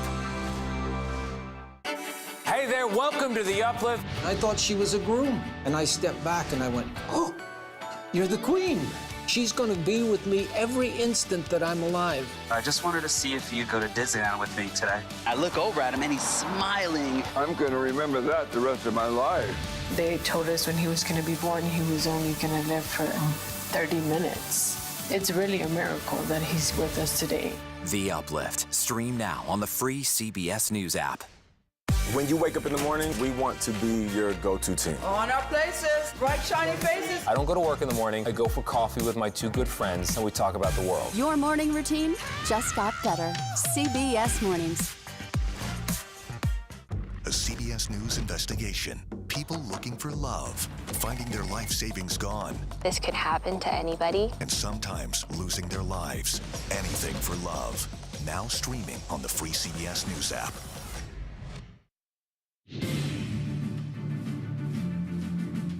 Welcome back. Looks like some busy streets there in Times Square, along with some of our favorite yellow cabs. We love to see it. For months, our Major Garrett has been meeting with voters across the country for our Eye on America series. That includes North Carolina, where people of vastly different political views came together for a river rafting experiment in unity. The organizer of the event explained why it's so important. What is the essence of this experiment? Bringing people together with different points of view has become difficult. And what we're finding is that what unites us is a lot more powerful than what separates us. Let's bring in Chief Washington Correspondent Major Garrett. Major, in these conversations, what did you learn about the state of our politics? I often love sort of the backstories of what's happening at polling places, that it's fun. People are talking not about politics, but other walks of life. Did you find the same? I did, and let's just talk about the person you heard from, Ken Powley. He watched January 6th and decided to do something about it. He'd been a rafting instructor most of his professional life, but he decided to put people from different political perspectives in the same boat. Metaphorically and literally saying, in America, though we differ on politics, we're all in the same boat. And that's not going to solve all of America's problems. He knows that. I knew it when I did that story. But let's just bring up the aperture a little bit. We did that on the Nantahala River in western North Carolina. A couple of months later, absolutely devastated by Hurricane Helene. What has happened there since? Republicans and Democrats, storm-tossed both, have come together to try to rebuild their communities and, most importantly, Lindsay, prepare each other to participate in this election. All in western North Carolina, ravaged by Hurricane Helene. They stood up voting precincts. They changed, adapted methods for people to participate either early in person or through mail balloting. They solved a huge problem in a bipartisan way under very difficult circumstances. That was sort of what people were talking about in those rafts.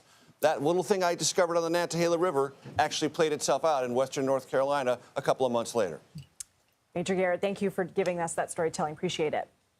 Polls are closing in several states, including Georgia. And while voting continues across the country, we're going to have much more on what we're hearing from that exit polling data. Plus, we have reporters stationed at both presidential candidates' election night headquarters. We're going to hear how they are feeling as our special America Decides election night coverage continues right here on CBS. Why would they go to commercial? You already got paid by the DNC.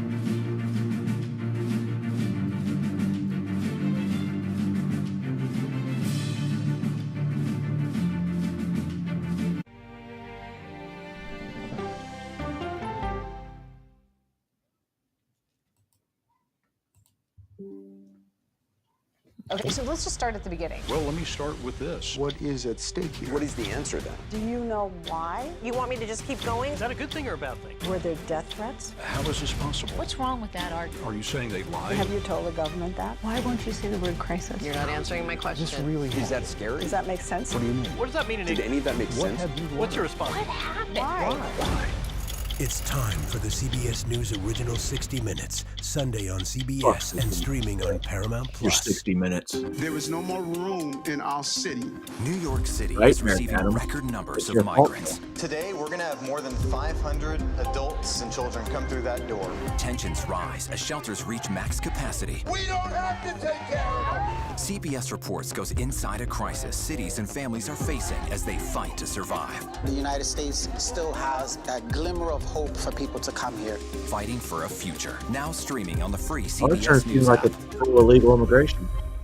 An original documentary from CBS Reports. Since you started La Soup in 2014, do you have any sense as to how much food you've rescued from the landfill? We've rescued 4.5 million pounds. I can't even fathom how much food that is. And that's one little person in one little city in America. We're going to call this chicken piccata.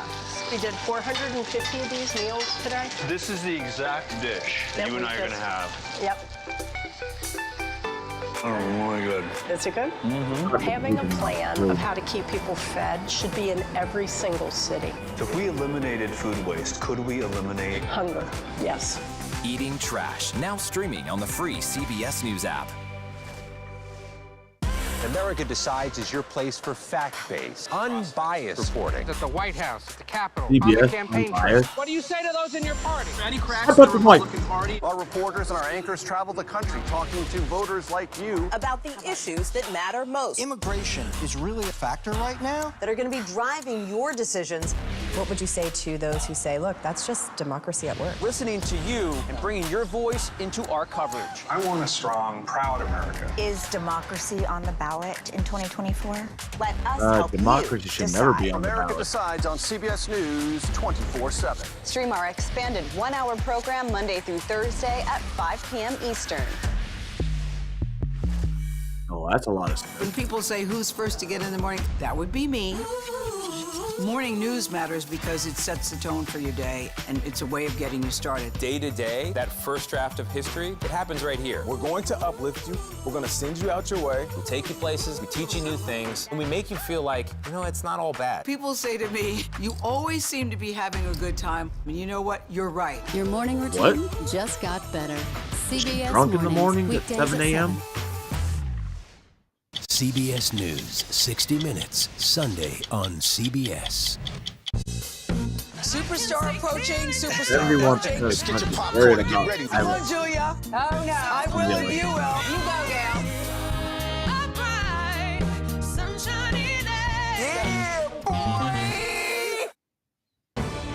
November 5th will be the most important day in the history of our country. It is time for a new generation of leadership in America.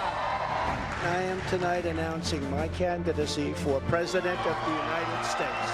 This is not a time to be complacent. That's why I'm running for re-election. Both leading candidates right now will be in their 80s. For months when you were asked about your age, you would respond with the words, watch me. Well, then With the COVID, with dealing with everything we have to do with if we finally beat Medicare. There are at least some House Democrats who were gathered tonight watching this together, talking to the White House about having him step down. Look what happened. Shots have rung out at a rally where President Trump was addressing the crowd. They have extended the security perimeter around the Republican National Convention, which is set to get underway tomorrow. In that iconic photo of him coming up, all we have to do is show that. President Joe Biden has decided to drop out of the 2024 race. I decided the best way forward is to pass the torch to a new generation. I accept your nomination to be President of the United States of America. Kamala Harris. What's up? Good to be. I created one of the greatest economies in the history of our country. It is important that we move forward, that we turn the page. Both candidates presenting vastly different closing arguments. We're running out of ways to say close, tight, even, right? Either candidate can win. We're going to unleash a golden age of prosperity. These guys are creepy and yes, just weird as hell. When they keep saying it's going to be a tight race, that makes me believe America it's not going to be great tight at all. again. When we fight, we win!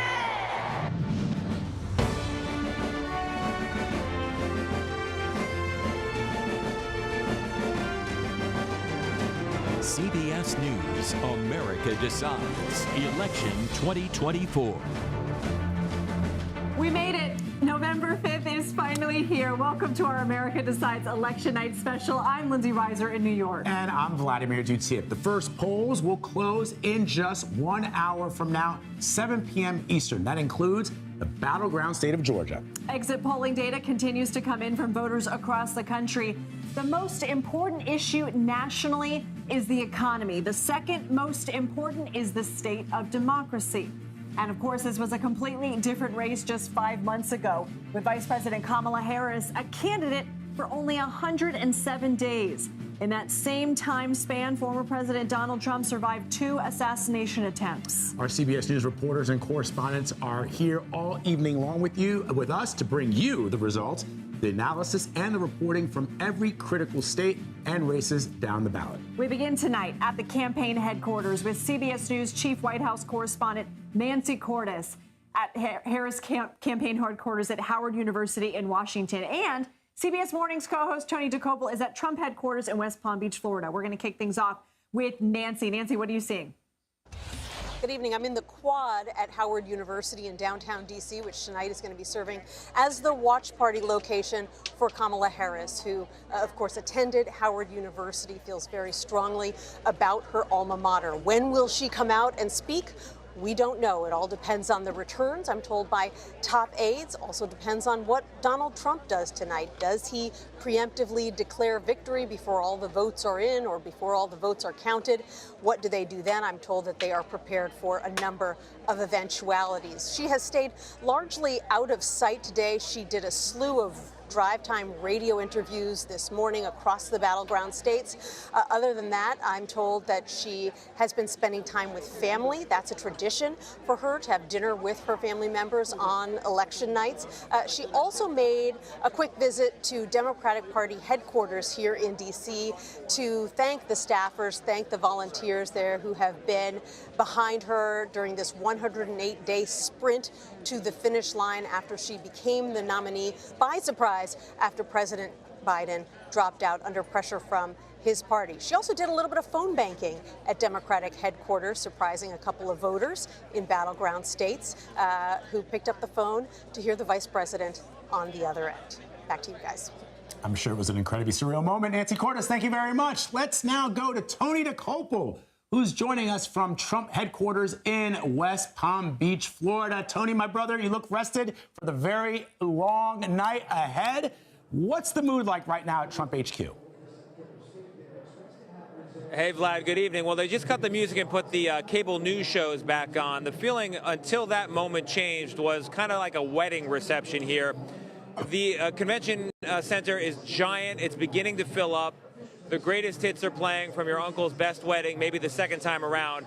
There are about a dozen cash bars that are setting up, preparing to open. Votes on the table when it comes to Pennsylvania. If Donald Trump can pick off the state of Pennsylvania from Kamala Harris, that will shatter her blue wall. We're here in Cranberry Township, Much about better. 30 minutes north of Pittsburgh. Fuck you, it's been a CBS. steady flow Thank you, of Zebedee. voters in and out all day, and that is something that we haven't seen really all over the state because we've seen long lines in other counties across the state, including here in Northampton County. This is about 70 miles north of Philadelphia. Folks there have been waiting in long lines to cast their ballots here on Election Day. And earlier this morning, President Trump had a message for his supporters who are facing Why did long that lines to sign vote. say Aki? I would like to tell all of the people that are online to stay online. We have tremendous Republican lines, and I've been asked actually to say it. It takes a while. Dear God. I'd like to just All right. make I don't know. the statement that I'd like the Republicans to stay online.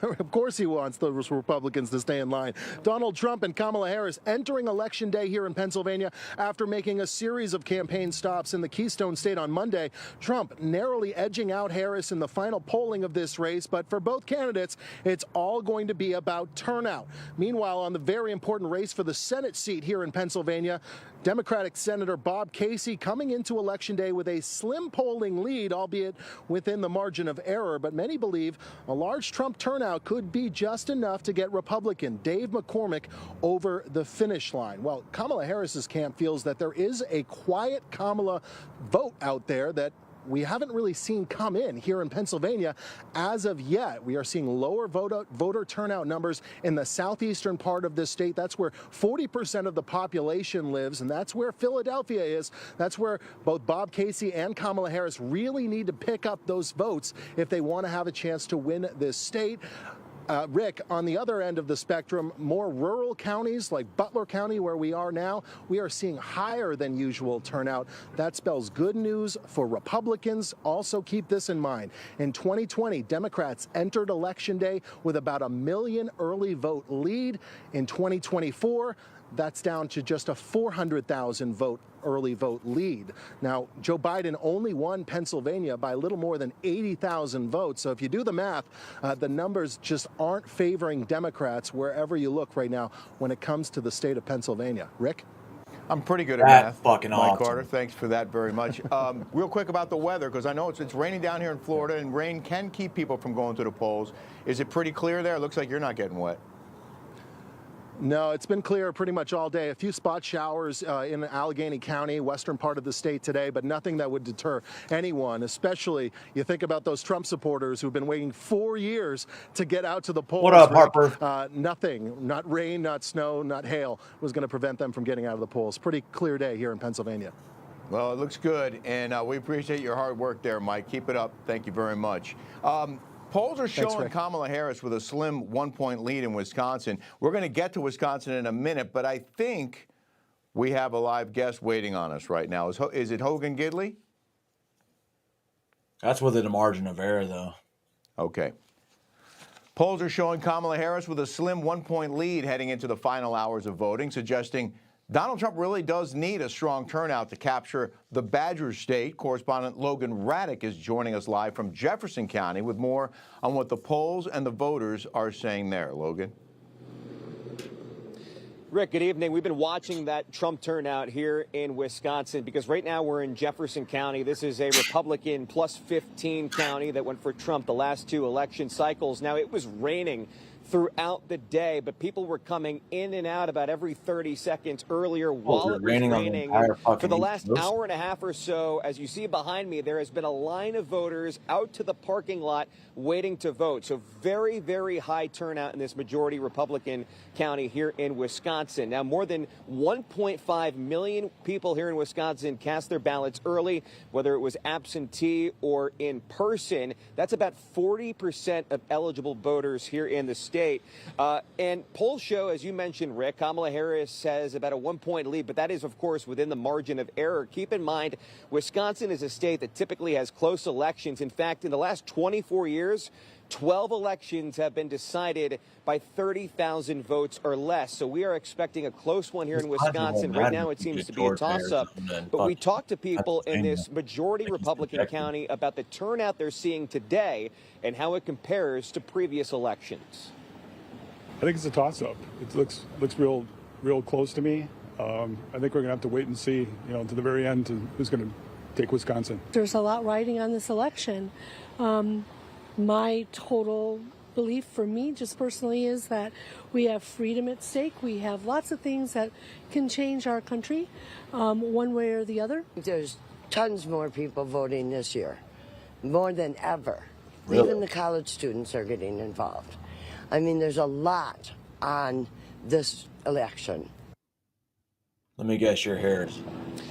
Now, again, you see that this is a very busy precinct here in a Republican majority county, but some other numbers from the early voting: urban turnout down, female turnout down. So we'll see if those 3 factors, Rick, can combine into a Trump victory here in Wisconsin, either later tonight or if results come in tomorrow. Back to you. Logan, it's remarkable how close it's been there. Trump won by about 22,000 votes, I believe, in 2016, and he lost by about 20,000 in 2020. So we'll see if your prediction is on point here.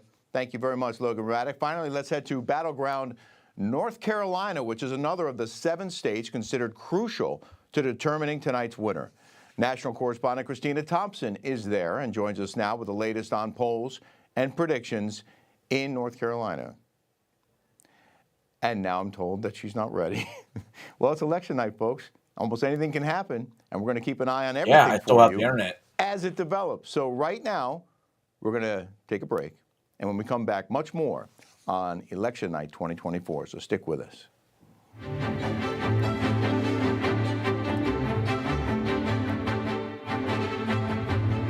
Right now, the betting odds is still 58, 42% Donald Trump.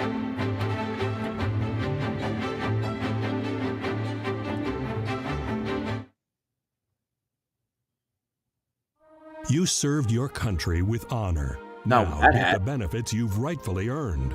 Paul R. Lawrence has written the book every veteran should own, Veterans Benefits for You.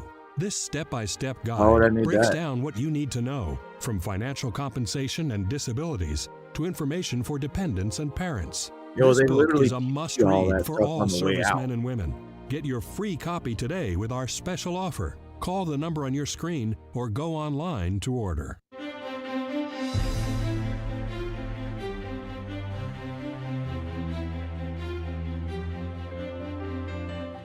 After the United States Constitution was ratified in 1788, Yo, James that's some Madison fucking, presented like, a set of plastic amendments to surgery further type. clarify the intent of the framers. 10 amendments were Heard. adopted and became known as person the right Bill of there. Rights. Madison and his Federalist allies wanted to address their critics who feared that a strong federal government might overpower the rights of states and individuals. Madison's Bill of Rights tackled those fears one by one. The Bill of Rights includes guarantees for freedom of religion, freedom of speech, a free press, freedom to assemble, the right to trial by jury, and the right to bear arms. Absolutely. The British monarchy had abused many of these rights before the American Revolution. The Bill of Rights protected liberty and strengthened our foundation as a country, with power loaned to the government by the consent of the governed. James Madison, who later became our fourth president, presented the Bill of Rights to our first Congress at Federal Hall in New York City, where George Washington was sworn in as our first president. The Bill of Rights resulted in solid political support for the new government. For his efforts, Madison became known as the father of the Constitution, but he was uncomfortable with the title. He said the Constitution was the work of many heads and many hands. In the early morning hours of May 2nd, 2011, the Central Intelligence Agency launched Operation Neptune Spear and set into motion a mission to bring one of the world's most notorious terrorists to justice. All right. All indications were that Osama bin Laden was asleep as the U.S. Naval Special Warfare Development Group, known as SEAL Team 6, approached his highly secured three-story Pakistani-based compound. When located in his living quarters on the third floor of his compound, the head of the Islamist group Al-Qaeda was found using his young wife as a shield. The Obama administration reported the 54-year-old terrorist was given a traditional Islamic burial at sea. Sure he was. 9 years, 7 months, and 21 days Wasn't buried. He's not following his dead. infamous attack on New York's Twin Towers, killing thousands of innocent civilians, its mastermind, Osama bin Laden, was dead. Right, Ed Henry. Welcome back to the briefing. I'm Rick Leventhal in for Ed Henry. not Ed- Let's head to Georgia now, another critical swing state where Trump has had some mixed results in the past. There are some encouraging signs for GOP faithful there, including record-breaking Republican turnout for early voting, which could be a difference maker for Trump in the Peach State. You can see correspondent Carolyn Ryan joining us live from Atlanta now with more. Carolyn, what's happening? It's raining.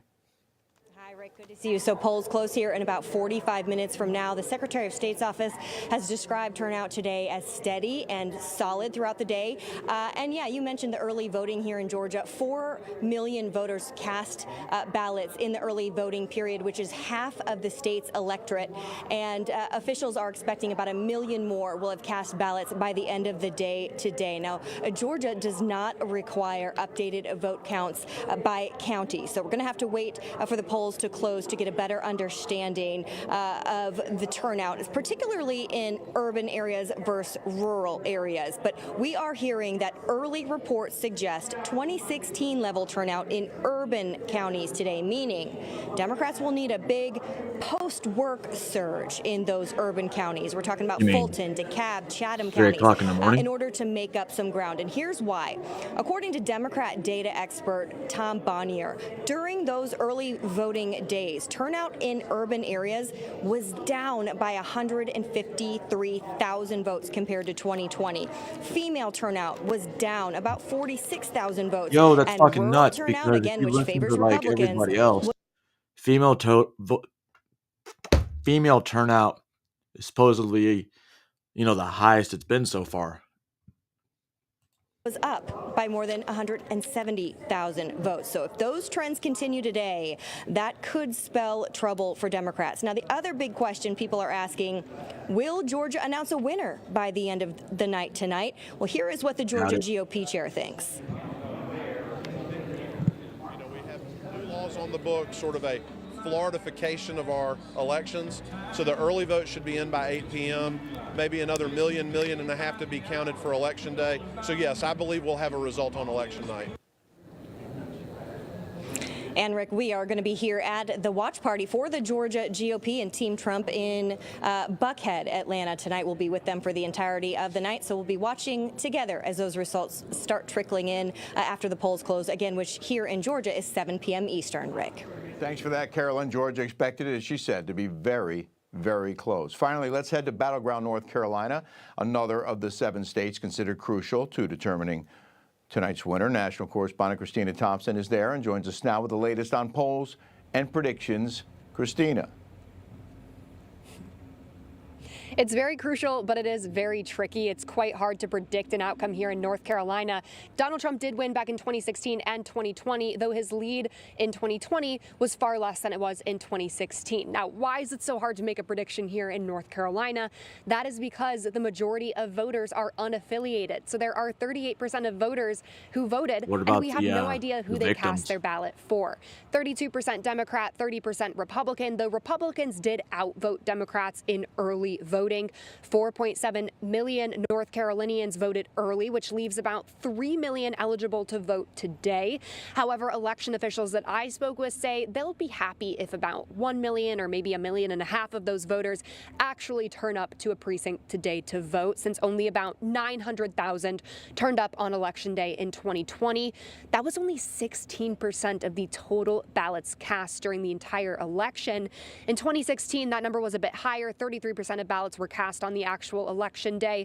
Now, this trend is showing us that when more voters vote early, less are likely to turn up on election day. But do keep in mind that COVID might have skewed these numbers back in 2020.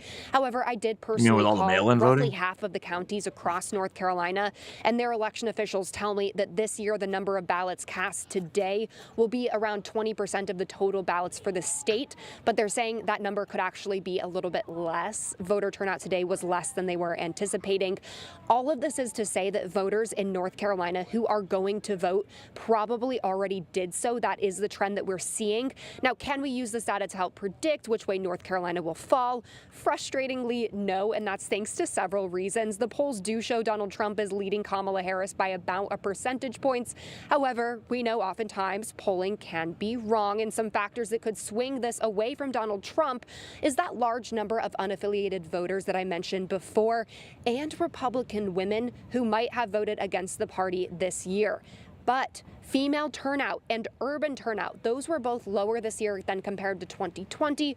Rural turnout, that was up, and rural turnout is what's going to help Donald Trump in this election, as the rural counties in North Carolina tend to lean red and the cities tend to lean blue.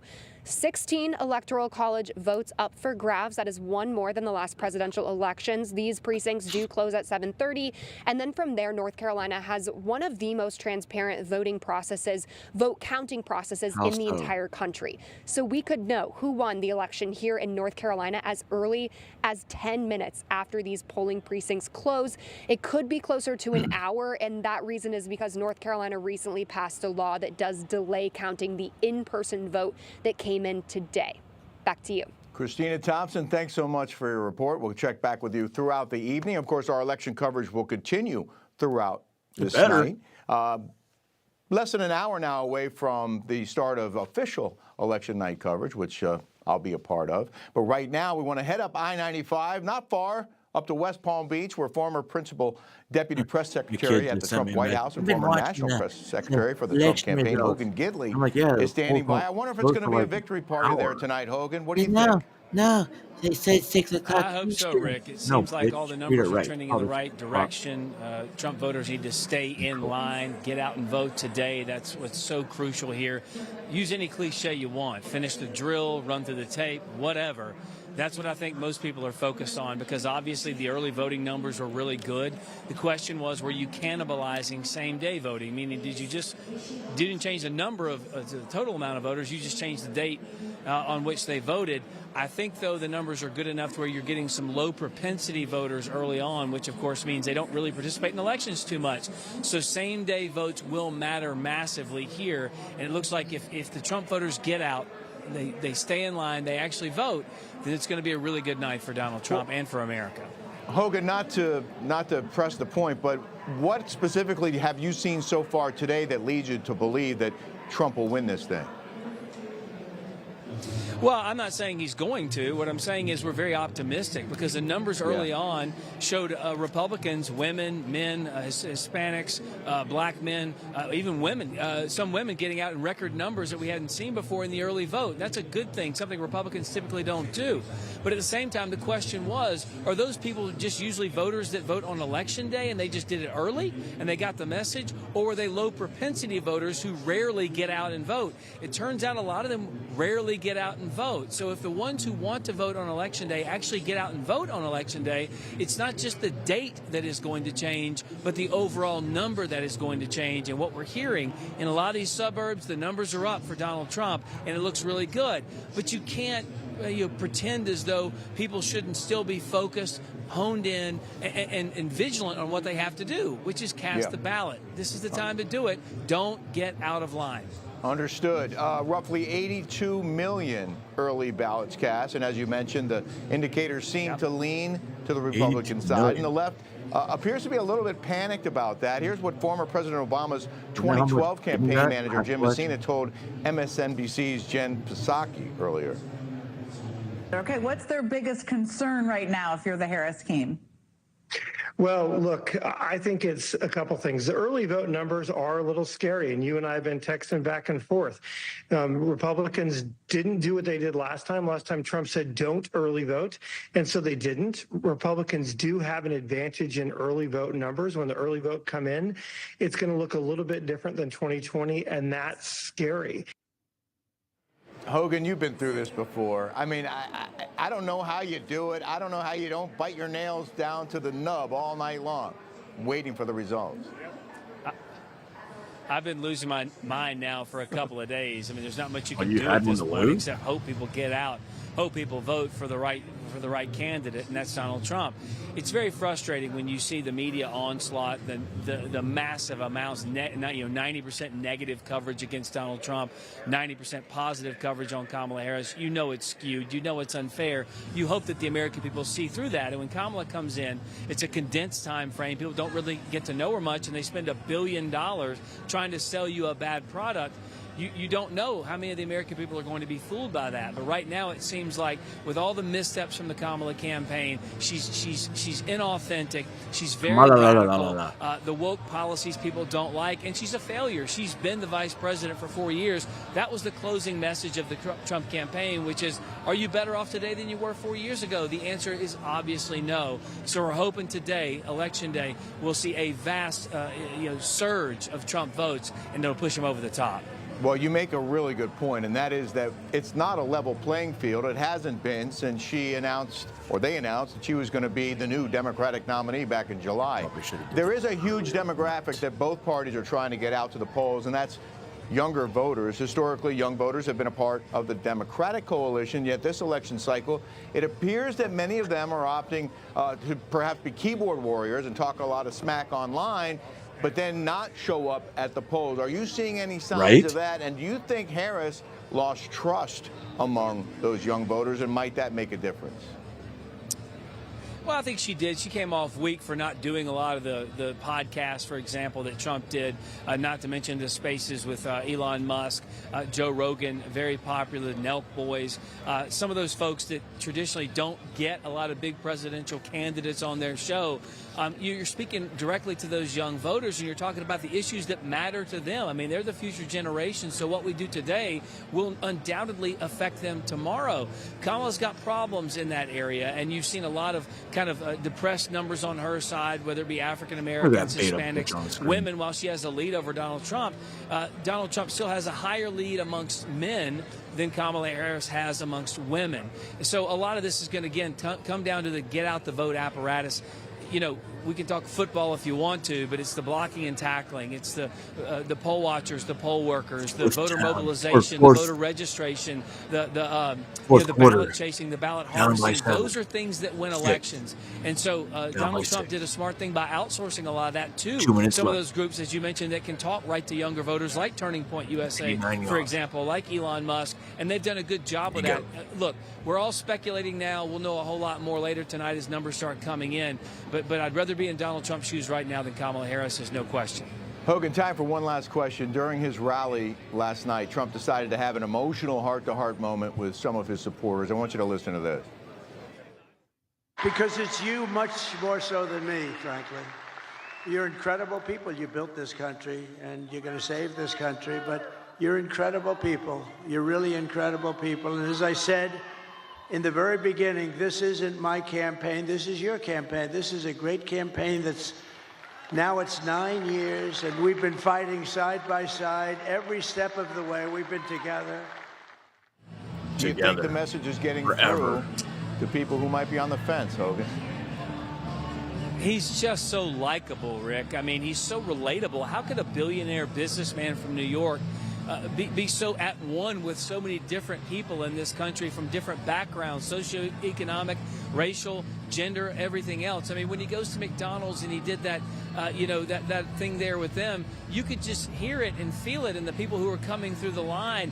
That's who Donald Trump is. He understands and appreciates the hard workers. He understands those who are in the high rises but are also down the trenches doing the tough things, that watch WWE, and the disdain for average that's Americans. supposed to mean? You can see that and feel that when Kamala Harris speaks. They don't care about us. They care about political power, and whoever they have to step on to get it, they'll do it. I mean, she called her own president a racist and a rapist, did Kamala Harris on a debate stage. She'll say and do anything to try and win political votes. She did the same thing to Donald Trump, lying about him at the end. Like and that a was modern the day argument. Aaron Burr. I'm not him. Donald Trump was telling you the things he's going to do to improve your life, regardless of race, religion, color, or creed, and you can trust him because he already did it 4 years ago. Kamala Harris can't point to her record because it will remind people what a failure she has been, and so she has to talk about a to-do list. You know and I know, any marriage, if you gave someone a to-do list and your honey-do list stayed around for 4 years, you'd have problems in paradise, no question about it.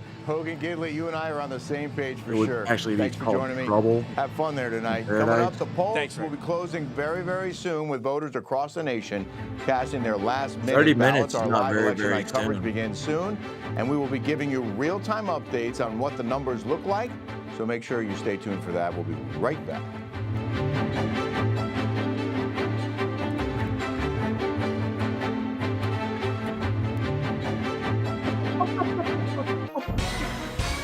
Hi, folks, we're back. If you've been injured in an accident that's not your fault and you don't have an attorney, listen up. We have legal professionals standing by to answer your questions and tell you what your case is potentially worth. Pick up the phone, call now. Answer away. I believe that this nation should commit itself to achieving the goal, before this decade is out, of landing a man on the moon and returning him safely to the earth.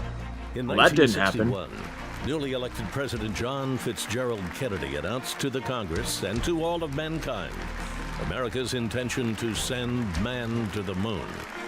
Previously restricted to the realm of science fiction, the president's commitment set in motion an unprecedented effort to fulfill one of man's oldest dreams. The obstacles were monumental. not the least of which was to create an energy source capable of sending a manned spacecraft to the moon. The answer stood 363 feet tall and delivered 8 million pounds of thrust, making the Saturn V the most powerful rocket ever built. On July 20th, 1969, Apollo 11, carrying astronauts Neil Armstrong, Michael Collins, and Edwin Buzz Aldrin, circled the moon until Armstrong and Aldrin entered the lunar module and readied themselves for their historic landing. With just 20 seconds of fuel left, disaster was narrowly averted when Armstrong had to manually fly the Eagle away from unexpected boulders to a smoother and less dangerous landing zone. Although the imagery was poor, Neil Armstrong's words came through loud and clear. It's one small step for man, one giant leap for mankind. However, the flight was not without controversy. Buzz Aldrin, a devout Christian, administered himself communion on the moon. Since NASA was already fighting a lawsuit from atheist Madalyn Murray O'Hair, who objected to the earlier Apollo 8 crew reading from the book of Genesis, Aldrin's communion was kept a secret from the public. Not so secret was the plaque bolted to the descent ladder on the lunar module. It was left on the moon to greet future visitors and reads, "We came in peace for all mankind." For Newsmax TV, I'm Bill Curtis, and this is an American Moment. Stressed and fatigued? No. Brain feeling foggy? Don't have the energy you used to? It may be your liver. You must protect your body's most precious asset. Best-selling author and surgeon Dr. Russell Blaylock has developed natural solutions. His breakthrough new book, The Liver Cure, will help you boost energy, detoxify your body, clear brain fog, and reignite your metabolism. Improve your health and quality of life. Get The Liver Cure today. Hi, folks, we're back. If you've been injured in an accident that's not your fault and you don't have an attorney, listen up. We have legal professionals standing by to answer your questions and tell you what your case is potentially worth. Pick up the phone, call now. Or what's the other one?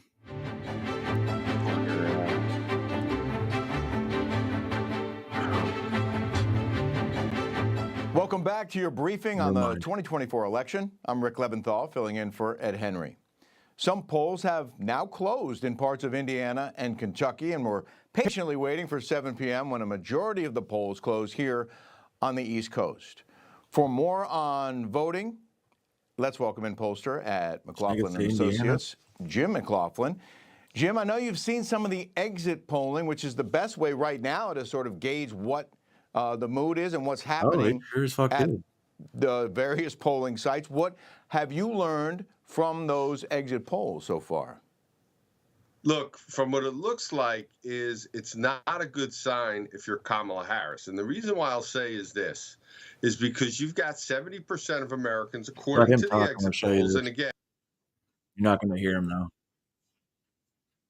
So far, this is in Indiana. 61% for Donald, 38% for Harris, 0.4% for RFK. Okay. Republican. Bro, it's almost red across the board. Fuck. One already got called?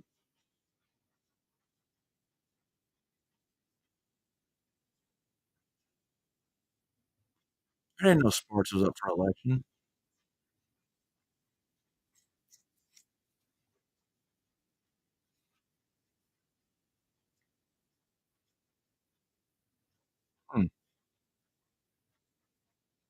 Do you guys remember what the other state he said was? Philadelphia, right? Or Pennsylvania.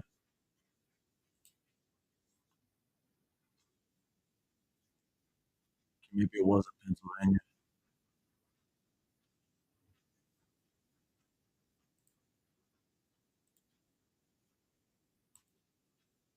To the two candidates, Is that going to have an impact on this? Do you think she might get more votes than she would have had the press been more honest about this whole thing?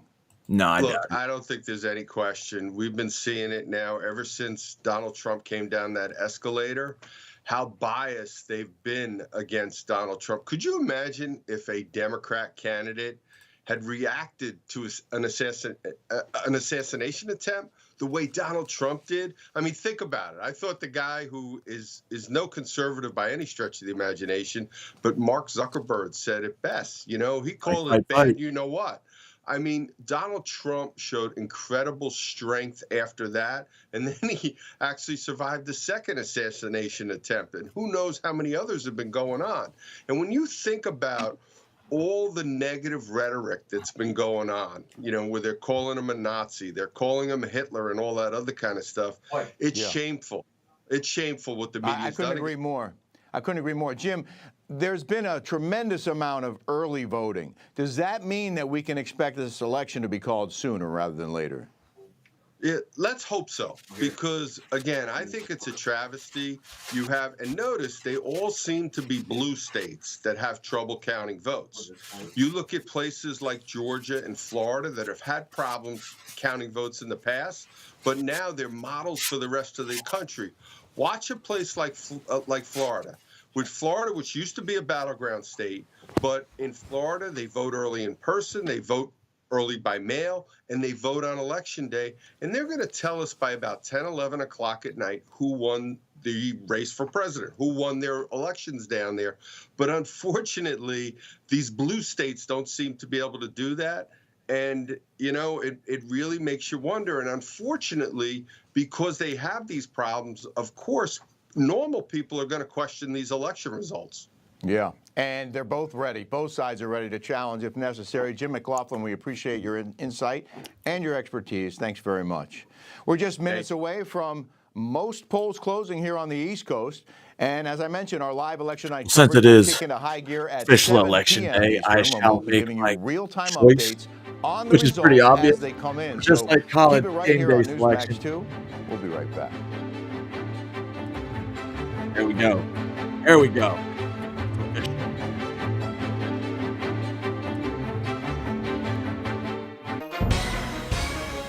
Y'all need to light the fuck up. If you've been injured in an accident that's Lighten up. not your fault and you don't have an attorney, listen up.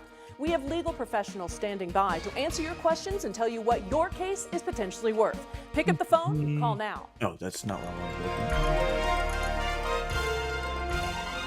I March 6th, 1857, in Indiana, marked one of the same as I said darkest earlier. days of American jurisprudence. That day, the U.S. Supreme What? Court ruled in Am I a Scott pig? versus Sanford that African Americans were not and could never be citizens of the United States. Dred Scott and Harriet Scott were slaves living in Missouri. From there, they traveled with their lien holders first to the free state of Illinois, then into the free territory of Wisconsin, before returning to the slave state of Missouri. There, they tried to buy their freedom but were refused. Subsequently, they filed individual lawsuits in a Missouri like that court style. seeking their freedom on the grounds their past residence in a free state and free territory had legally liberated them from slavery. New A Missouri hats are state annoying. court agreed, but 2 years later, the Can't Missouri tell that I Supreme used Court to be in reversed the that South. decision, Used to sending the being in the case to the South. United States Supreme Court to ultimately decide their fate. In writing the Dred Scott decision, then Chief Justice Roger Brooke Taney chose to ignore legal precedents, distort history, disregard specific legal doctrines, and accepted constitutional statutes. His opinion asserted that Congress had no constitutional authority to forbid or abolish slavery in the territories. Consequently, the Missouri Compromise, which for the previous 40 years had served as the accepted settlement over such issues, was immediately deemed unconstitutional. Sadly, the United States Supreme Court has never overturned the Dred Scott decision. However, with Congress passing both the 13th Amendment abolishing slavery and the 14th Amendment defining citizenship and all the protections thereof, the issue was resolved legislatively. Dred and Harriet Scott eventually gained their freedom, but not through the courts. In 1857, They ran away. the family purchased their lien and then set them free. Dred Scott died the following year, but his wife lived long enough to see the end of the Civil War and the passage of the 13th Amendment outlawing slavery. You're watching An American One of the Moment first countries on in the world, by Newsmax the way, TV. to outlaw slavery. Abraham Lincoln began the war between the states with a single stated purpose: to preserve the Union. So it surprised everyone when in July of 1862, President Lincoln announced his intentions to issue an Emancipation Proclamation to free the Southern slaves. Lincoln was urged to delay his proclamation until the Union Army could boast a battlefield victory. That opportunity came at the Battle of Antietam, when Union forces drove Lee's army out of Maryland. 5 days later, on September 22, 1862, President Lincoln issued the preliminary Emancipation Proclamation, stating slaves in those areas still in rebellion within 100 days will be freed. This action made slavery the focus of the war and ultimately caused France and England to withdraw their support of the South. Slavery You're watching An American the Moment focus of the war on Newsmax No, TV. you mean the Civil War wasn't about slavery? Welcome back to the briefing on this election night. I'm Rick Leventhal, filling in for Ed. Senator Ted Cruz spending the final weekend of his re-election bid campaigning in El Paso and McAllen, Texas, taking his statewide tour to two of the state's metro areas with the biggest concentrations of Latino voters, as he looks to bolster his support among one of the state's key voting blocs. The two border cities served as fitting backdrops for Cruz to take on an issue at the heart of his campaign: immigration. Our border correspondent, Jason Jones, is in Houston with more on the senator's bid for re-election. Jason, what's happening? Oh, Rick, it's good to be with you, buddy. We're here in Houston, Texas at Ground Zero, where they are hoping tonight for a big win. But it's interesting, you know, this is the grand marquee of the election for the state of Texas, as the senator has been going against this congressman, Colin Allred, out of North Texas. Now, these two have, you know, massive background differences here, but what's really interesting is Colin Allred, the congressman, has really been hitting the senator hard on the abortion issue. We're hearing about this nationwide, and that women voters are turning out for it.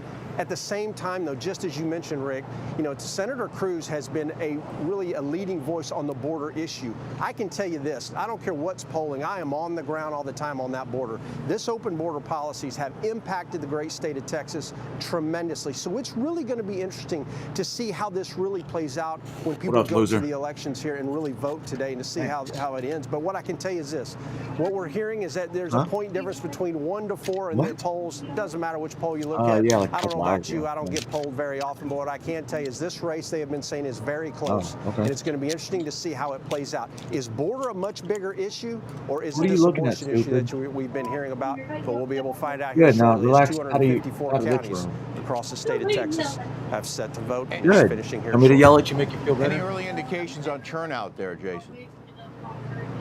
No, not right now, buddy.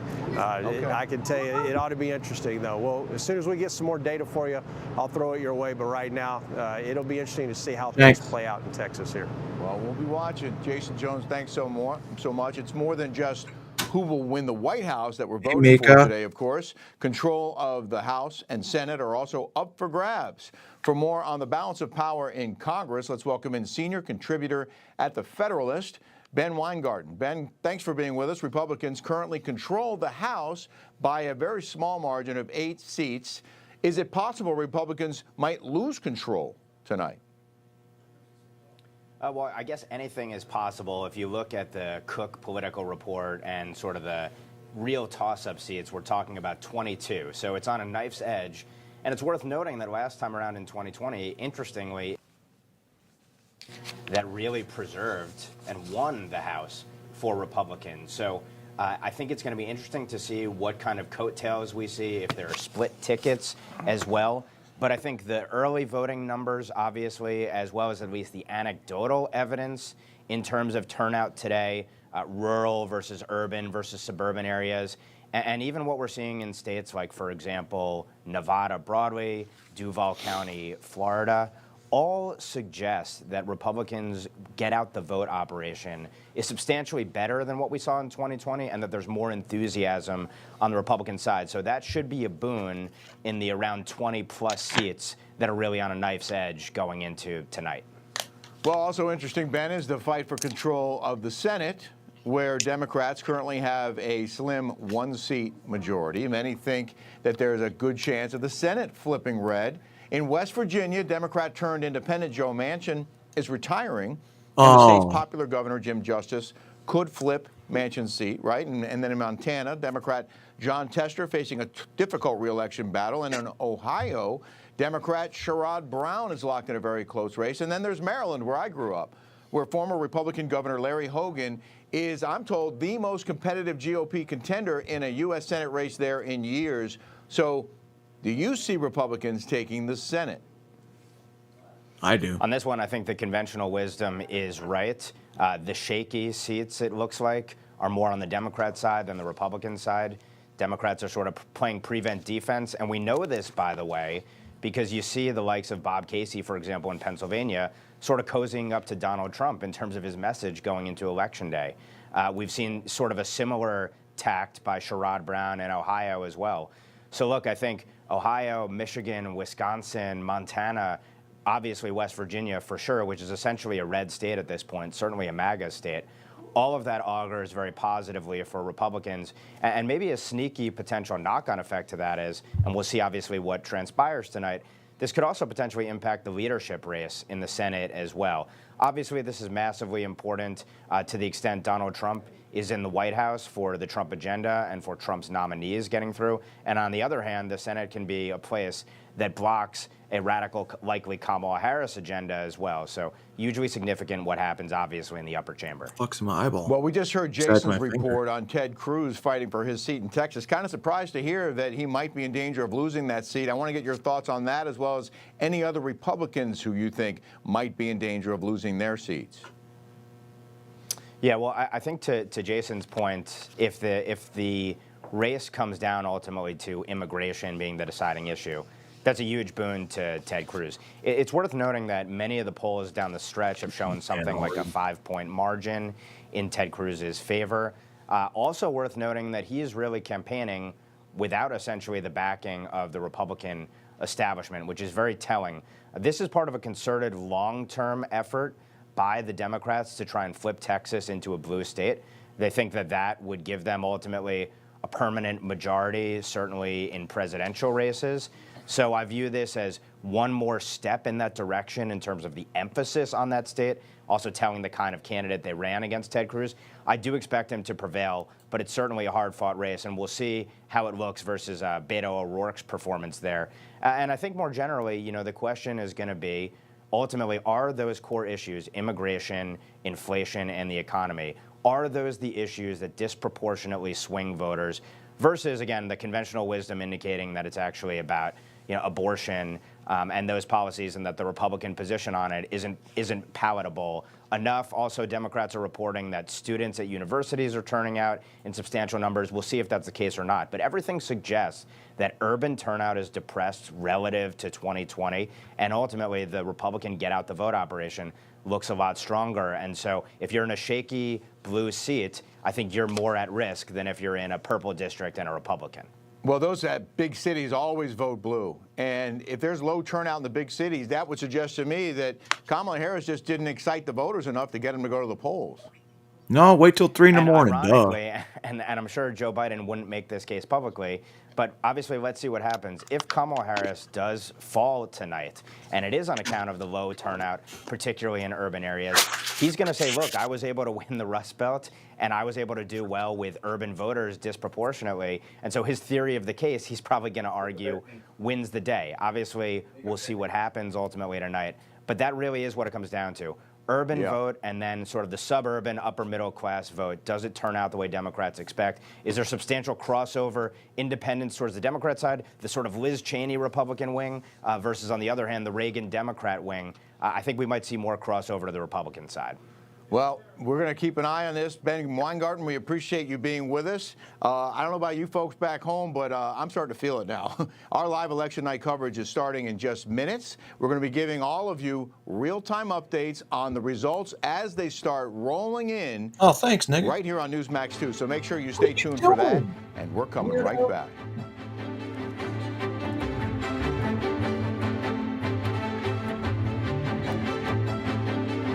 Our regular programming will continue in just a minute. Right now, enjoy this American moment. This magic moment. It was erected in the dead of night, and for 28 years separated East Germany from West Berlin Germany. Wall. The Berlin Wall quickly came to symbolize the stark difference between the free West and the communist East. In June of 1987, President Reagan visited the wall at the famous Brandenburg Gate and used the occasion to issue 2 public challenges to then Soviet Premier Mikhail Gorbachev. If you seek liberalization, come here to this gate. Mr. Gorbachev, Tear open down this this gate. wall. His second challenge was more blunt, and as it turned out, even more prophetic. Mr. Gorbachev, tear down this wall. Wait. On November 9th, 1989, So Ronald Reagan 2 years, against Wall? 5 months, and 1 day after President Reagan's famous challenge, that is exactly what happened. Only the Soviets didn't tear down the wall, the people of Berlin did. Once the East German government announced their borders to the West were open, the free people on both sides there's of the a wall kid in this app. worked My in dad unison actually to kept chip it a piece of the away, wall. piece by piece, until this monument to tyranny was completely destroyed. You're watching An American Moment on Newsmax TV. Oh yeah, we're all garbage today.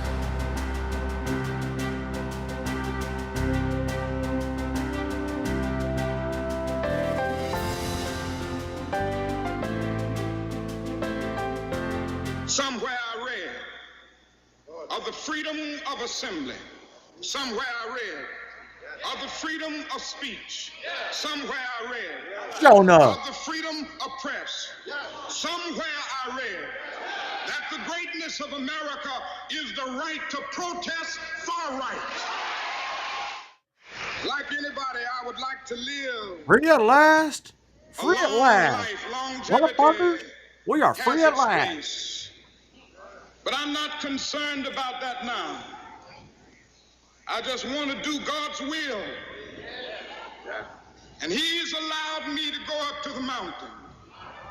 And I've looked over and I've seen the promised land. Wakanda? I may not get there with you, but I want you to know tonight How did he know? that we as a people will get to the promised land. Mine eyes have seen the glory of the coming of the Lord. He knew he wasn't going to be there. He called it.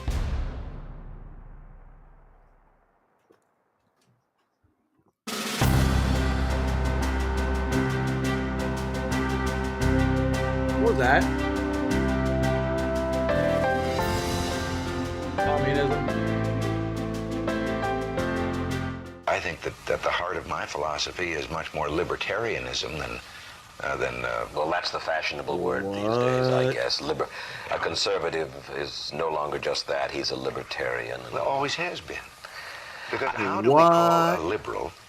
You know, someone very profoundly once said many years ago that if fascism ever comes to America, it'll come in the name of liberalism. And what is fascism? Fascism is private ownership, private enterprise, but total government control and regulation. Well, isn't this the liberal philosophy? The conservative, so-called, is the one that says less government, get off my back, get out of my pocket, Leave me the fuck alone. and let me have more control of my own destiny.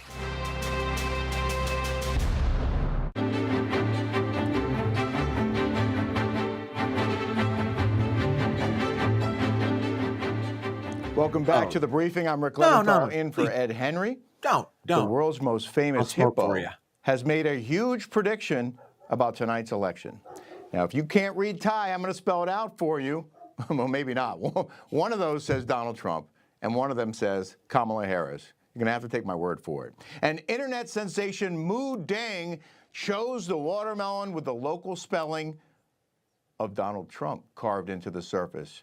I see two hippos. I guess one of them is the more famous one. It's the baby at the bottom. That's the more famous one. Okay, so the more famous hippo, the baby hippo, Does it predict picked the Donald Trump watermelon. Right. The mama, or whoever the other hippo is, pick Kamala Harris. Now, I don't know why Mu Deng gets more credit here than the other hippo, but according to the words in front of me, Mu Deng has predicted that Donald Trump will win the 2024 presidential election. I don't know if that animal. Good job, baby hippo. Good job. Maybe your mom just wants you to train. Mu Deng has made his choice. That's why she chose the Kamala one. In 2024. And I also know this stunt happened yesterday at the Khao Khao Open Zoo in Thailand. Mu Deng got some tasty watermelons, so did the other hippo.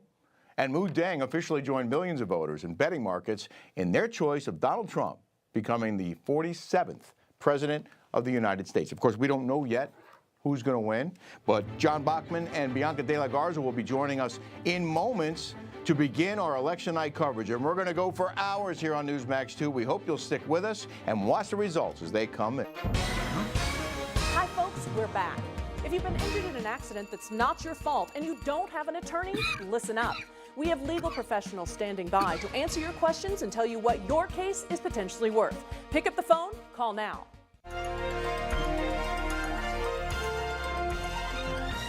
America's battle against slavery began a lot earlier than the outbreak of the Civil War in 1861. 40 years prior, in 1820, the Missouri Territory petitioned the Congress for statehood. But Missouri allowed slavery, and Northern Republicans, known as Jeffersonian Republicans, blocked its petition until Missouri agreed to outlaw slavery. New York Representative James Talmadge Jr. then suggested Republicans support Missouri statehood provided that the further introduction of slavery or involuntary servitude be prohibited, and that the children born of slaves in free states be freed at age 25. Southern Democrats, afraid the addition of another free state would upset their power in Congress, eventually leading to the abolishment of slavery throughout the country, strongly disagreed and fought equally as hard to keep slavery legal within the Missouri Territory. So Trump's lead is obviously going down in Indiana, but I only see one blue county. The Congress for statehood. Whatever compromise would be reached would have far-reaching effects, including how slavery would be treated in those vast territories recently acquired by America's 1803 Louisiana Purchase. When signed into law by President James Monroe on March 6, 1820, the Missouri Compromise allowed Maine to enter the Union as a free state, prohibited slavery in any of the territories acquired by the Louisiana Purchase above the 36th parallel, and permitted the slave states of Missouri and Arkansas to join the Union. When the decision was announced, 77-year-old Thomas Jefferson predicted the line it had drawn would someday tear the Union apart. 40 years later, he was proven correct. In 1857, the United States Supreme Court, in its infamous Dred Scott decision, ruled that Congress did not have the authority to restrict slavery in individual states, thereby making the Missouri Compromise unconstitutional. The result only further fueled public anger over slavery, and 4 years later, in 1861, America's bloody Civil War. Not like abortion. You're watching An American Moment on Newsmax TV.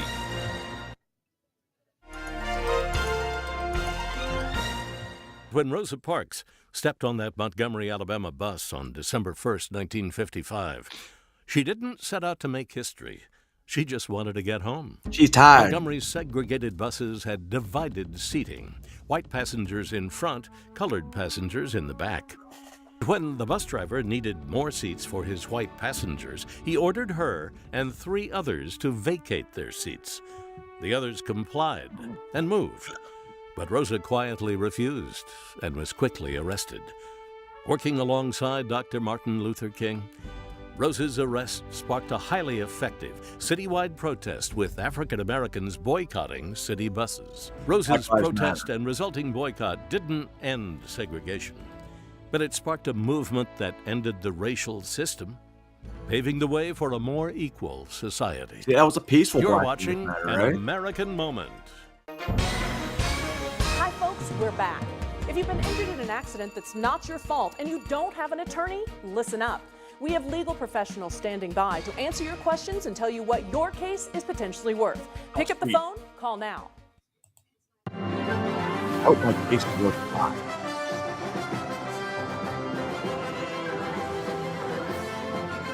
Oh, 7 o'clock.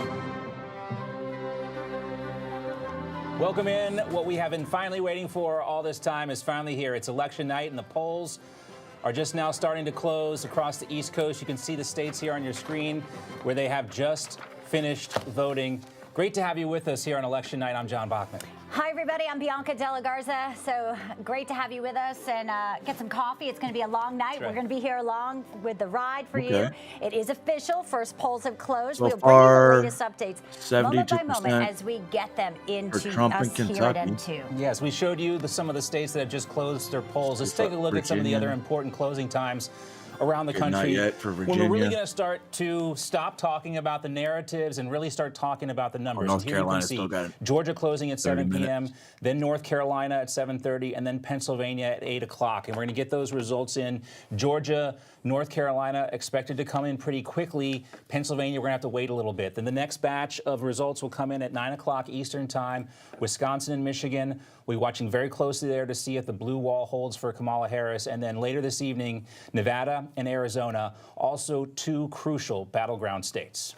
You know, it's interesting. These are the battleground states, but there's been some, interesting sort of notations that would be looking at states like Virginia, 13 electoral votes, an earlier close. Yeah, Could so far Donald it Trump looks like have only Indiana possibly Virginia in play? And obviously current Georgia is results going to be Well, an they're all early current, closer. but- I know that's your home state there, so you Yes. know very well. Be looking at some of the heavily black communities there, and Fulton County is one of them, DeKalb as well, and You're talking about Clayton. Georgia? So Donald Trump seems to have, sort of you heard him today, very much confidence going into this, thinking he ran the best campaign possible. Clearly, they both think they left it all on the field, but it all comes down to now the American voters. That's right. We have a great team of reporters, of course, spread across the country, covering these key battleground races. And we'll get Well, I to hope you those guys reporters in just a second. You see them here on the screen. So we'll have the voted. whole entire thing Now covered most of for us you. are And we'll get to that exploding. in just a moment. But we do have some early results. Let's go ahead and talk about that. Kentucky and Indiana, they are all reporting early results here. And as expected, we can go ahead and show you here on the map with Kentucky about 40%, 44%, I'm sorry, 4% of the vote coming in. We can show that to you. It's heavily favored for Donald Trump at this point. Yeah, I He's got was gonna say, 60%, it's actually 39% for Kamala 73.8 to Harris. And then in 25%. Indiana, we have about 11% Oh, that's of Indiana. the vote coming in there, and similar numbers you can see here on the screen. So these are the early results that we can show you. So it's kinda We like should they always- expect to get numbers very soon here from Georgia and North Okay, Carolina. that's But not let's what I take a thought. look Okay, at I'm not gonna say that the then. prospects for the Electoral College map. That's something that's going to be very important here in this election, and I'll get that loaded up here. And we have our projections here on the screen. If you notice here, if we can take a look at that map, guys, and show the swing states, they are in gold right now. We're talking about Georgia, North Carolina, Pennsylvania, Michigan, and Wisconsin. And so when those start to come in after 7 o'clock, North Carolina and Georgia, we'll drill down on those counties that you heard Bianca talking about. DeKalb County, how is that going to turn out? counties. I wanna Normally hold favors numbers. Democrats. Will it come in as strong as it did in 2020? Cobb County is another important area in Georgia we'll be looking very closely at. What about Muskogee and Clayton County Chattahoochee? as well. I talked to Congressman Doug Collins from Georgia today. Will the black vote show up in places like Atlanta? I'm sure you talked to Mark Halpern today as well, talking about what Kamala Harris is doing today. A lot of black radio stations, including some in Atlanta, that will give you a tell on if they're concerned or not about the vote showing up today on Election Day. And I think there are still a lot of concerns. Yeah, that was sort of the take is, where the boiler room, indications were the radio interviews, the robocalls she did today would sort of give you an indication of that. Also, looking at North Carolina, it's a state that Donald Trump has taken now in 2020, 2016. So the thought is that tonight would also be a win for him in that battleground state.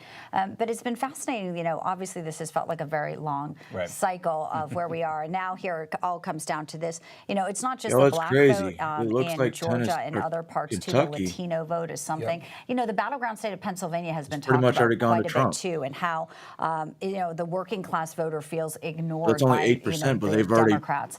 So issues like fracking, issues like the steel industry. Yeah, they already got the vote. We have our first round of calls, actually. We're going to be interrupting each other tonight, but we've been doing this a long time, so I apologize.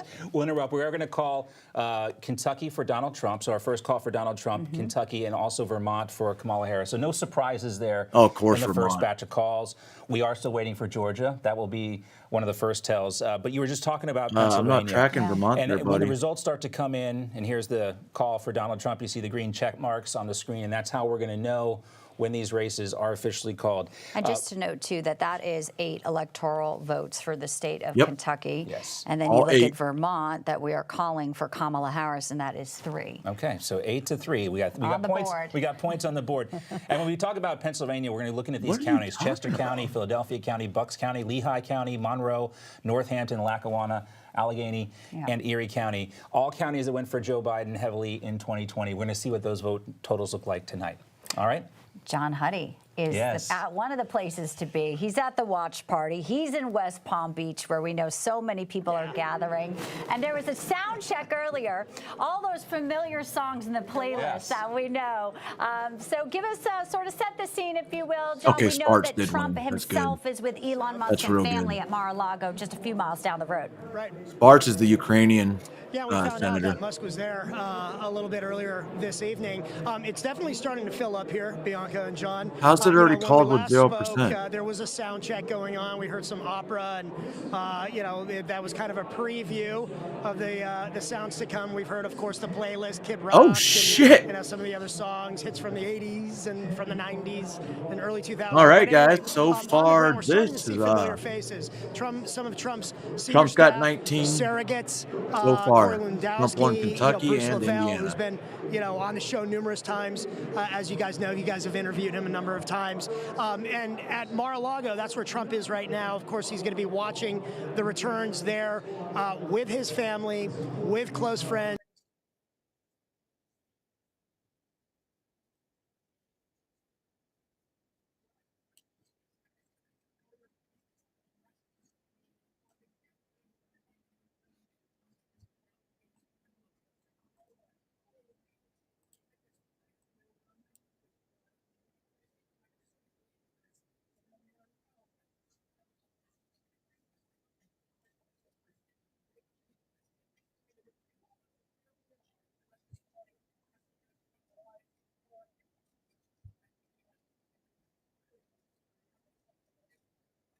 Trump already has 19. That's fucking nuts. Let's see if they got the updated for Vermont. Right? Seriously? I know what to do.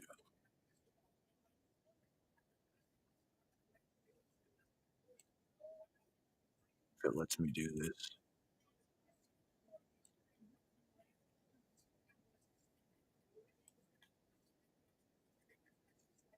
Oh, shit. In a minute, y'all see this map. Currently, as we speak. What the fuck? Why won't it let me show the map?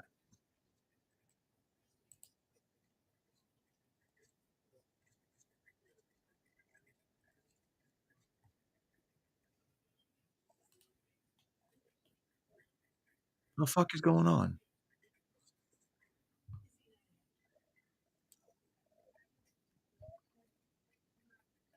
No fuck. Hold on. I think I broke myself. Rally right after the Republican National Convention with J.D. Vance, obviously announcing his running mate during the convention. And it was his first rally, as you guys remember, when I was there in Grand Rapids, after the first, I can't believe I have to say the first, attempted assassination in Butler, Pennsylvania. So obviously it holds significance. Y'all ready for this? And Michigan, of course, holds significance. Trump has been there numerous times. All right, 270 to win. As of we have right now, Donald Trump already has 28 electoral votes. Oh no, I don't like that number. But now it's 28-3. That's great for Pats fans. Terrible for Falcons fans. I mean, yeah. Yeah, because Patriots came back to win it. Fuck me.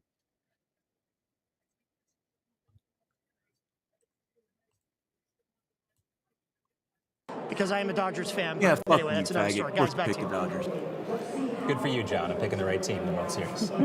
Thanks, John. We're checking back in with you as the night goes on, and we have Another race to call for you, and this is the state of South Carolina going to Donald Trump. 9 electoral votes. So again, we are here at Newsmax calling South Carolina for Donald Trump, in addition to Kentucky and Indiana. So now we are getting some of these early poll results in. Obviously, we're watching the other East Coast and the other polls closing. Keep it up. Georgia's Fight. closing, and it's going to be a long night as we kind of see these trickle in. And we know that there could be some early movement, but then the later the hours go, there could be the West Coast. So we're watching and waiting just for anything. Yeah, a lot of concern and interest about Georgia and North Carolina. We'll get those results to you as soon as possible. In the meantime, let's check in now with James Rosen, who is you voted, with the Howard you? campaign at Howard University. I mean, if you're here, the and Harris I already know campaign who at you Howard voted University, her alma mater there.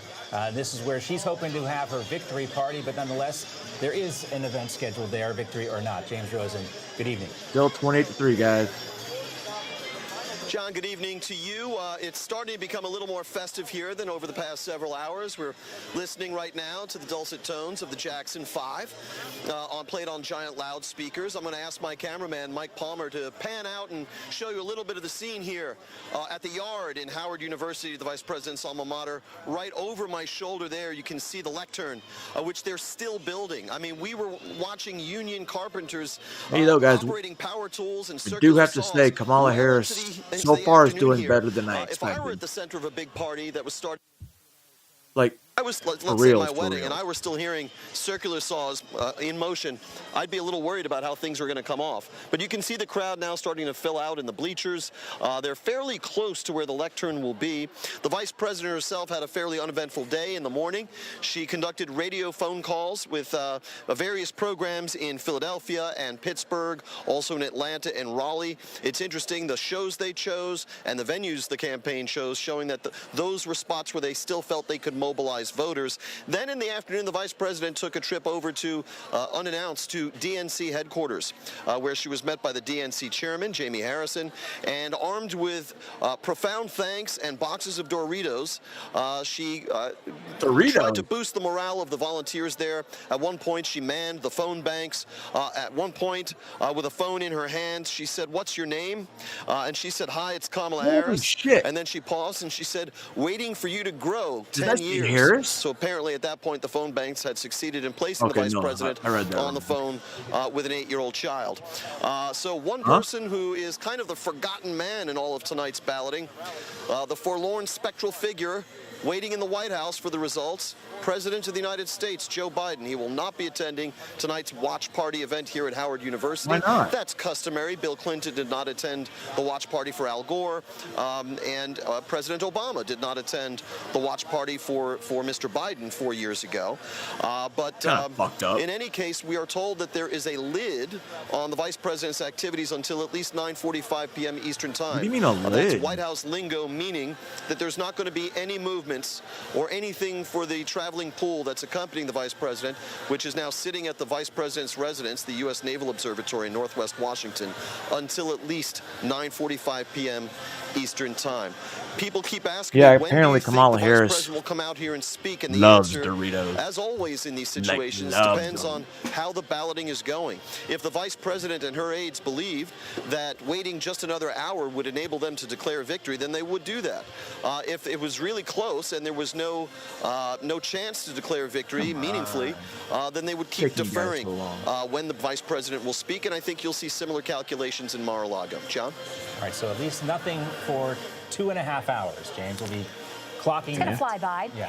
James, real quick, I was watching your reports So earlier. I guess You the said reporting this now was is about coming in from 5:30, 6 Virginia. o'clock. They were still I'm not going to say constructing because it's the stage. still The within union margin of workers error were there. kind of up there doing some last-minute things. See what else. Did they just get behind? Is it all set? Is it done? Is it ready?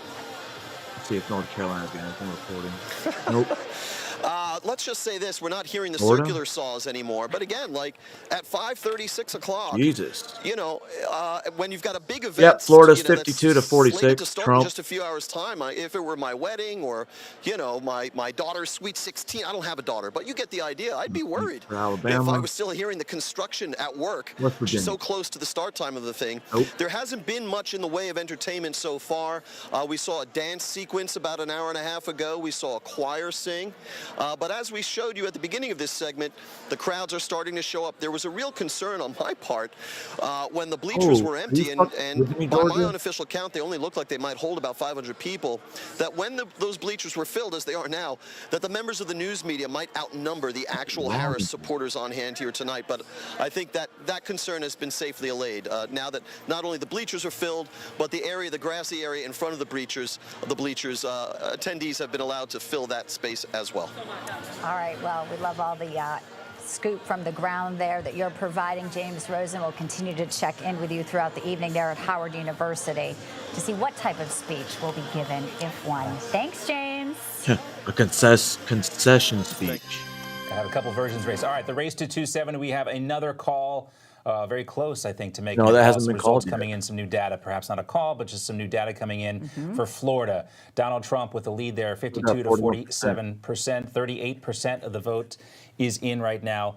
We'll get a closer look at where this data is coming from, which could give us some indication on how Florida is breaking for Donald Trump, but expected to win pretty handily there. And then we've already called Indiana for Donald Trump. He won handily there with just 15% of the votes coming in.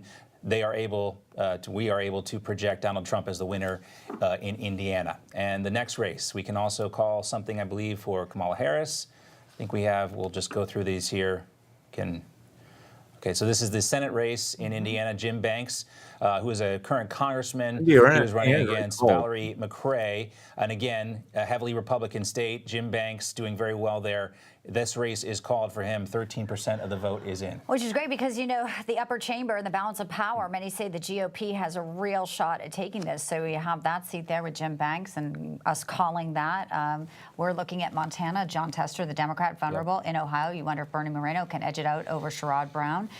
So again, Indiana state and you've got that senator. crucial race in Pennsylvania with Bob Casey and Dave McCormick. And, you know, and of course, what we're looking to see with a lot of these Senate races in the states where Donald Trump, if he does win in a state like Pennsylvania, or Wisconsin, for example, with Eric Tavi, how long are the coattails? How much of an effect is Donald Trump having? And here we have another, the expected result here. We're calling the race in Indiana for Mike Braun running against Jennifer McCormick, the Democrat. Again, a heavily Republican state. Mike Braun will be returning to the U.S. Senate. And then we have, I believe, the Indiana. Oh, this is the governor's race. I'm sorry. Mike Braun, the former U.S. Senator, running for governor in Indiana. And then we have, I believe we have one more race to call, and that's Vermont for Kamala Harris. Again, not a big surprise here. Vermont, one of the most liberal states, home to Bernie Sanders, who is the second most liberal senator behind Kamala Harris. I know. So this is not a shocker. She kind of changed her whole outlook when she was running for president. All right. Let's get to our next guest. Oh, we can't say that. Two people you know very well. David Harris Jr. is one of those people, host of The Pulse right here on N2. And Rick Leventhal, host of The Leventhal Report, which you can also catch here on N2. Gentlemen, great to have you with us tonight. Thanks so much. All right, Absolutely David. good to be here. Thank David, you. let's start with you. This is one of the things that we were talking about all day with Mark Halperin. One of the things you just heard James Rosen report. Kamala Harris doing a lot of black radio in cities like Atlanta and Detroit and Philadelphia and Pittsburgh today. Perhaps a signal that the vote didn't show up on Election Day quite like Democrats had hoped. Black radio, Newsmax. No, I don't think that they have. I don't think that they are, nor do I think will they. I think black men and women in this country are absolutely awakened to the demise of the Democrat Party, to the shameful behavior and speech from Barack Hussein Obama that basically came out to try to shame black men into voting for Kamala. Are you kidding me? We know how to think for ourselves, and we think deeper than skin color. We think about policy. And I've seen so many videos, I've posted so many videos on my social media of young black men and women and older black men and women that are just simply posing the question, are we better off now than we were under President Trump? And nobody can say yes to that. Everybody understands that the last 3.5 years has been an absolute disaster, and Kamala's been the vice president, and she signed off. Joe said that she was the last person in the room when the Afghanistan withdrawal took place, and she even herself said that she was one of the last people to agree with or talk to Joe before he made any major decisions, and then go to the Affordable Care Act, go to the Inflation Reduction Act, and she was the tie-breaking vote on something that absolutely broke the economy. So it's simple. They broke it. President Donald Trump will fix it. But when it comes to black men and women, brown men and women around this country, I think they understand now more than ever, definitely more than 4 years ago, that we need true leadership in the White House. We need somebody with strong policy-making decisions and not somebody with just a lot of negative, divisive rhetoric and say, well, I'm not him, so vote for me. Black men and women are waking up in this country like never before, and I am truly amazed, surprised, shocked, and elated that the stranglehold that the Democrats have had on the black community is crumbling. Couldn't be happier. See those? And obviously, Donald Trump knows that. It's been evident at a lot of his rallies in different states, even in Bronx. One of the next states, battleground to be closing polls, will be 7:30. You know, Rick, that's been a state that was also ravaged by Hurricane Helene, which became a political issue as well, because when it first happened, Joe Biden's on the beach, Kamala Harris picking up checks. It was Donald Trump who went there. Also, we're looking at some of the results coming in the state of Georgia, also impacted. We know Donald Trump was in Valdosta. Right now, Harris is 51% with the precincts that are reporting. Just 4% of precincts, 4% of votes in there. So, but these are issues that Americans, when they're looking for leaderships, who will be there? And a lot of folks felt abandoned and looked at Donald Trump, who was there again when we saw him in East Palestine. So, you know, some of the things that we've been covering in the past few weeks leading up, of course, to our historic day, but many people still rebuilding and even got to the polls for early voting despite losing everything, Rick. Well, I'd be really surprised if Donald Trump doesn't win North Carolina tonight. As you mentioned earlier, he won it the last 2 election cycles, and spending a lot of time in that state and being on the ground with those hurricane victims when the current administration was not says a lot. I'm also really interested in what happens in Georgia, because Democrats do outnumber Republicans as far as we can tell in Georgia, and it's razor thin there. And I would just caution people, you know, you see these early numbers coming in. We don't know specifically where those numbers are coming from, or if we do, it's may not be on the screen right now. But obviously the big cities vote blue, and many of the rural areas are voting red. So you have to take that into consideration when you see one candidate with a lead over the other. It's more also about where those votes are coming from. And guys, you know, I cover breaking news most of my nearly 40-year career in journalism. I haven't done a whole lot of politics, but I can tell you this: I've never been more interested in the outcome of a race than I am tonight. Yeah, and just looking at these counties where the votes are coming in Georgia, like Burke County, which is south of Augusta, going for Harris, heavily Democratic area, but rural area. So far, and you see some of the Fayette counties going for Kamala Harris, Rockdale County for Kamala Harris. Not a lot of surprises on the map. We don't have results yet from Fulton County. We don't have results from Cobb County, DeKalb County, or Gwinnett County, the heavily populated areas in the metro area. So we'll look to see. But you can see 51% for Kamala Harris again, but just 3% of the vote being tallied in Georgia. David and Rick, we'll see you guys later tonight. Great to have you both with us. Thanks, we guys. look forward to what unfolds. Sounds good. Thank you. Thank you. Let's click on Georgia. Votes in the battleground state of Georgia, and there was also record-shattering early votes. 4 million people. You know, Raffensperger, the Secretary of State, saying this is unprecedented. So it's going to take obviously a little while to get through all these. Our Carolyn Ryan is actually in Atlanta. She joins us now live right now to kind of give us the pulse of what she's been hearing. You've been talking to a lot of voters who were standing in lines today as well, Carolyn. Shut up, stupid. Hey, don't forget my burger. Yeah, you've really hit the nail on the head with some of your commentary there. So polls did close here about 23 minutes ago, with the exception of about 10 polls, which we're still waiting on. That's the there retarded were those one. 10 that are going The to one stay that open dropped out about of 20 to college. 40 minutes later, because there were some non-credible Right, now get the threats fuck today, outta here. including some bomb threats here in the state of Georgia that delayed voting temporarily. So those polling precincts that impacted will stay open a little bit later tonight. But I do want to talk about turnout, because that is really important. The Secretary of State has described turnout for today as just solid and steady.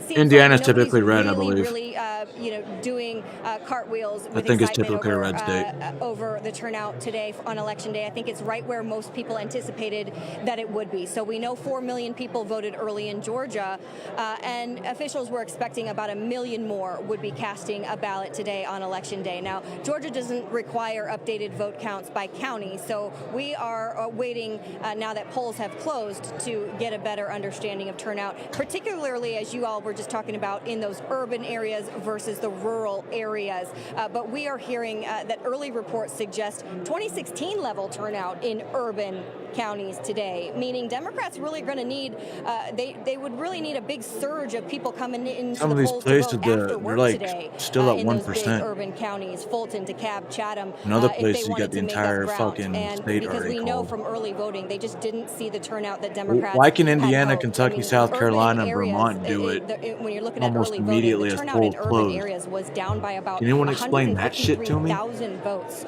compared to 2020, while on the same token, in That rural makes you areas, really fucking wonder. the turnout early voting was way up over its levels in 2020. So if those trends continue today, that could spell some trouble for Democrats. Now, the other big question people are wondering here in Georgia is, are we going to know and announce a winner here in Georgia by the end of the night tonight? Well, here is what the Georgia GOP chair thinks.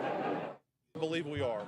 You know, we have new laws on the books, sort of a Floridification of our elections. So the early vote should be in by 8 p.m. Maybe another million Right now and a half to she's be up, counted for Election Day. So yes, I believe we'll have a result on Election night.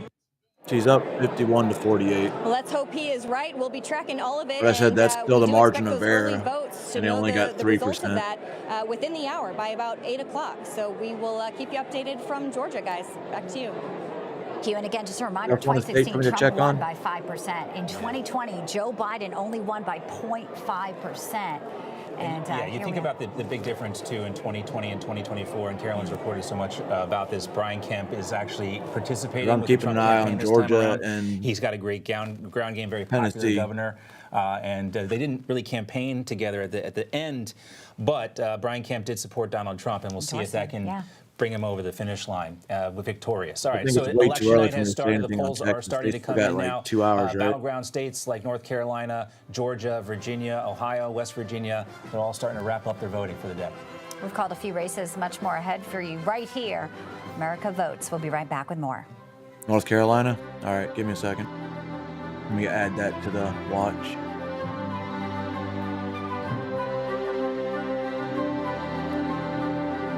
Okay, they're not reporting anything yet in North Carolina. I think they still have 3 minutes.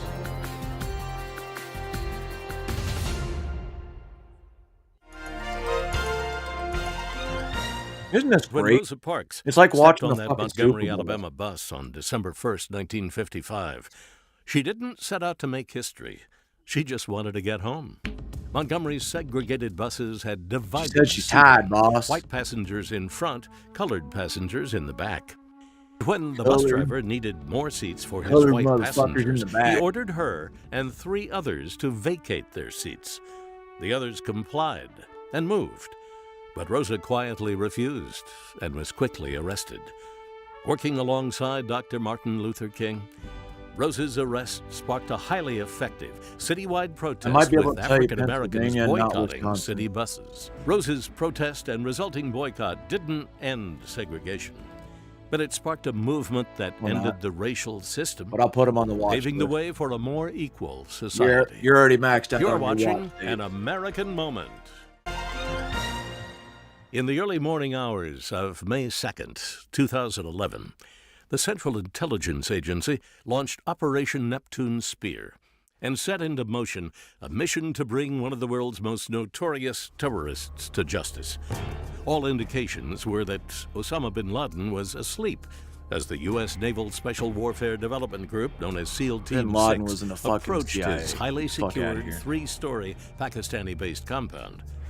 When located in his living quarters on the 3rd floor of his compound, the head of the Islamist group Al-Qaeda was found using his young wife as a shield. The Obama administration reported the 54-year-old terrorist was given a traditional Islamic burial at sea. 9 years, Not 7 what I months, and heard. 21 days following his infamous attack on New York's Twin Towers, killing thousands of innocent civilians, its mastermind, Osama bin Laden, was dead.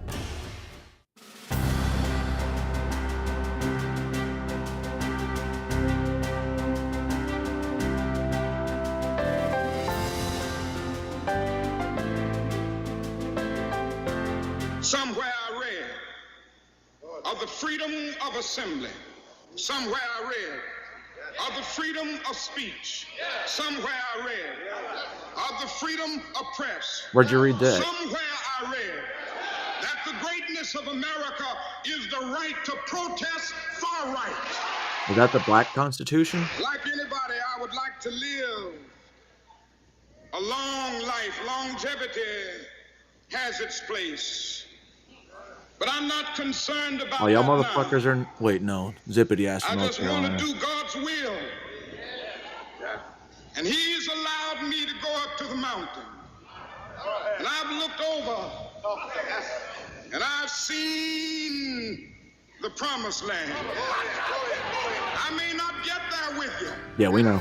But I want you to know tonight that we as a people will get to the promised land. Where you at, Lance? God. Oh, shit. Let's go, Georgia. Let's go.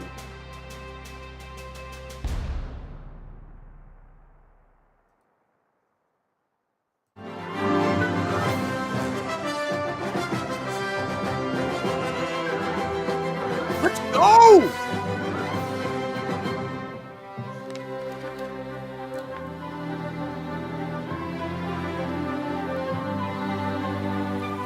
All right, welcome back to our special coverage of Election Night 2024.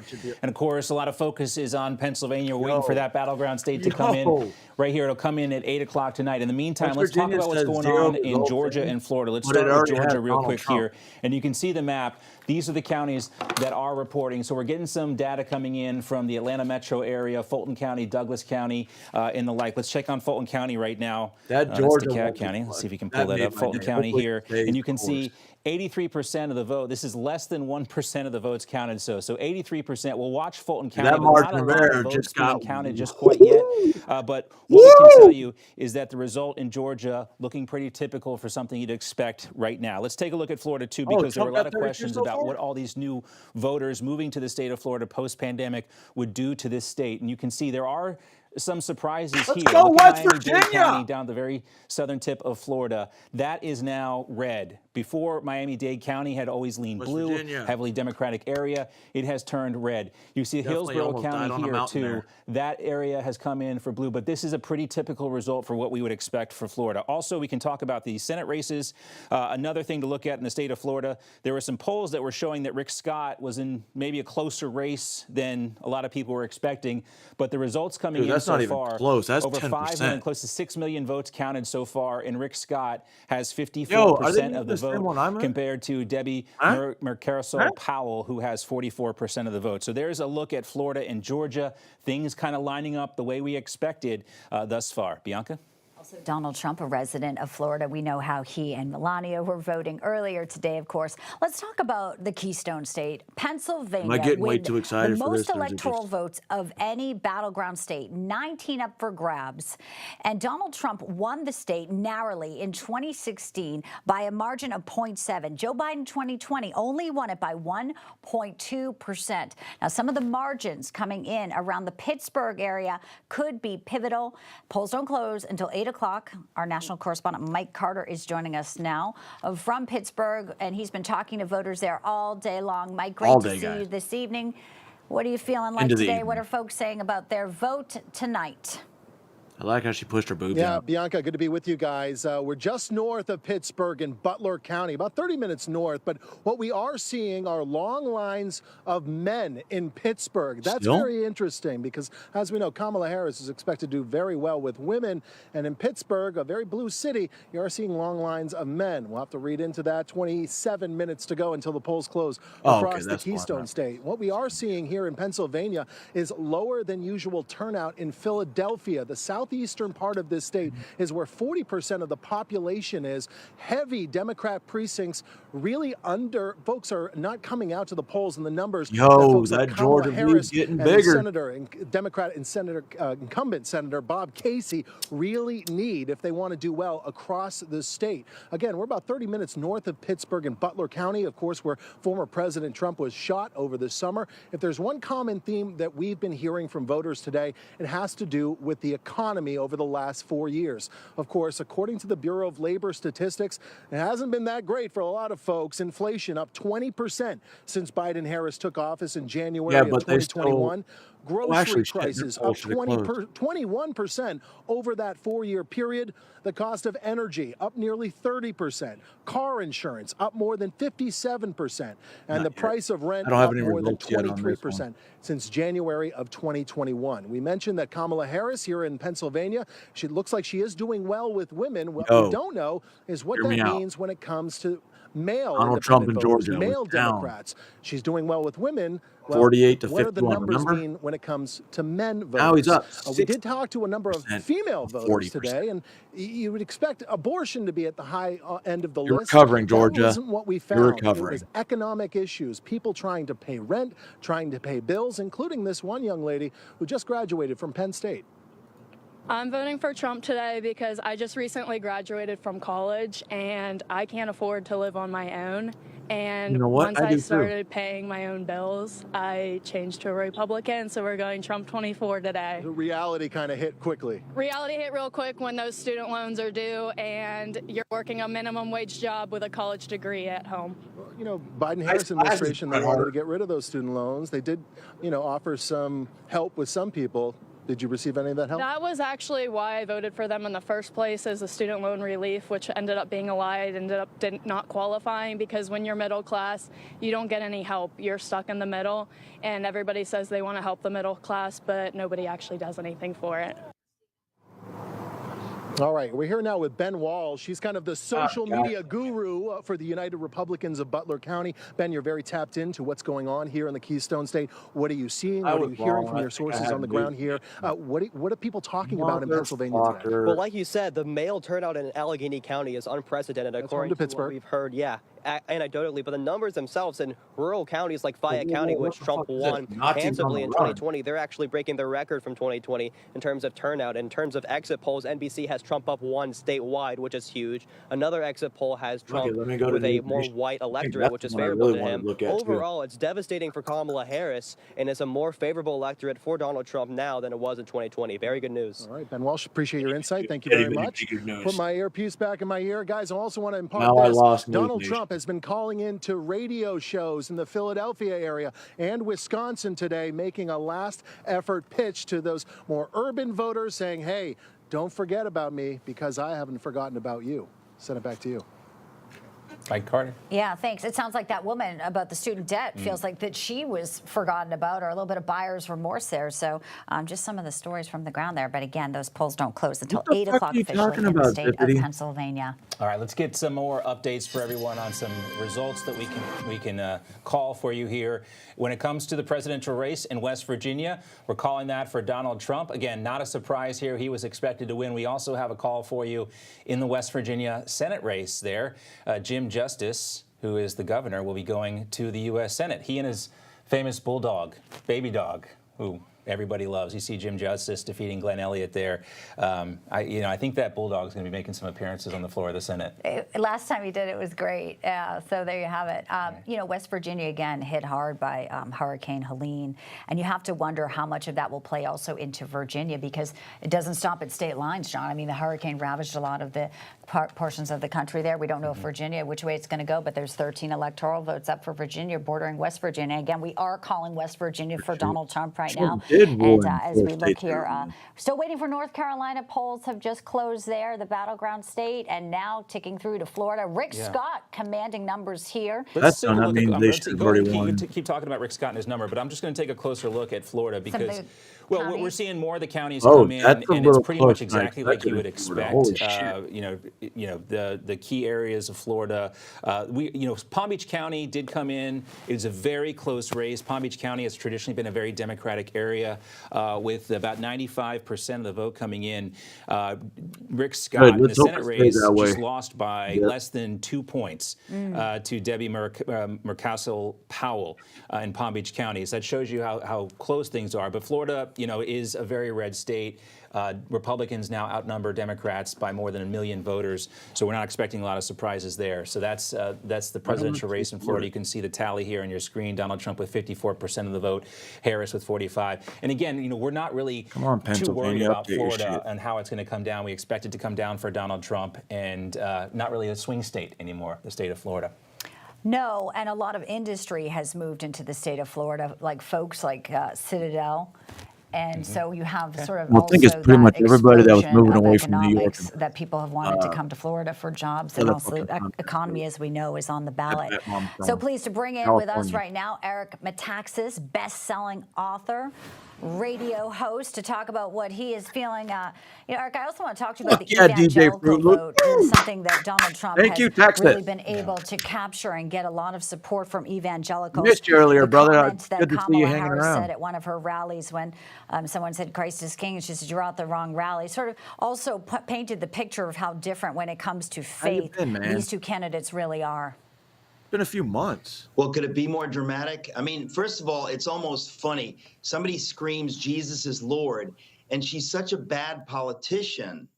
Obama would never have done that, to say, oh, you're at the wrong rally. I mean, most people would assume that they're at the wrong rally, but for her actually to say that is astonishing. And but it's nice to have things clarified for us. Listen, the policies of Biden and Kamala Harris could not be more wicked. Most Americans, even earlier in the segment, the reporter talked about the loan forgiveness. What a joke. That's taking money out of the hands of working class Americans I did not know that. To pay for the loans of college students. It's preposterous. I hope all is well now. I mean, obviously we can't say that. And what it really underscores is that Kamala Harris and the left at this point will do and say literally anything to get elected. And if you talk about values, yeah, man, your state already called it Trump. Christians across America, the values of any American. Your state was like, I think, lying, the first one. Stealing, these things are not okay. And what we've seen from the left, it's not the party of Tip O'Neill, it's not the party of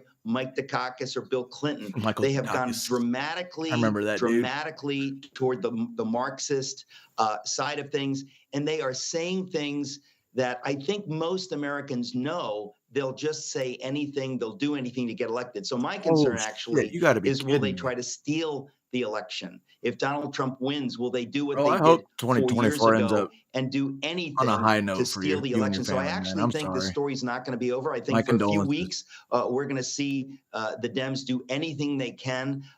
They've hired some people, Mark Elias and others, to litigate. So they're not exactly interested in a fair fight.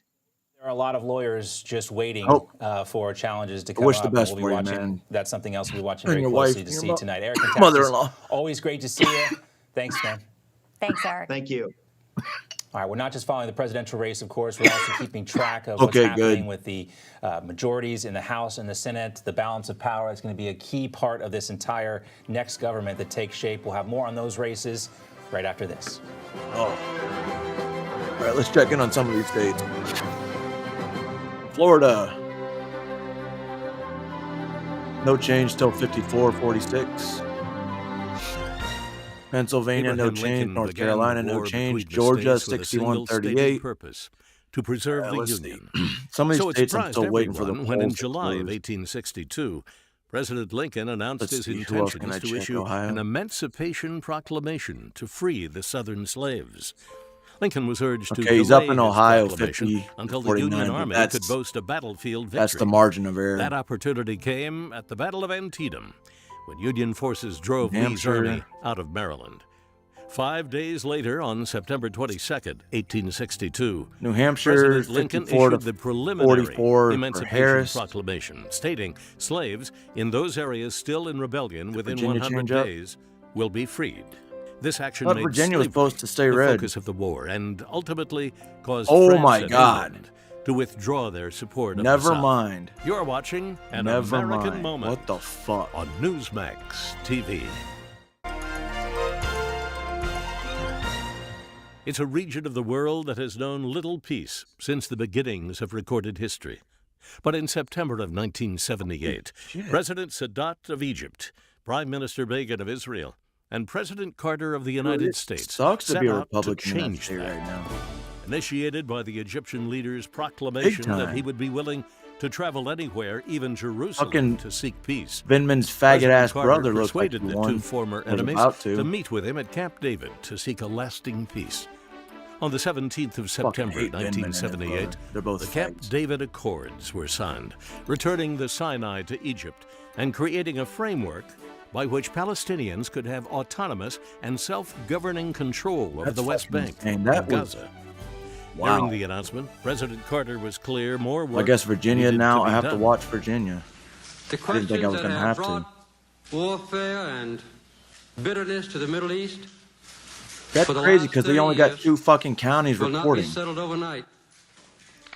In 1978, President Anwar Sadat and Prime Minister Menachem Begin were awarded the Nobel Peace Prize. Jimmy Carter's Nobel Prize would come 3 later counties, in I'm sorry. 2002 for his decades of work seeking solutions to international conflicts. You're watching An American Moment on Newsmax TV. Okay. Now West. It's close to Federal Maryland. agencies urge every It's family to above, have an emergency eastern side. radio. During Or any blue. disaster, electrical power may get cut. The emergency radio gives you the That actually vital makes a little more information you sense. need. Newsmax wants you to have the Dynamo Emergency Band Radio. It doesn't need New Hampshire's batteries still and Harris. works in any emergencies. It retails for $30. You can get it with the free offer. Call or go online and get the emergency radio today. Your life may depend on it. I was exhausted all the time, and I just didn't feel like myself. And then came the weight gain. I think New Jersey I found closed out already, I right? was like millions of Nope. Americans whose thyroid gland wasn't functioning like it was supposed to. And that's Oh, why wow. I It's started consensus, taking though, that's Actilin, supposed to a go premium nutritional supplement. Democrat in Actilin Jersey. was created by How the renowned fuck is that physician little Dr. place got David 14? Brownstein, formulated with 17 powerful Electoral ingredients college to votes makes no specifically sense. support your thyroid function, adrenal health, and metabolism. And now you can get a free bottle of Actilin with our special offer.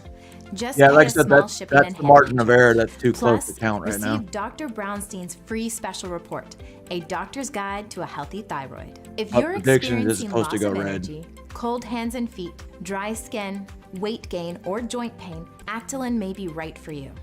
Don't wait. Act now. Get your free Oh, good. trial Jim bottle Jordan of Actilin, won valued at his seat again. $39.95.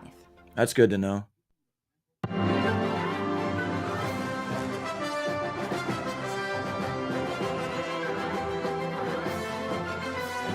Welcome back to Vote for America. I'm Bianca Della Garza along with John Bachman. Great to see you on this historic election. And we just want to be clear and state for the record here that Newsmax has no reason to believe West that any Virginia voter was the fraud third has one called. occurred. The statements about 2020 that we believe the results were fair and final as a network, Newsmax. So Yeah, that's all that as we matters. watch A the W is a results coming W, in, right? obviously polls are just starting to close. Some of them on I mean, the East especially if it's Coast, but legit. we will be monitoring everything and watching it very closely as we move forward with our reporters across the entire nation who are at many of the biggest cities and biggest poll sites and battleground states. Yeah, I know. A lot of interest in what's taking place, obviously, tonight. Let's get to our next guest now. CPAC Chairman Matt Schlapp. Matt, great to see you. See you, and I'm here with a great guy. Hey, And how you doing, guys? Senator Rick Santorum. Hey, guys. Yeah, I just thought I'd sit in. Why not? I want to talk about Pennsylvania. Polls are closing in about 10 minutes. Senator Santorum, a state you know very well, is the former senator. We had Mike Carter in Pittsburgh, one of the cities we'll be looking at. Also, Allentown with a huge Latino population. Tell us some of the things that you'll be looking at as the polls close. We start to see sort of some of the early precincts reporting. Yeah, I mean, obviously turnout. I mean, turnout, and Philadelphia is really the key to the Democrats. And if you think about this, that the Democrats, the city of Philadelphia is 12% of the population of the state, and it's 5-1 Democrat. And so it makes up obviously a lot more than 12% of the Democratic vote of the state. And if their number is down, that is a huge problem. And what we saw in the early voting because it started out that way. Is that their number was down, Then, like, dramatically. And so the I went and question checked is, back and it did was they make it up on flip-flop, election day? flip-flop. And we don't know And that, increased. unlike Georgia and some of the other states that I can track the day of voting and let you know what the turnout is. Pennsylvania does not do that. So we won't know what's going on there until stay tuned. Until the numbers come in, we'll be able to tell you. But what we do know is that rural areas have turned out very, very very heavily. I'm hearing that all across the state, that in the red counties, Trump vote is up, and a lot of energy and enthusiasm. So even if Philadelphia does turn out with its normal vote, the rural areas can swamp it if they turn out even more. All right, Matt, Republicans have a slim majority in the House. Looks like they're going to take control of the Senate. But what do you think about the coattails of Donald Trump tonight if he does win? What is the House going to look like? Yeah, basically already operational control of the Senate is already tied. Chuck Schumer is going to have a lot more time to make those tofu patties on that fake grill of his on his patio. But, so here's the truth is people said Donald Trump would be a drag on the ticket, that we had to get somebody new, and a lot of congressional people, even friends of mine, said we got to separate ourselves from Trump. That was a disaster. Tonight, I think the House will pick up seats if Donald Trump wins states. It really is dependent on Donald Trump's coattails. It's kind of like how politics used to be in this country. It's that way again. If Donald Trump wins these battleground states, we will pick up House seats. If he wins the presidency, there will be enough House Republicans to give Mike Johnson, who's been the hardest working man in politics, a little more of a cushion, and we won't be talking about impeachment for 2 more years. Yeah, we'll be watching very closely New York. There's some key House races, California as well, and then Virginia, there's a couple. We'll get the results on those. Just part of the program here tonight. Our thanks to Rick Santorum and Matt Schlapp. Great to see you both. Thanks, guys. Our coverage of the path to 270 electoral votes continues. We're going to take a very quick break. We're back with more right here on N2.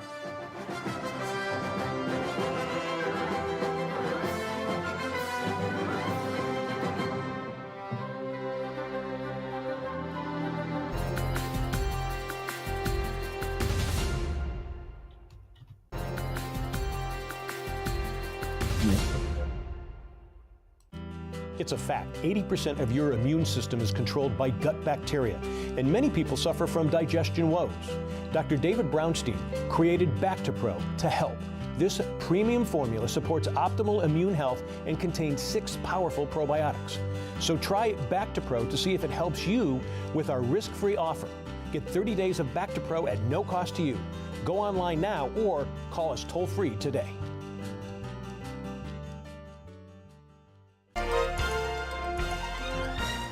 January 15th, 1929 was a chilly day in Atlanta, Georgia, when a family gathered to welcome into this world a new life, and with it, a new hope for America.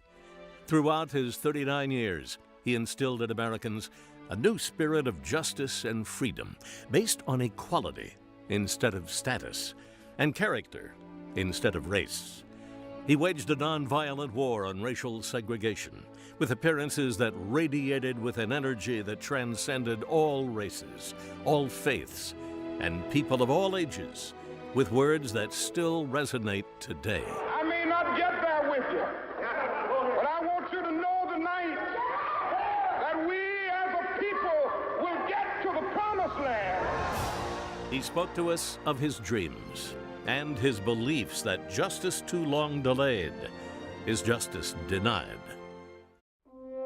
I ask you to join with me in prayer. Almighty God, our sons, pride of our nation, this day have set upon a mighty endeavor, a struggle to preserve our republic, our religion, and our civilization, and to set free a suffering humanity. Lead them straight and true. Give strength to their arms, stoutness to their hearts, steadfastness in their faith. They will need thy blessings. Their road will be long and hard. For the enemy is strong. He may hurl back our forces. Success may not come with rushing speed, but we shall return again and again. And we know that by thy grace and by the righteousness of our cause, our sons will triumph, and a peace that will let all men live in freedom, reaping the just rewards of their honest toil. Thy will be done, Almighty God. Amen. Stressed and fatigued? Brain feeling foggy? Don't have the energy you used to? It may be your liver. You must protect your body's most precious asset. Best-selling author and surgeon Dr. Russell Blaylock has developed natural solutions. His breakthrough new book, The Liver Cure, will help you boost energy, detoxify your body, clear brain fog, and reignite your metabolism. Improve your health and quality of life. Get The Liver Cure today.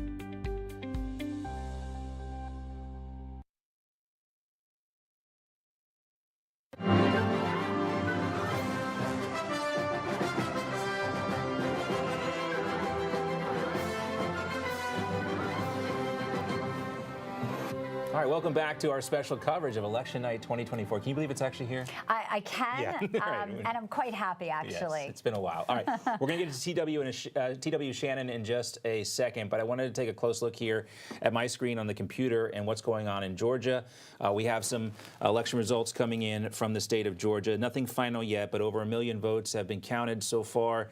And you can see here on the screen, you know, pretty typical breakdown of what you'd expect from Georgia. Now, we have Fulton County results coming in, but less than 1% of the vote thus far.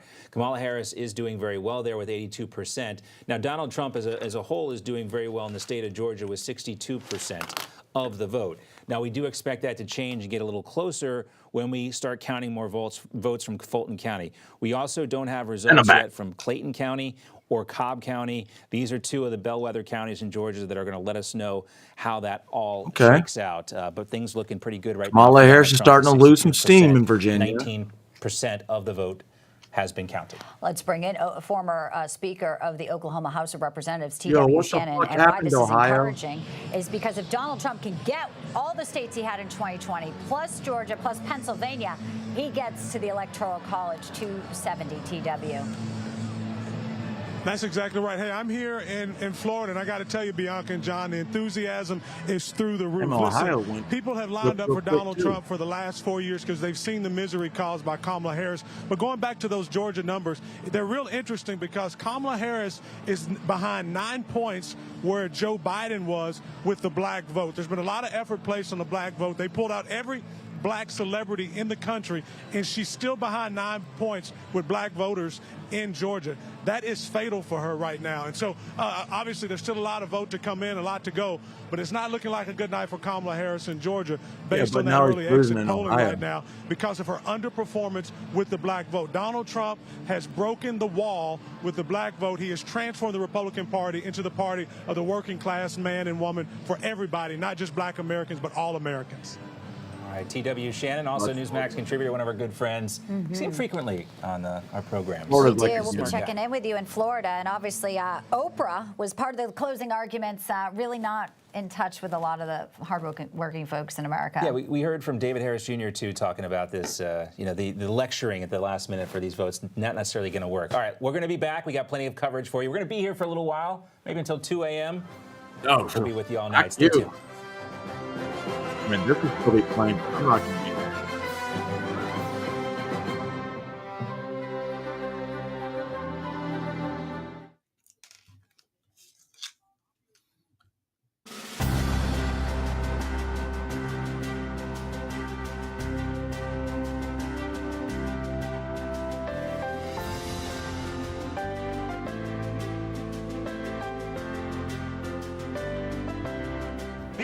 And moral principles of the Judeo-Christian faith and the God of that tradition are found throughout the Declaration of Independence. Most presidents of the United States have declared their faith in God and have encouraged us to read the Bible. I'm encouraged to believe that Americans at this hour are striving to retain their spiritual identity despite the inroads of materialism and the rising tide of permissivism. On the front page of a Chicago newspaper some time ago, there appeared a picture of Betsy Ross sewing the first American flag. And over the picture was the caption, "Time to check our stitches." Let's check the stitches of racism that still persist in America. Let's check the stitches of poverty that bind some of our countrymen. Let's check the stitches of foreign policy to be sure that our objectives and goals are in keeping with the American dream.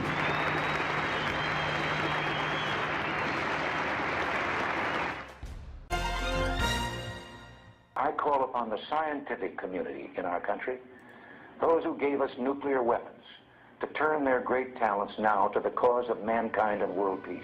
On March 23, 1983, President Reagan surprised not only the nation, but members of his own cabinet and military by announcing an Oval Office address that the United States would embark on creating an anti-missile system to stop and destroy nuclear-tipped missiles in space.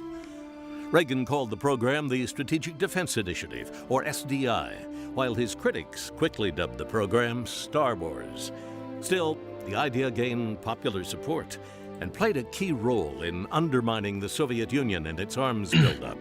By 1987, with his own nation facing economic collapse and unable to match the U.S. program, Soviet leader Mikhail Gorbachev capitulated and signed the Intermediate Range Nuclear Forces Treaty. Within 4 years, the Soviet Empire itself would collapse, ending a Cold War that lasted more than 4 decades. You're watching An American Moment on Newsmax TV. Federal agencies urge every family to have an emergency radio. More votes. During any disaster, electrical power may get cut. The emergency radio gives you the vital information you need. Newsmax wants you to have the Dynamo Emergency Band Radio. It doesn't need batteries and works in any emergencies. It retails for $30. You can get it with the free offer. Your life may depend on it. Hear me out. The road to 270. If you've been injured in an accident, Donald Trump has 62. You don't have an attorney? Kamala Harris. We have legal professionals standing by to answer your questions and tell you what your case is potentially worth. Pick up the phone, call now.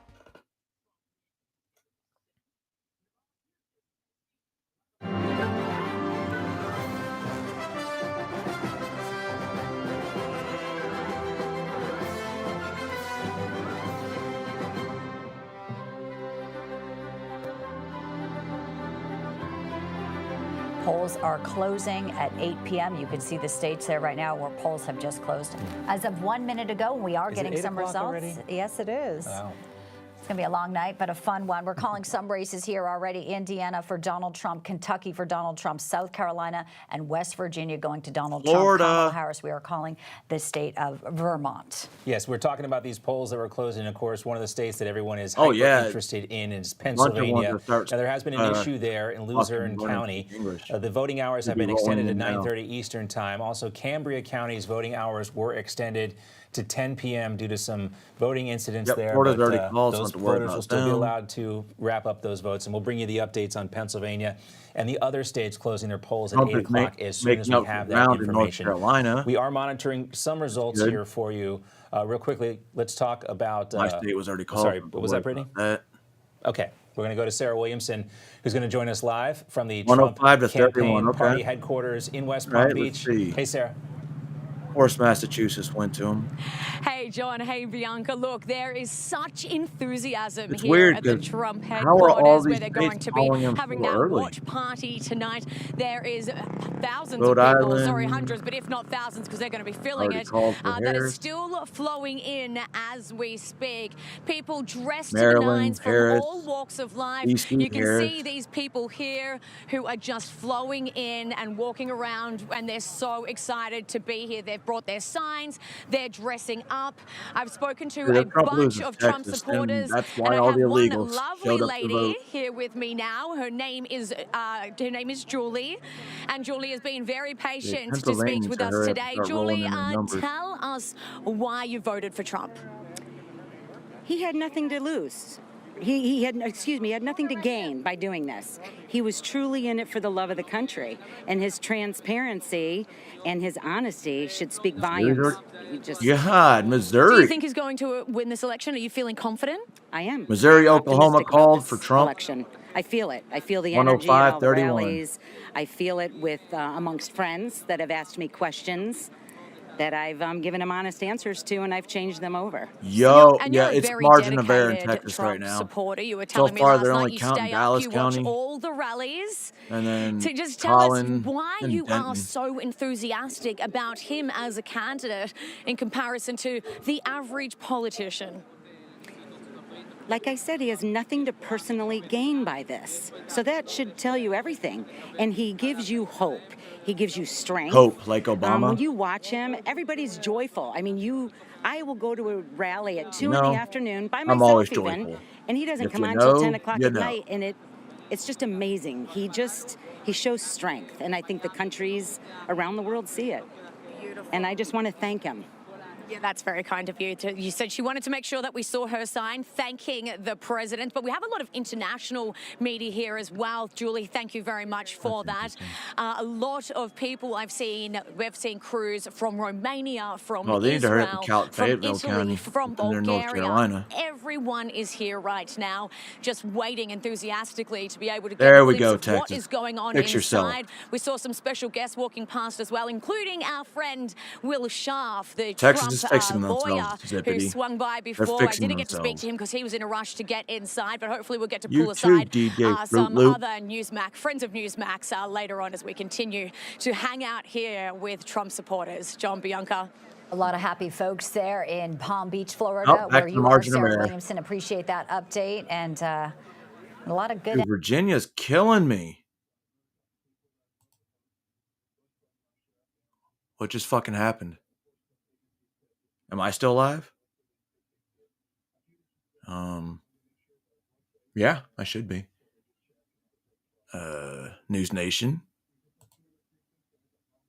News Nation. Hello. Fix yourself. May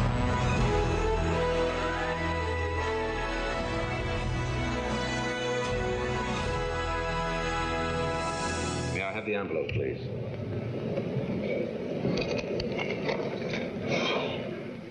And the winner is of Congress and senators came. What A historic election cycle, and it all comes down to now. Polls are just about to close in 1 hour out in the state of Arizona, a battleground state that we are watching very closely. Pleased to have in Congressman Andy Biggs with us right now to talk about what he is seeing right now. And also, Congressman, results for your race against Katrina Schaefer are expected to cross the wires about 10 p.m. I feel like Eastern the here. states So that are your right final now, Kamala message to Harris is supporters, I winning. guess, in the final hour. They're of all the voting out big there in cities right Arizona, now. Sir. My final message is to get out and vote. If you're in line, stay in line. Vote Republican top to bottom. That's the final message because things are still a little bit close here, and we want everyone to vote and stay in line already to vote. monitoring Georgia. And if that happens, we win because it's a turnout election in Arizona look right here. now.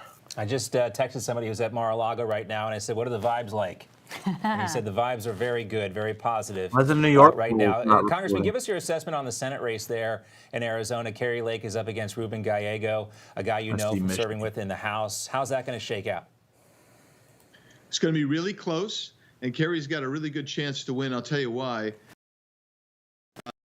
The movement from the Republicans had a significant lead in early ballots, and then we've held that lead through the day and the dumps Until of 3 people o'clock in the register. So morning. you come in and say you're a Republican or a Democrat, an independent, those who come in and vote. So you know where they're coming from. So we've held our own against the Democrats there. The question will be where are the independents breaking?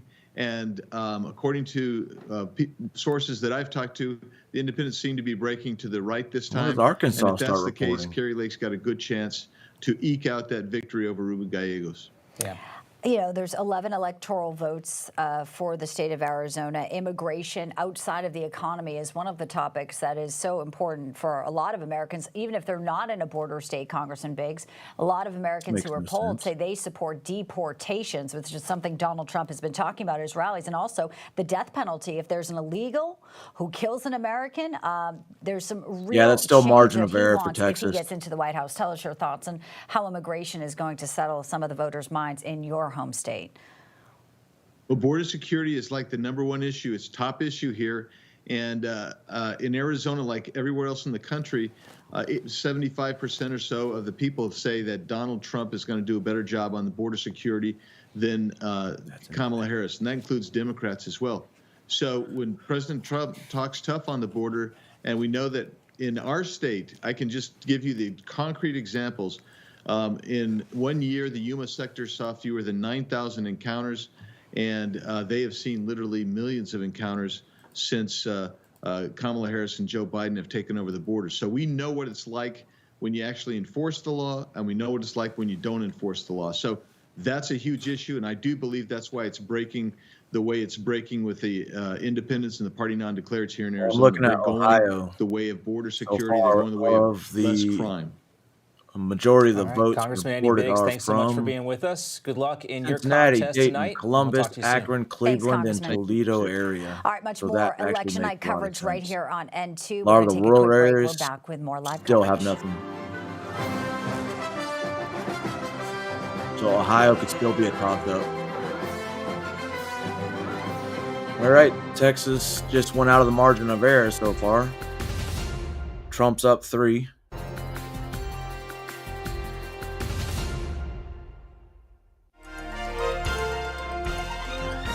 Surprised New When Hampshire Rosa hasn't Parks called yet. stepped on that Montgomery, Alabama bus on December 1st, 1955, she didn't set out to make history. She just wanted to get home. Montgomery's segregated buses had Remember her divided feet seating. White passengers in front, colored passengers in the back. When the bus driver needed more seats for his white passengers, he ordered her and 3 others to vacate their seats. The others complied and moved. But Rosa quietly refused and was quickly arrested. Working alongside Dr. Martin Luther King, Rosa's arrest sparked a highly effective citywide protest with African Americans boycotting city buses. Rosa's Dude, protest there's a lot and of resulting people boycott voting didn't Jill end Stein segregation, and but it sparked a libertarian in movement Texas that ended the racial system, more than usual. paving the way for a more equal society. Good thing is they're taking away You're the votes from watching Harris, an so I'm not gonna American complain. moment.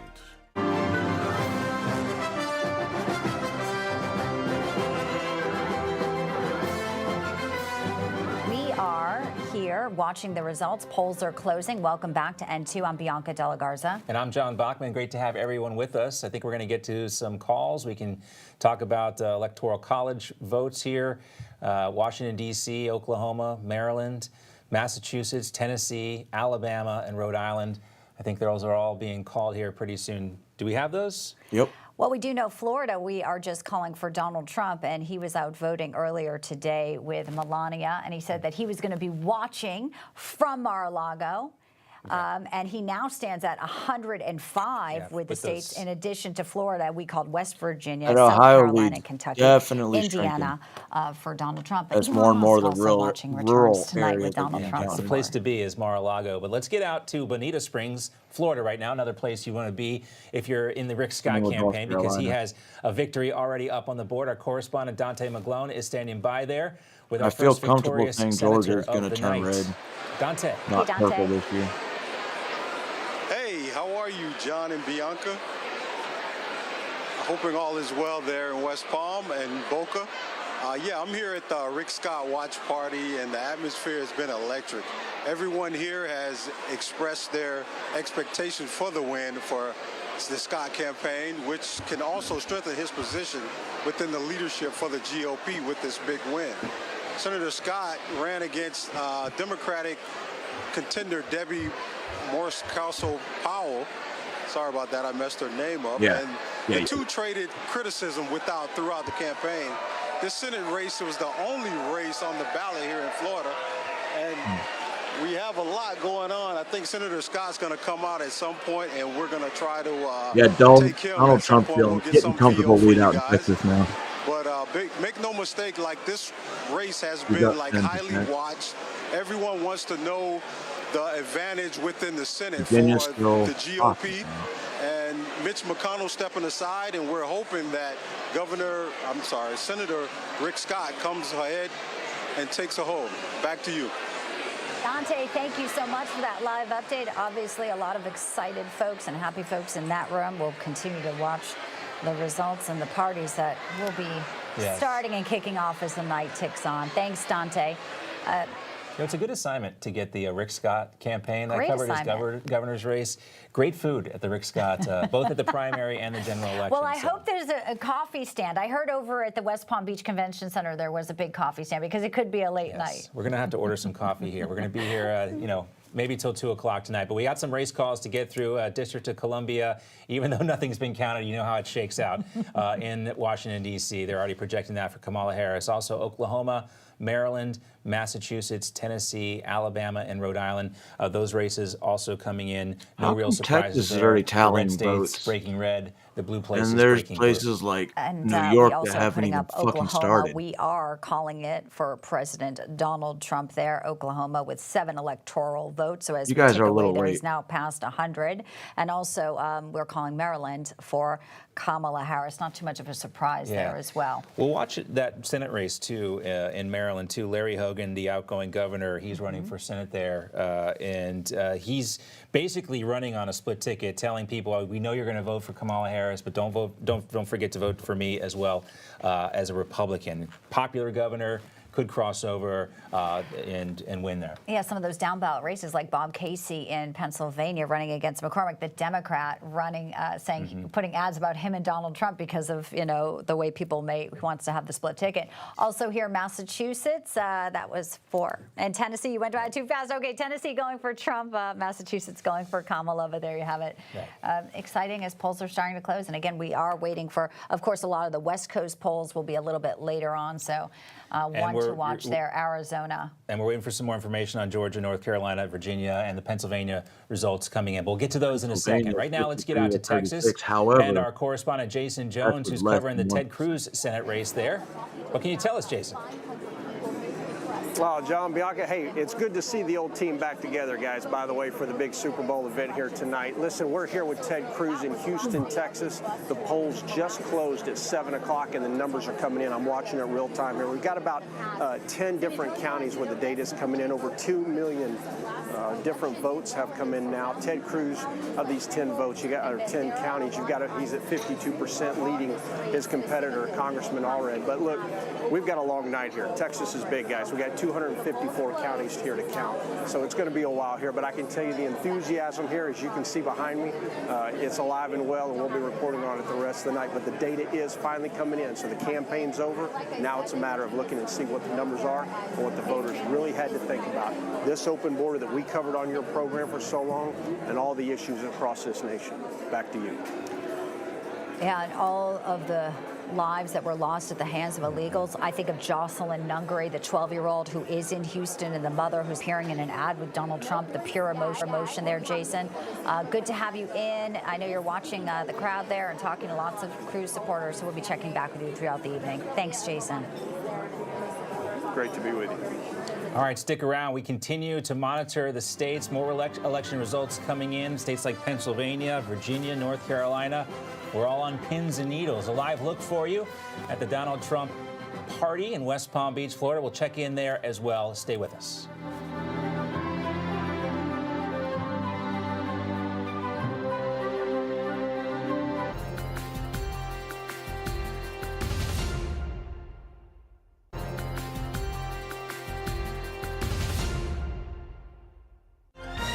At 9:47 a.m. on the 20th of February, 1962, Lieutenant Colonel John Glenn Jr. of New Concord, Ohio, found himself sitting on top of an Atlas 6 rocket filled with 600,000 pounds of fuel. At liftoff, 360,000 pounds of thrust hurled the massive rocket and its occupant into space and America's history books. John Glenn became the 4th human being to enter space and the first American to orbit the Earth. For his remarkable heroism, President Kennedy awarded Colonel Glenn NASA's Distinguished Service Medal. As our knowledge of this universe in which we live increases, may God grant us the wisdom and guidance to use it wisely.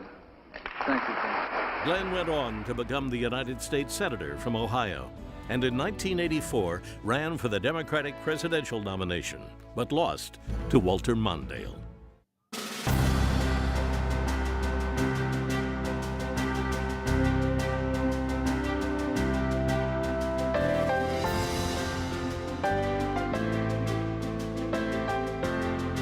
I think that at the heart of my philosophy is much more libertarianism than well, that's the fashionable word these days, I guess. A conservative. No, there's a lot of motherfucking channels live right now. Well, always has been. Great to see. Because how do we call a liberal? You know, someone very profoundly once said many years ago that if fascism ever comes to America, it'll come in the name of liberalism. What is fascism? Fascism is private ownership, private enterprise, but total government control and regulation. Well, isn't this the liberal philosophy? The conservative, so-called, is the one that says less government, get off my back, get out of my pocket, and let me have more control of my own destiny. Out of my dream and into my car. Stubby.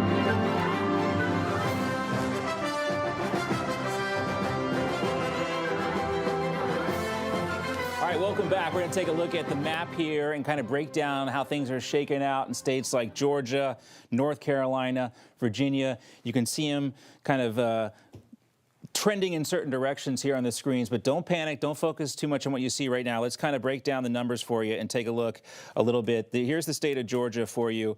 And you can see the metro Atlanta area here, Fulton County, Cobb County. Those were breaking Democrat. They've been trending that way for a long time. This is the metro Atlanta area, and this is favored for Kamala Harris. But what you can see here in the state of Georgia is you see the rural votes coming out for Donald Trump. This was the concern. This was, what needed to happen in order for Donald Trump to win.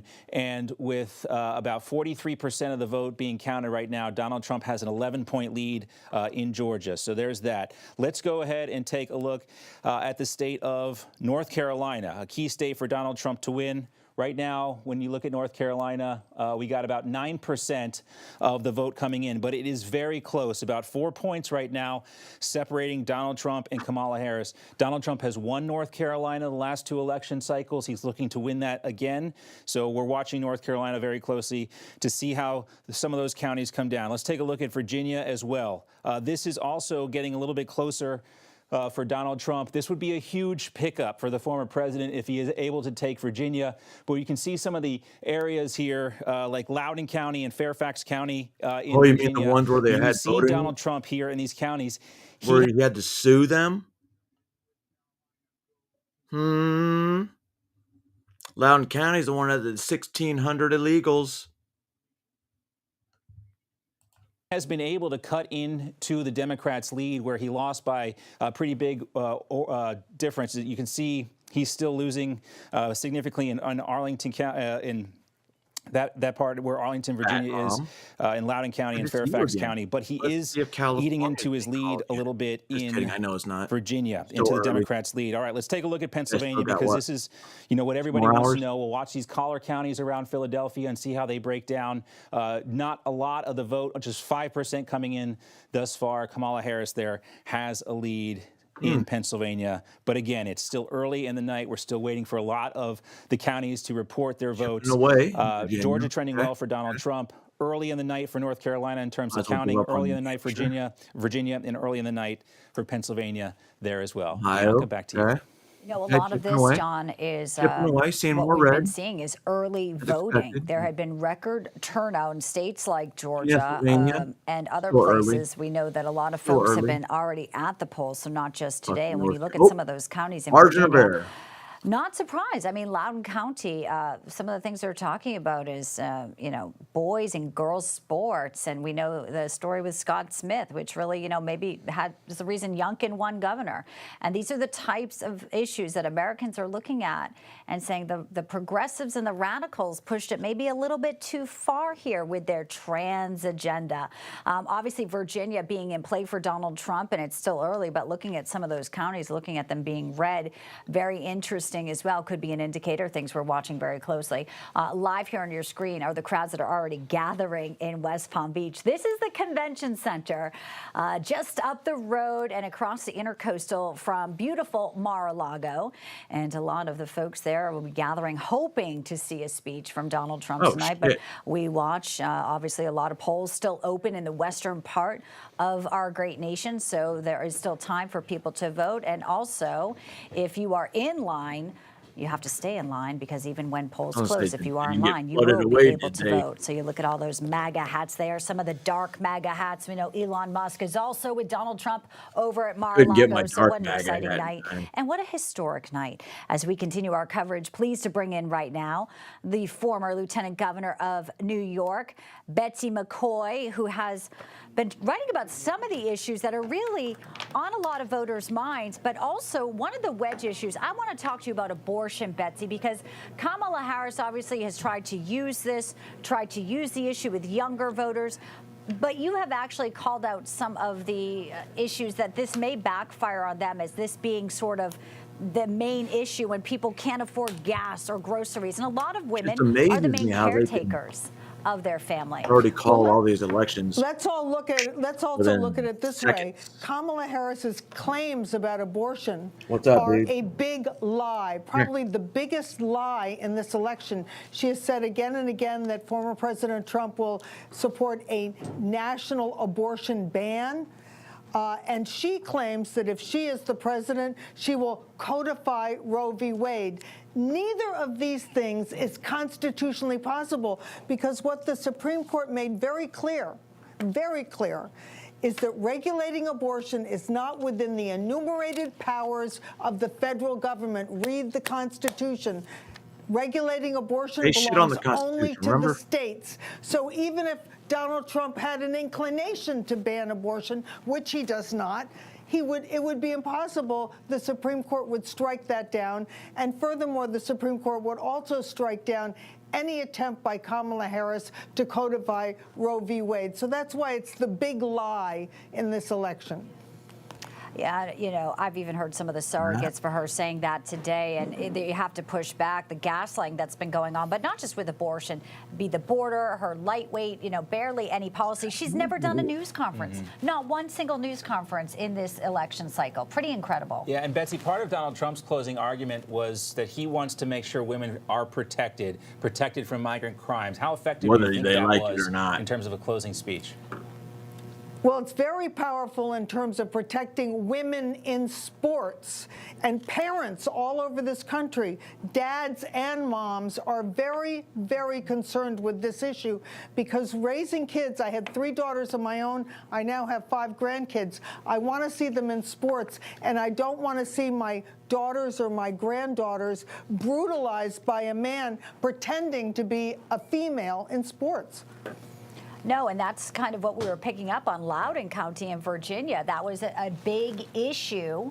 And it also got to the point where when parents went to school boards and complained, they were being called domestic terrorists by the Biden-Harris DOJ. So these past 2 years, there's been so many flashpoints. New York, for one reason, I mean, the state has been, you know, hurting the sanctuary cities of New York City. You have migrant gangs, 11 years old, and they're so young, Betsy, they can't be charged as adults. So you have all those radical DA policies now, and bail reform. These kids aren't even being charged yet. They're running street crimes. Hey, like, get away from there, you know, transnational gangs.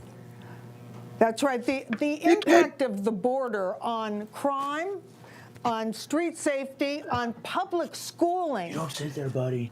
The impact of the border is affecting people all over the country, even as far away from the border as New York City, Connecticut, Maine, very affected by the border crisis. Maine is a poor state, and yet the taxpayers in Maine are spending their money putting migrants from Africa in motels when they can barely afford to pay for a room for their own families.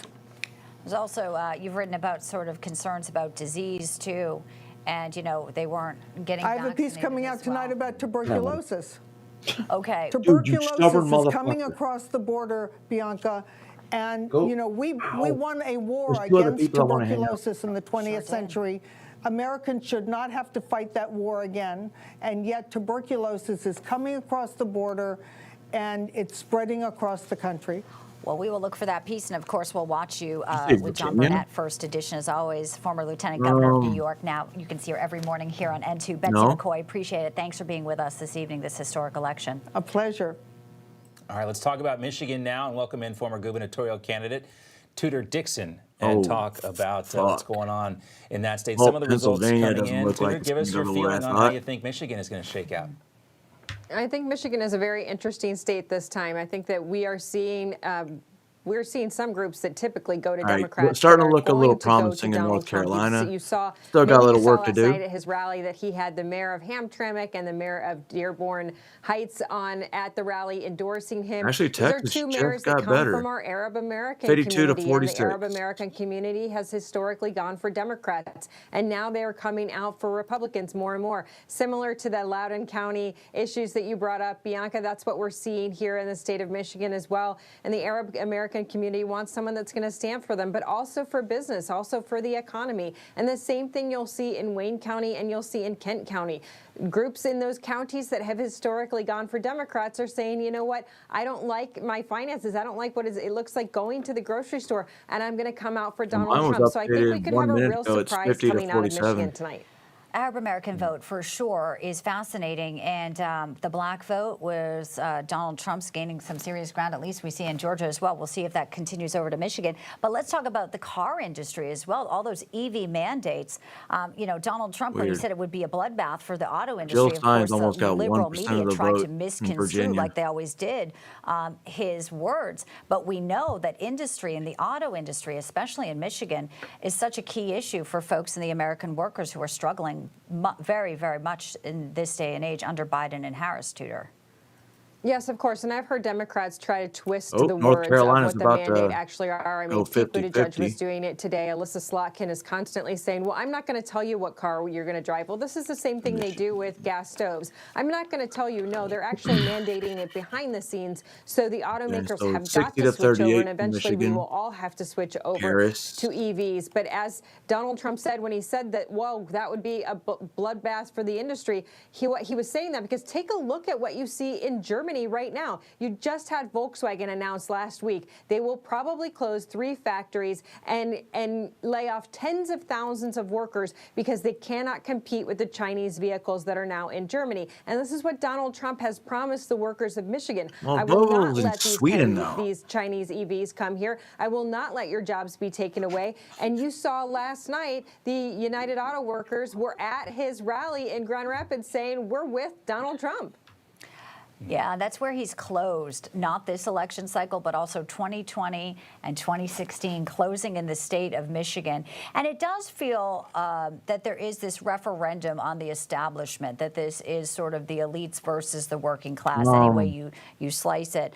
You mentioned Alyssa Slotkin, obviously Mike Rogers, the Republican running against her. If he were to win, obviously that's another seat in the Senate. These down ballot races, not just the White House we're looking at, Tudor, but a potential GOP takeover of the Senate, which would be incredible, especially in light of what we've heard from Kamala Harris, which is we will look at the filibuster.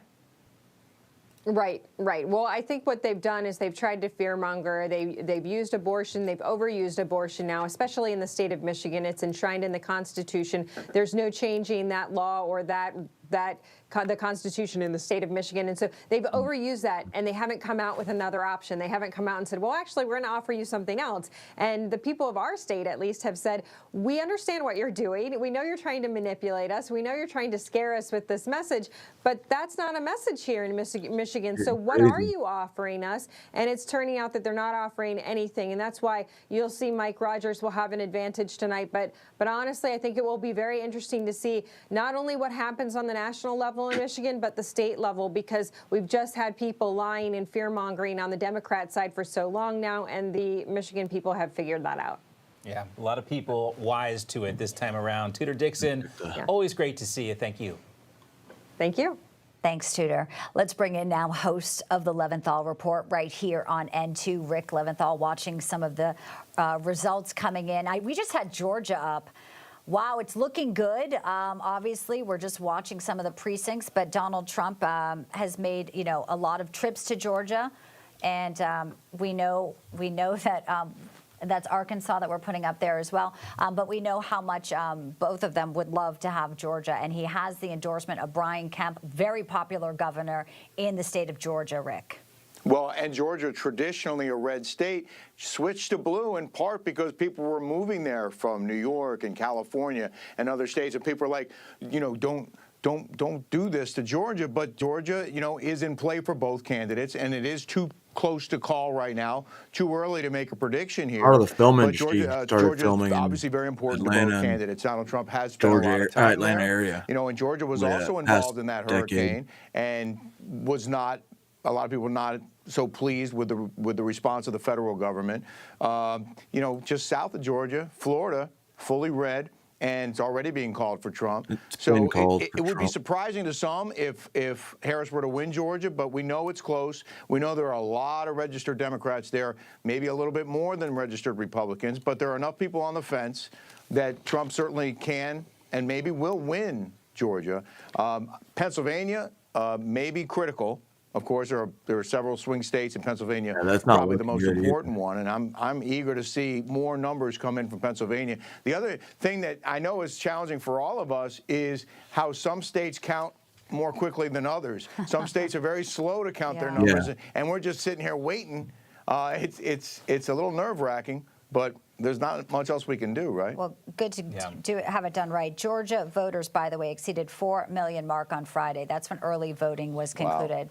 Wow. And the Secretary of State, Brad Raffensperger, says this was the most successful early voting period in Georgia history because voters trust the process. So you have to wonder if you're energized to vote, what campaign gave you that energy?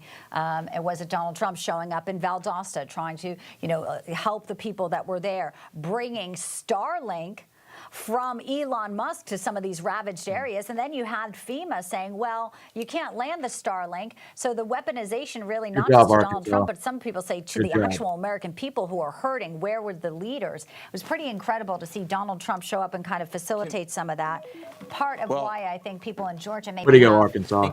recent recollection of he was here just when we needed him. And can we just take a step back, too, and talk about not just the early voting, but the limited lines today? I mean, you heard so much fear-mongering from Democrats about the elections process in Georgia and these election integrity laws that they put into place and how it was going to make it too hard for people to vote and it was going to disadvantage certain demographics.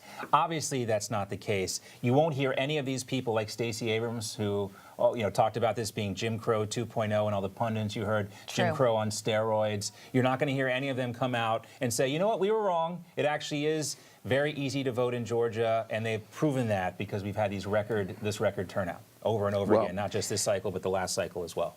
You know, one of the things that struck me is how many states don't require photo IDs to vote. Half the states don't require a photo ID, more than half the states. I voted in California. All I had to do was walk in, tell them my name, my birth date, my address. They said, okay, you're good to go. How easy would it be for anyone to know their neighbors or their friends California, I or believe. their family members' birth date and address and full name and then just vote for them? I'm concerned about that. I think if you have to show your ID to buy something or to get alcohol or to check into a hotel, you should have to show your ID to vote. Governor Newsom made it illegal for them just recently to ask for voter ID. And why it's also so, concerning is that there are illegals with driver's licenses, and there you have it. So that is one of the things in California that I know a lot of folks were concerned with as well, Rick. Yeah. And California, very unlikely that Trump can win that state. It's been Democrat for quite some time now. But, it can indicate support for the former president. And I think Georgia's another key indicator. If he can win Georgia, that will show you that even states that are turning blue now, that he can win those states. That's a great sign. He had the best rallies, obviously, of either candidate. He would fill those arenas, fill those rally sites with anybody could vote just as long as they have thousands of supporters who would line up for hours. Go ahead. I don't want to cut you off here, but I feel like we need to, because can we just put North Carolina back up on the map?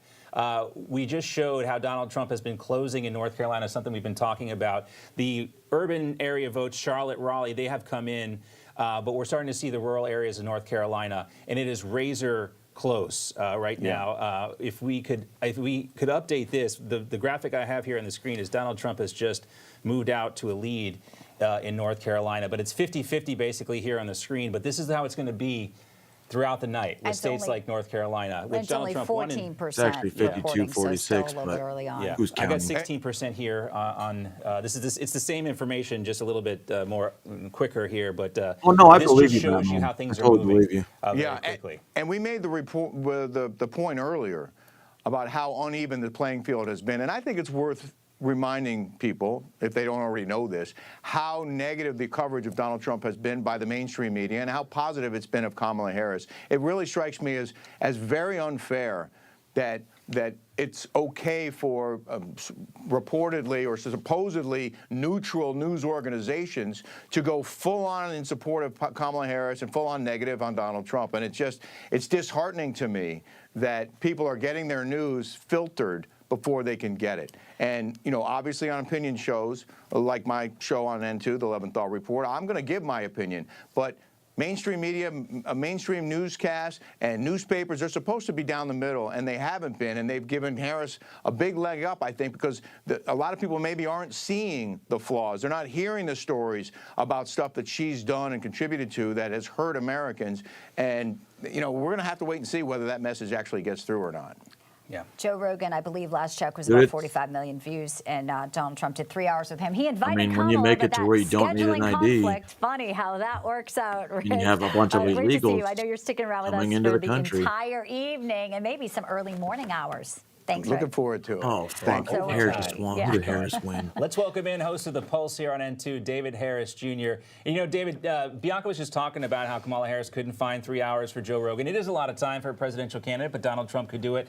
Although she was able to rearrange her entire schedule to fly to New York City last Saturday for that, you know, it was something, we'd seen it before on Jimmy Fallon, Donald Trump did it, but she did that, the whole mirror bit on Saturday Night Live. Well, she did that because it was scripted. And it's pretty easy for her to seemingly follow a script. We've seen the word salads that come out of her mouth when she's not following a script, when she's literally trying to figure out what to say or how to say it without saying the same thing over and over and over again. So the fact that Joe Rogan threw out there that she could have a sit-down discussion with him for 2, potentially 3 hours, as President Donald J. Trump did, there's no way that her campaign would allow that to happen. Joe, I believe, actually even said that they were trying to throw stipulations in there, like you can talk about this, you can ask about this. These are some of the things that you can talk about. And Joe said, absolutely not. We're not going to do that. You're either going to sit down with me and have a talk, or we're not going to do it. And President Trump did that over and over and over again. How many sit-down interviews did he give with mainstream social media influencers or mainstream individuals like Joe Rogan, like the Nelk Boys? He just continues because he's a real guy. He's a real man. And the fact that we're even this close, it just still baffles me. John and Bianca, it baffles me that we are looking at a race between a woman that was selected. She didn't win a nomination. Nobody voted for her.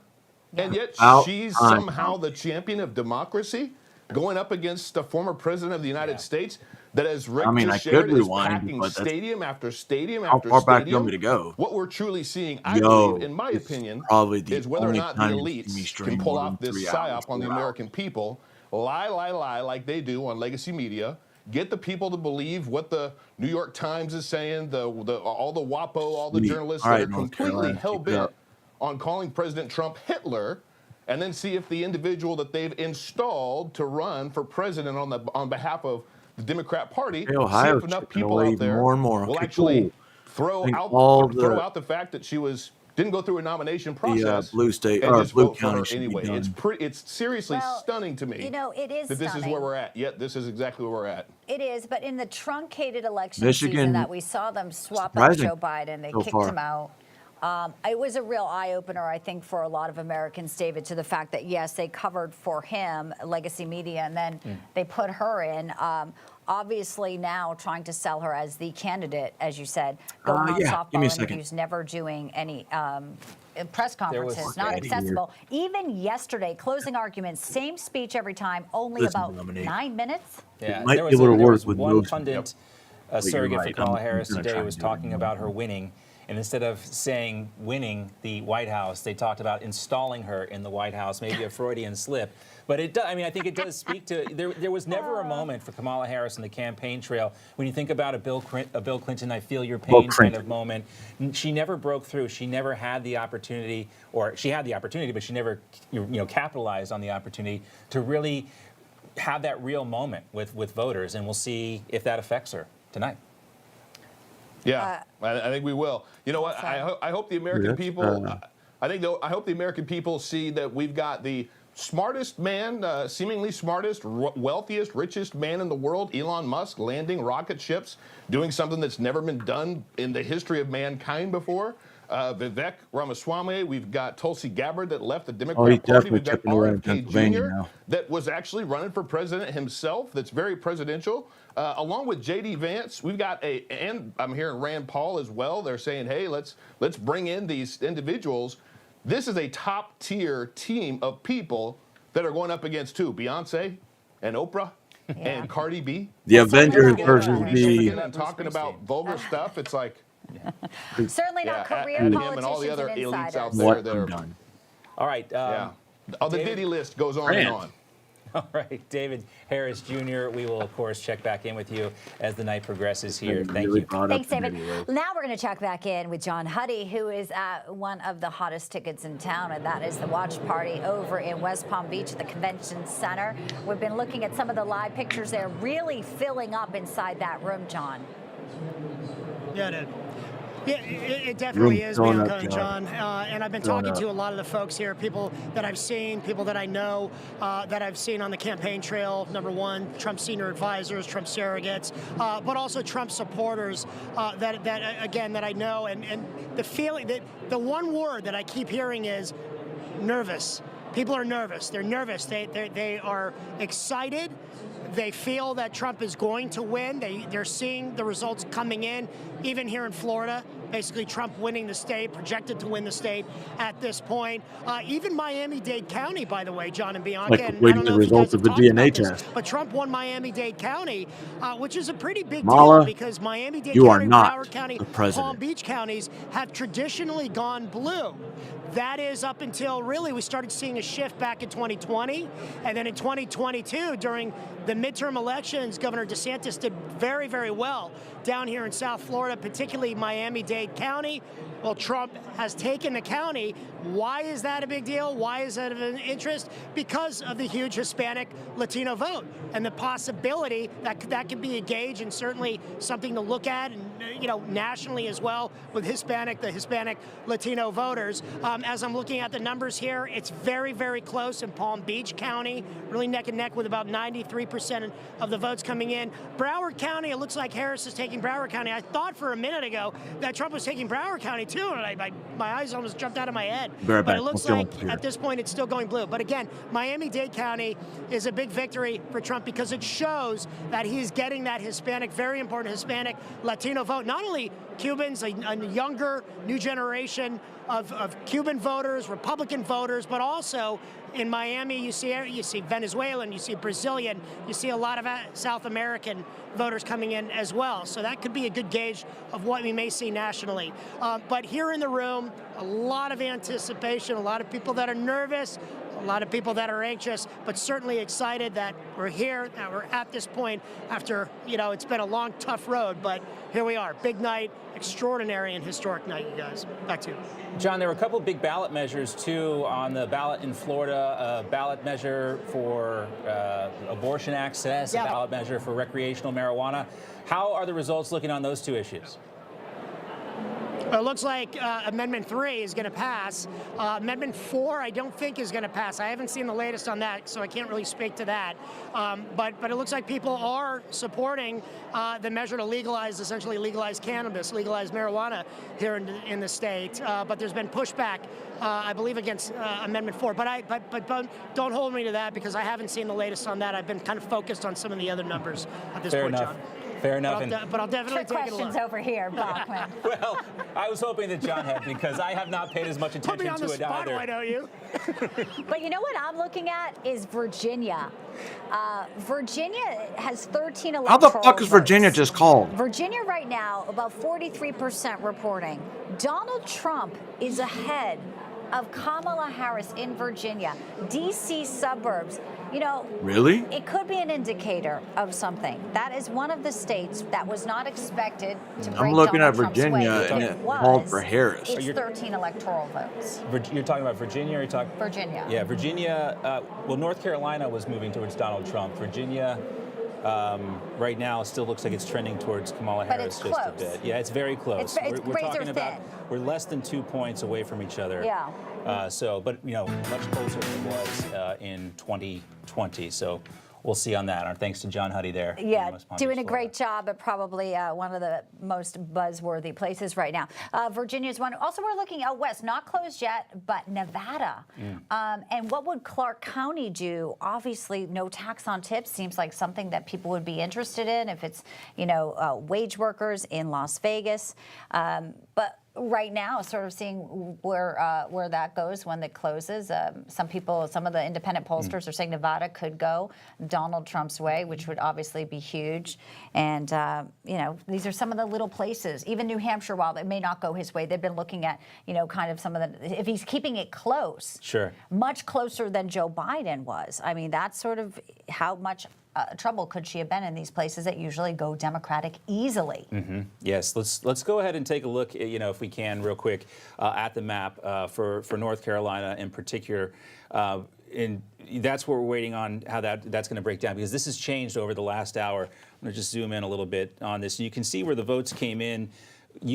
As you would expect, in Raleigh area coming in for Trump, you can see for Kamala Harris there. She's doing very well in these urban areas of North Carolina. But when you come to the more rural areas of the state, you can see where Donald Trump picked up the lead there. And with 24% of the vote in, Donald Trump has jumped out to a bit of a lead in North Carolina. Same thing in Georgia. Donald Trump has a bit of a lead there as well, something we're watching very closely. We got 63% of the votes coming in. And again, this is kind of shaking out like you'd expect. A tightly huddled group of Democratic votes here around the metro Atlanta area. Same thing around Augusta, Georgia. You can also expect Clark County here, where Athens, the University of Georgia is. But the rest of the state is very red. And what was needed to happen this time around, which didn't really happen in 2020, is these voters had to come out for Donald Trump, and it appears like that's happening. Now let's go back and take a look at Virginia, if we can take a look at that real quick. Wow. And again, you can see most of rural Virginia is breaking for Donald Trump. But when it comes to suburban Washington, D.C., Fairfax County, you see Kamala Harris has a lead there. Loudoun County, we do see that Donald Trump was able to cut into the lead that Democrats Joe Biden actually had in 2020, a much closer result there in Loudoun County.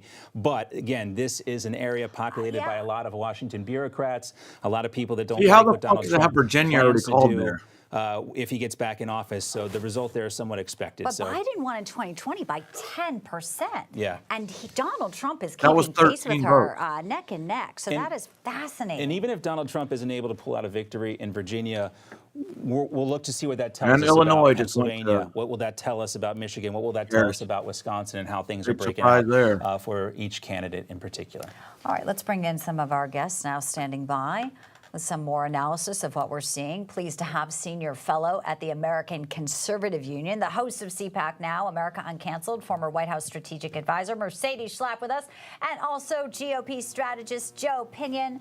All right, guys, here we are. Historic election. Some polls have closed, That makes others no are still sense. open. What is your sense you're feeling with some of the results that we're seeing and also some of the states we've already called? Mercedes, why don't you kick things off for us? Yeah, well, I think Georgia, it looks like President Trump will be winning in Georgia. And looking at all these numbers, what's been very impressive to watch is that President Trump is doing better with black voters. You know, Larp, Kamala as I'm Harris looking is at these lagging results. behind in the areas that she needs to be. You and me both, man. Doing better in that sort of, Fulton County, Cobb County area.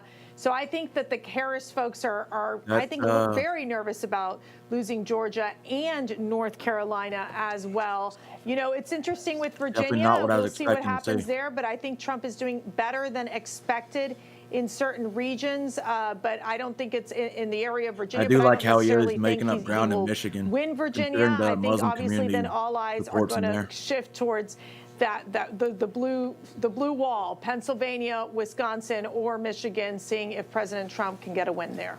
Yeah, there's also that key House race in Virginia we're watching very Virginia closely just between doesn't make Eugene fucking Vindman, whose brother was obviously involved in the first impeachment of Donald Trump, and Derek Anderson, the Republican in that race, and that's Because still now neck and Virginia's neck. saying Trump is Vindman up coming in with 49.3%, 52%, Derek Anderson with 49.1. 48%. So this is one of those counties, one of those battleground districts we're going to watch very closely. Joe, what has caught your eye so far here at 8:53 p.m. Eastern Time on election night?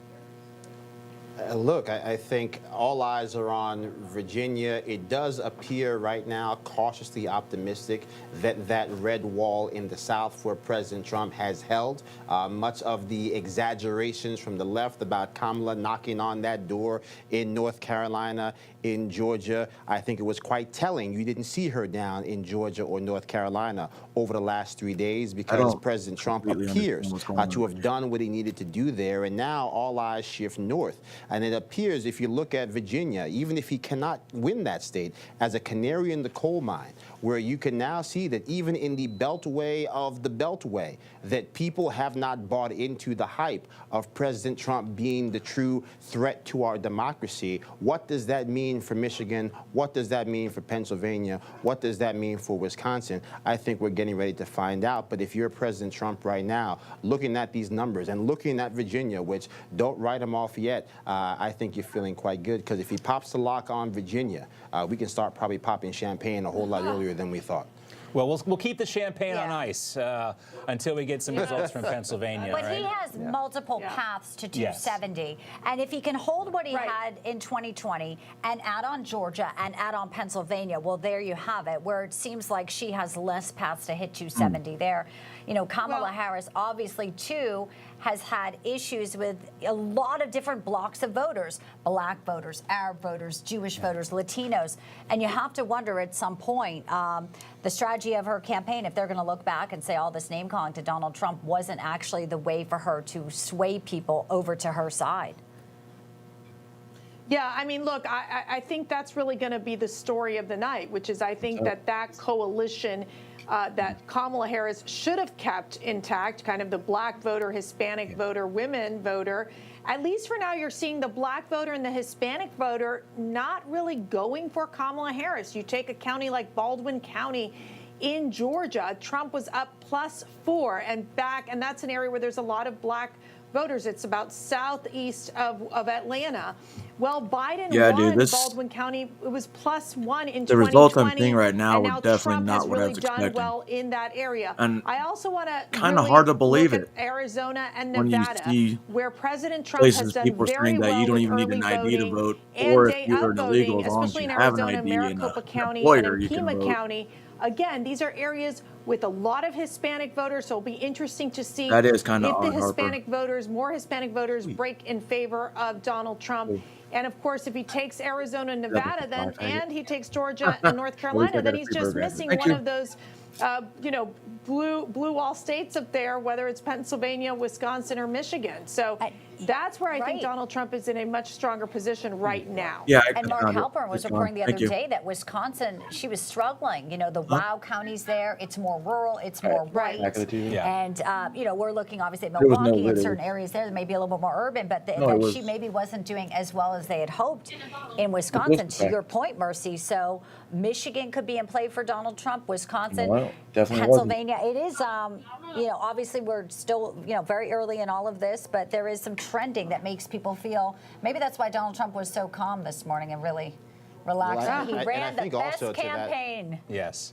Yes, my sources We just took over in Ohio. My sources inside Mar-a-Lago right now are telling me that the vibes are good. Everyone's very positive. They like the way things are kind of shaking out. You know, well. I also got a picture. What Elon, about the joy over on the Kamala's campaign? That's where we got to start. The joy. We don't have any. We don't have a joy meter to gauge that, but we'll try to check in on that. But we're monitoring these election results, and we saw in Virginia how Donald Trump was able to cut into the lead that Joe Biden had in 2020, not able to win counties like Loudoun County, Fairfax County, but closer than they were before. We'll also see if that shakes out in Pennsylvania, Wisconsin, Michigan. All that data is still coming in, and we're getting that. Here's a live look for you at the Trump campaign headquarters in West Palm Beach. Lots of red hats there. We'll check in with Joe and Mercedes throughout the night. You guys, thanks for being with us. Great analysis. Thanks, Virginia. guys. I just don't understand Donald Trump Virginia. didn't get back That's what the until popular vote. 5:30 a.m. Okay, this I guess morning, we'll just have landing to in chalk West that up Palm to Beach, and then he went to vote. We had it Electoral during our College. broadcasts earlier today. Yes. Both you and I took his comments, and he Trump did is seem definitely somewhat chipping away relaxed Michigan, and which very that's positive what I and wanna upbeat, see. But he was in 3 battleground states yesterday, 4 rallies. Just All to right, the he's pretty finish close line to getting there. Texas. Energy like no one we've ever seen. Why do I Yeah, have to and go the Virginia? people in Michigan that waited for Donald Trump to get there was like 2:30 Pulling away by in the time he Ohio. finally wrapped up. They were very happy to see him. Also Okay, we're going to plugs. get out now to Jason Jones, who's joining us from the Ted Cruz campaign headquarters. Very important Senate race there All in right. the Lone Star State. What can you tell us, Jason? John Biaga, it's good to be with you. You just missed it. Everyone in the campaign Wait till here California just yelled fucking out numbers as the come in. latest numbers just came in at 56% estimated numbers, now putting Senator Cruz ahead at 50.7 against his competitor Colin Allred at 47.4. But look, this has been a very contentious race. The pollsters, and I don't know about you guys, I've never been polled, but these pollsters have been saying for a very long time that this race was very close. And I can tell you, watching and hearing the numbers, you could tell people were getting a little nervous, but this latest number just coming in really made everybody cheer up here. But that's the latest as of right now here on the ground, guys. So that sure changed the mood here. But we've still got a long way to go. You got to remember, this is a big state, 254 counties here in this state. So there's a lot of counting to be done here before the night's done. But I will say again and again here, there have been 2 major issues. One is we're hearing on the national stage, the abortion issue has been talked about tremendously from the congressman up against Ted Cruz, Colin Allred. And then from Ted Cruz's side, he's really been pounding away at I'm this still here. border I'm just issue that talking has about really been impacting Texans. But it's still interesting to see just how close these numbers are as we've seen what's been happening to the country. Back to you. Very big state, Texas. Lots of. Don't mess with it, I heard too. You don't want to mess with it. That's right. And Jason Jones, live for us at the Ted Cruz campaign headquarters. Thank you. Texas has Trump had, just got Ohio. such a struggle with, the immigration Yeah. and the border there. It's really amazing. Jason's been sort of ahead of it for years, Holy covering shit. it All for right, us, let me and rephrase now we that. know what it is. To determine who is the president. Y'all ready for this? Trump is up 153 to 95. He just got North Dakota, South Dakota, Wyoming, Nebraska, Kansas, Ohio. And so far that's about it.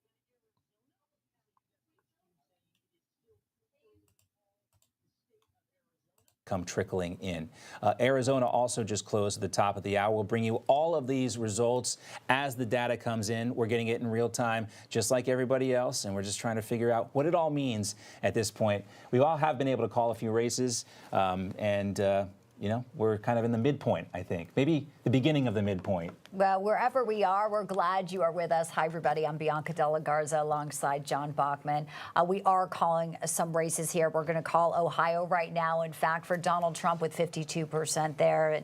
And, calling Ohio is one of the most recent races. We've also called Alabama, Florida, Correct, West 270. Virginia, South Carolina, Kentucky, and Indiana, all for Donald Trump. So he is ticking up one by one. But you mentioned the polls are closing now in some parts of the West. Mm-hmm. And, let's just take a look real quick. We show Pennsylvania on the screen. Harris up 66% to 33%. You might notice those numbers a little round. Only 15% of the vote in Pennsylvania. And we're all very interested in what's going to happen in Pennsylvania. We're watching very closely. But we've been told and warned by election officials there, we got to be patient. They have a very slow process for counting votes in Pennsylvania. It might not be tonight before we find out who wins there. We will be watching very closely. And the makeup of Pennsylvania, you have the collar counties outside of Philadelphia, Bucks County and Chester, Yes. Montgomery, and so some of the Philly suburbs there, Scranton, Joe, obviously. And then you also have Allegheny and you have Pittsburgh. Donald Trump, was in Pittsburgh last night where he announced he got Joe Rogan's endorsement. He had Megyn Kelly there on the ground with him. He was with the Pittsburgh Steelers a few weeks ago in Latrobe. And, so Trump there's just all got these Texas. different demographics. In Allentown, which is also very heavily Hispanic, about 40%, where Kamala Harris was the other day, because she's struggling with Latino voters. So make up Pennsylvania with 19 electoral votes, the most electoral votes for any of the battleground states. Again, we're watching that very closely for you right here. Yeah. Ohio used to be a battleground state. Florida used to be a battleground state, but those are now safely in the column for Republicans. All right, let's get out to Alana Austin. She is tracking the developments around the country, and she joins us live now from Washington, D.C. with this report. Hey, Alana. Hi, good evening, John and Bianca. Good to see you. Now, we are looking at some of the breaking news that is coming in. For example, these bomb threats that are being reported out of Pennsylvania. As of right now, though, we are hearing that that is not credible, but it has disrupted some of the operations in the Keystone State. Now, we also wanted to play sound from former President Donald Trump earlier today. He says that if the election results are fair, he will accept the results. So far, I think it's been fair. I think there's been a lot of court cases. Both sides are lawyered up.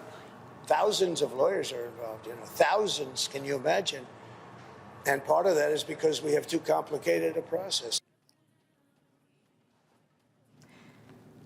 Now, heading into Election Day, we heard from the RNC that they had these massive investments, the top priority being election integrity. Hundreds of thousands of recruits as poll watchers, poll observers, and also volunteers, and 500 lawyers per battleground state.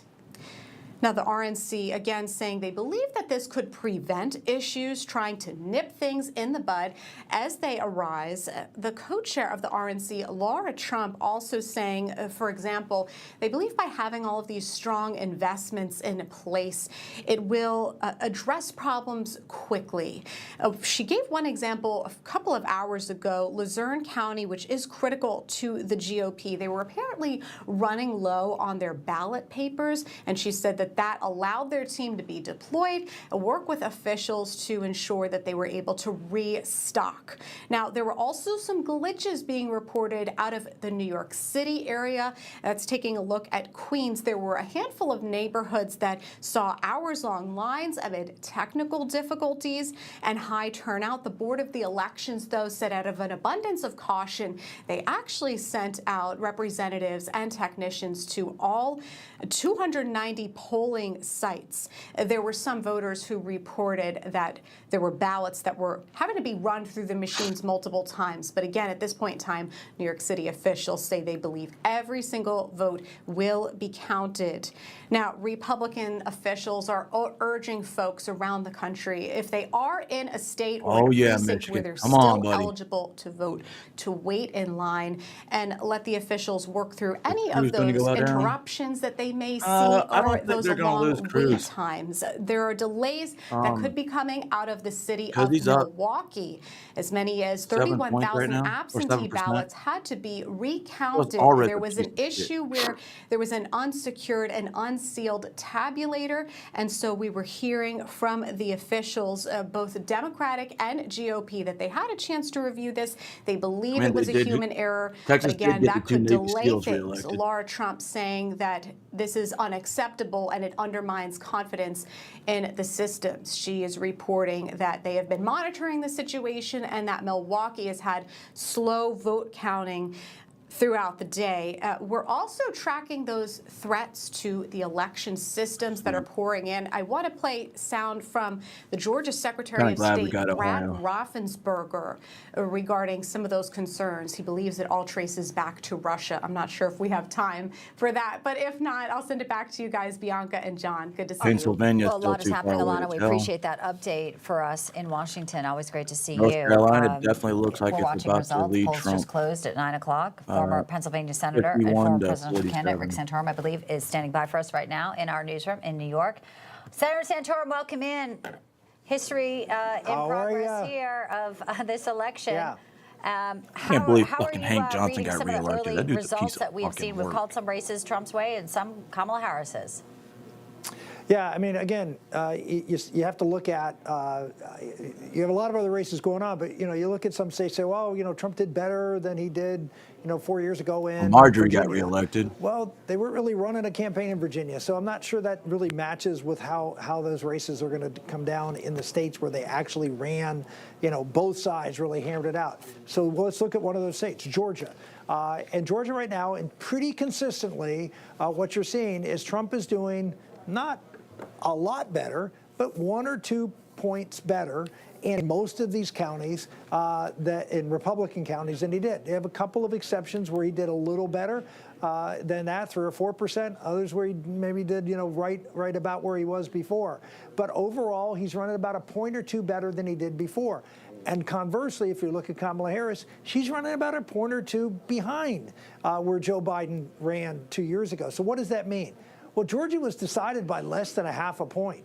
So if Trump is doing 1% better and Kamala Harris is doing 1% worse, Oh, shit, I wasn't on mute. My that bad. tells you that it's a 2% race or 1.5% race, and you want to be Donald Trump. So you just have to keep watching that. It's not some people were projecting a blowout. It might be because we still don't have a lot of results from some counties, and they may not be.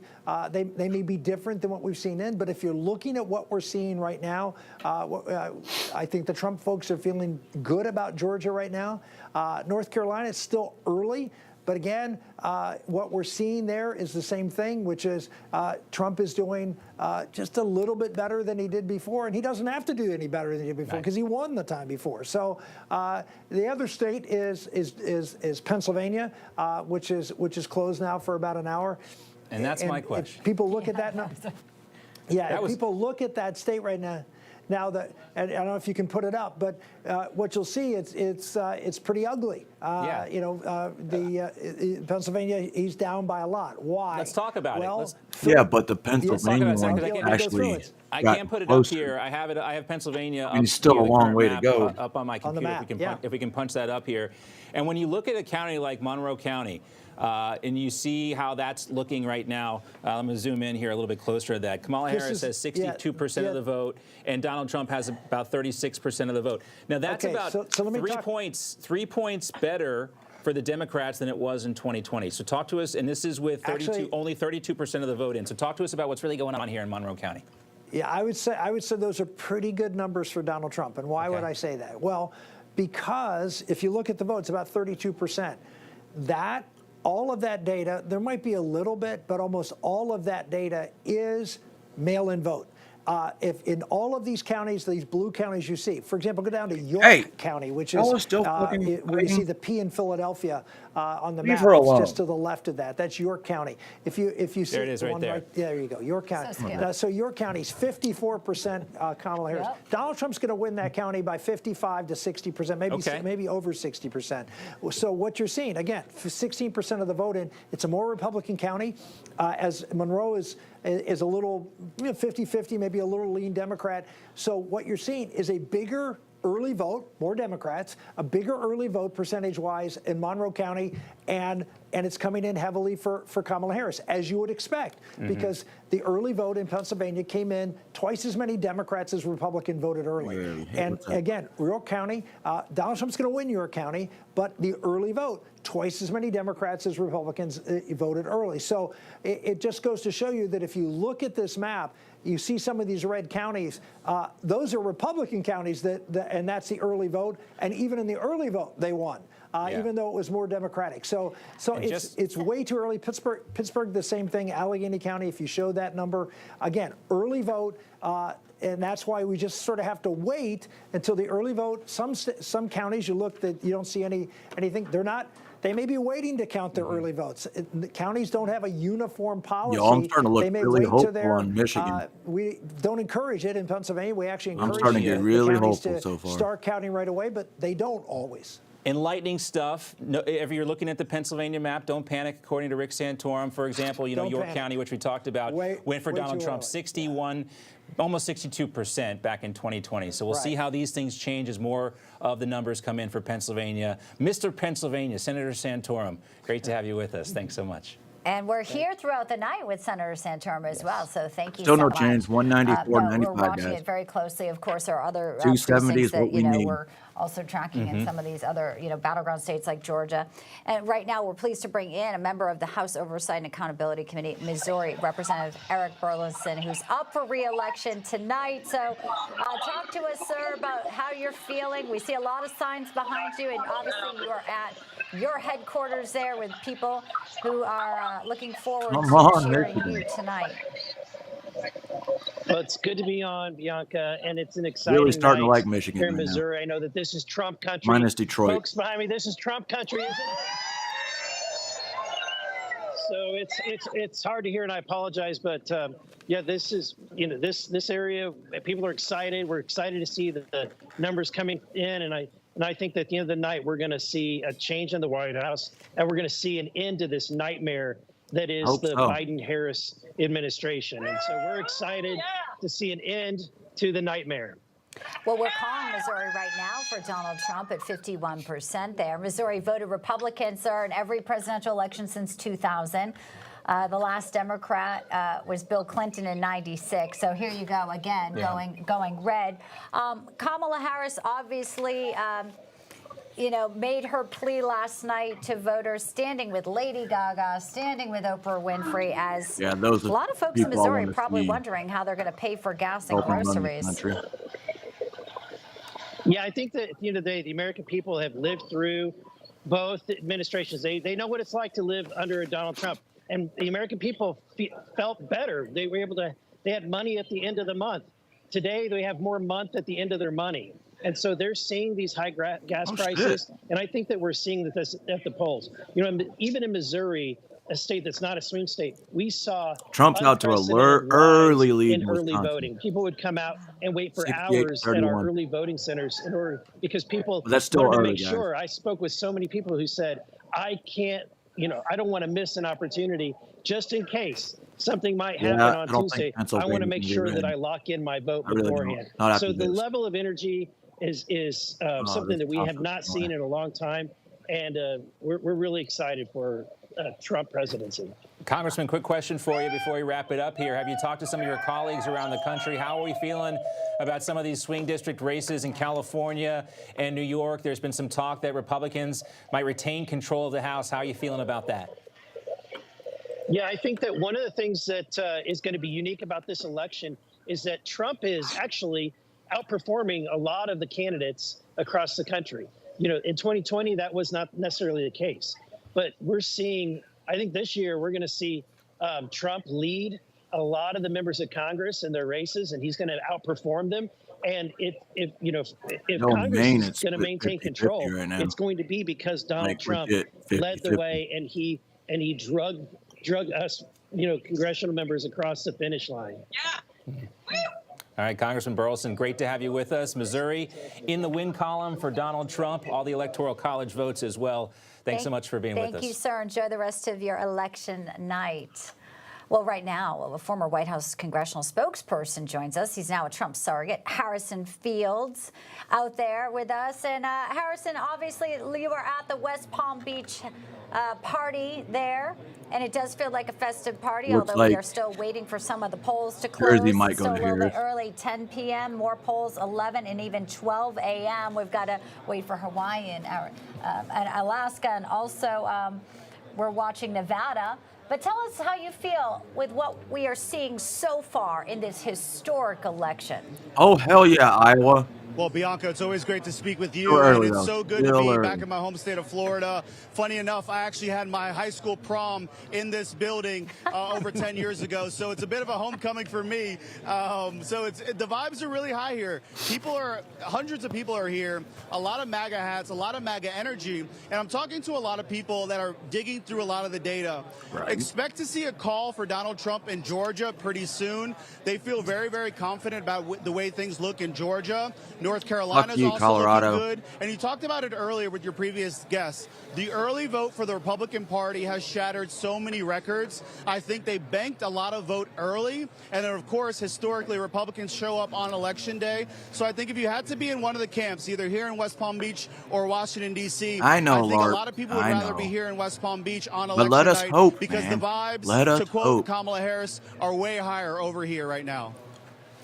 Well, it's hard to believe, you know, your prom was 10 years ago. I know you just had a baby, and I know that cost of 177, did living he is lose something that votes? factors in so many people's lives. What do you think about Georgia? I just want to put up the numbers here. Obviously, black vote is a vote that Donald Trump, many people say that she was struggling. Even today, she called into Philadelphia suburbs and other suburbs. If we can put Georgia up. Donald Yeah, might Trump as well being give there, Georgia to Trump. also in Valdosta after the hurricane. There were moments really that we could pinpoint in this election. I still remember the Chick-fil-A moment he had, connecting with people, and a woman came up from one of the historically black colleges in Georgia, and she said, I don't believe what they're saying about you, Donald Trump. We had Fulton County, we had the mugshot, we had Fonnie Willis. Georgia's been a really historic and kind of insane storyline in this presidential race with Donald Trump, Harrison. Yeah, I think what's going to come out is that 2020 was kind of a hiccup in the long run for the Republican Party in Georgia. I think the unification between Brian Kemp and Donald Trump is really going to play a role in this election. But again, you talked about the issues. When you look at exit poll after exit poll, and I know a lot of people say don't Come look to at the exit Tennessee. polls too much, Way but the better. polling before the Not election zip. today Dumb. spoke about the issues. When you look at immigration and the economy, Donald Trump was running away on those two issues. No one can say honestly, that the economy is better today, or that your family feels better off today economically than you did 4 years ago under Donald Trump. Just look at gas prices. Just look at grocery prices. Okay. Just look at Colorado's rent. starting to We talked even about out. the black vote also. Okay. My sources are Okay. saying in the, Still a long way to go. metro area around Atlanta, the black vote just did not turn out for Kamala Harris, especially black males. You're also seeing a shift for black men for Donald Trump. That's going to be devastating in Georgia. That's also going to be devastating in Pennsylvania and North Carolina. It's still very early to call anything, but I think the momentum right now is in Donald Trump's favor, and he's widening that coalition to include black men. All right, Harrison Fields for us live in West Palm Beach, Florida. Thank you, Harrison. Great to see you, Harrison. We'll be checking back in, I know. Thank you. All right, so the polls Michigan are is officially closed in Wisconsin. We're waiting for really that starting data to to pick it trickle up. in. There have been reports from Nick. Alan Mark Halperin talking about the nervous, Long time the no see. I nerves hope of you're better Democrats now. in Wisconsin, and if Everything the vote's good going to show with up you? for Kamala Harris. Let's check in now with Logan Raddick. He's live in Jefferson County, Wisconsin, with the latest for us from there. Hey, Logan. I've made the move to Madison, John. This is actually the watch party for Eric Hupte. He's the Republican candidate for Senate. And this is a big Senate race. I know earlier in the program, you guys mentioned that Jim Justice has won the Senate seat in West Virginia. That's a flip of the seat that had been held by Democrat turned independent Joe Manchin. But this is a Senate race that is going to be a close one. And it's definitely an important one for Republicans if they want to add a potential Senate majority in the next Senate. Hupte going up against incumbent Tammy Baldwin. Hupte actually just came out and talked to supporters, and he said he feels good. He wants his supporters to have fun tonight, but he also said that there could be the results coming in tomorrow. We might not actually know the winner tonight here in Wisconsin, but when you look at elections in the state of Wisconsin, in the last 24 years, 12 statewide races have come down to 30,000 votes or less for a margin. So those are incredibly close races. This is a state that Donald Trump won in 2016. Joe Let's see, Biden New picked it up in Mexico. How we doing in 2020. New Mexico? And of Nothing course, 10 electoral votes Arizona? up for How we doing in grabs. That is going to Arizona? be very, very important here in Nothing yet. Wisconsin. Some good signs, though, for the Trump campaign if you think about Go back to Colorado. turnout. Urban votes down during the early voting. Come on, Colorado. Female votes down during early voting. Now, those two You demographics need have to been fix predicted yourself. to be leaning Democrat. But also, when you look at the voting here in Wisconsin today, we were just in, as you mentioned, Jefferson County. That's a Republican plus 15 county. It was raining most of the day, John and Bianca, and people were coming Never in and mind. out of the precinct we were at.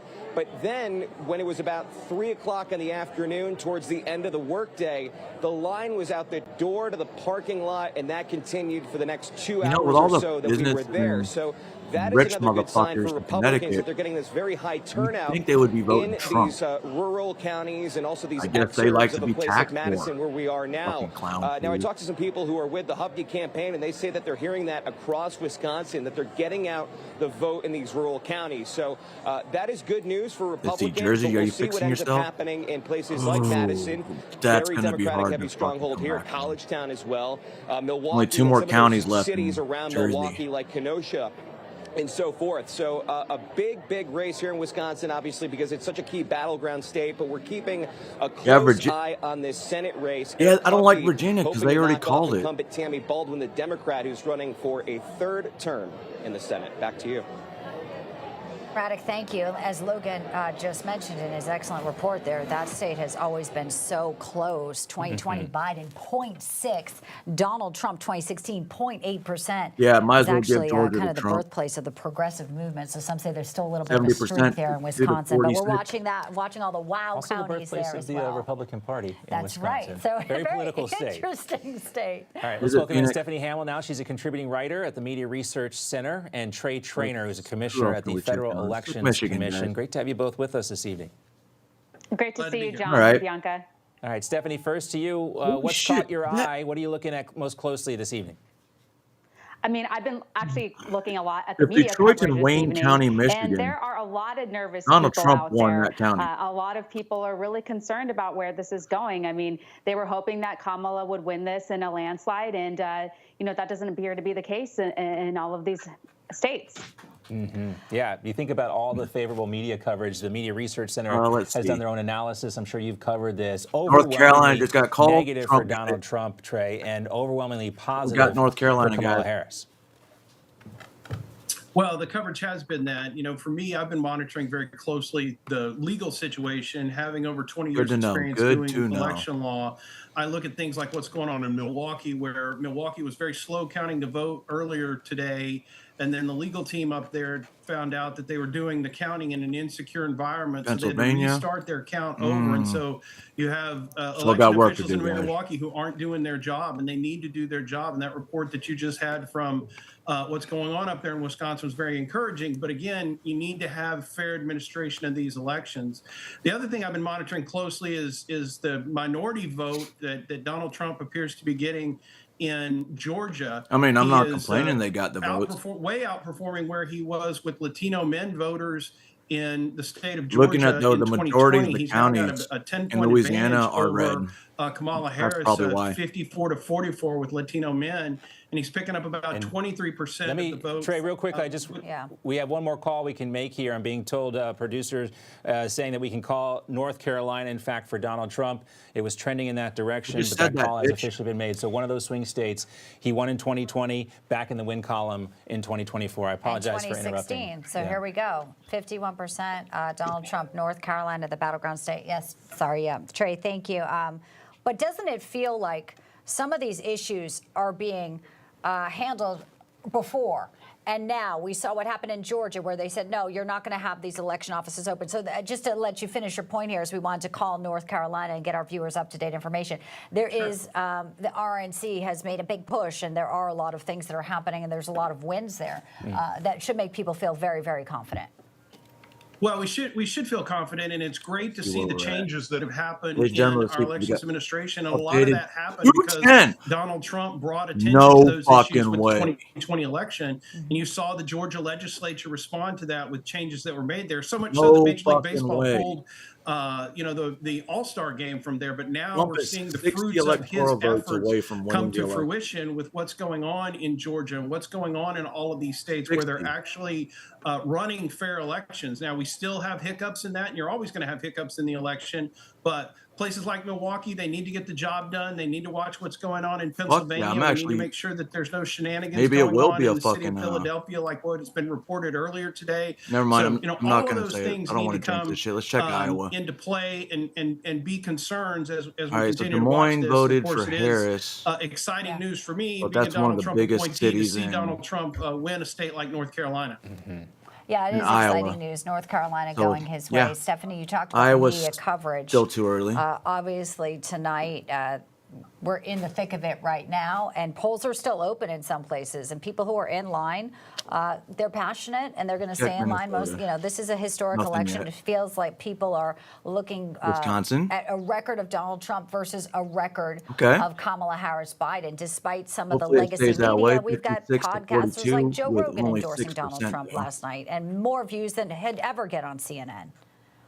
Yeah, that's right. And tonight I think everyone's cautiously optimistic when it comes to who's going to win, because the polls have been so Michigan close. just might and as for the media coverage, well, that hasn't been close at all. We've seen how negative the networks have been towards Donald Trump. The Media Research Center had done a recent study, and they found that the news coverage of Donald Trump was 85% negative and 78% positive for Kamala Harris throughout this cycle. And think about how Harris and her campaign had treated the media. Said that about they North were Carolina, dodging right? interviews. They were giving short Let me interviews. keep up that same They didn't want to do the press conferences. They weren't answering basic questions about the policies that they supposedly supported. So based on how the Harris campaign treated the media, you think they would have been a little tougher on her. And then we recently saw over the weekend what SNL really did, good, and Phoenix. being looked at right now as an equal time, a can't really possibility complain. of an equal time Another day, violation, another. which is Well, I don't. originally the executive producer of SNL said, you know what, we're just not going to have any candidates on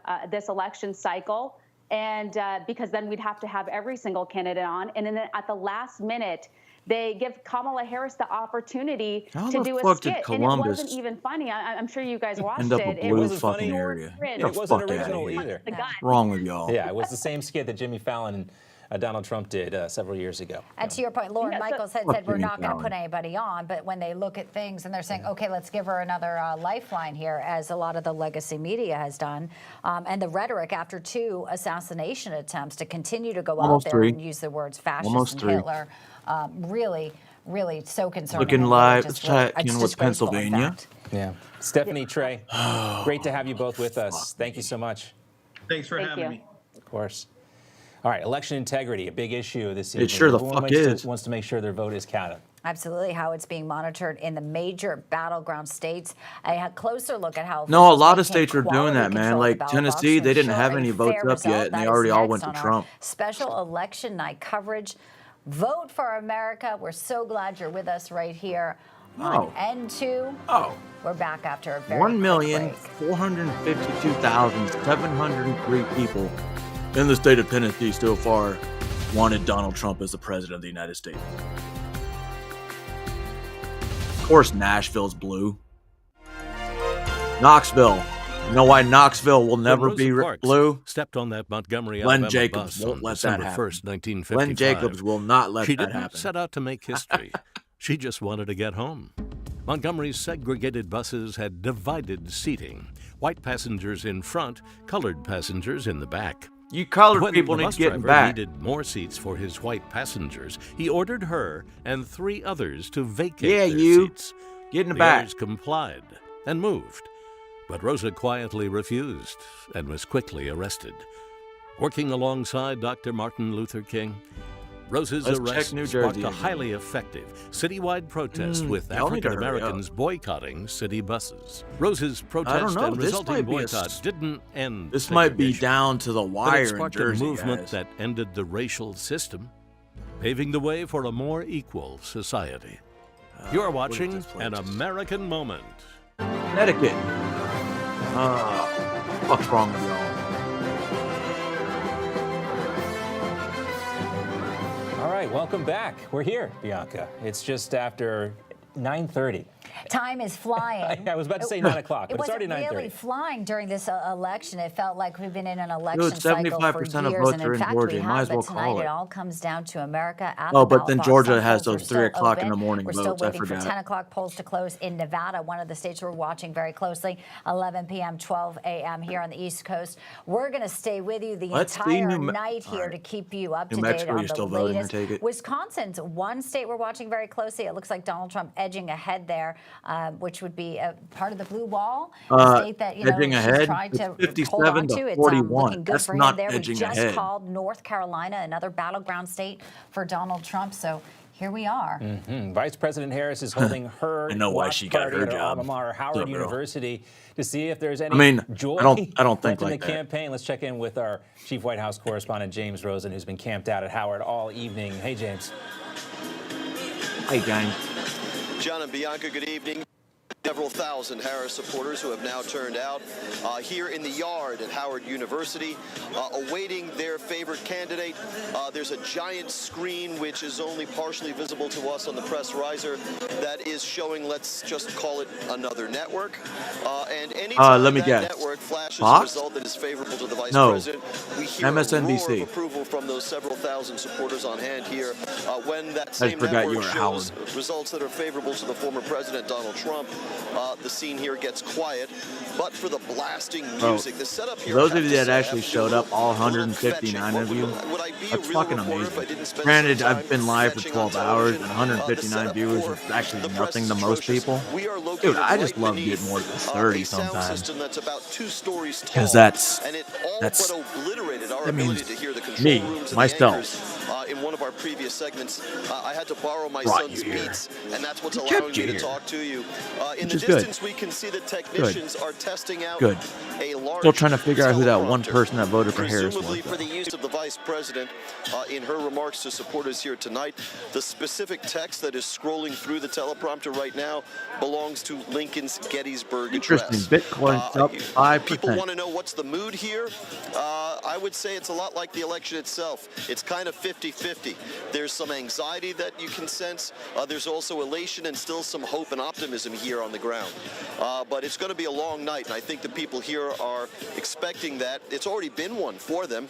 Of the several Thank thousand God. supporters, I would say the Thank minority, God, Dip. maybe 40% of them, have seats in the bleachers. The rest But it are still hasn't been standing, called yet. fenced in an open grass area, and those folks have been standing for several hours already. The last word we got from the vice president and her campaign staff and the White House pool was that she has a lid. Mark, which what is state White are you House leaning pool towards? lingo that means What do you want me to check nothing's out? happening for now that the press pool would have to cover.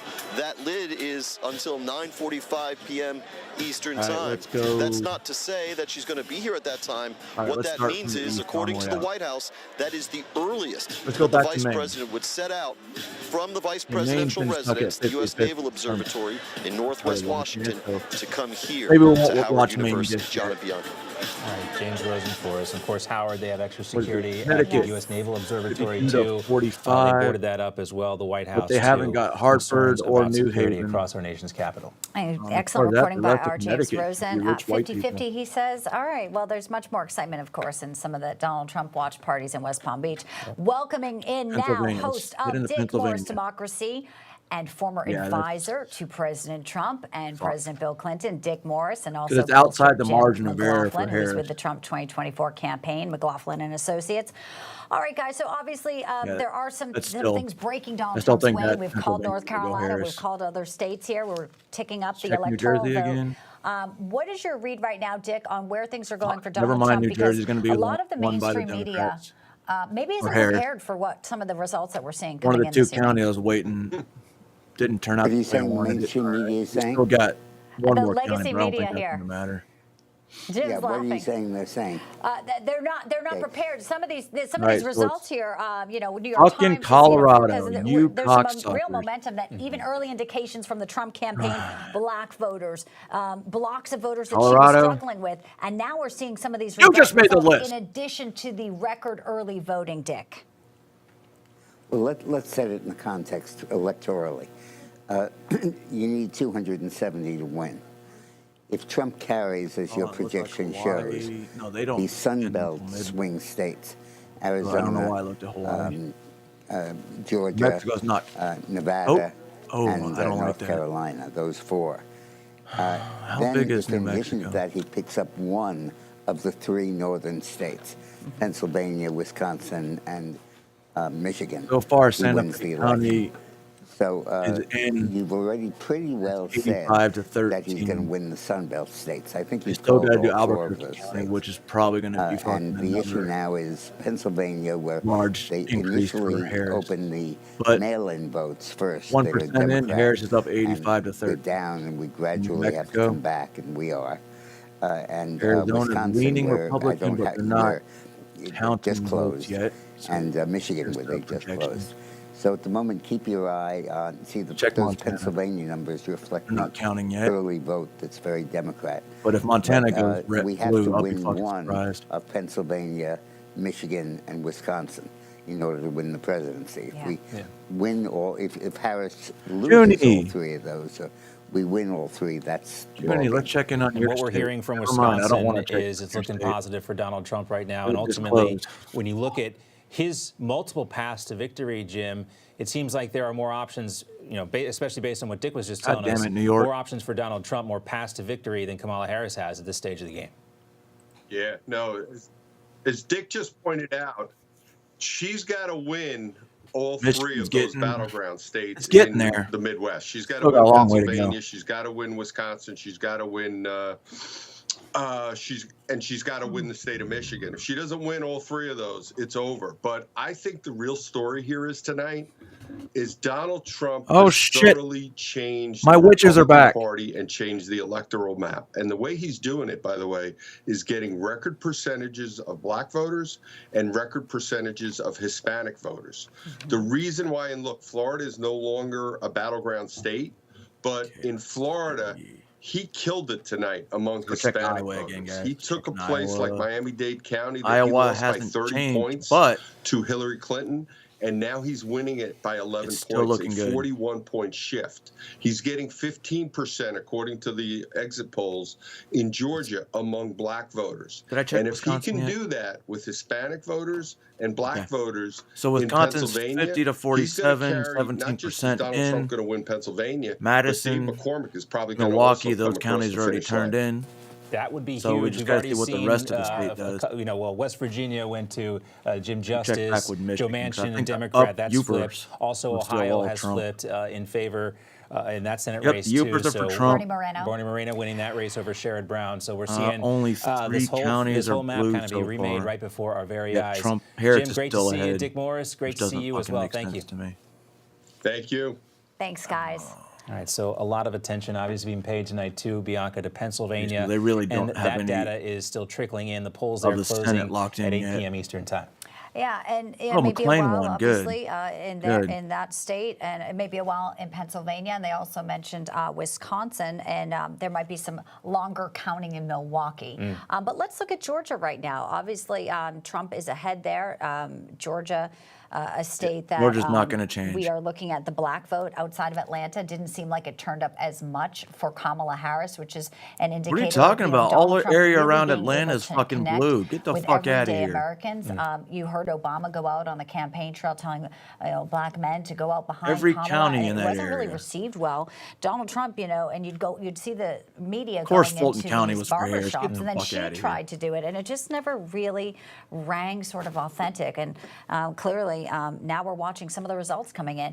National correspondent Mike Carter is in a key state, obviously. Oh, you're right, Pennsylvania. Phoenix. He's been tracking Mainly American sentiment in jobs, Pittsburgh, because they're about to near get Butler. Mike, good to see you. Hey, Bianca. all these Yeah, illegals we are need to in start the working, Keystone right? State, the So they can Keystone get their State. voting. We're at Dave McCormick's watch party here in downtown Pittsburgh. I'm just looking at the results as they come in right now in the presidential race. Just in the last 3 minutes, when we had 26% of the vote reporting here in Pennsylvania, Donald Trump was down by 11 points to Kamala Harris with about 2 million votes in. That has now been cut down to a Well, I'm Harris checking my lead of actual about city 6 results right now, percentage yeah. points. So we expected that. Early results, of course, coming out of Philadelphia, where we know that it's been lower than expected Democrat vote turnout. When it comes to the Senate race, where Dave McCormick is going to be here tonight, in one way or Why hasn't another, that been called he'll yet, have though? something to say. Dave McCormick giving today down by anywhere from 2 to 3 points. Now, a lot of people expect that Donald Trump does have Oh, good. a good showing tonight here in The fucking Pennsylvania. Antifa's not up right now. That's good to know. Over the line, as you know, a Senate seat coming out of Pennsylvania, maybe adding another one in Montana. Of course, Ted Cruz just announced that he will maintain that Senate seat in Texas. Republicans looking to grow an ever-growing majority in the Senate this time around. When it comes to this Senate race here in Pennsylvania, we have about 30% of the vote in, and right now Bob Casey is leading. No shit, Mitch. 52%. That's hard to hear too. So, look, a lot of votes still need to come in. What we do know is this: Lancaster County, the Amish community, has come out big time. Oh yeah, Wisconsin's moving in the right direction, guys. Moving in the right direction. I like it. I like it. Keep it up, Wisconsin. Let's head to Pennsylvania. His opponent in this race, Kamala Harris, are going to vote. Very interested to see where those areas of the state are trending. 500,000. Because you have that blue wall in the east. They could very well decide this race. Right now, still too. You got to get the middle of Pennsylvania to come in. Come on through. Head back to Jersey. Rogers. I mean, still too Paul close Rogers, for them to lead singer call, I of guess. Bad Company, which is Mike. That's who's Mike Carter is competing with. You heard a lot of Bad Company all right now coming through. The music is cranking. Mike Rogers is running for Senate, though. Mike so Rogers is running for Senate in Michigan. Paul Rogers is the lead singer of Bad Company, and Mike Carter is our reporter on the ground. And Mike has got to preserve his voice because it might Why be a hasn't long Georgia been night. called yet? But Yes. it's definitely an exciting one. We know that. So glad you're with us right now, everybody. All right, let's welcome in now legal fellow at the Heritage Foundation and former member of the Federal Election fuck Commission. the Heritage Hans von Foundation. Spakovsky is with us. Hans, great to have you with us. It's a fucking psyop. Well, thanks for having me. All right, so tell us what you're looking at tonight. Where's your focus? Mitch McConnell Well, I'll looking tell you something motherfucker. interesting that I don't think has been mentioned a Wanna lot. know As how I you got know, the smile? Texas, Check it Florida, out. North Carolina have all Wanna see been how I got a called for smile? Trump. From What's MRE important rappers. about those states is not just that he won them, but, you know, he picked up more electoral college votes because, remember, Is that like a bot after fucking the face census, lift? The three big states, blue states for the Democrats, Illinois, New York, California, they each lost an electoral college vote each because so many people have moved out of those states. Yeah, to Florida. Texas picked up 2 new seats. Florida picked up an extra seat. North Carolina picked up an extra seat, which makes winning those states even more important. Way to go, in this stupids. election than it was 4 years ago. And so, you know, Harris went into this already short of electoral college votes in several blue states, which were solidly on her side. Yeah, Hans, I'm glad you brought that up because it also brings us to a state that polls are closing at 10 p.m. Eastern, and that is the state of Nevada. It has also had a lot of people that have left California going to Nevada. You're looking at, you know, Clark County. There's 6 electoral votes there. Also Washoe, which is Clark Reno. County have so many? That, you know, obviously they have a Democratic machine there. I mean, Their I guess ground game 'cause is it's solid Vegas. in Nevada. But some, you know, Trafalgar and others saying that Nevada is a state that is in play for Donald Trump. Something it could go his way again. The polls have not closed there yet. But your feeling on that and the fact that we're even talking about Nevada being possibly going for Donald Trump now, this time around 2024. Yeah, but remember, one of the problems in Nevada is that, you know, during the COVID pandemic, they put in an emergency rule of mailing an absentee ballot to every single registered voter. Even though COVID is now over, they actually made that the law. And one of the problems with that is that their voter registration this list is what is happens so when bad, the Joker just so filled decided to with grow up and move people out who of should no Gotham. longer be on the list, fake addresses and so God forth, damn it, that Toronto. there's a real risk, unfortunately, in Nevada of fraud occurring in a very close election. So Nevada is one of the states I actually worry about. Well, right now, Newsmax has no reason to believe that any voter fraud occurred in that, instance. 25-year-old man was arrested in no Michigan on tax on tips, Tuesday morning for policies that allegedly help threatening to American commit workers, people a there who violent are attack if working former in, President Las Donald Vegas. Trump wins the fact that there the is election. some kind of Prosecutors real say policy where Isaac Kamala Harris has been Thistle talking about just sent a joy threat and to the vibes, and FBI tonight, National the joy Threat and vibes seem to Operations be, Center over in in states West that you talked Virginia. about, like It Florida read, and Texas, where I people shall carry out an we are attack calling against it for conservative Donald Trump. Christians. Pennsylvania, obviously, still too early to Fifth call, but in the that will be event one Trump with win- 19 electoral the votes. event Both of them Trump definitely wins the desperately election. need it. I have stolen an That is AR-15 and true. a And, target keep I an eye refuse on to the name fact that, so I can continue what to get we're away seeing with all my over the plan. country actually It shows the continued. importance of the Without a specific electoral victim or college, abilities because to find the Trump is place I hid winning, the gun, there's not a some thing of the the FBI less can do populated until I states, complete the attack. states in the Midwest, Well, buddy, states in the South. I bet you where is fucking got Harris, that wrong, winning dickhead. the big cities, the big urban areas, and that's why the Electoral College is so important, because if it weren't for that, the big cities would choose who our president was, and the rest of the country would be ignored. Phoenix. That's right. That's why we live in a Actually, I republic. don't think you live in so you Arizona don't have anymore. three or So let me yeah, not the say whole that. situation where you have two Our lions founding fathers. and a lamb voting on what's for dinner. Hans von Spakovsky, great to have you with us. Bonge McCoskey. Thanks for having me. Such a Oh, pleasure. that's the dude's real Bringing name. in our next guest right now, author of The Greatest Speeches of Donald J. Trump, 45th President of the United States of America, and he is a presidential historian, Reagan biographer, Craig Shirley. You don't know? And I believe joining him also, That dude Jeffrey was the Joker. Lord, columnist at The American Spectator. Gentlemen, great to have you with us. Let's talk about, we are in the process of watching history unfold. Donald Trump, a candidate like none other. You said earlier today to me, Craig, that you see a little bit of similarities to 1980. Talk to us about that.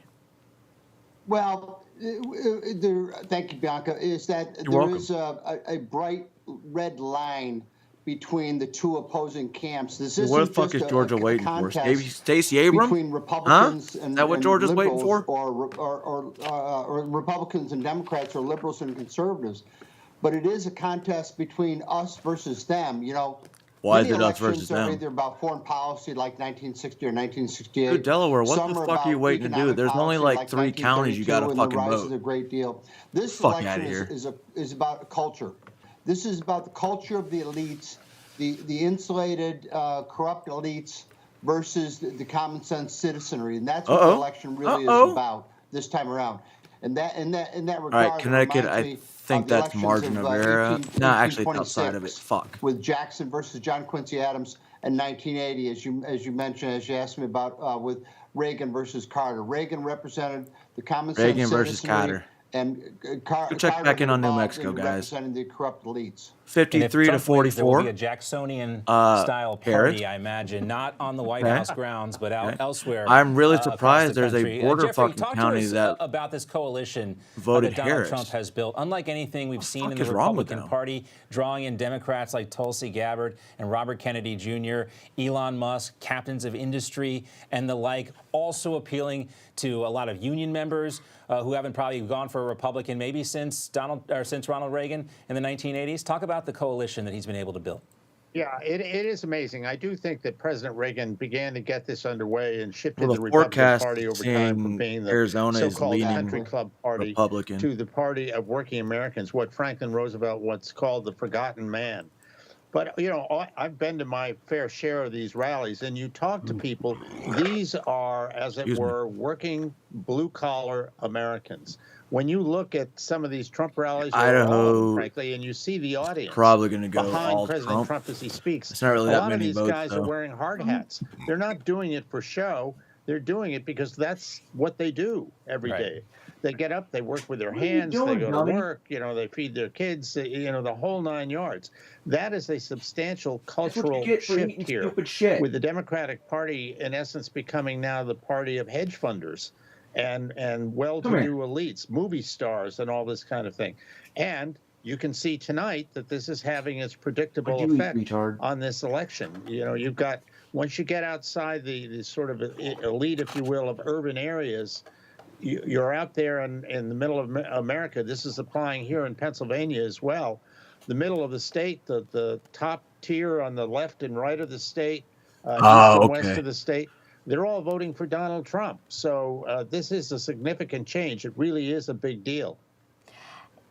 One of your books, The Great Speeches of Donald J. Trump, Craig, we may hear one of them tonight. We're not sure. Earlier when he voted in Hopefully. West Palm Beach, he said, I haven't thought about what I would say tonight. Obviously, we're just riding Oh, through you know here what? tonight.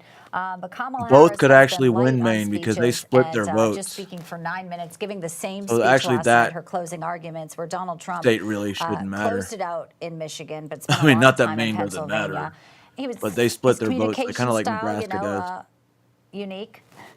You know what he is. You know he's authentic. More and more But counties Ronald in Reagan, Connecticut are also an starting to turn incredible red. communicator, and words that he Still said got really, Hartford and New Haven to embrace sort vote, of the or the blue collar, the start working processing, I the guess. Reagan Republicans. Yeah, that's right. Exactly, Bianca. He was, of course, he was the great communicator. Why is Georgia still open? What Jeff had said, what Brother Lord had said is exactly right. Dude, 80% of the votes in Georgia. Come on, man. It's man. an evolving organism. It's not static. It's dynamic. And it started in 1964. There's no reason Georgia should fucking have to go past Reagan and tonight. now to Donald Trump, but it's become. But somehow they will. Less urban, more suburban, more rural, more blue collar, more populist, and the populism is very, very important. Populism is. Here's what I don't understand. I'm looking at an aversion Michigan to right big now. corporations and big government. The same And that's 4 where counties that's that where were the blue are Republican still Party today blue. is an aversion More and to- more to those red are two, popping to up, those two, yet because Harris they is still inevitably ahead. diminish personal freedom and take away personal liberties. Yeah, Elon Musk who Why bought is- Twitter and kind of revived free speech is watching the results as we speak with Donald Trump in Mar-a-Lago. So that says a lot of it as well. Fascinating where we are. It is history in the making. So pleased Yes. you are both with us. Craig Shirley, Jeffrey Lord. Thank you, gentlemen. No, thank you. Thank you both. All right, let's check in now with former Lieutenant Governor of New York and Newsmax Why is contributor Iowa Betsy so important? They McCoy. only had And Betsy, 6 votes. I wanted to talk to you about what's happening in New York. There are a couple key House races there that are going to be key in determining who controls the balance of power in the U.S. House of Representatives, who has the Speaker's office. Give us your insight on how those New York congressional races may shake out. Well, of course, they're critical for the Republicans holding the House, the races in New York and the races in California as well. And so far, Okay, so most for of the the races Senate, in New York look good for Donald The Trump. live total It's is so 45 key that he red, has a 36 House blue with and 19 a remaining. Senate that can govern And the with Senate's him. supposed I to think go it's quite clear now that we'll have 51-48 a Republicans. So Senate that's majority in the actually a Republicans' huge plus. Control. That's very important. Huge. But in addition, it looks as if it's very likely that the Republicans will increase their So let's check margin the House. in the House by 2 or 3 seats at least. Which is, astounding to think. A lot of people early on had written off the fuck, House we're because of the competitive supposed to nature lose of the those House. races, thinking that the Shit. Republicans were going to lose control. Republicans are expected to gain back control, or to gain control of the U.S. Senate. They already have flip seats in Ohio, flip seats in West Virginia. So, Betsy, you can think about a scenario where Donald Trump is in the White House, you have Republicans controlling no the House bueno. and the Senate. A trifecta. Not the House. Tonight may end in a trifecta. Right now, the Of projected course, is 210 what to our viewers 207. really want to know is, what will they know at the end of the evening? We have some slow-poked states in the swing states, Pennsylvania, Michigan, Arizona, and especially Nevada, very slow-poked states. Probably because they can. It is a question whether we will be able to call this race tonight. But no matter what we do know is there has been sort of a remaking of the shit, Trump Republican is Party. And even in New York, catching Madison up. Square Garden, It's packed. 50-48 Donald Trump, in Pennsylvania Bronx right now. rally, packed. Going into And they only have Bodegas, 37% packed. There is reporting. a sense there that people in New York are walking around with MAGA hats that they would not have done even 4 years ago, Betsy. And let me point out that this is also a transformation Shut up, of you old how bag. New Yorkers are thinking. Think about it, Bianca. New Yorkers have the worst governed state in America, maybe second to California. New York is shrinking faster than any other state, losing population so quickly. I mean, People they have are the literally illegals to catch voting up with for it, their guys, feet so. to leave the state. And then just this week, the wouldn't surprise governor, me if they Kathy voted. Hochul, announced that anyone who votes for Republican is Yo, anti-American. no fucking way. Can you imagine such a statement? New York, So Illinois, she did not help Colorado, Kamala Harris or all Democrats blue. in her state All at 3 all with states that took I have one in other question, John, if you don't mind. shit ton You of know, I migrants. was covering you when I was a cub reporter in Albany, and you were lieutenant governor with Pataki. And I watched Hillary Clinton be installed basically as the senator of New York. A lot of people feel like that was what the Democrat machine was doing with Kamala Harris. No primary votes puts her in. Tell us about that, as somebody who was there when Hillary Clinton was having her listening tour. Right. Well, this was even more brazen because Hillary Clinton did have to win a race once she was introduced to Harris New York didn't. in this listening tour, even though she wasn't a New Yorker. Kamala Harris never won anything, and here she is nominated to be President of the United States. It really was an offense to rank-and-file Democrats. Okay. They're being told New that they're Mexico's voting shaping to out to defend be democracy, but interesting. in fact, they had democracy pulled right out from under their feet 51-47 by their right own now, party 30% leaders. in. Yeah. Not one single press conference either, Kamala Harris. She didn't do a press conference. She dodged a lot of interviews. Right. She never had a moment on the campaign trail. We talked about this earlier. Bill Clinton, I feel your pain kind of moment, never really broke through. I don't give She a also shit. had a lot of favorable media coverage. And the fact that this race, and Donald Trump is even in a position that he's in right now, considering all those things, I think tells us a lot about Kamala Harris and her lack of ability as a candidate, Betsy. She is a very poor candidate, and you've heard more and more Democratic professional politicians and strategists admit that over the last 3 days, that Kamala Harris just did not measure up. Warnock It was a real- big mistake to slide her into Joe Biden's position instead of having a very rapid mini primary of sorts. Yeah, and you know, interesting too, you see a guy like Barack Obama out there on the campaign trail in the last days, pushing hard for Kamala Harris, pushing the very fine people hoax. He knows that's not true. He pushed it anyway, but he waited a long time before he actually got on board with Kamala Harris. He wanted to have an open primary process, and they were all stuck with her. And you know, the limitations of being able to mount a presidential campaign in this short amount of time with a candidate who's never proven herself, these are the results you get. It was highly cynical. Let's face it. It was very, very cynical. A slap in the face to Americans, Democrats and Republicans alike, who believe in a fair system. Yeah. Yeah, and, you know, protecting democracy here. Well, today Americans are at the ballot Don't box. worry, There are Jennifer. I still took a polls few that are weed naps open earlier. at 10 p.m., 11 p.m., 12 a.m. Former Lieutenant Governor of New York, Betsy McCoy, now our morning anchor here on N2. Yo, We'll be honestly, waking I up don't with know you how as people well can tomorrow. literally Betsy, sit thanks here for joining us and this do evening. streams for this long without. Thank you. Well, actually, I saw can a see it video now. today. Because Someone people took a just put it super on clip play, where it like was I all the kinda did clips of the today. pundits talking about, oh, they're going to But destroy I like to talk, democracy, so destroy it's kind of democracy, but they replaced difficult the for me word to do that. democracy with bureaucracy. And it makes a lot more sense when you think of it in those terms. All right. I always love those clips, and you're like, whoever made that, doing a great job. All right, folks, we are in it now, and we are so glad you are with us. We're going to take a very quick break. We're back with much more here on Election Night on Rashida N2. Tlaib got More polls reelected. closing at 10 p.m. Eastern Time. Montana, Nevada, Utah.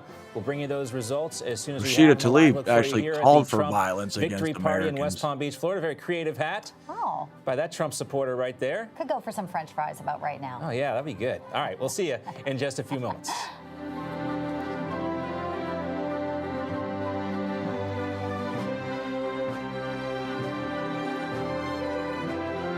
One of the Harris picked up. Oh, Harris got Delaware.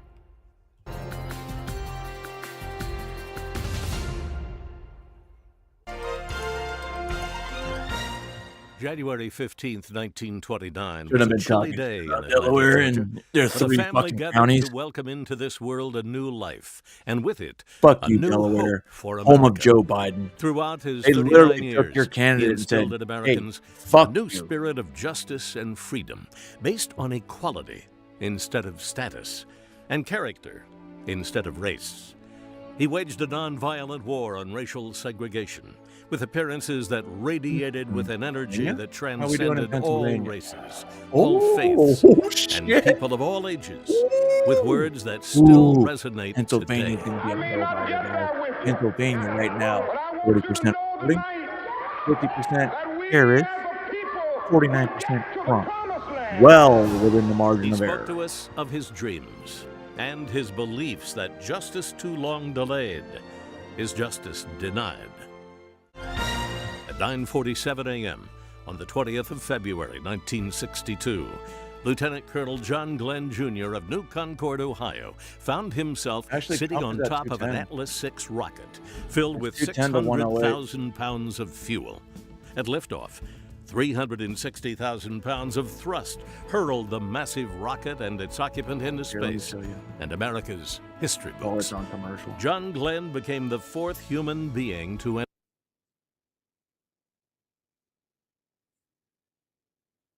210 to 108. And it's funny because you're looking at the forecast, it's 270 to win. But the forecast down here, neither one of them get 270. It'll be 246 to 226.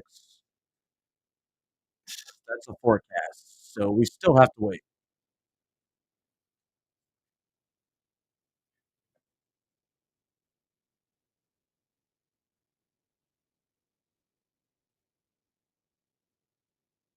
Vote for America, historic night. Polls are closing 10 o'clock here on the East Coast.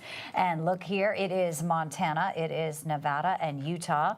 16 electoral votes as polls are closing this very minute. We are so glad you're with us here on N2. Hi, everybody. I'm Bianca De La Garza. And I'm John Bachman. As you heard Bianca say, those polls are closing in Montana, Nevada, Utah, Arizona. They don't do daylight savings time there, so it's 9 p.m. That's right. in Arizona. Already closed. Donald Trump got Let's get Minnesota. on to John Huddy now, our senior correspondent, All who's checking in from four West of them. Palm Beach, Florida, at the 214 watch party guys. for the Trump campaign. 214 guys. John, how's it looking out there? Oh, big cheer went Oh up. shit, 220. What else did he get? Trump got said to be Utah, winning guys. Montana, Trump also got As Utah. the state was called It's for Trump. 220 to Also, big cheer 108. went up when Florida was called for Trump as well. And one of the things we talked about earlier, Miami-Dade County, Trump winning Miami-Dade County, which is traditionally voted blue. So he essentially shattered that blue wall in Miami-Dade County. We started seeing that during the midterm elections in 2022 when Governor Ron DeSantis had a great deal of support Dude, they must be waiting for in those South Hail Marys Florida, in particularly fucking in the states like Miami Georgia. area. So there were projections That's Pennsylvania. back then that possibly Trump was going to take the Holy Hispanic shit, Latino guys. vote in Miami-Dade County. We saw that play out. And Margin also, of error, I want but to talk Donald about the down Trump just ballot took measures it, because the last time I 49.8 was to on with you 49.3 guys, John, in you asked me Pennsylvania. about Amendments 3 and 4. Well, Florida voters rejected both. Amendment 3 had to do with the legalization of marijuana for Come on, recreational Pennsylvania. use. That did not pass muster with Florida Back to voters. Amendment 4 would have created an amendment, a constitutional amendment that doesn't make any protecting fucking sense. abortion rights here in Florida. That failed as well. Both of those amendments, Governor DeSantis worked really to block both Well, of Trump those took Florida. both of Let's those see if he amendments. took Miami. He was against both of them. Although Miami-Dade, right? President Trump was in support of Amendment 3. So Yeah, there was the he contrast most definitely between did. former Well, President that's Trump and Governor Rick Scott, DeSantis but about yeah. Amendment 3. But as I said, both of those I'm down in the ballot wrong area. measures, down ballot amendments Trump took it failed this evening. This is 601,000 Trump. to Is at some point 475,000. expected to come here. Whether that happens tonight really depends. And another big cheer going up, it looks like having to do with the numbers coming out of Virginia. But the campaign, even former President Trump earlier Virginia? today, said that he was going to more than likely be coming to the talking about, convention center. Virginia? But it really depends on how this goes. It could be fuck that a place. very late evening. This could stretch into the wee hours of the morning. We'll just have to see. But what we do know, 220 John to and 10. Bianca, as I mentioned earlier, former President Trump is at Mar-a-Lago. He is there with family. He is there with close friends. Let's see. His Jersey, how senior you pulling up? advisors, campaign staff, All right, Elon Jersey's Musk, gonna be done. Fuck watching that. the Fuck election Jersey. results come in No, there, not- and they'll you- make that you guys know what I mean. determination when and really at what time ultimately he would come to the convention center. But I can tell Checking you out this, Connecticut. the mood here, very energetic, very optimistic, 50 to very 47 nervous. I Harris. keep hearing that a lot, John and Bianca. People say, man, I'm nervous. I think we've all been. Look, this has been an extraordinary campaign and road to get to this point, this historic evening, and that is certainly being felt here in the room right now, you guys. Back to you. John Huddy for us live in West Palm Beach, Florida. John, thank you for that. The updates on those amendments. They do have to get 60% of the vote to pass, and they're not doing that. And the Amendment 3, the issue to legalize recreational marijuana, In Florida. they spent a ton of money trying to get that to pass. And there was a big problem with the law. Governor DeSantis called it out for this. Even though it legalizes recreational marijuana, you were not allowed to grow it at your house. It was a gift to a lot of these big marijuana companies, according to Ron DeSantis, and his influence probably being felt there. All right, let's do an update now on the situation in Pennsylvania. We got some new data coming in. And as you can see here on the screen, let me check it out. is so close. It's gone back and forth. Kamala Harris is leading by just I can't do Tucker live, though. 0.5 of a Wait. percentage point right now. So you can see how close it is in Where'd you send the Pennsylvania. link? And when we had Senator Santorum on before, Oh, as I no, call him, no, Mr. Pennsylvania, Oh, he you was do call him indicating that, that yes. some of these counties, with the election results coming in, we're going to go ahead and turn red, and that's what it's looking like. Just Allegheny County in the Pittsburgh area right now is is trending towards Kamala Harris with 66% of the vote in, but all the surrounding counties around Pittsburgh are shaded red right now for Donald Trump. And this is, this is not good news for the Harris campaign right now. Obviously, they're still in the lead. We got just 43% of the votes being counted. But what's happening right now is it's trending in the direction that Donald Trump wants to see. A lot of the early votes were not counted until the polls closed at 8 o'clock. Those results are coming in. But what we saw is Republicans outperform what they've done in the past with the early voting, with the mail-in voting. And traditionally, they have shown up on Election Day as well. And the question was the early voting going to cannibalize the day of voting? And we don't see any evidence of that right now. And also, in Allegheny County, and this is the suburbs Still of margin of error, Pittsburgh. but It's hey, important to note in the guess past, what? this was Clinton Yeah, plus I just- 17, that's Biden not- plus 20. It speaks perhaps some reason my for computer logged lack me out, so I had to of log strength back as in. a candidate. It is. Switched out. And also the black vote. Mhm. And Donald Trump was in Pittsburgh last night.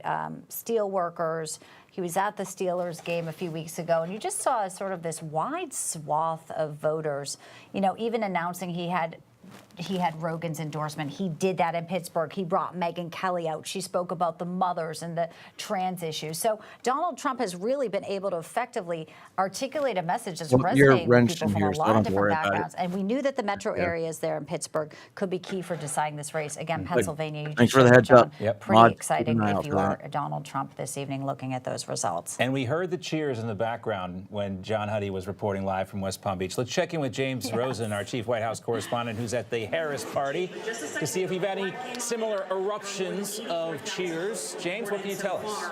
And for perspective, those 857,000. It's been a while since we heard some cheering from the several thousand Harris supporters attending here tonight at Howard University, the vice president's alma mater, awaiting their favorite candidate, who's still going to be some time before she arrives here. The music has been put on hold from the giant sound systems, and instead there's a giant TV screen showing what we will delicately call another network. NTL. And every time What's that up with your network state? shows results favorable to former President What's up with your Trump, fucking it is state? deathly quiet amongst the several thousand folks in attendance here tonight. Why did they And all? when that screen shows Why results did all the favorable votes to go Vice to President, then we Kamala usually hear a Harris? Huh? roar. All 10 of Just them. recently, they It's showed 230 Michigan, right now. which of 230 course to is 90. not got a majority of the votes counted even, and where the vice president is believed to enjoy a slight lead. And until just a few moments ago, when that Michigan screen flashed, anytime Michigan showed up, even with a slight lead, no matter how small the number of ballots counted in the Great Lakes state, the crowd was cheering. But this time, when they brought up Michigan, it barely got a response from this crowd. So when you ask me what is the vibe here, vibes being so important to the Harris for President campaign since the beginning in July, I would say it's starting to turn a bit, what's the word I'm looking for? A bit wary, a bit apprehensive. That's really the word I'm looking for. And we know that President Biden is also watching the returns in the White House, the forgotten man in tonight's balloting. He's placed calls to a number of the winners tonight so far, various mayors and governors-elect. And it was interesting also to see what the vice president spent her time doing today. She was at the vice president's residence, the U.S. Naval Observatory grounds in Northwest Washington. She spent part of the morning calling into 4 different radio programs, one in Pittsburgh, one in Philadelphia, one in Atlanta, and then one in Raleigh, North Carolina. Oregon's tired of Each that. of them strategic choices showing where the campaign thought potentially in these late hours, these last hours of voting, they thought they could still mobilize voters. And then the vice president took an unannounced trip over to DNC headquarters in Washington. She was greeted by the DNC chair, Jamie Harrison, and she arrived with deep thanks and boxes of Doritos for the volunteers there. She spent a bit of time, the vice president did, manning the phone bank. At one point, she asked if someone had voted, and she asked their name and said, well, I'm Kamala Harris. And then she said, we're waiting for you to grow 10 years, meaning that the phone banks had succeeded in placing the Democratic Party nominee on the phone with an 8-year-old. In any case, the last we heard from the White House press pool that is holding steady at the vice president's residence was that there was a lid, which is a White House Good job, logo, meaning Iowa. nothing's going on. Good job. Nothing to cover, no movement. Harris is no supposed to win Iowa, guys. until 9:45 p.m. Eastern Time. That's just the earliest, according to the White House, that the vice president might set out the few miles journey Well, once they across hit Washington, 270, D.C. I'm good. from the vice vice president's residence here I'm gonna at go your to alma bed. mater at Howard University. John and Bianca. If it hit 270, if not, You say there's going to people bed gathering there, regardless. but no one's behind you. Are they corralled off over? Is there like an open bar or something? It just seems so lackluster there. And Do we have an open bar? I know said network, they're cheering, so maybe it's TV monitors, or they put you in the cheap seats. Yeah, cheap seats. Well, through Come on, research Pennsylvania. and deep investigative reporting, I can confirm that there is no open bar present here tonight. No open But bar? I'm going to ask my cameraman, Fuck Mike that, I Palmer, to widen out and pan out a little bit so we can give you a better view of the scene here, and maybe push in, if you could, Mike, so that you can see the several thousand supporters. The vice president, when she speaks, is going to be standing at a lectern protected by bulletproof glass, aided by teleprompters, in front of Frederick Douglass Memorial Hall, a place of great symbolism here at Howard University and perhaps across the country. Now, I don't know what you can see there. You can see the crowd standing, right? It's an open area, grassy area, fenced in, and well behind them, there are two sections of bleachers. I would say maybe 30 to 40% of this several thousand throng has bleacher seats. The rest are standing. And guess what, folks? They have been standing, most of them, since around 5 p.m., 4 p.m. today, and they have a lot of standing still to go. The question is whether they'll have occasion for much cheering later this evening. Well, I didn't know the asshole did vote for Trump. James Whatever. Rosen, excellent reporting. Thanks for that pan, just to give us sort of a visual of what you're seeing behind you there. Maybe not that much joy, but, well, they're Joy, hoping. huh? Joy is a relative term, Bianca. really? You know, you have to be able to find joy. I found joy, and I find joy every Let's welcome single in day now when I former open up my National eyes Press and look in the Secretary for the mirror. Trump campaign and former Principal Deputy Press Secretary at the White House. You know him, you love him. It's Hogan Gidley back with us this evening, holding the microphone like he's a professional, like he's a reporter out there. It's not always easy. It's not as easy as Dude, it Kamala's looks. not going to but come Hogan back makes to it look win easy. Georgia. Hogan, Fuck give us an Kamala. update. It is that easy. It kind of is. All right. All right. Maybe just not easy for me. teasing, But Hogan. Hogan, give us an update. We're looking at the numbers coming out of Pennsylvania now. Looks like Donald Trump has just Some of them, creeped out to a lead Juniper, there. I Things know are looking very promising in Arizona's Wisconsin closed, as well. Mexico's What are you closed. hearing? Nevada should have been closed. This has long been a conversation inside the campaign, and then within members of the media too, is to watch what they have done with the early vote and then watch what they're doing on day of voting. The question always was, are you cannibalizing your day of vote? And instead of them voting on Oregon's election already day, putting you just in have them the- vote early, but the numbers don't change. I don't think that's the case. Right now, what we're seeing, a lot of optimism on our side because nothing yet on those the West early Coast. voters typically don't Except for vote in Nevada. elections. They're called low propensity Nope, voters. not even Nevada They're yet. the 0 to 1 to 2 to 3 scale. They're on the low end of people who support politicians at all. In fact, most of them didn't vote. The last time I guess they participated was somewhere around 2018.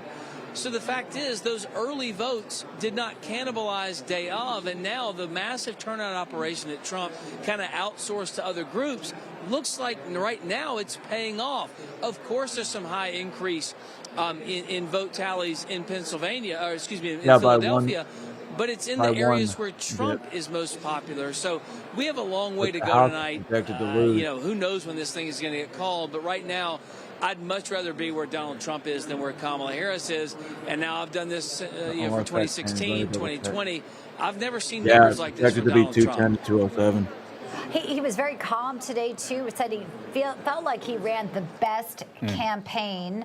That's when he was voting with Melania. We know he's at Mar-a-Lago with Elon Musk and friends and family. Obviously, he had his entire family on the rallies last night. And win the presidency. We were watching what, really can't get obviously anything done. history in the making. Hogan, the messaging, as someone who was once, And how deputy Jim press Jeffries went secretary, over the House if that happened. what other networks were saying, and the the fascists, the Nazis, how legacy media really hasn't, been attacking Donald Trump. And Kamala Harris, as a candidate, was able to use that to her advantage, but still maybe not to enough of an advantage for the American people who are seeing through legacy media's lies.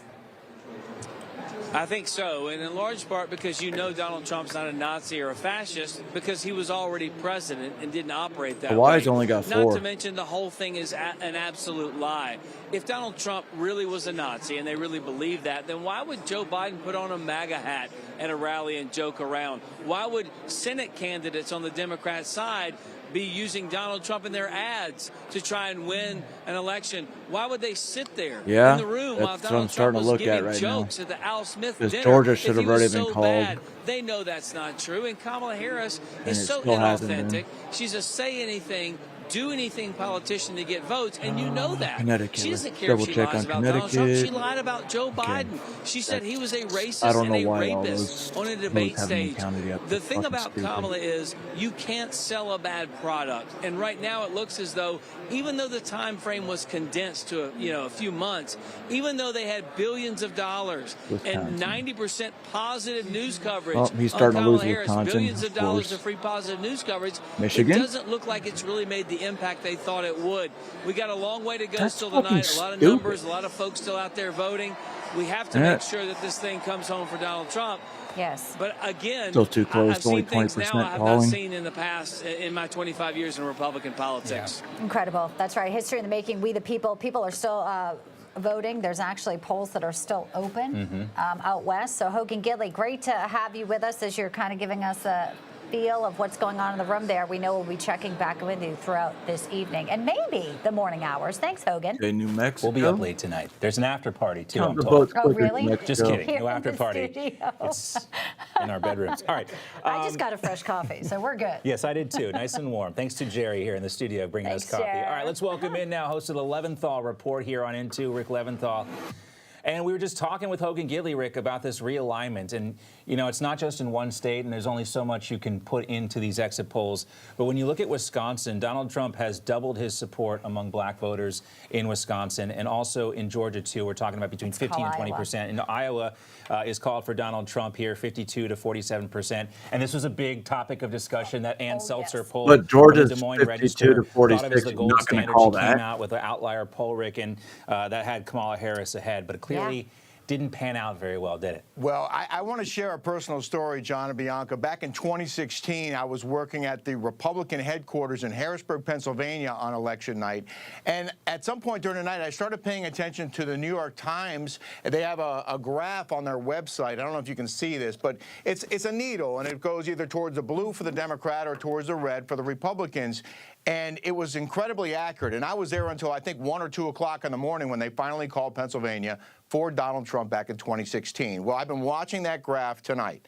And I'm reporting on another outlet, the New York Times, but they've been very accurate on these things. And they now have a 78% chance of victory for Donald Trump. 78% chance, No, according I to the haven't- New York Times right now. I've been They tracking have that. him winning Oregon hasn't reported 295 anything yet. electoral votes to Harris's 243. They have Trump winning the popular vote by 0.6%, which would be remarkable if that proves to be the case, based on all of the negative press that Hogan mentioned and all of the stuff that's been thrown at Donald Trump, all the rhetoric, all the nastiness. If he can actually win the popular vote and crush Harris in the Electoral College, which it looks like he might, the New York Times reporting that Donald Trump has a 78% chance of victory right now. People are texting me that as well about the needle in the New York Times, and I'm Yeah, sure I've been, kind of. once you said it the first Combine time I that checked with it, the, hadn't had anything yet. Combine that with the betting markets, which of course are not Please. scientific. Yes, go ahead. The way people are feeling about it, you go on I think Polymarket the right polls now.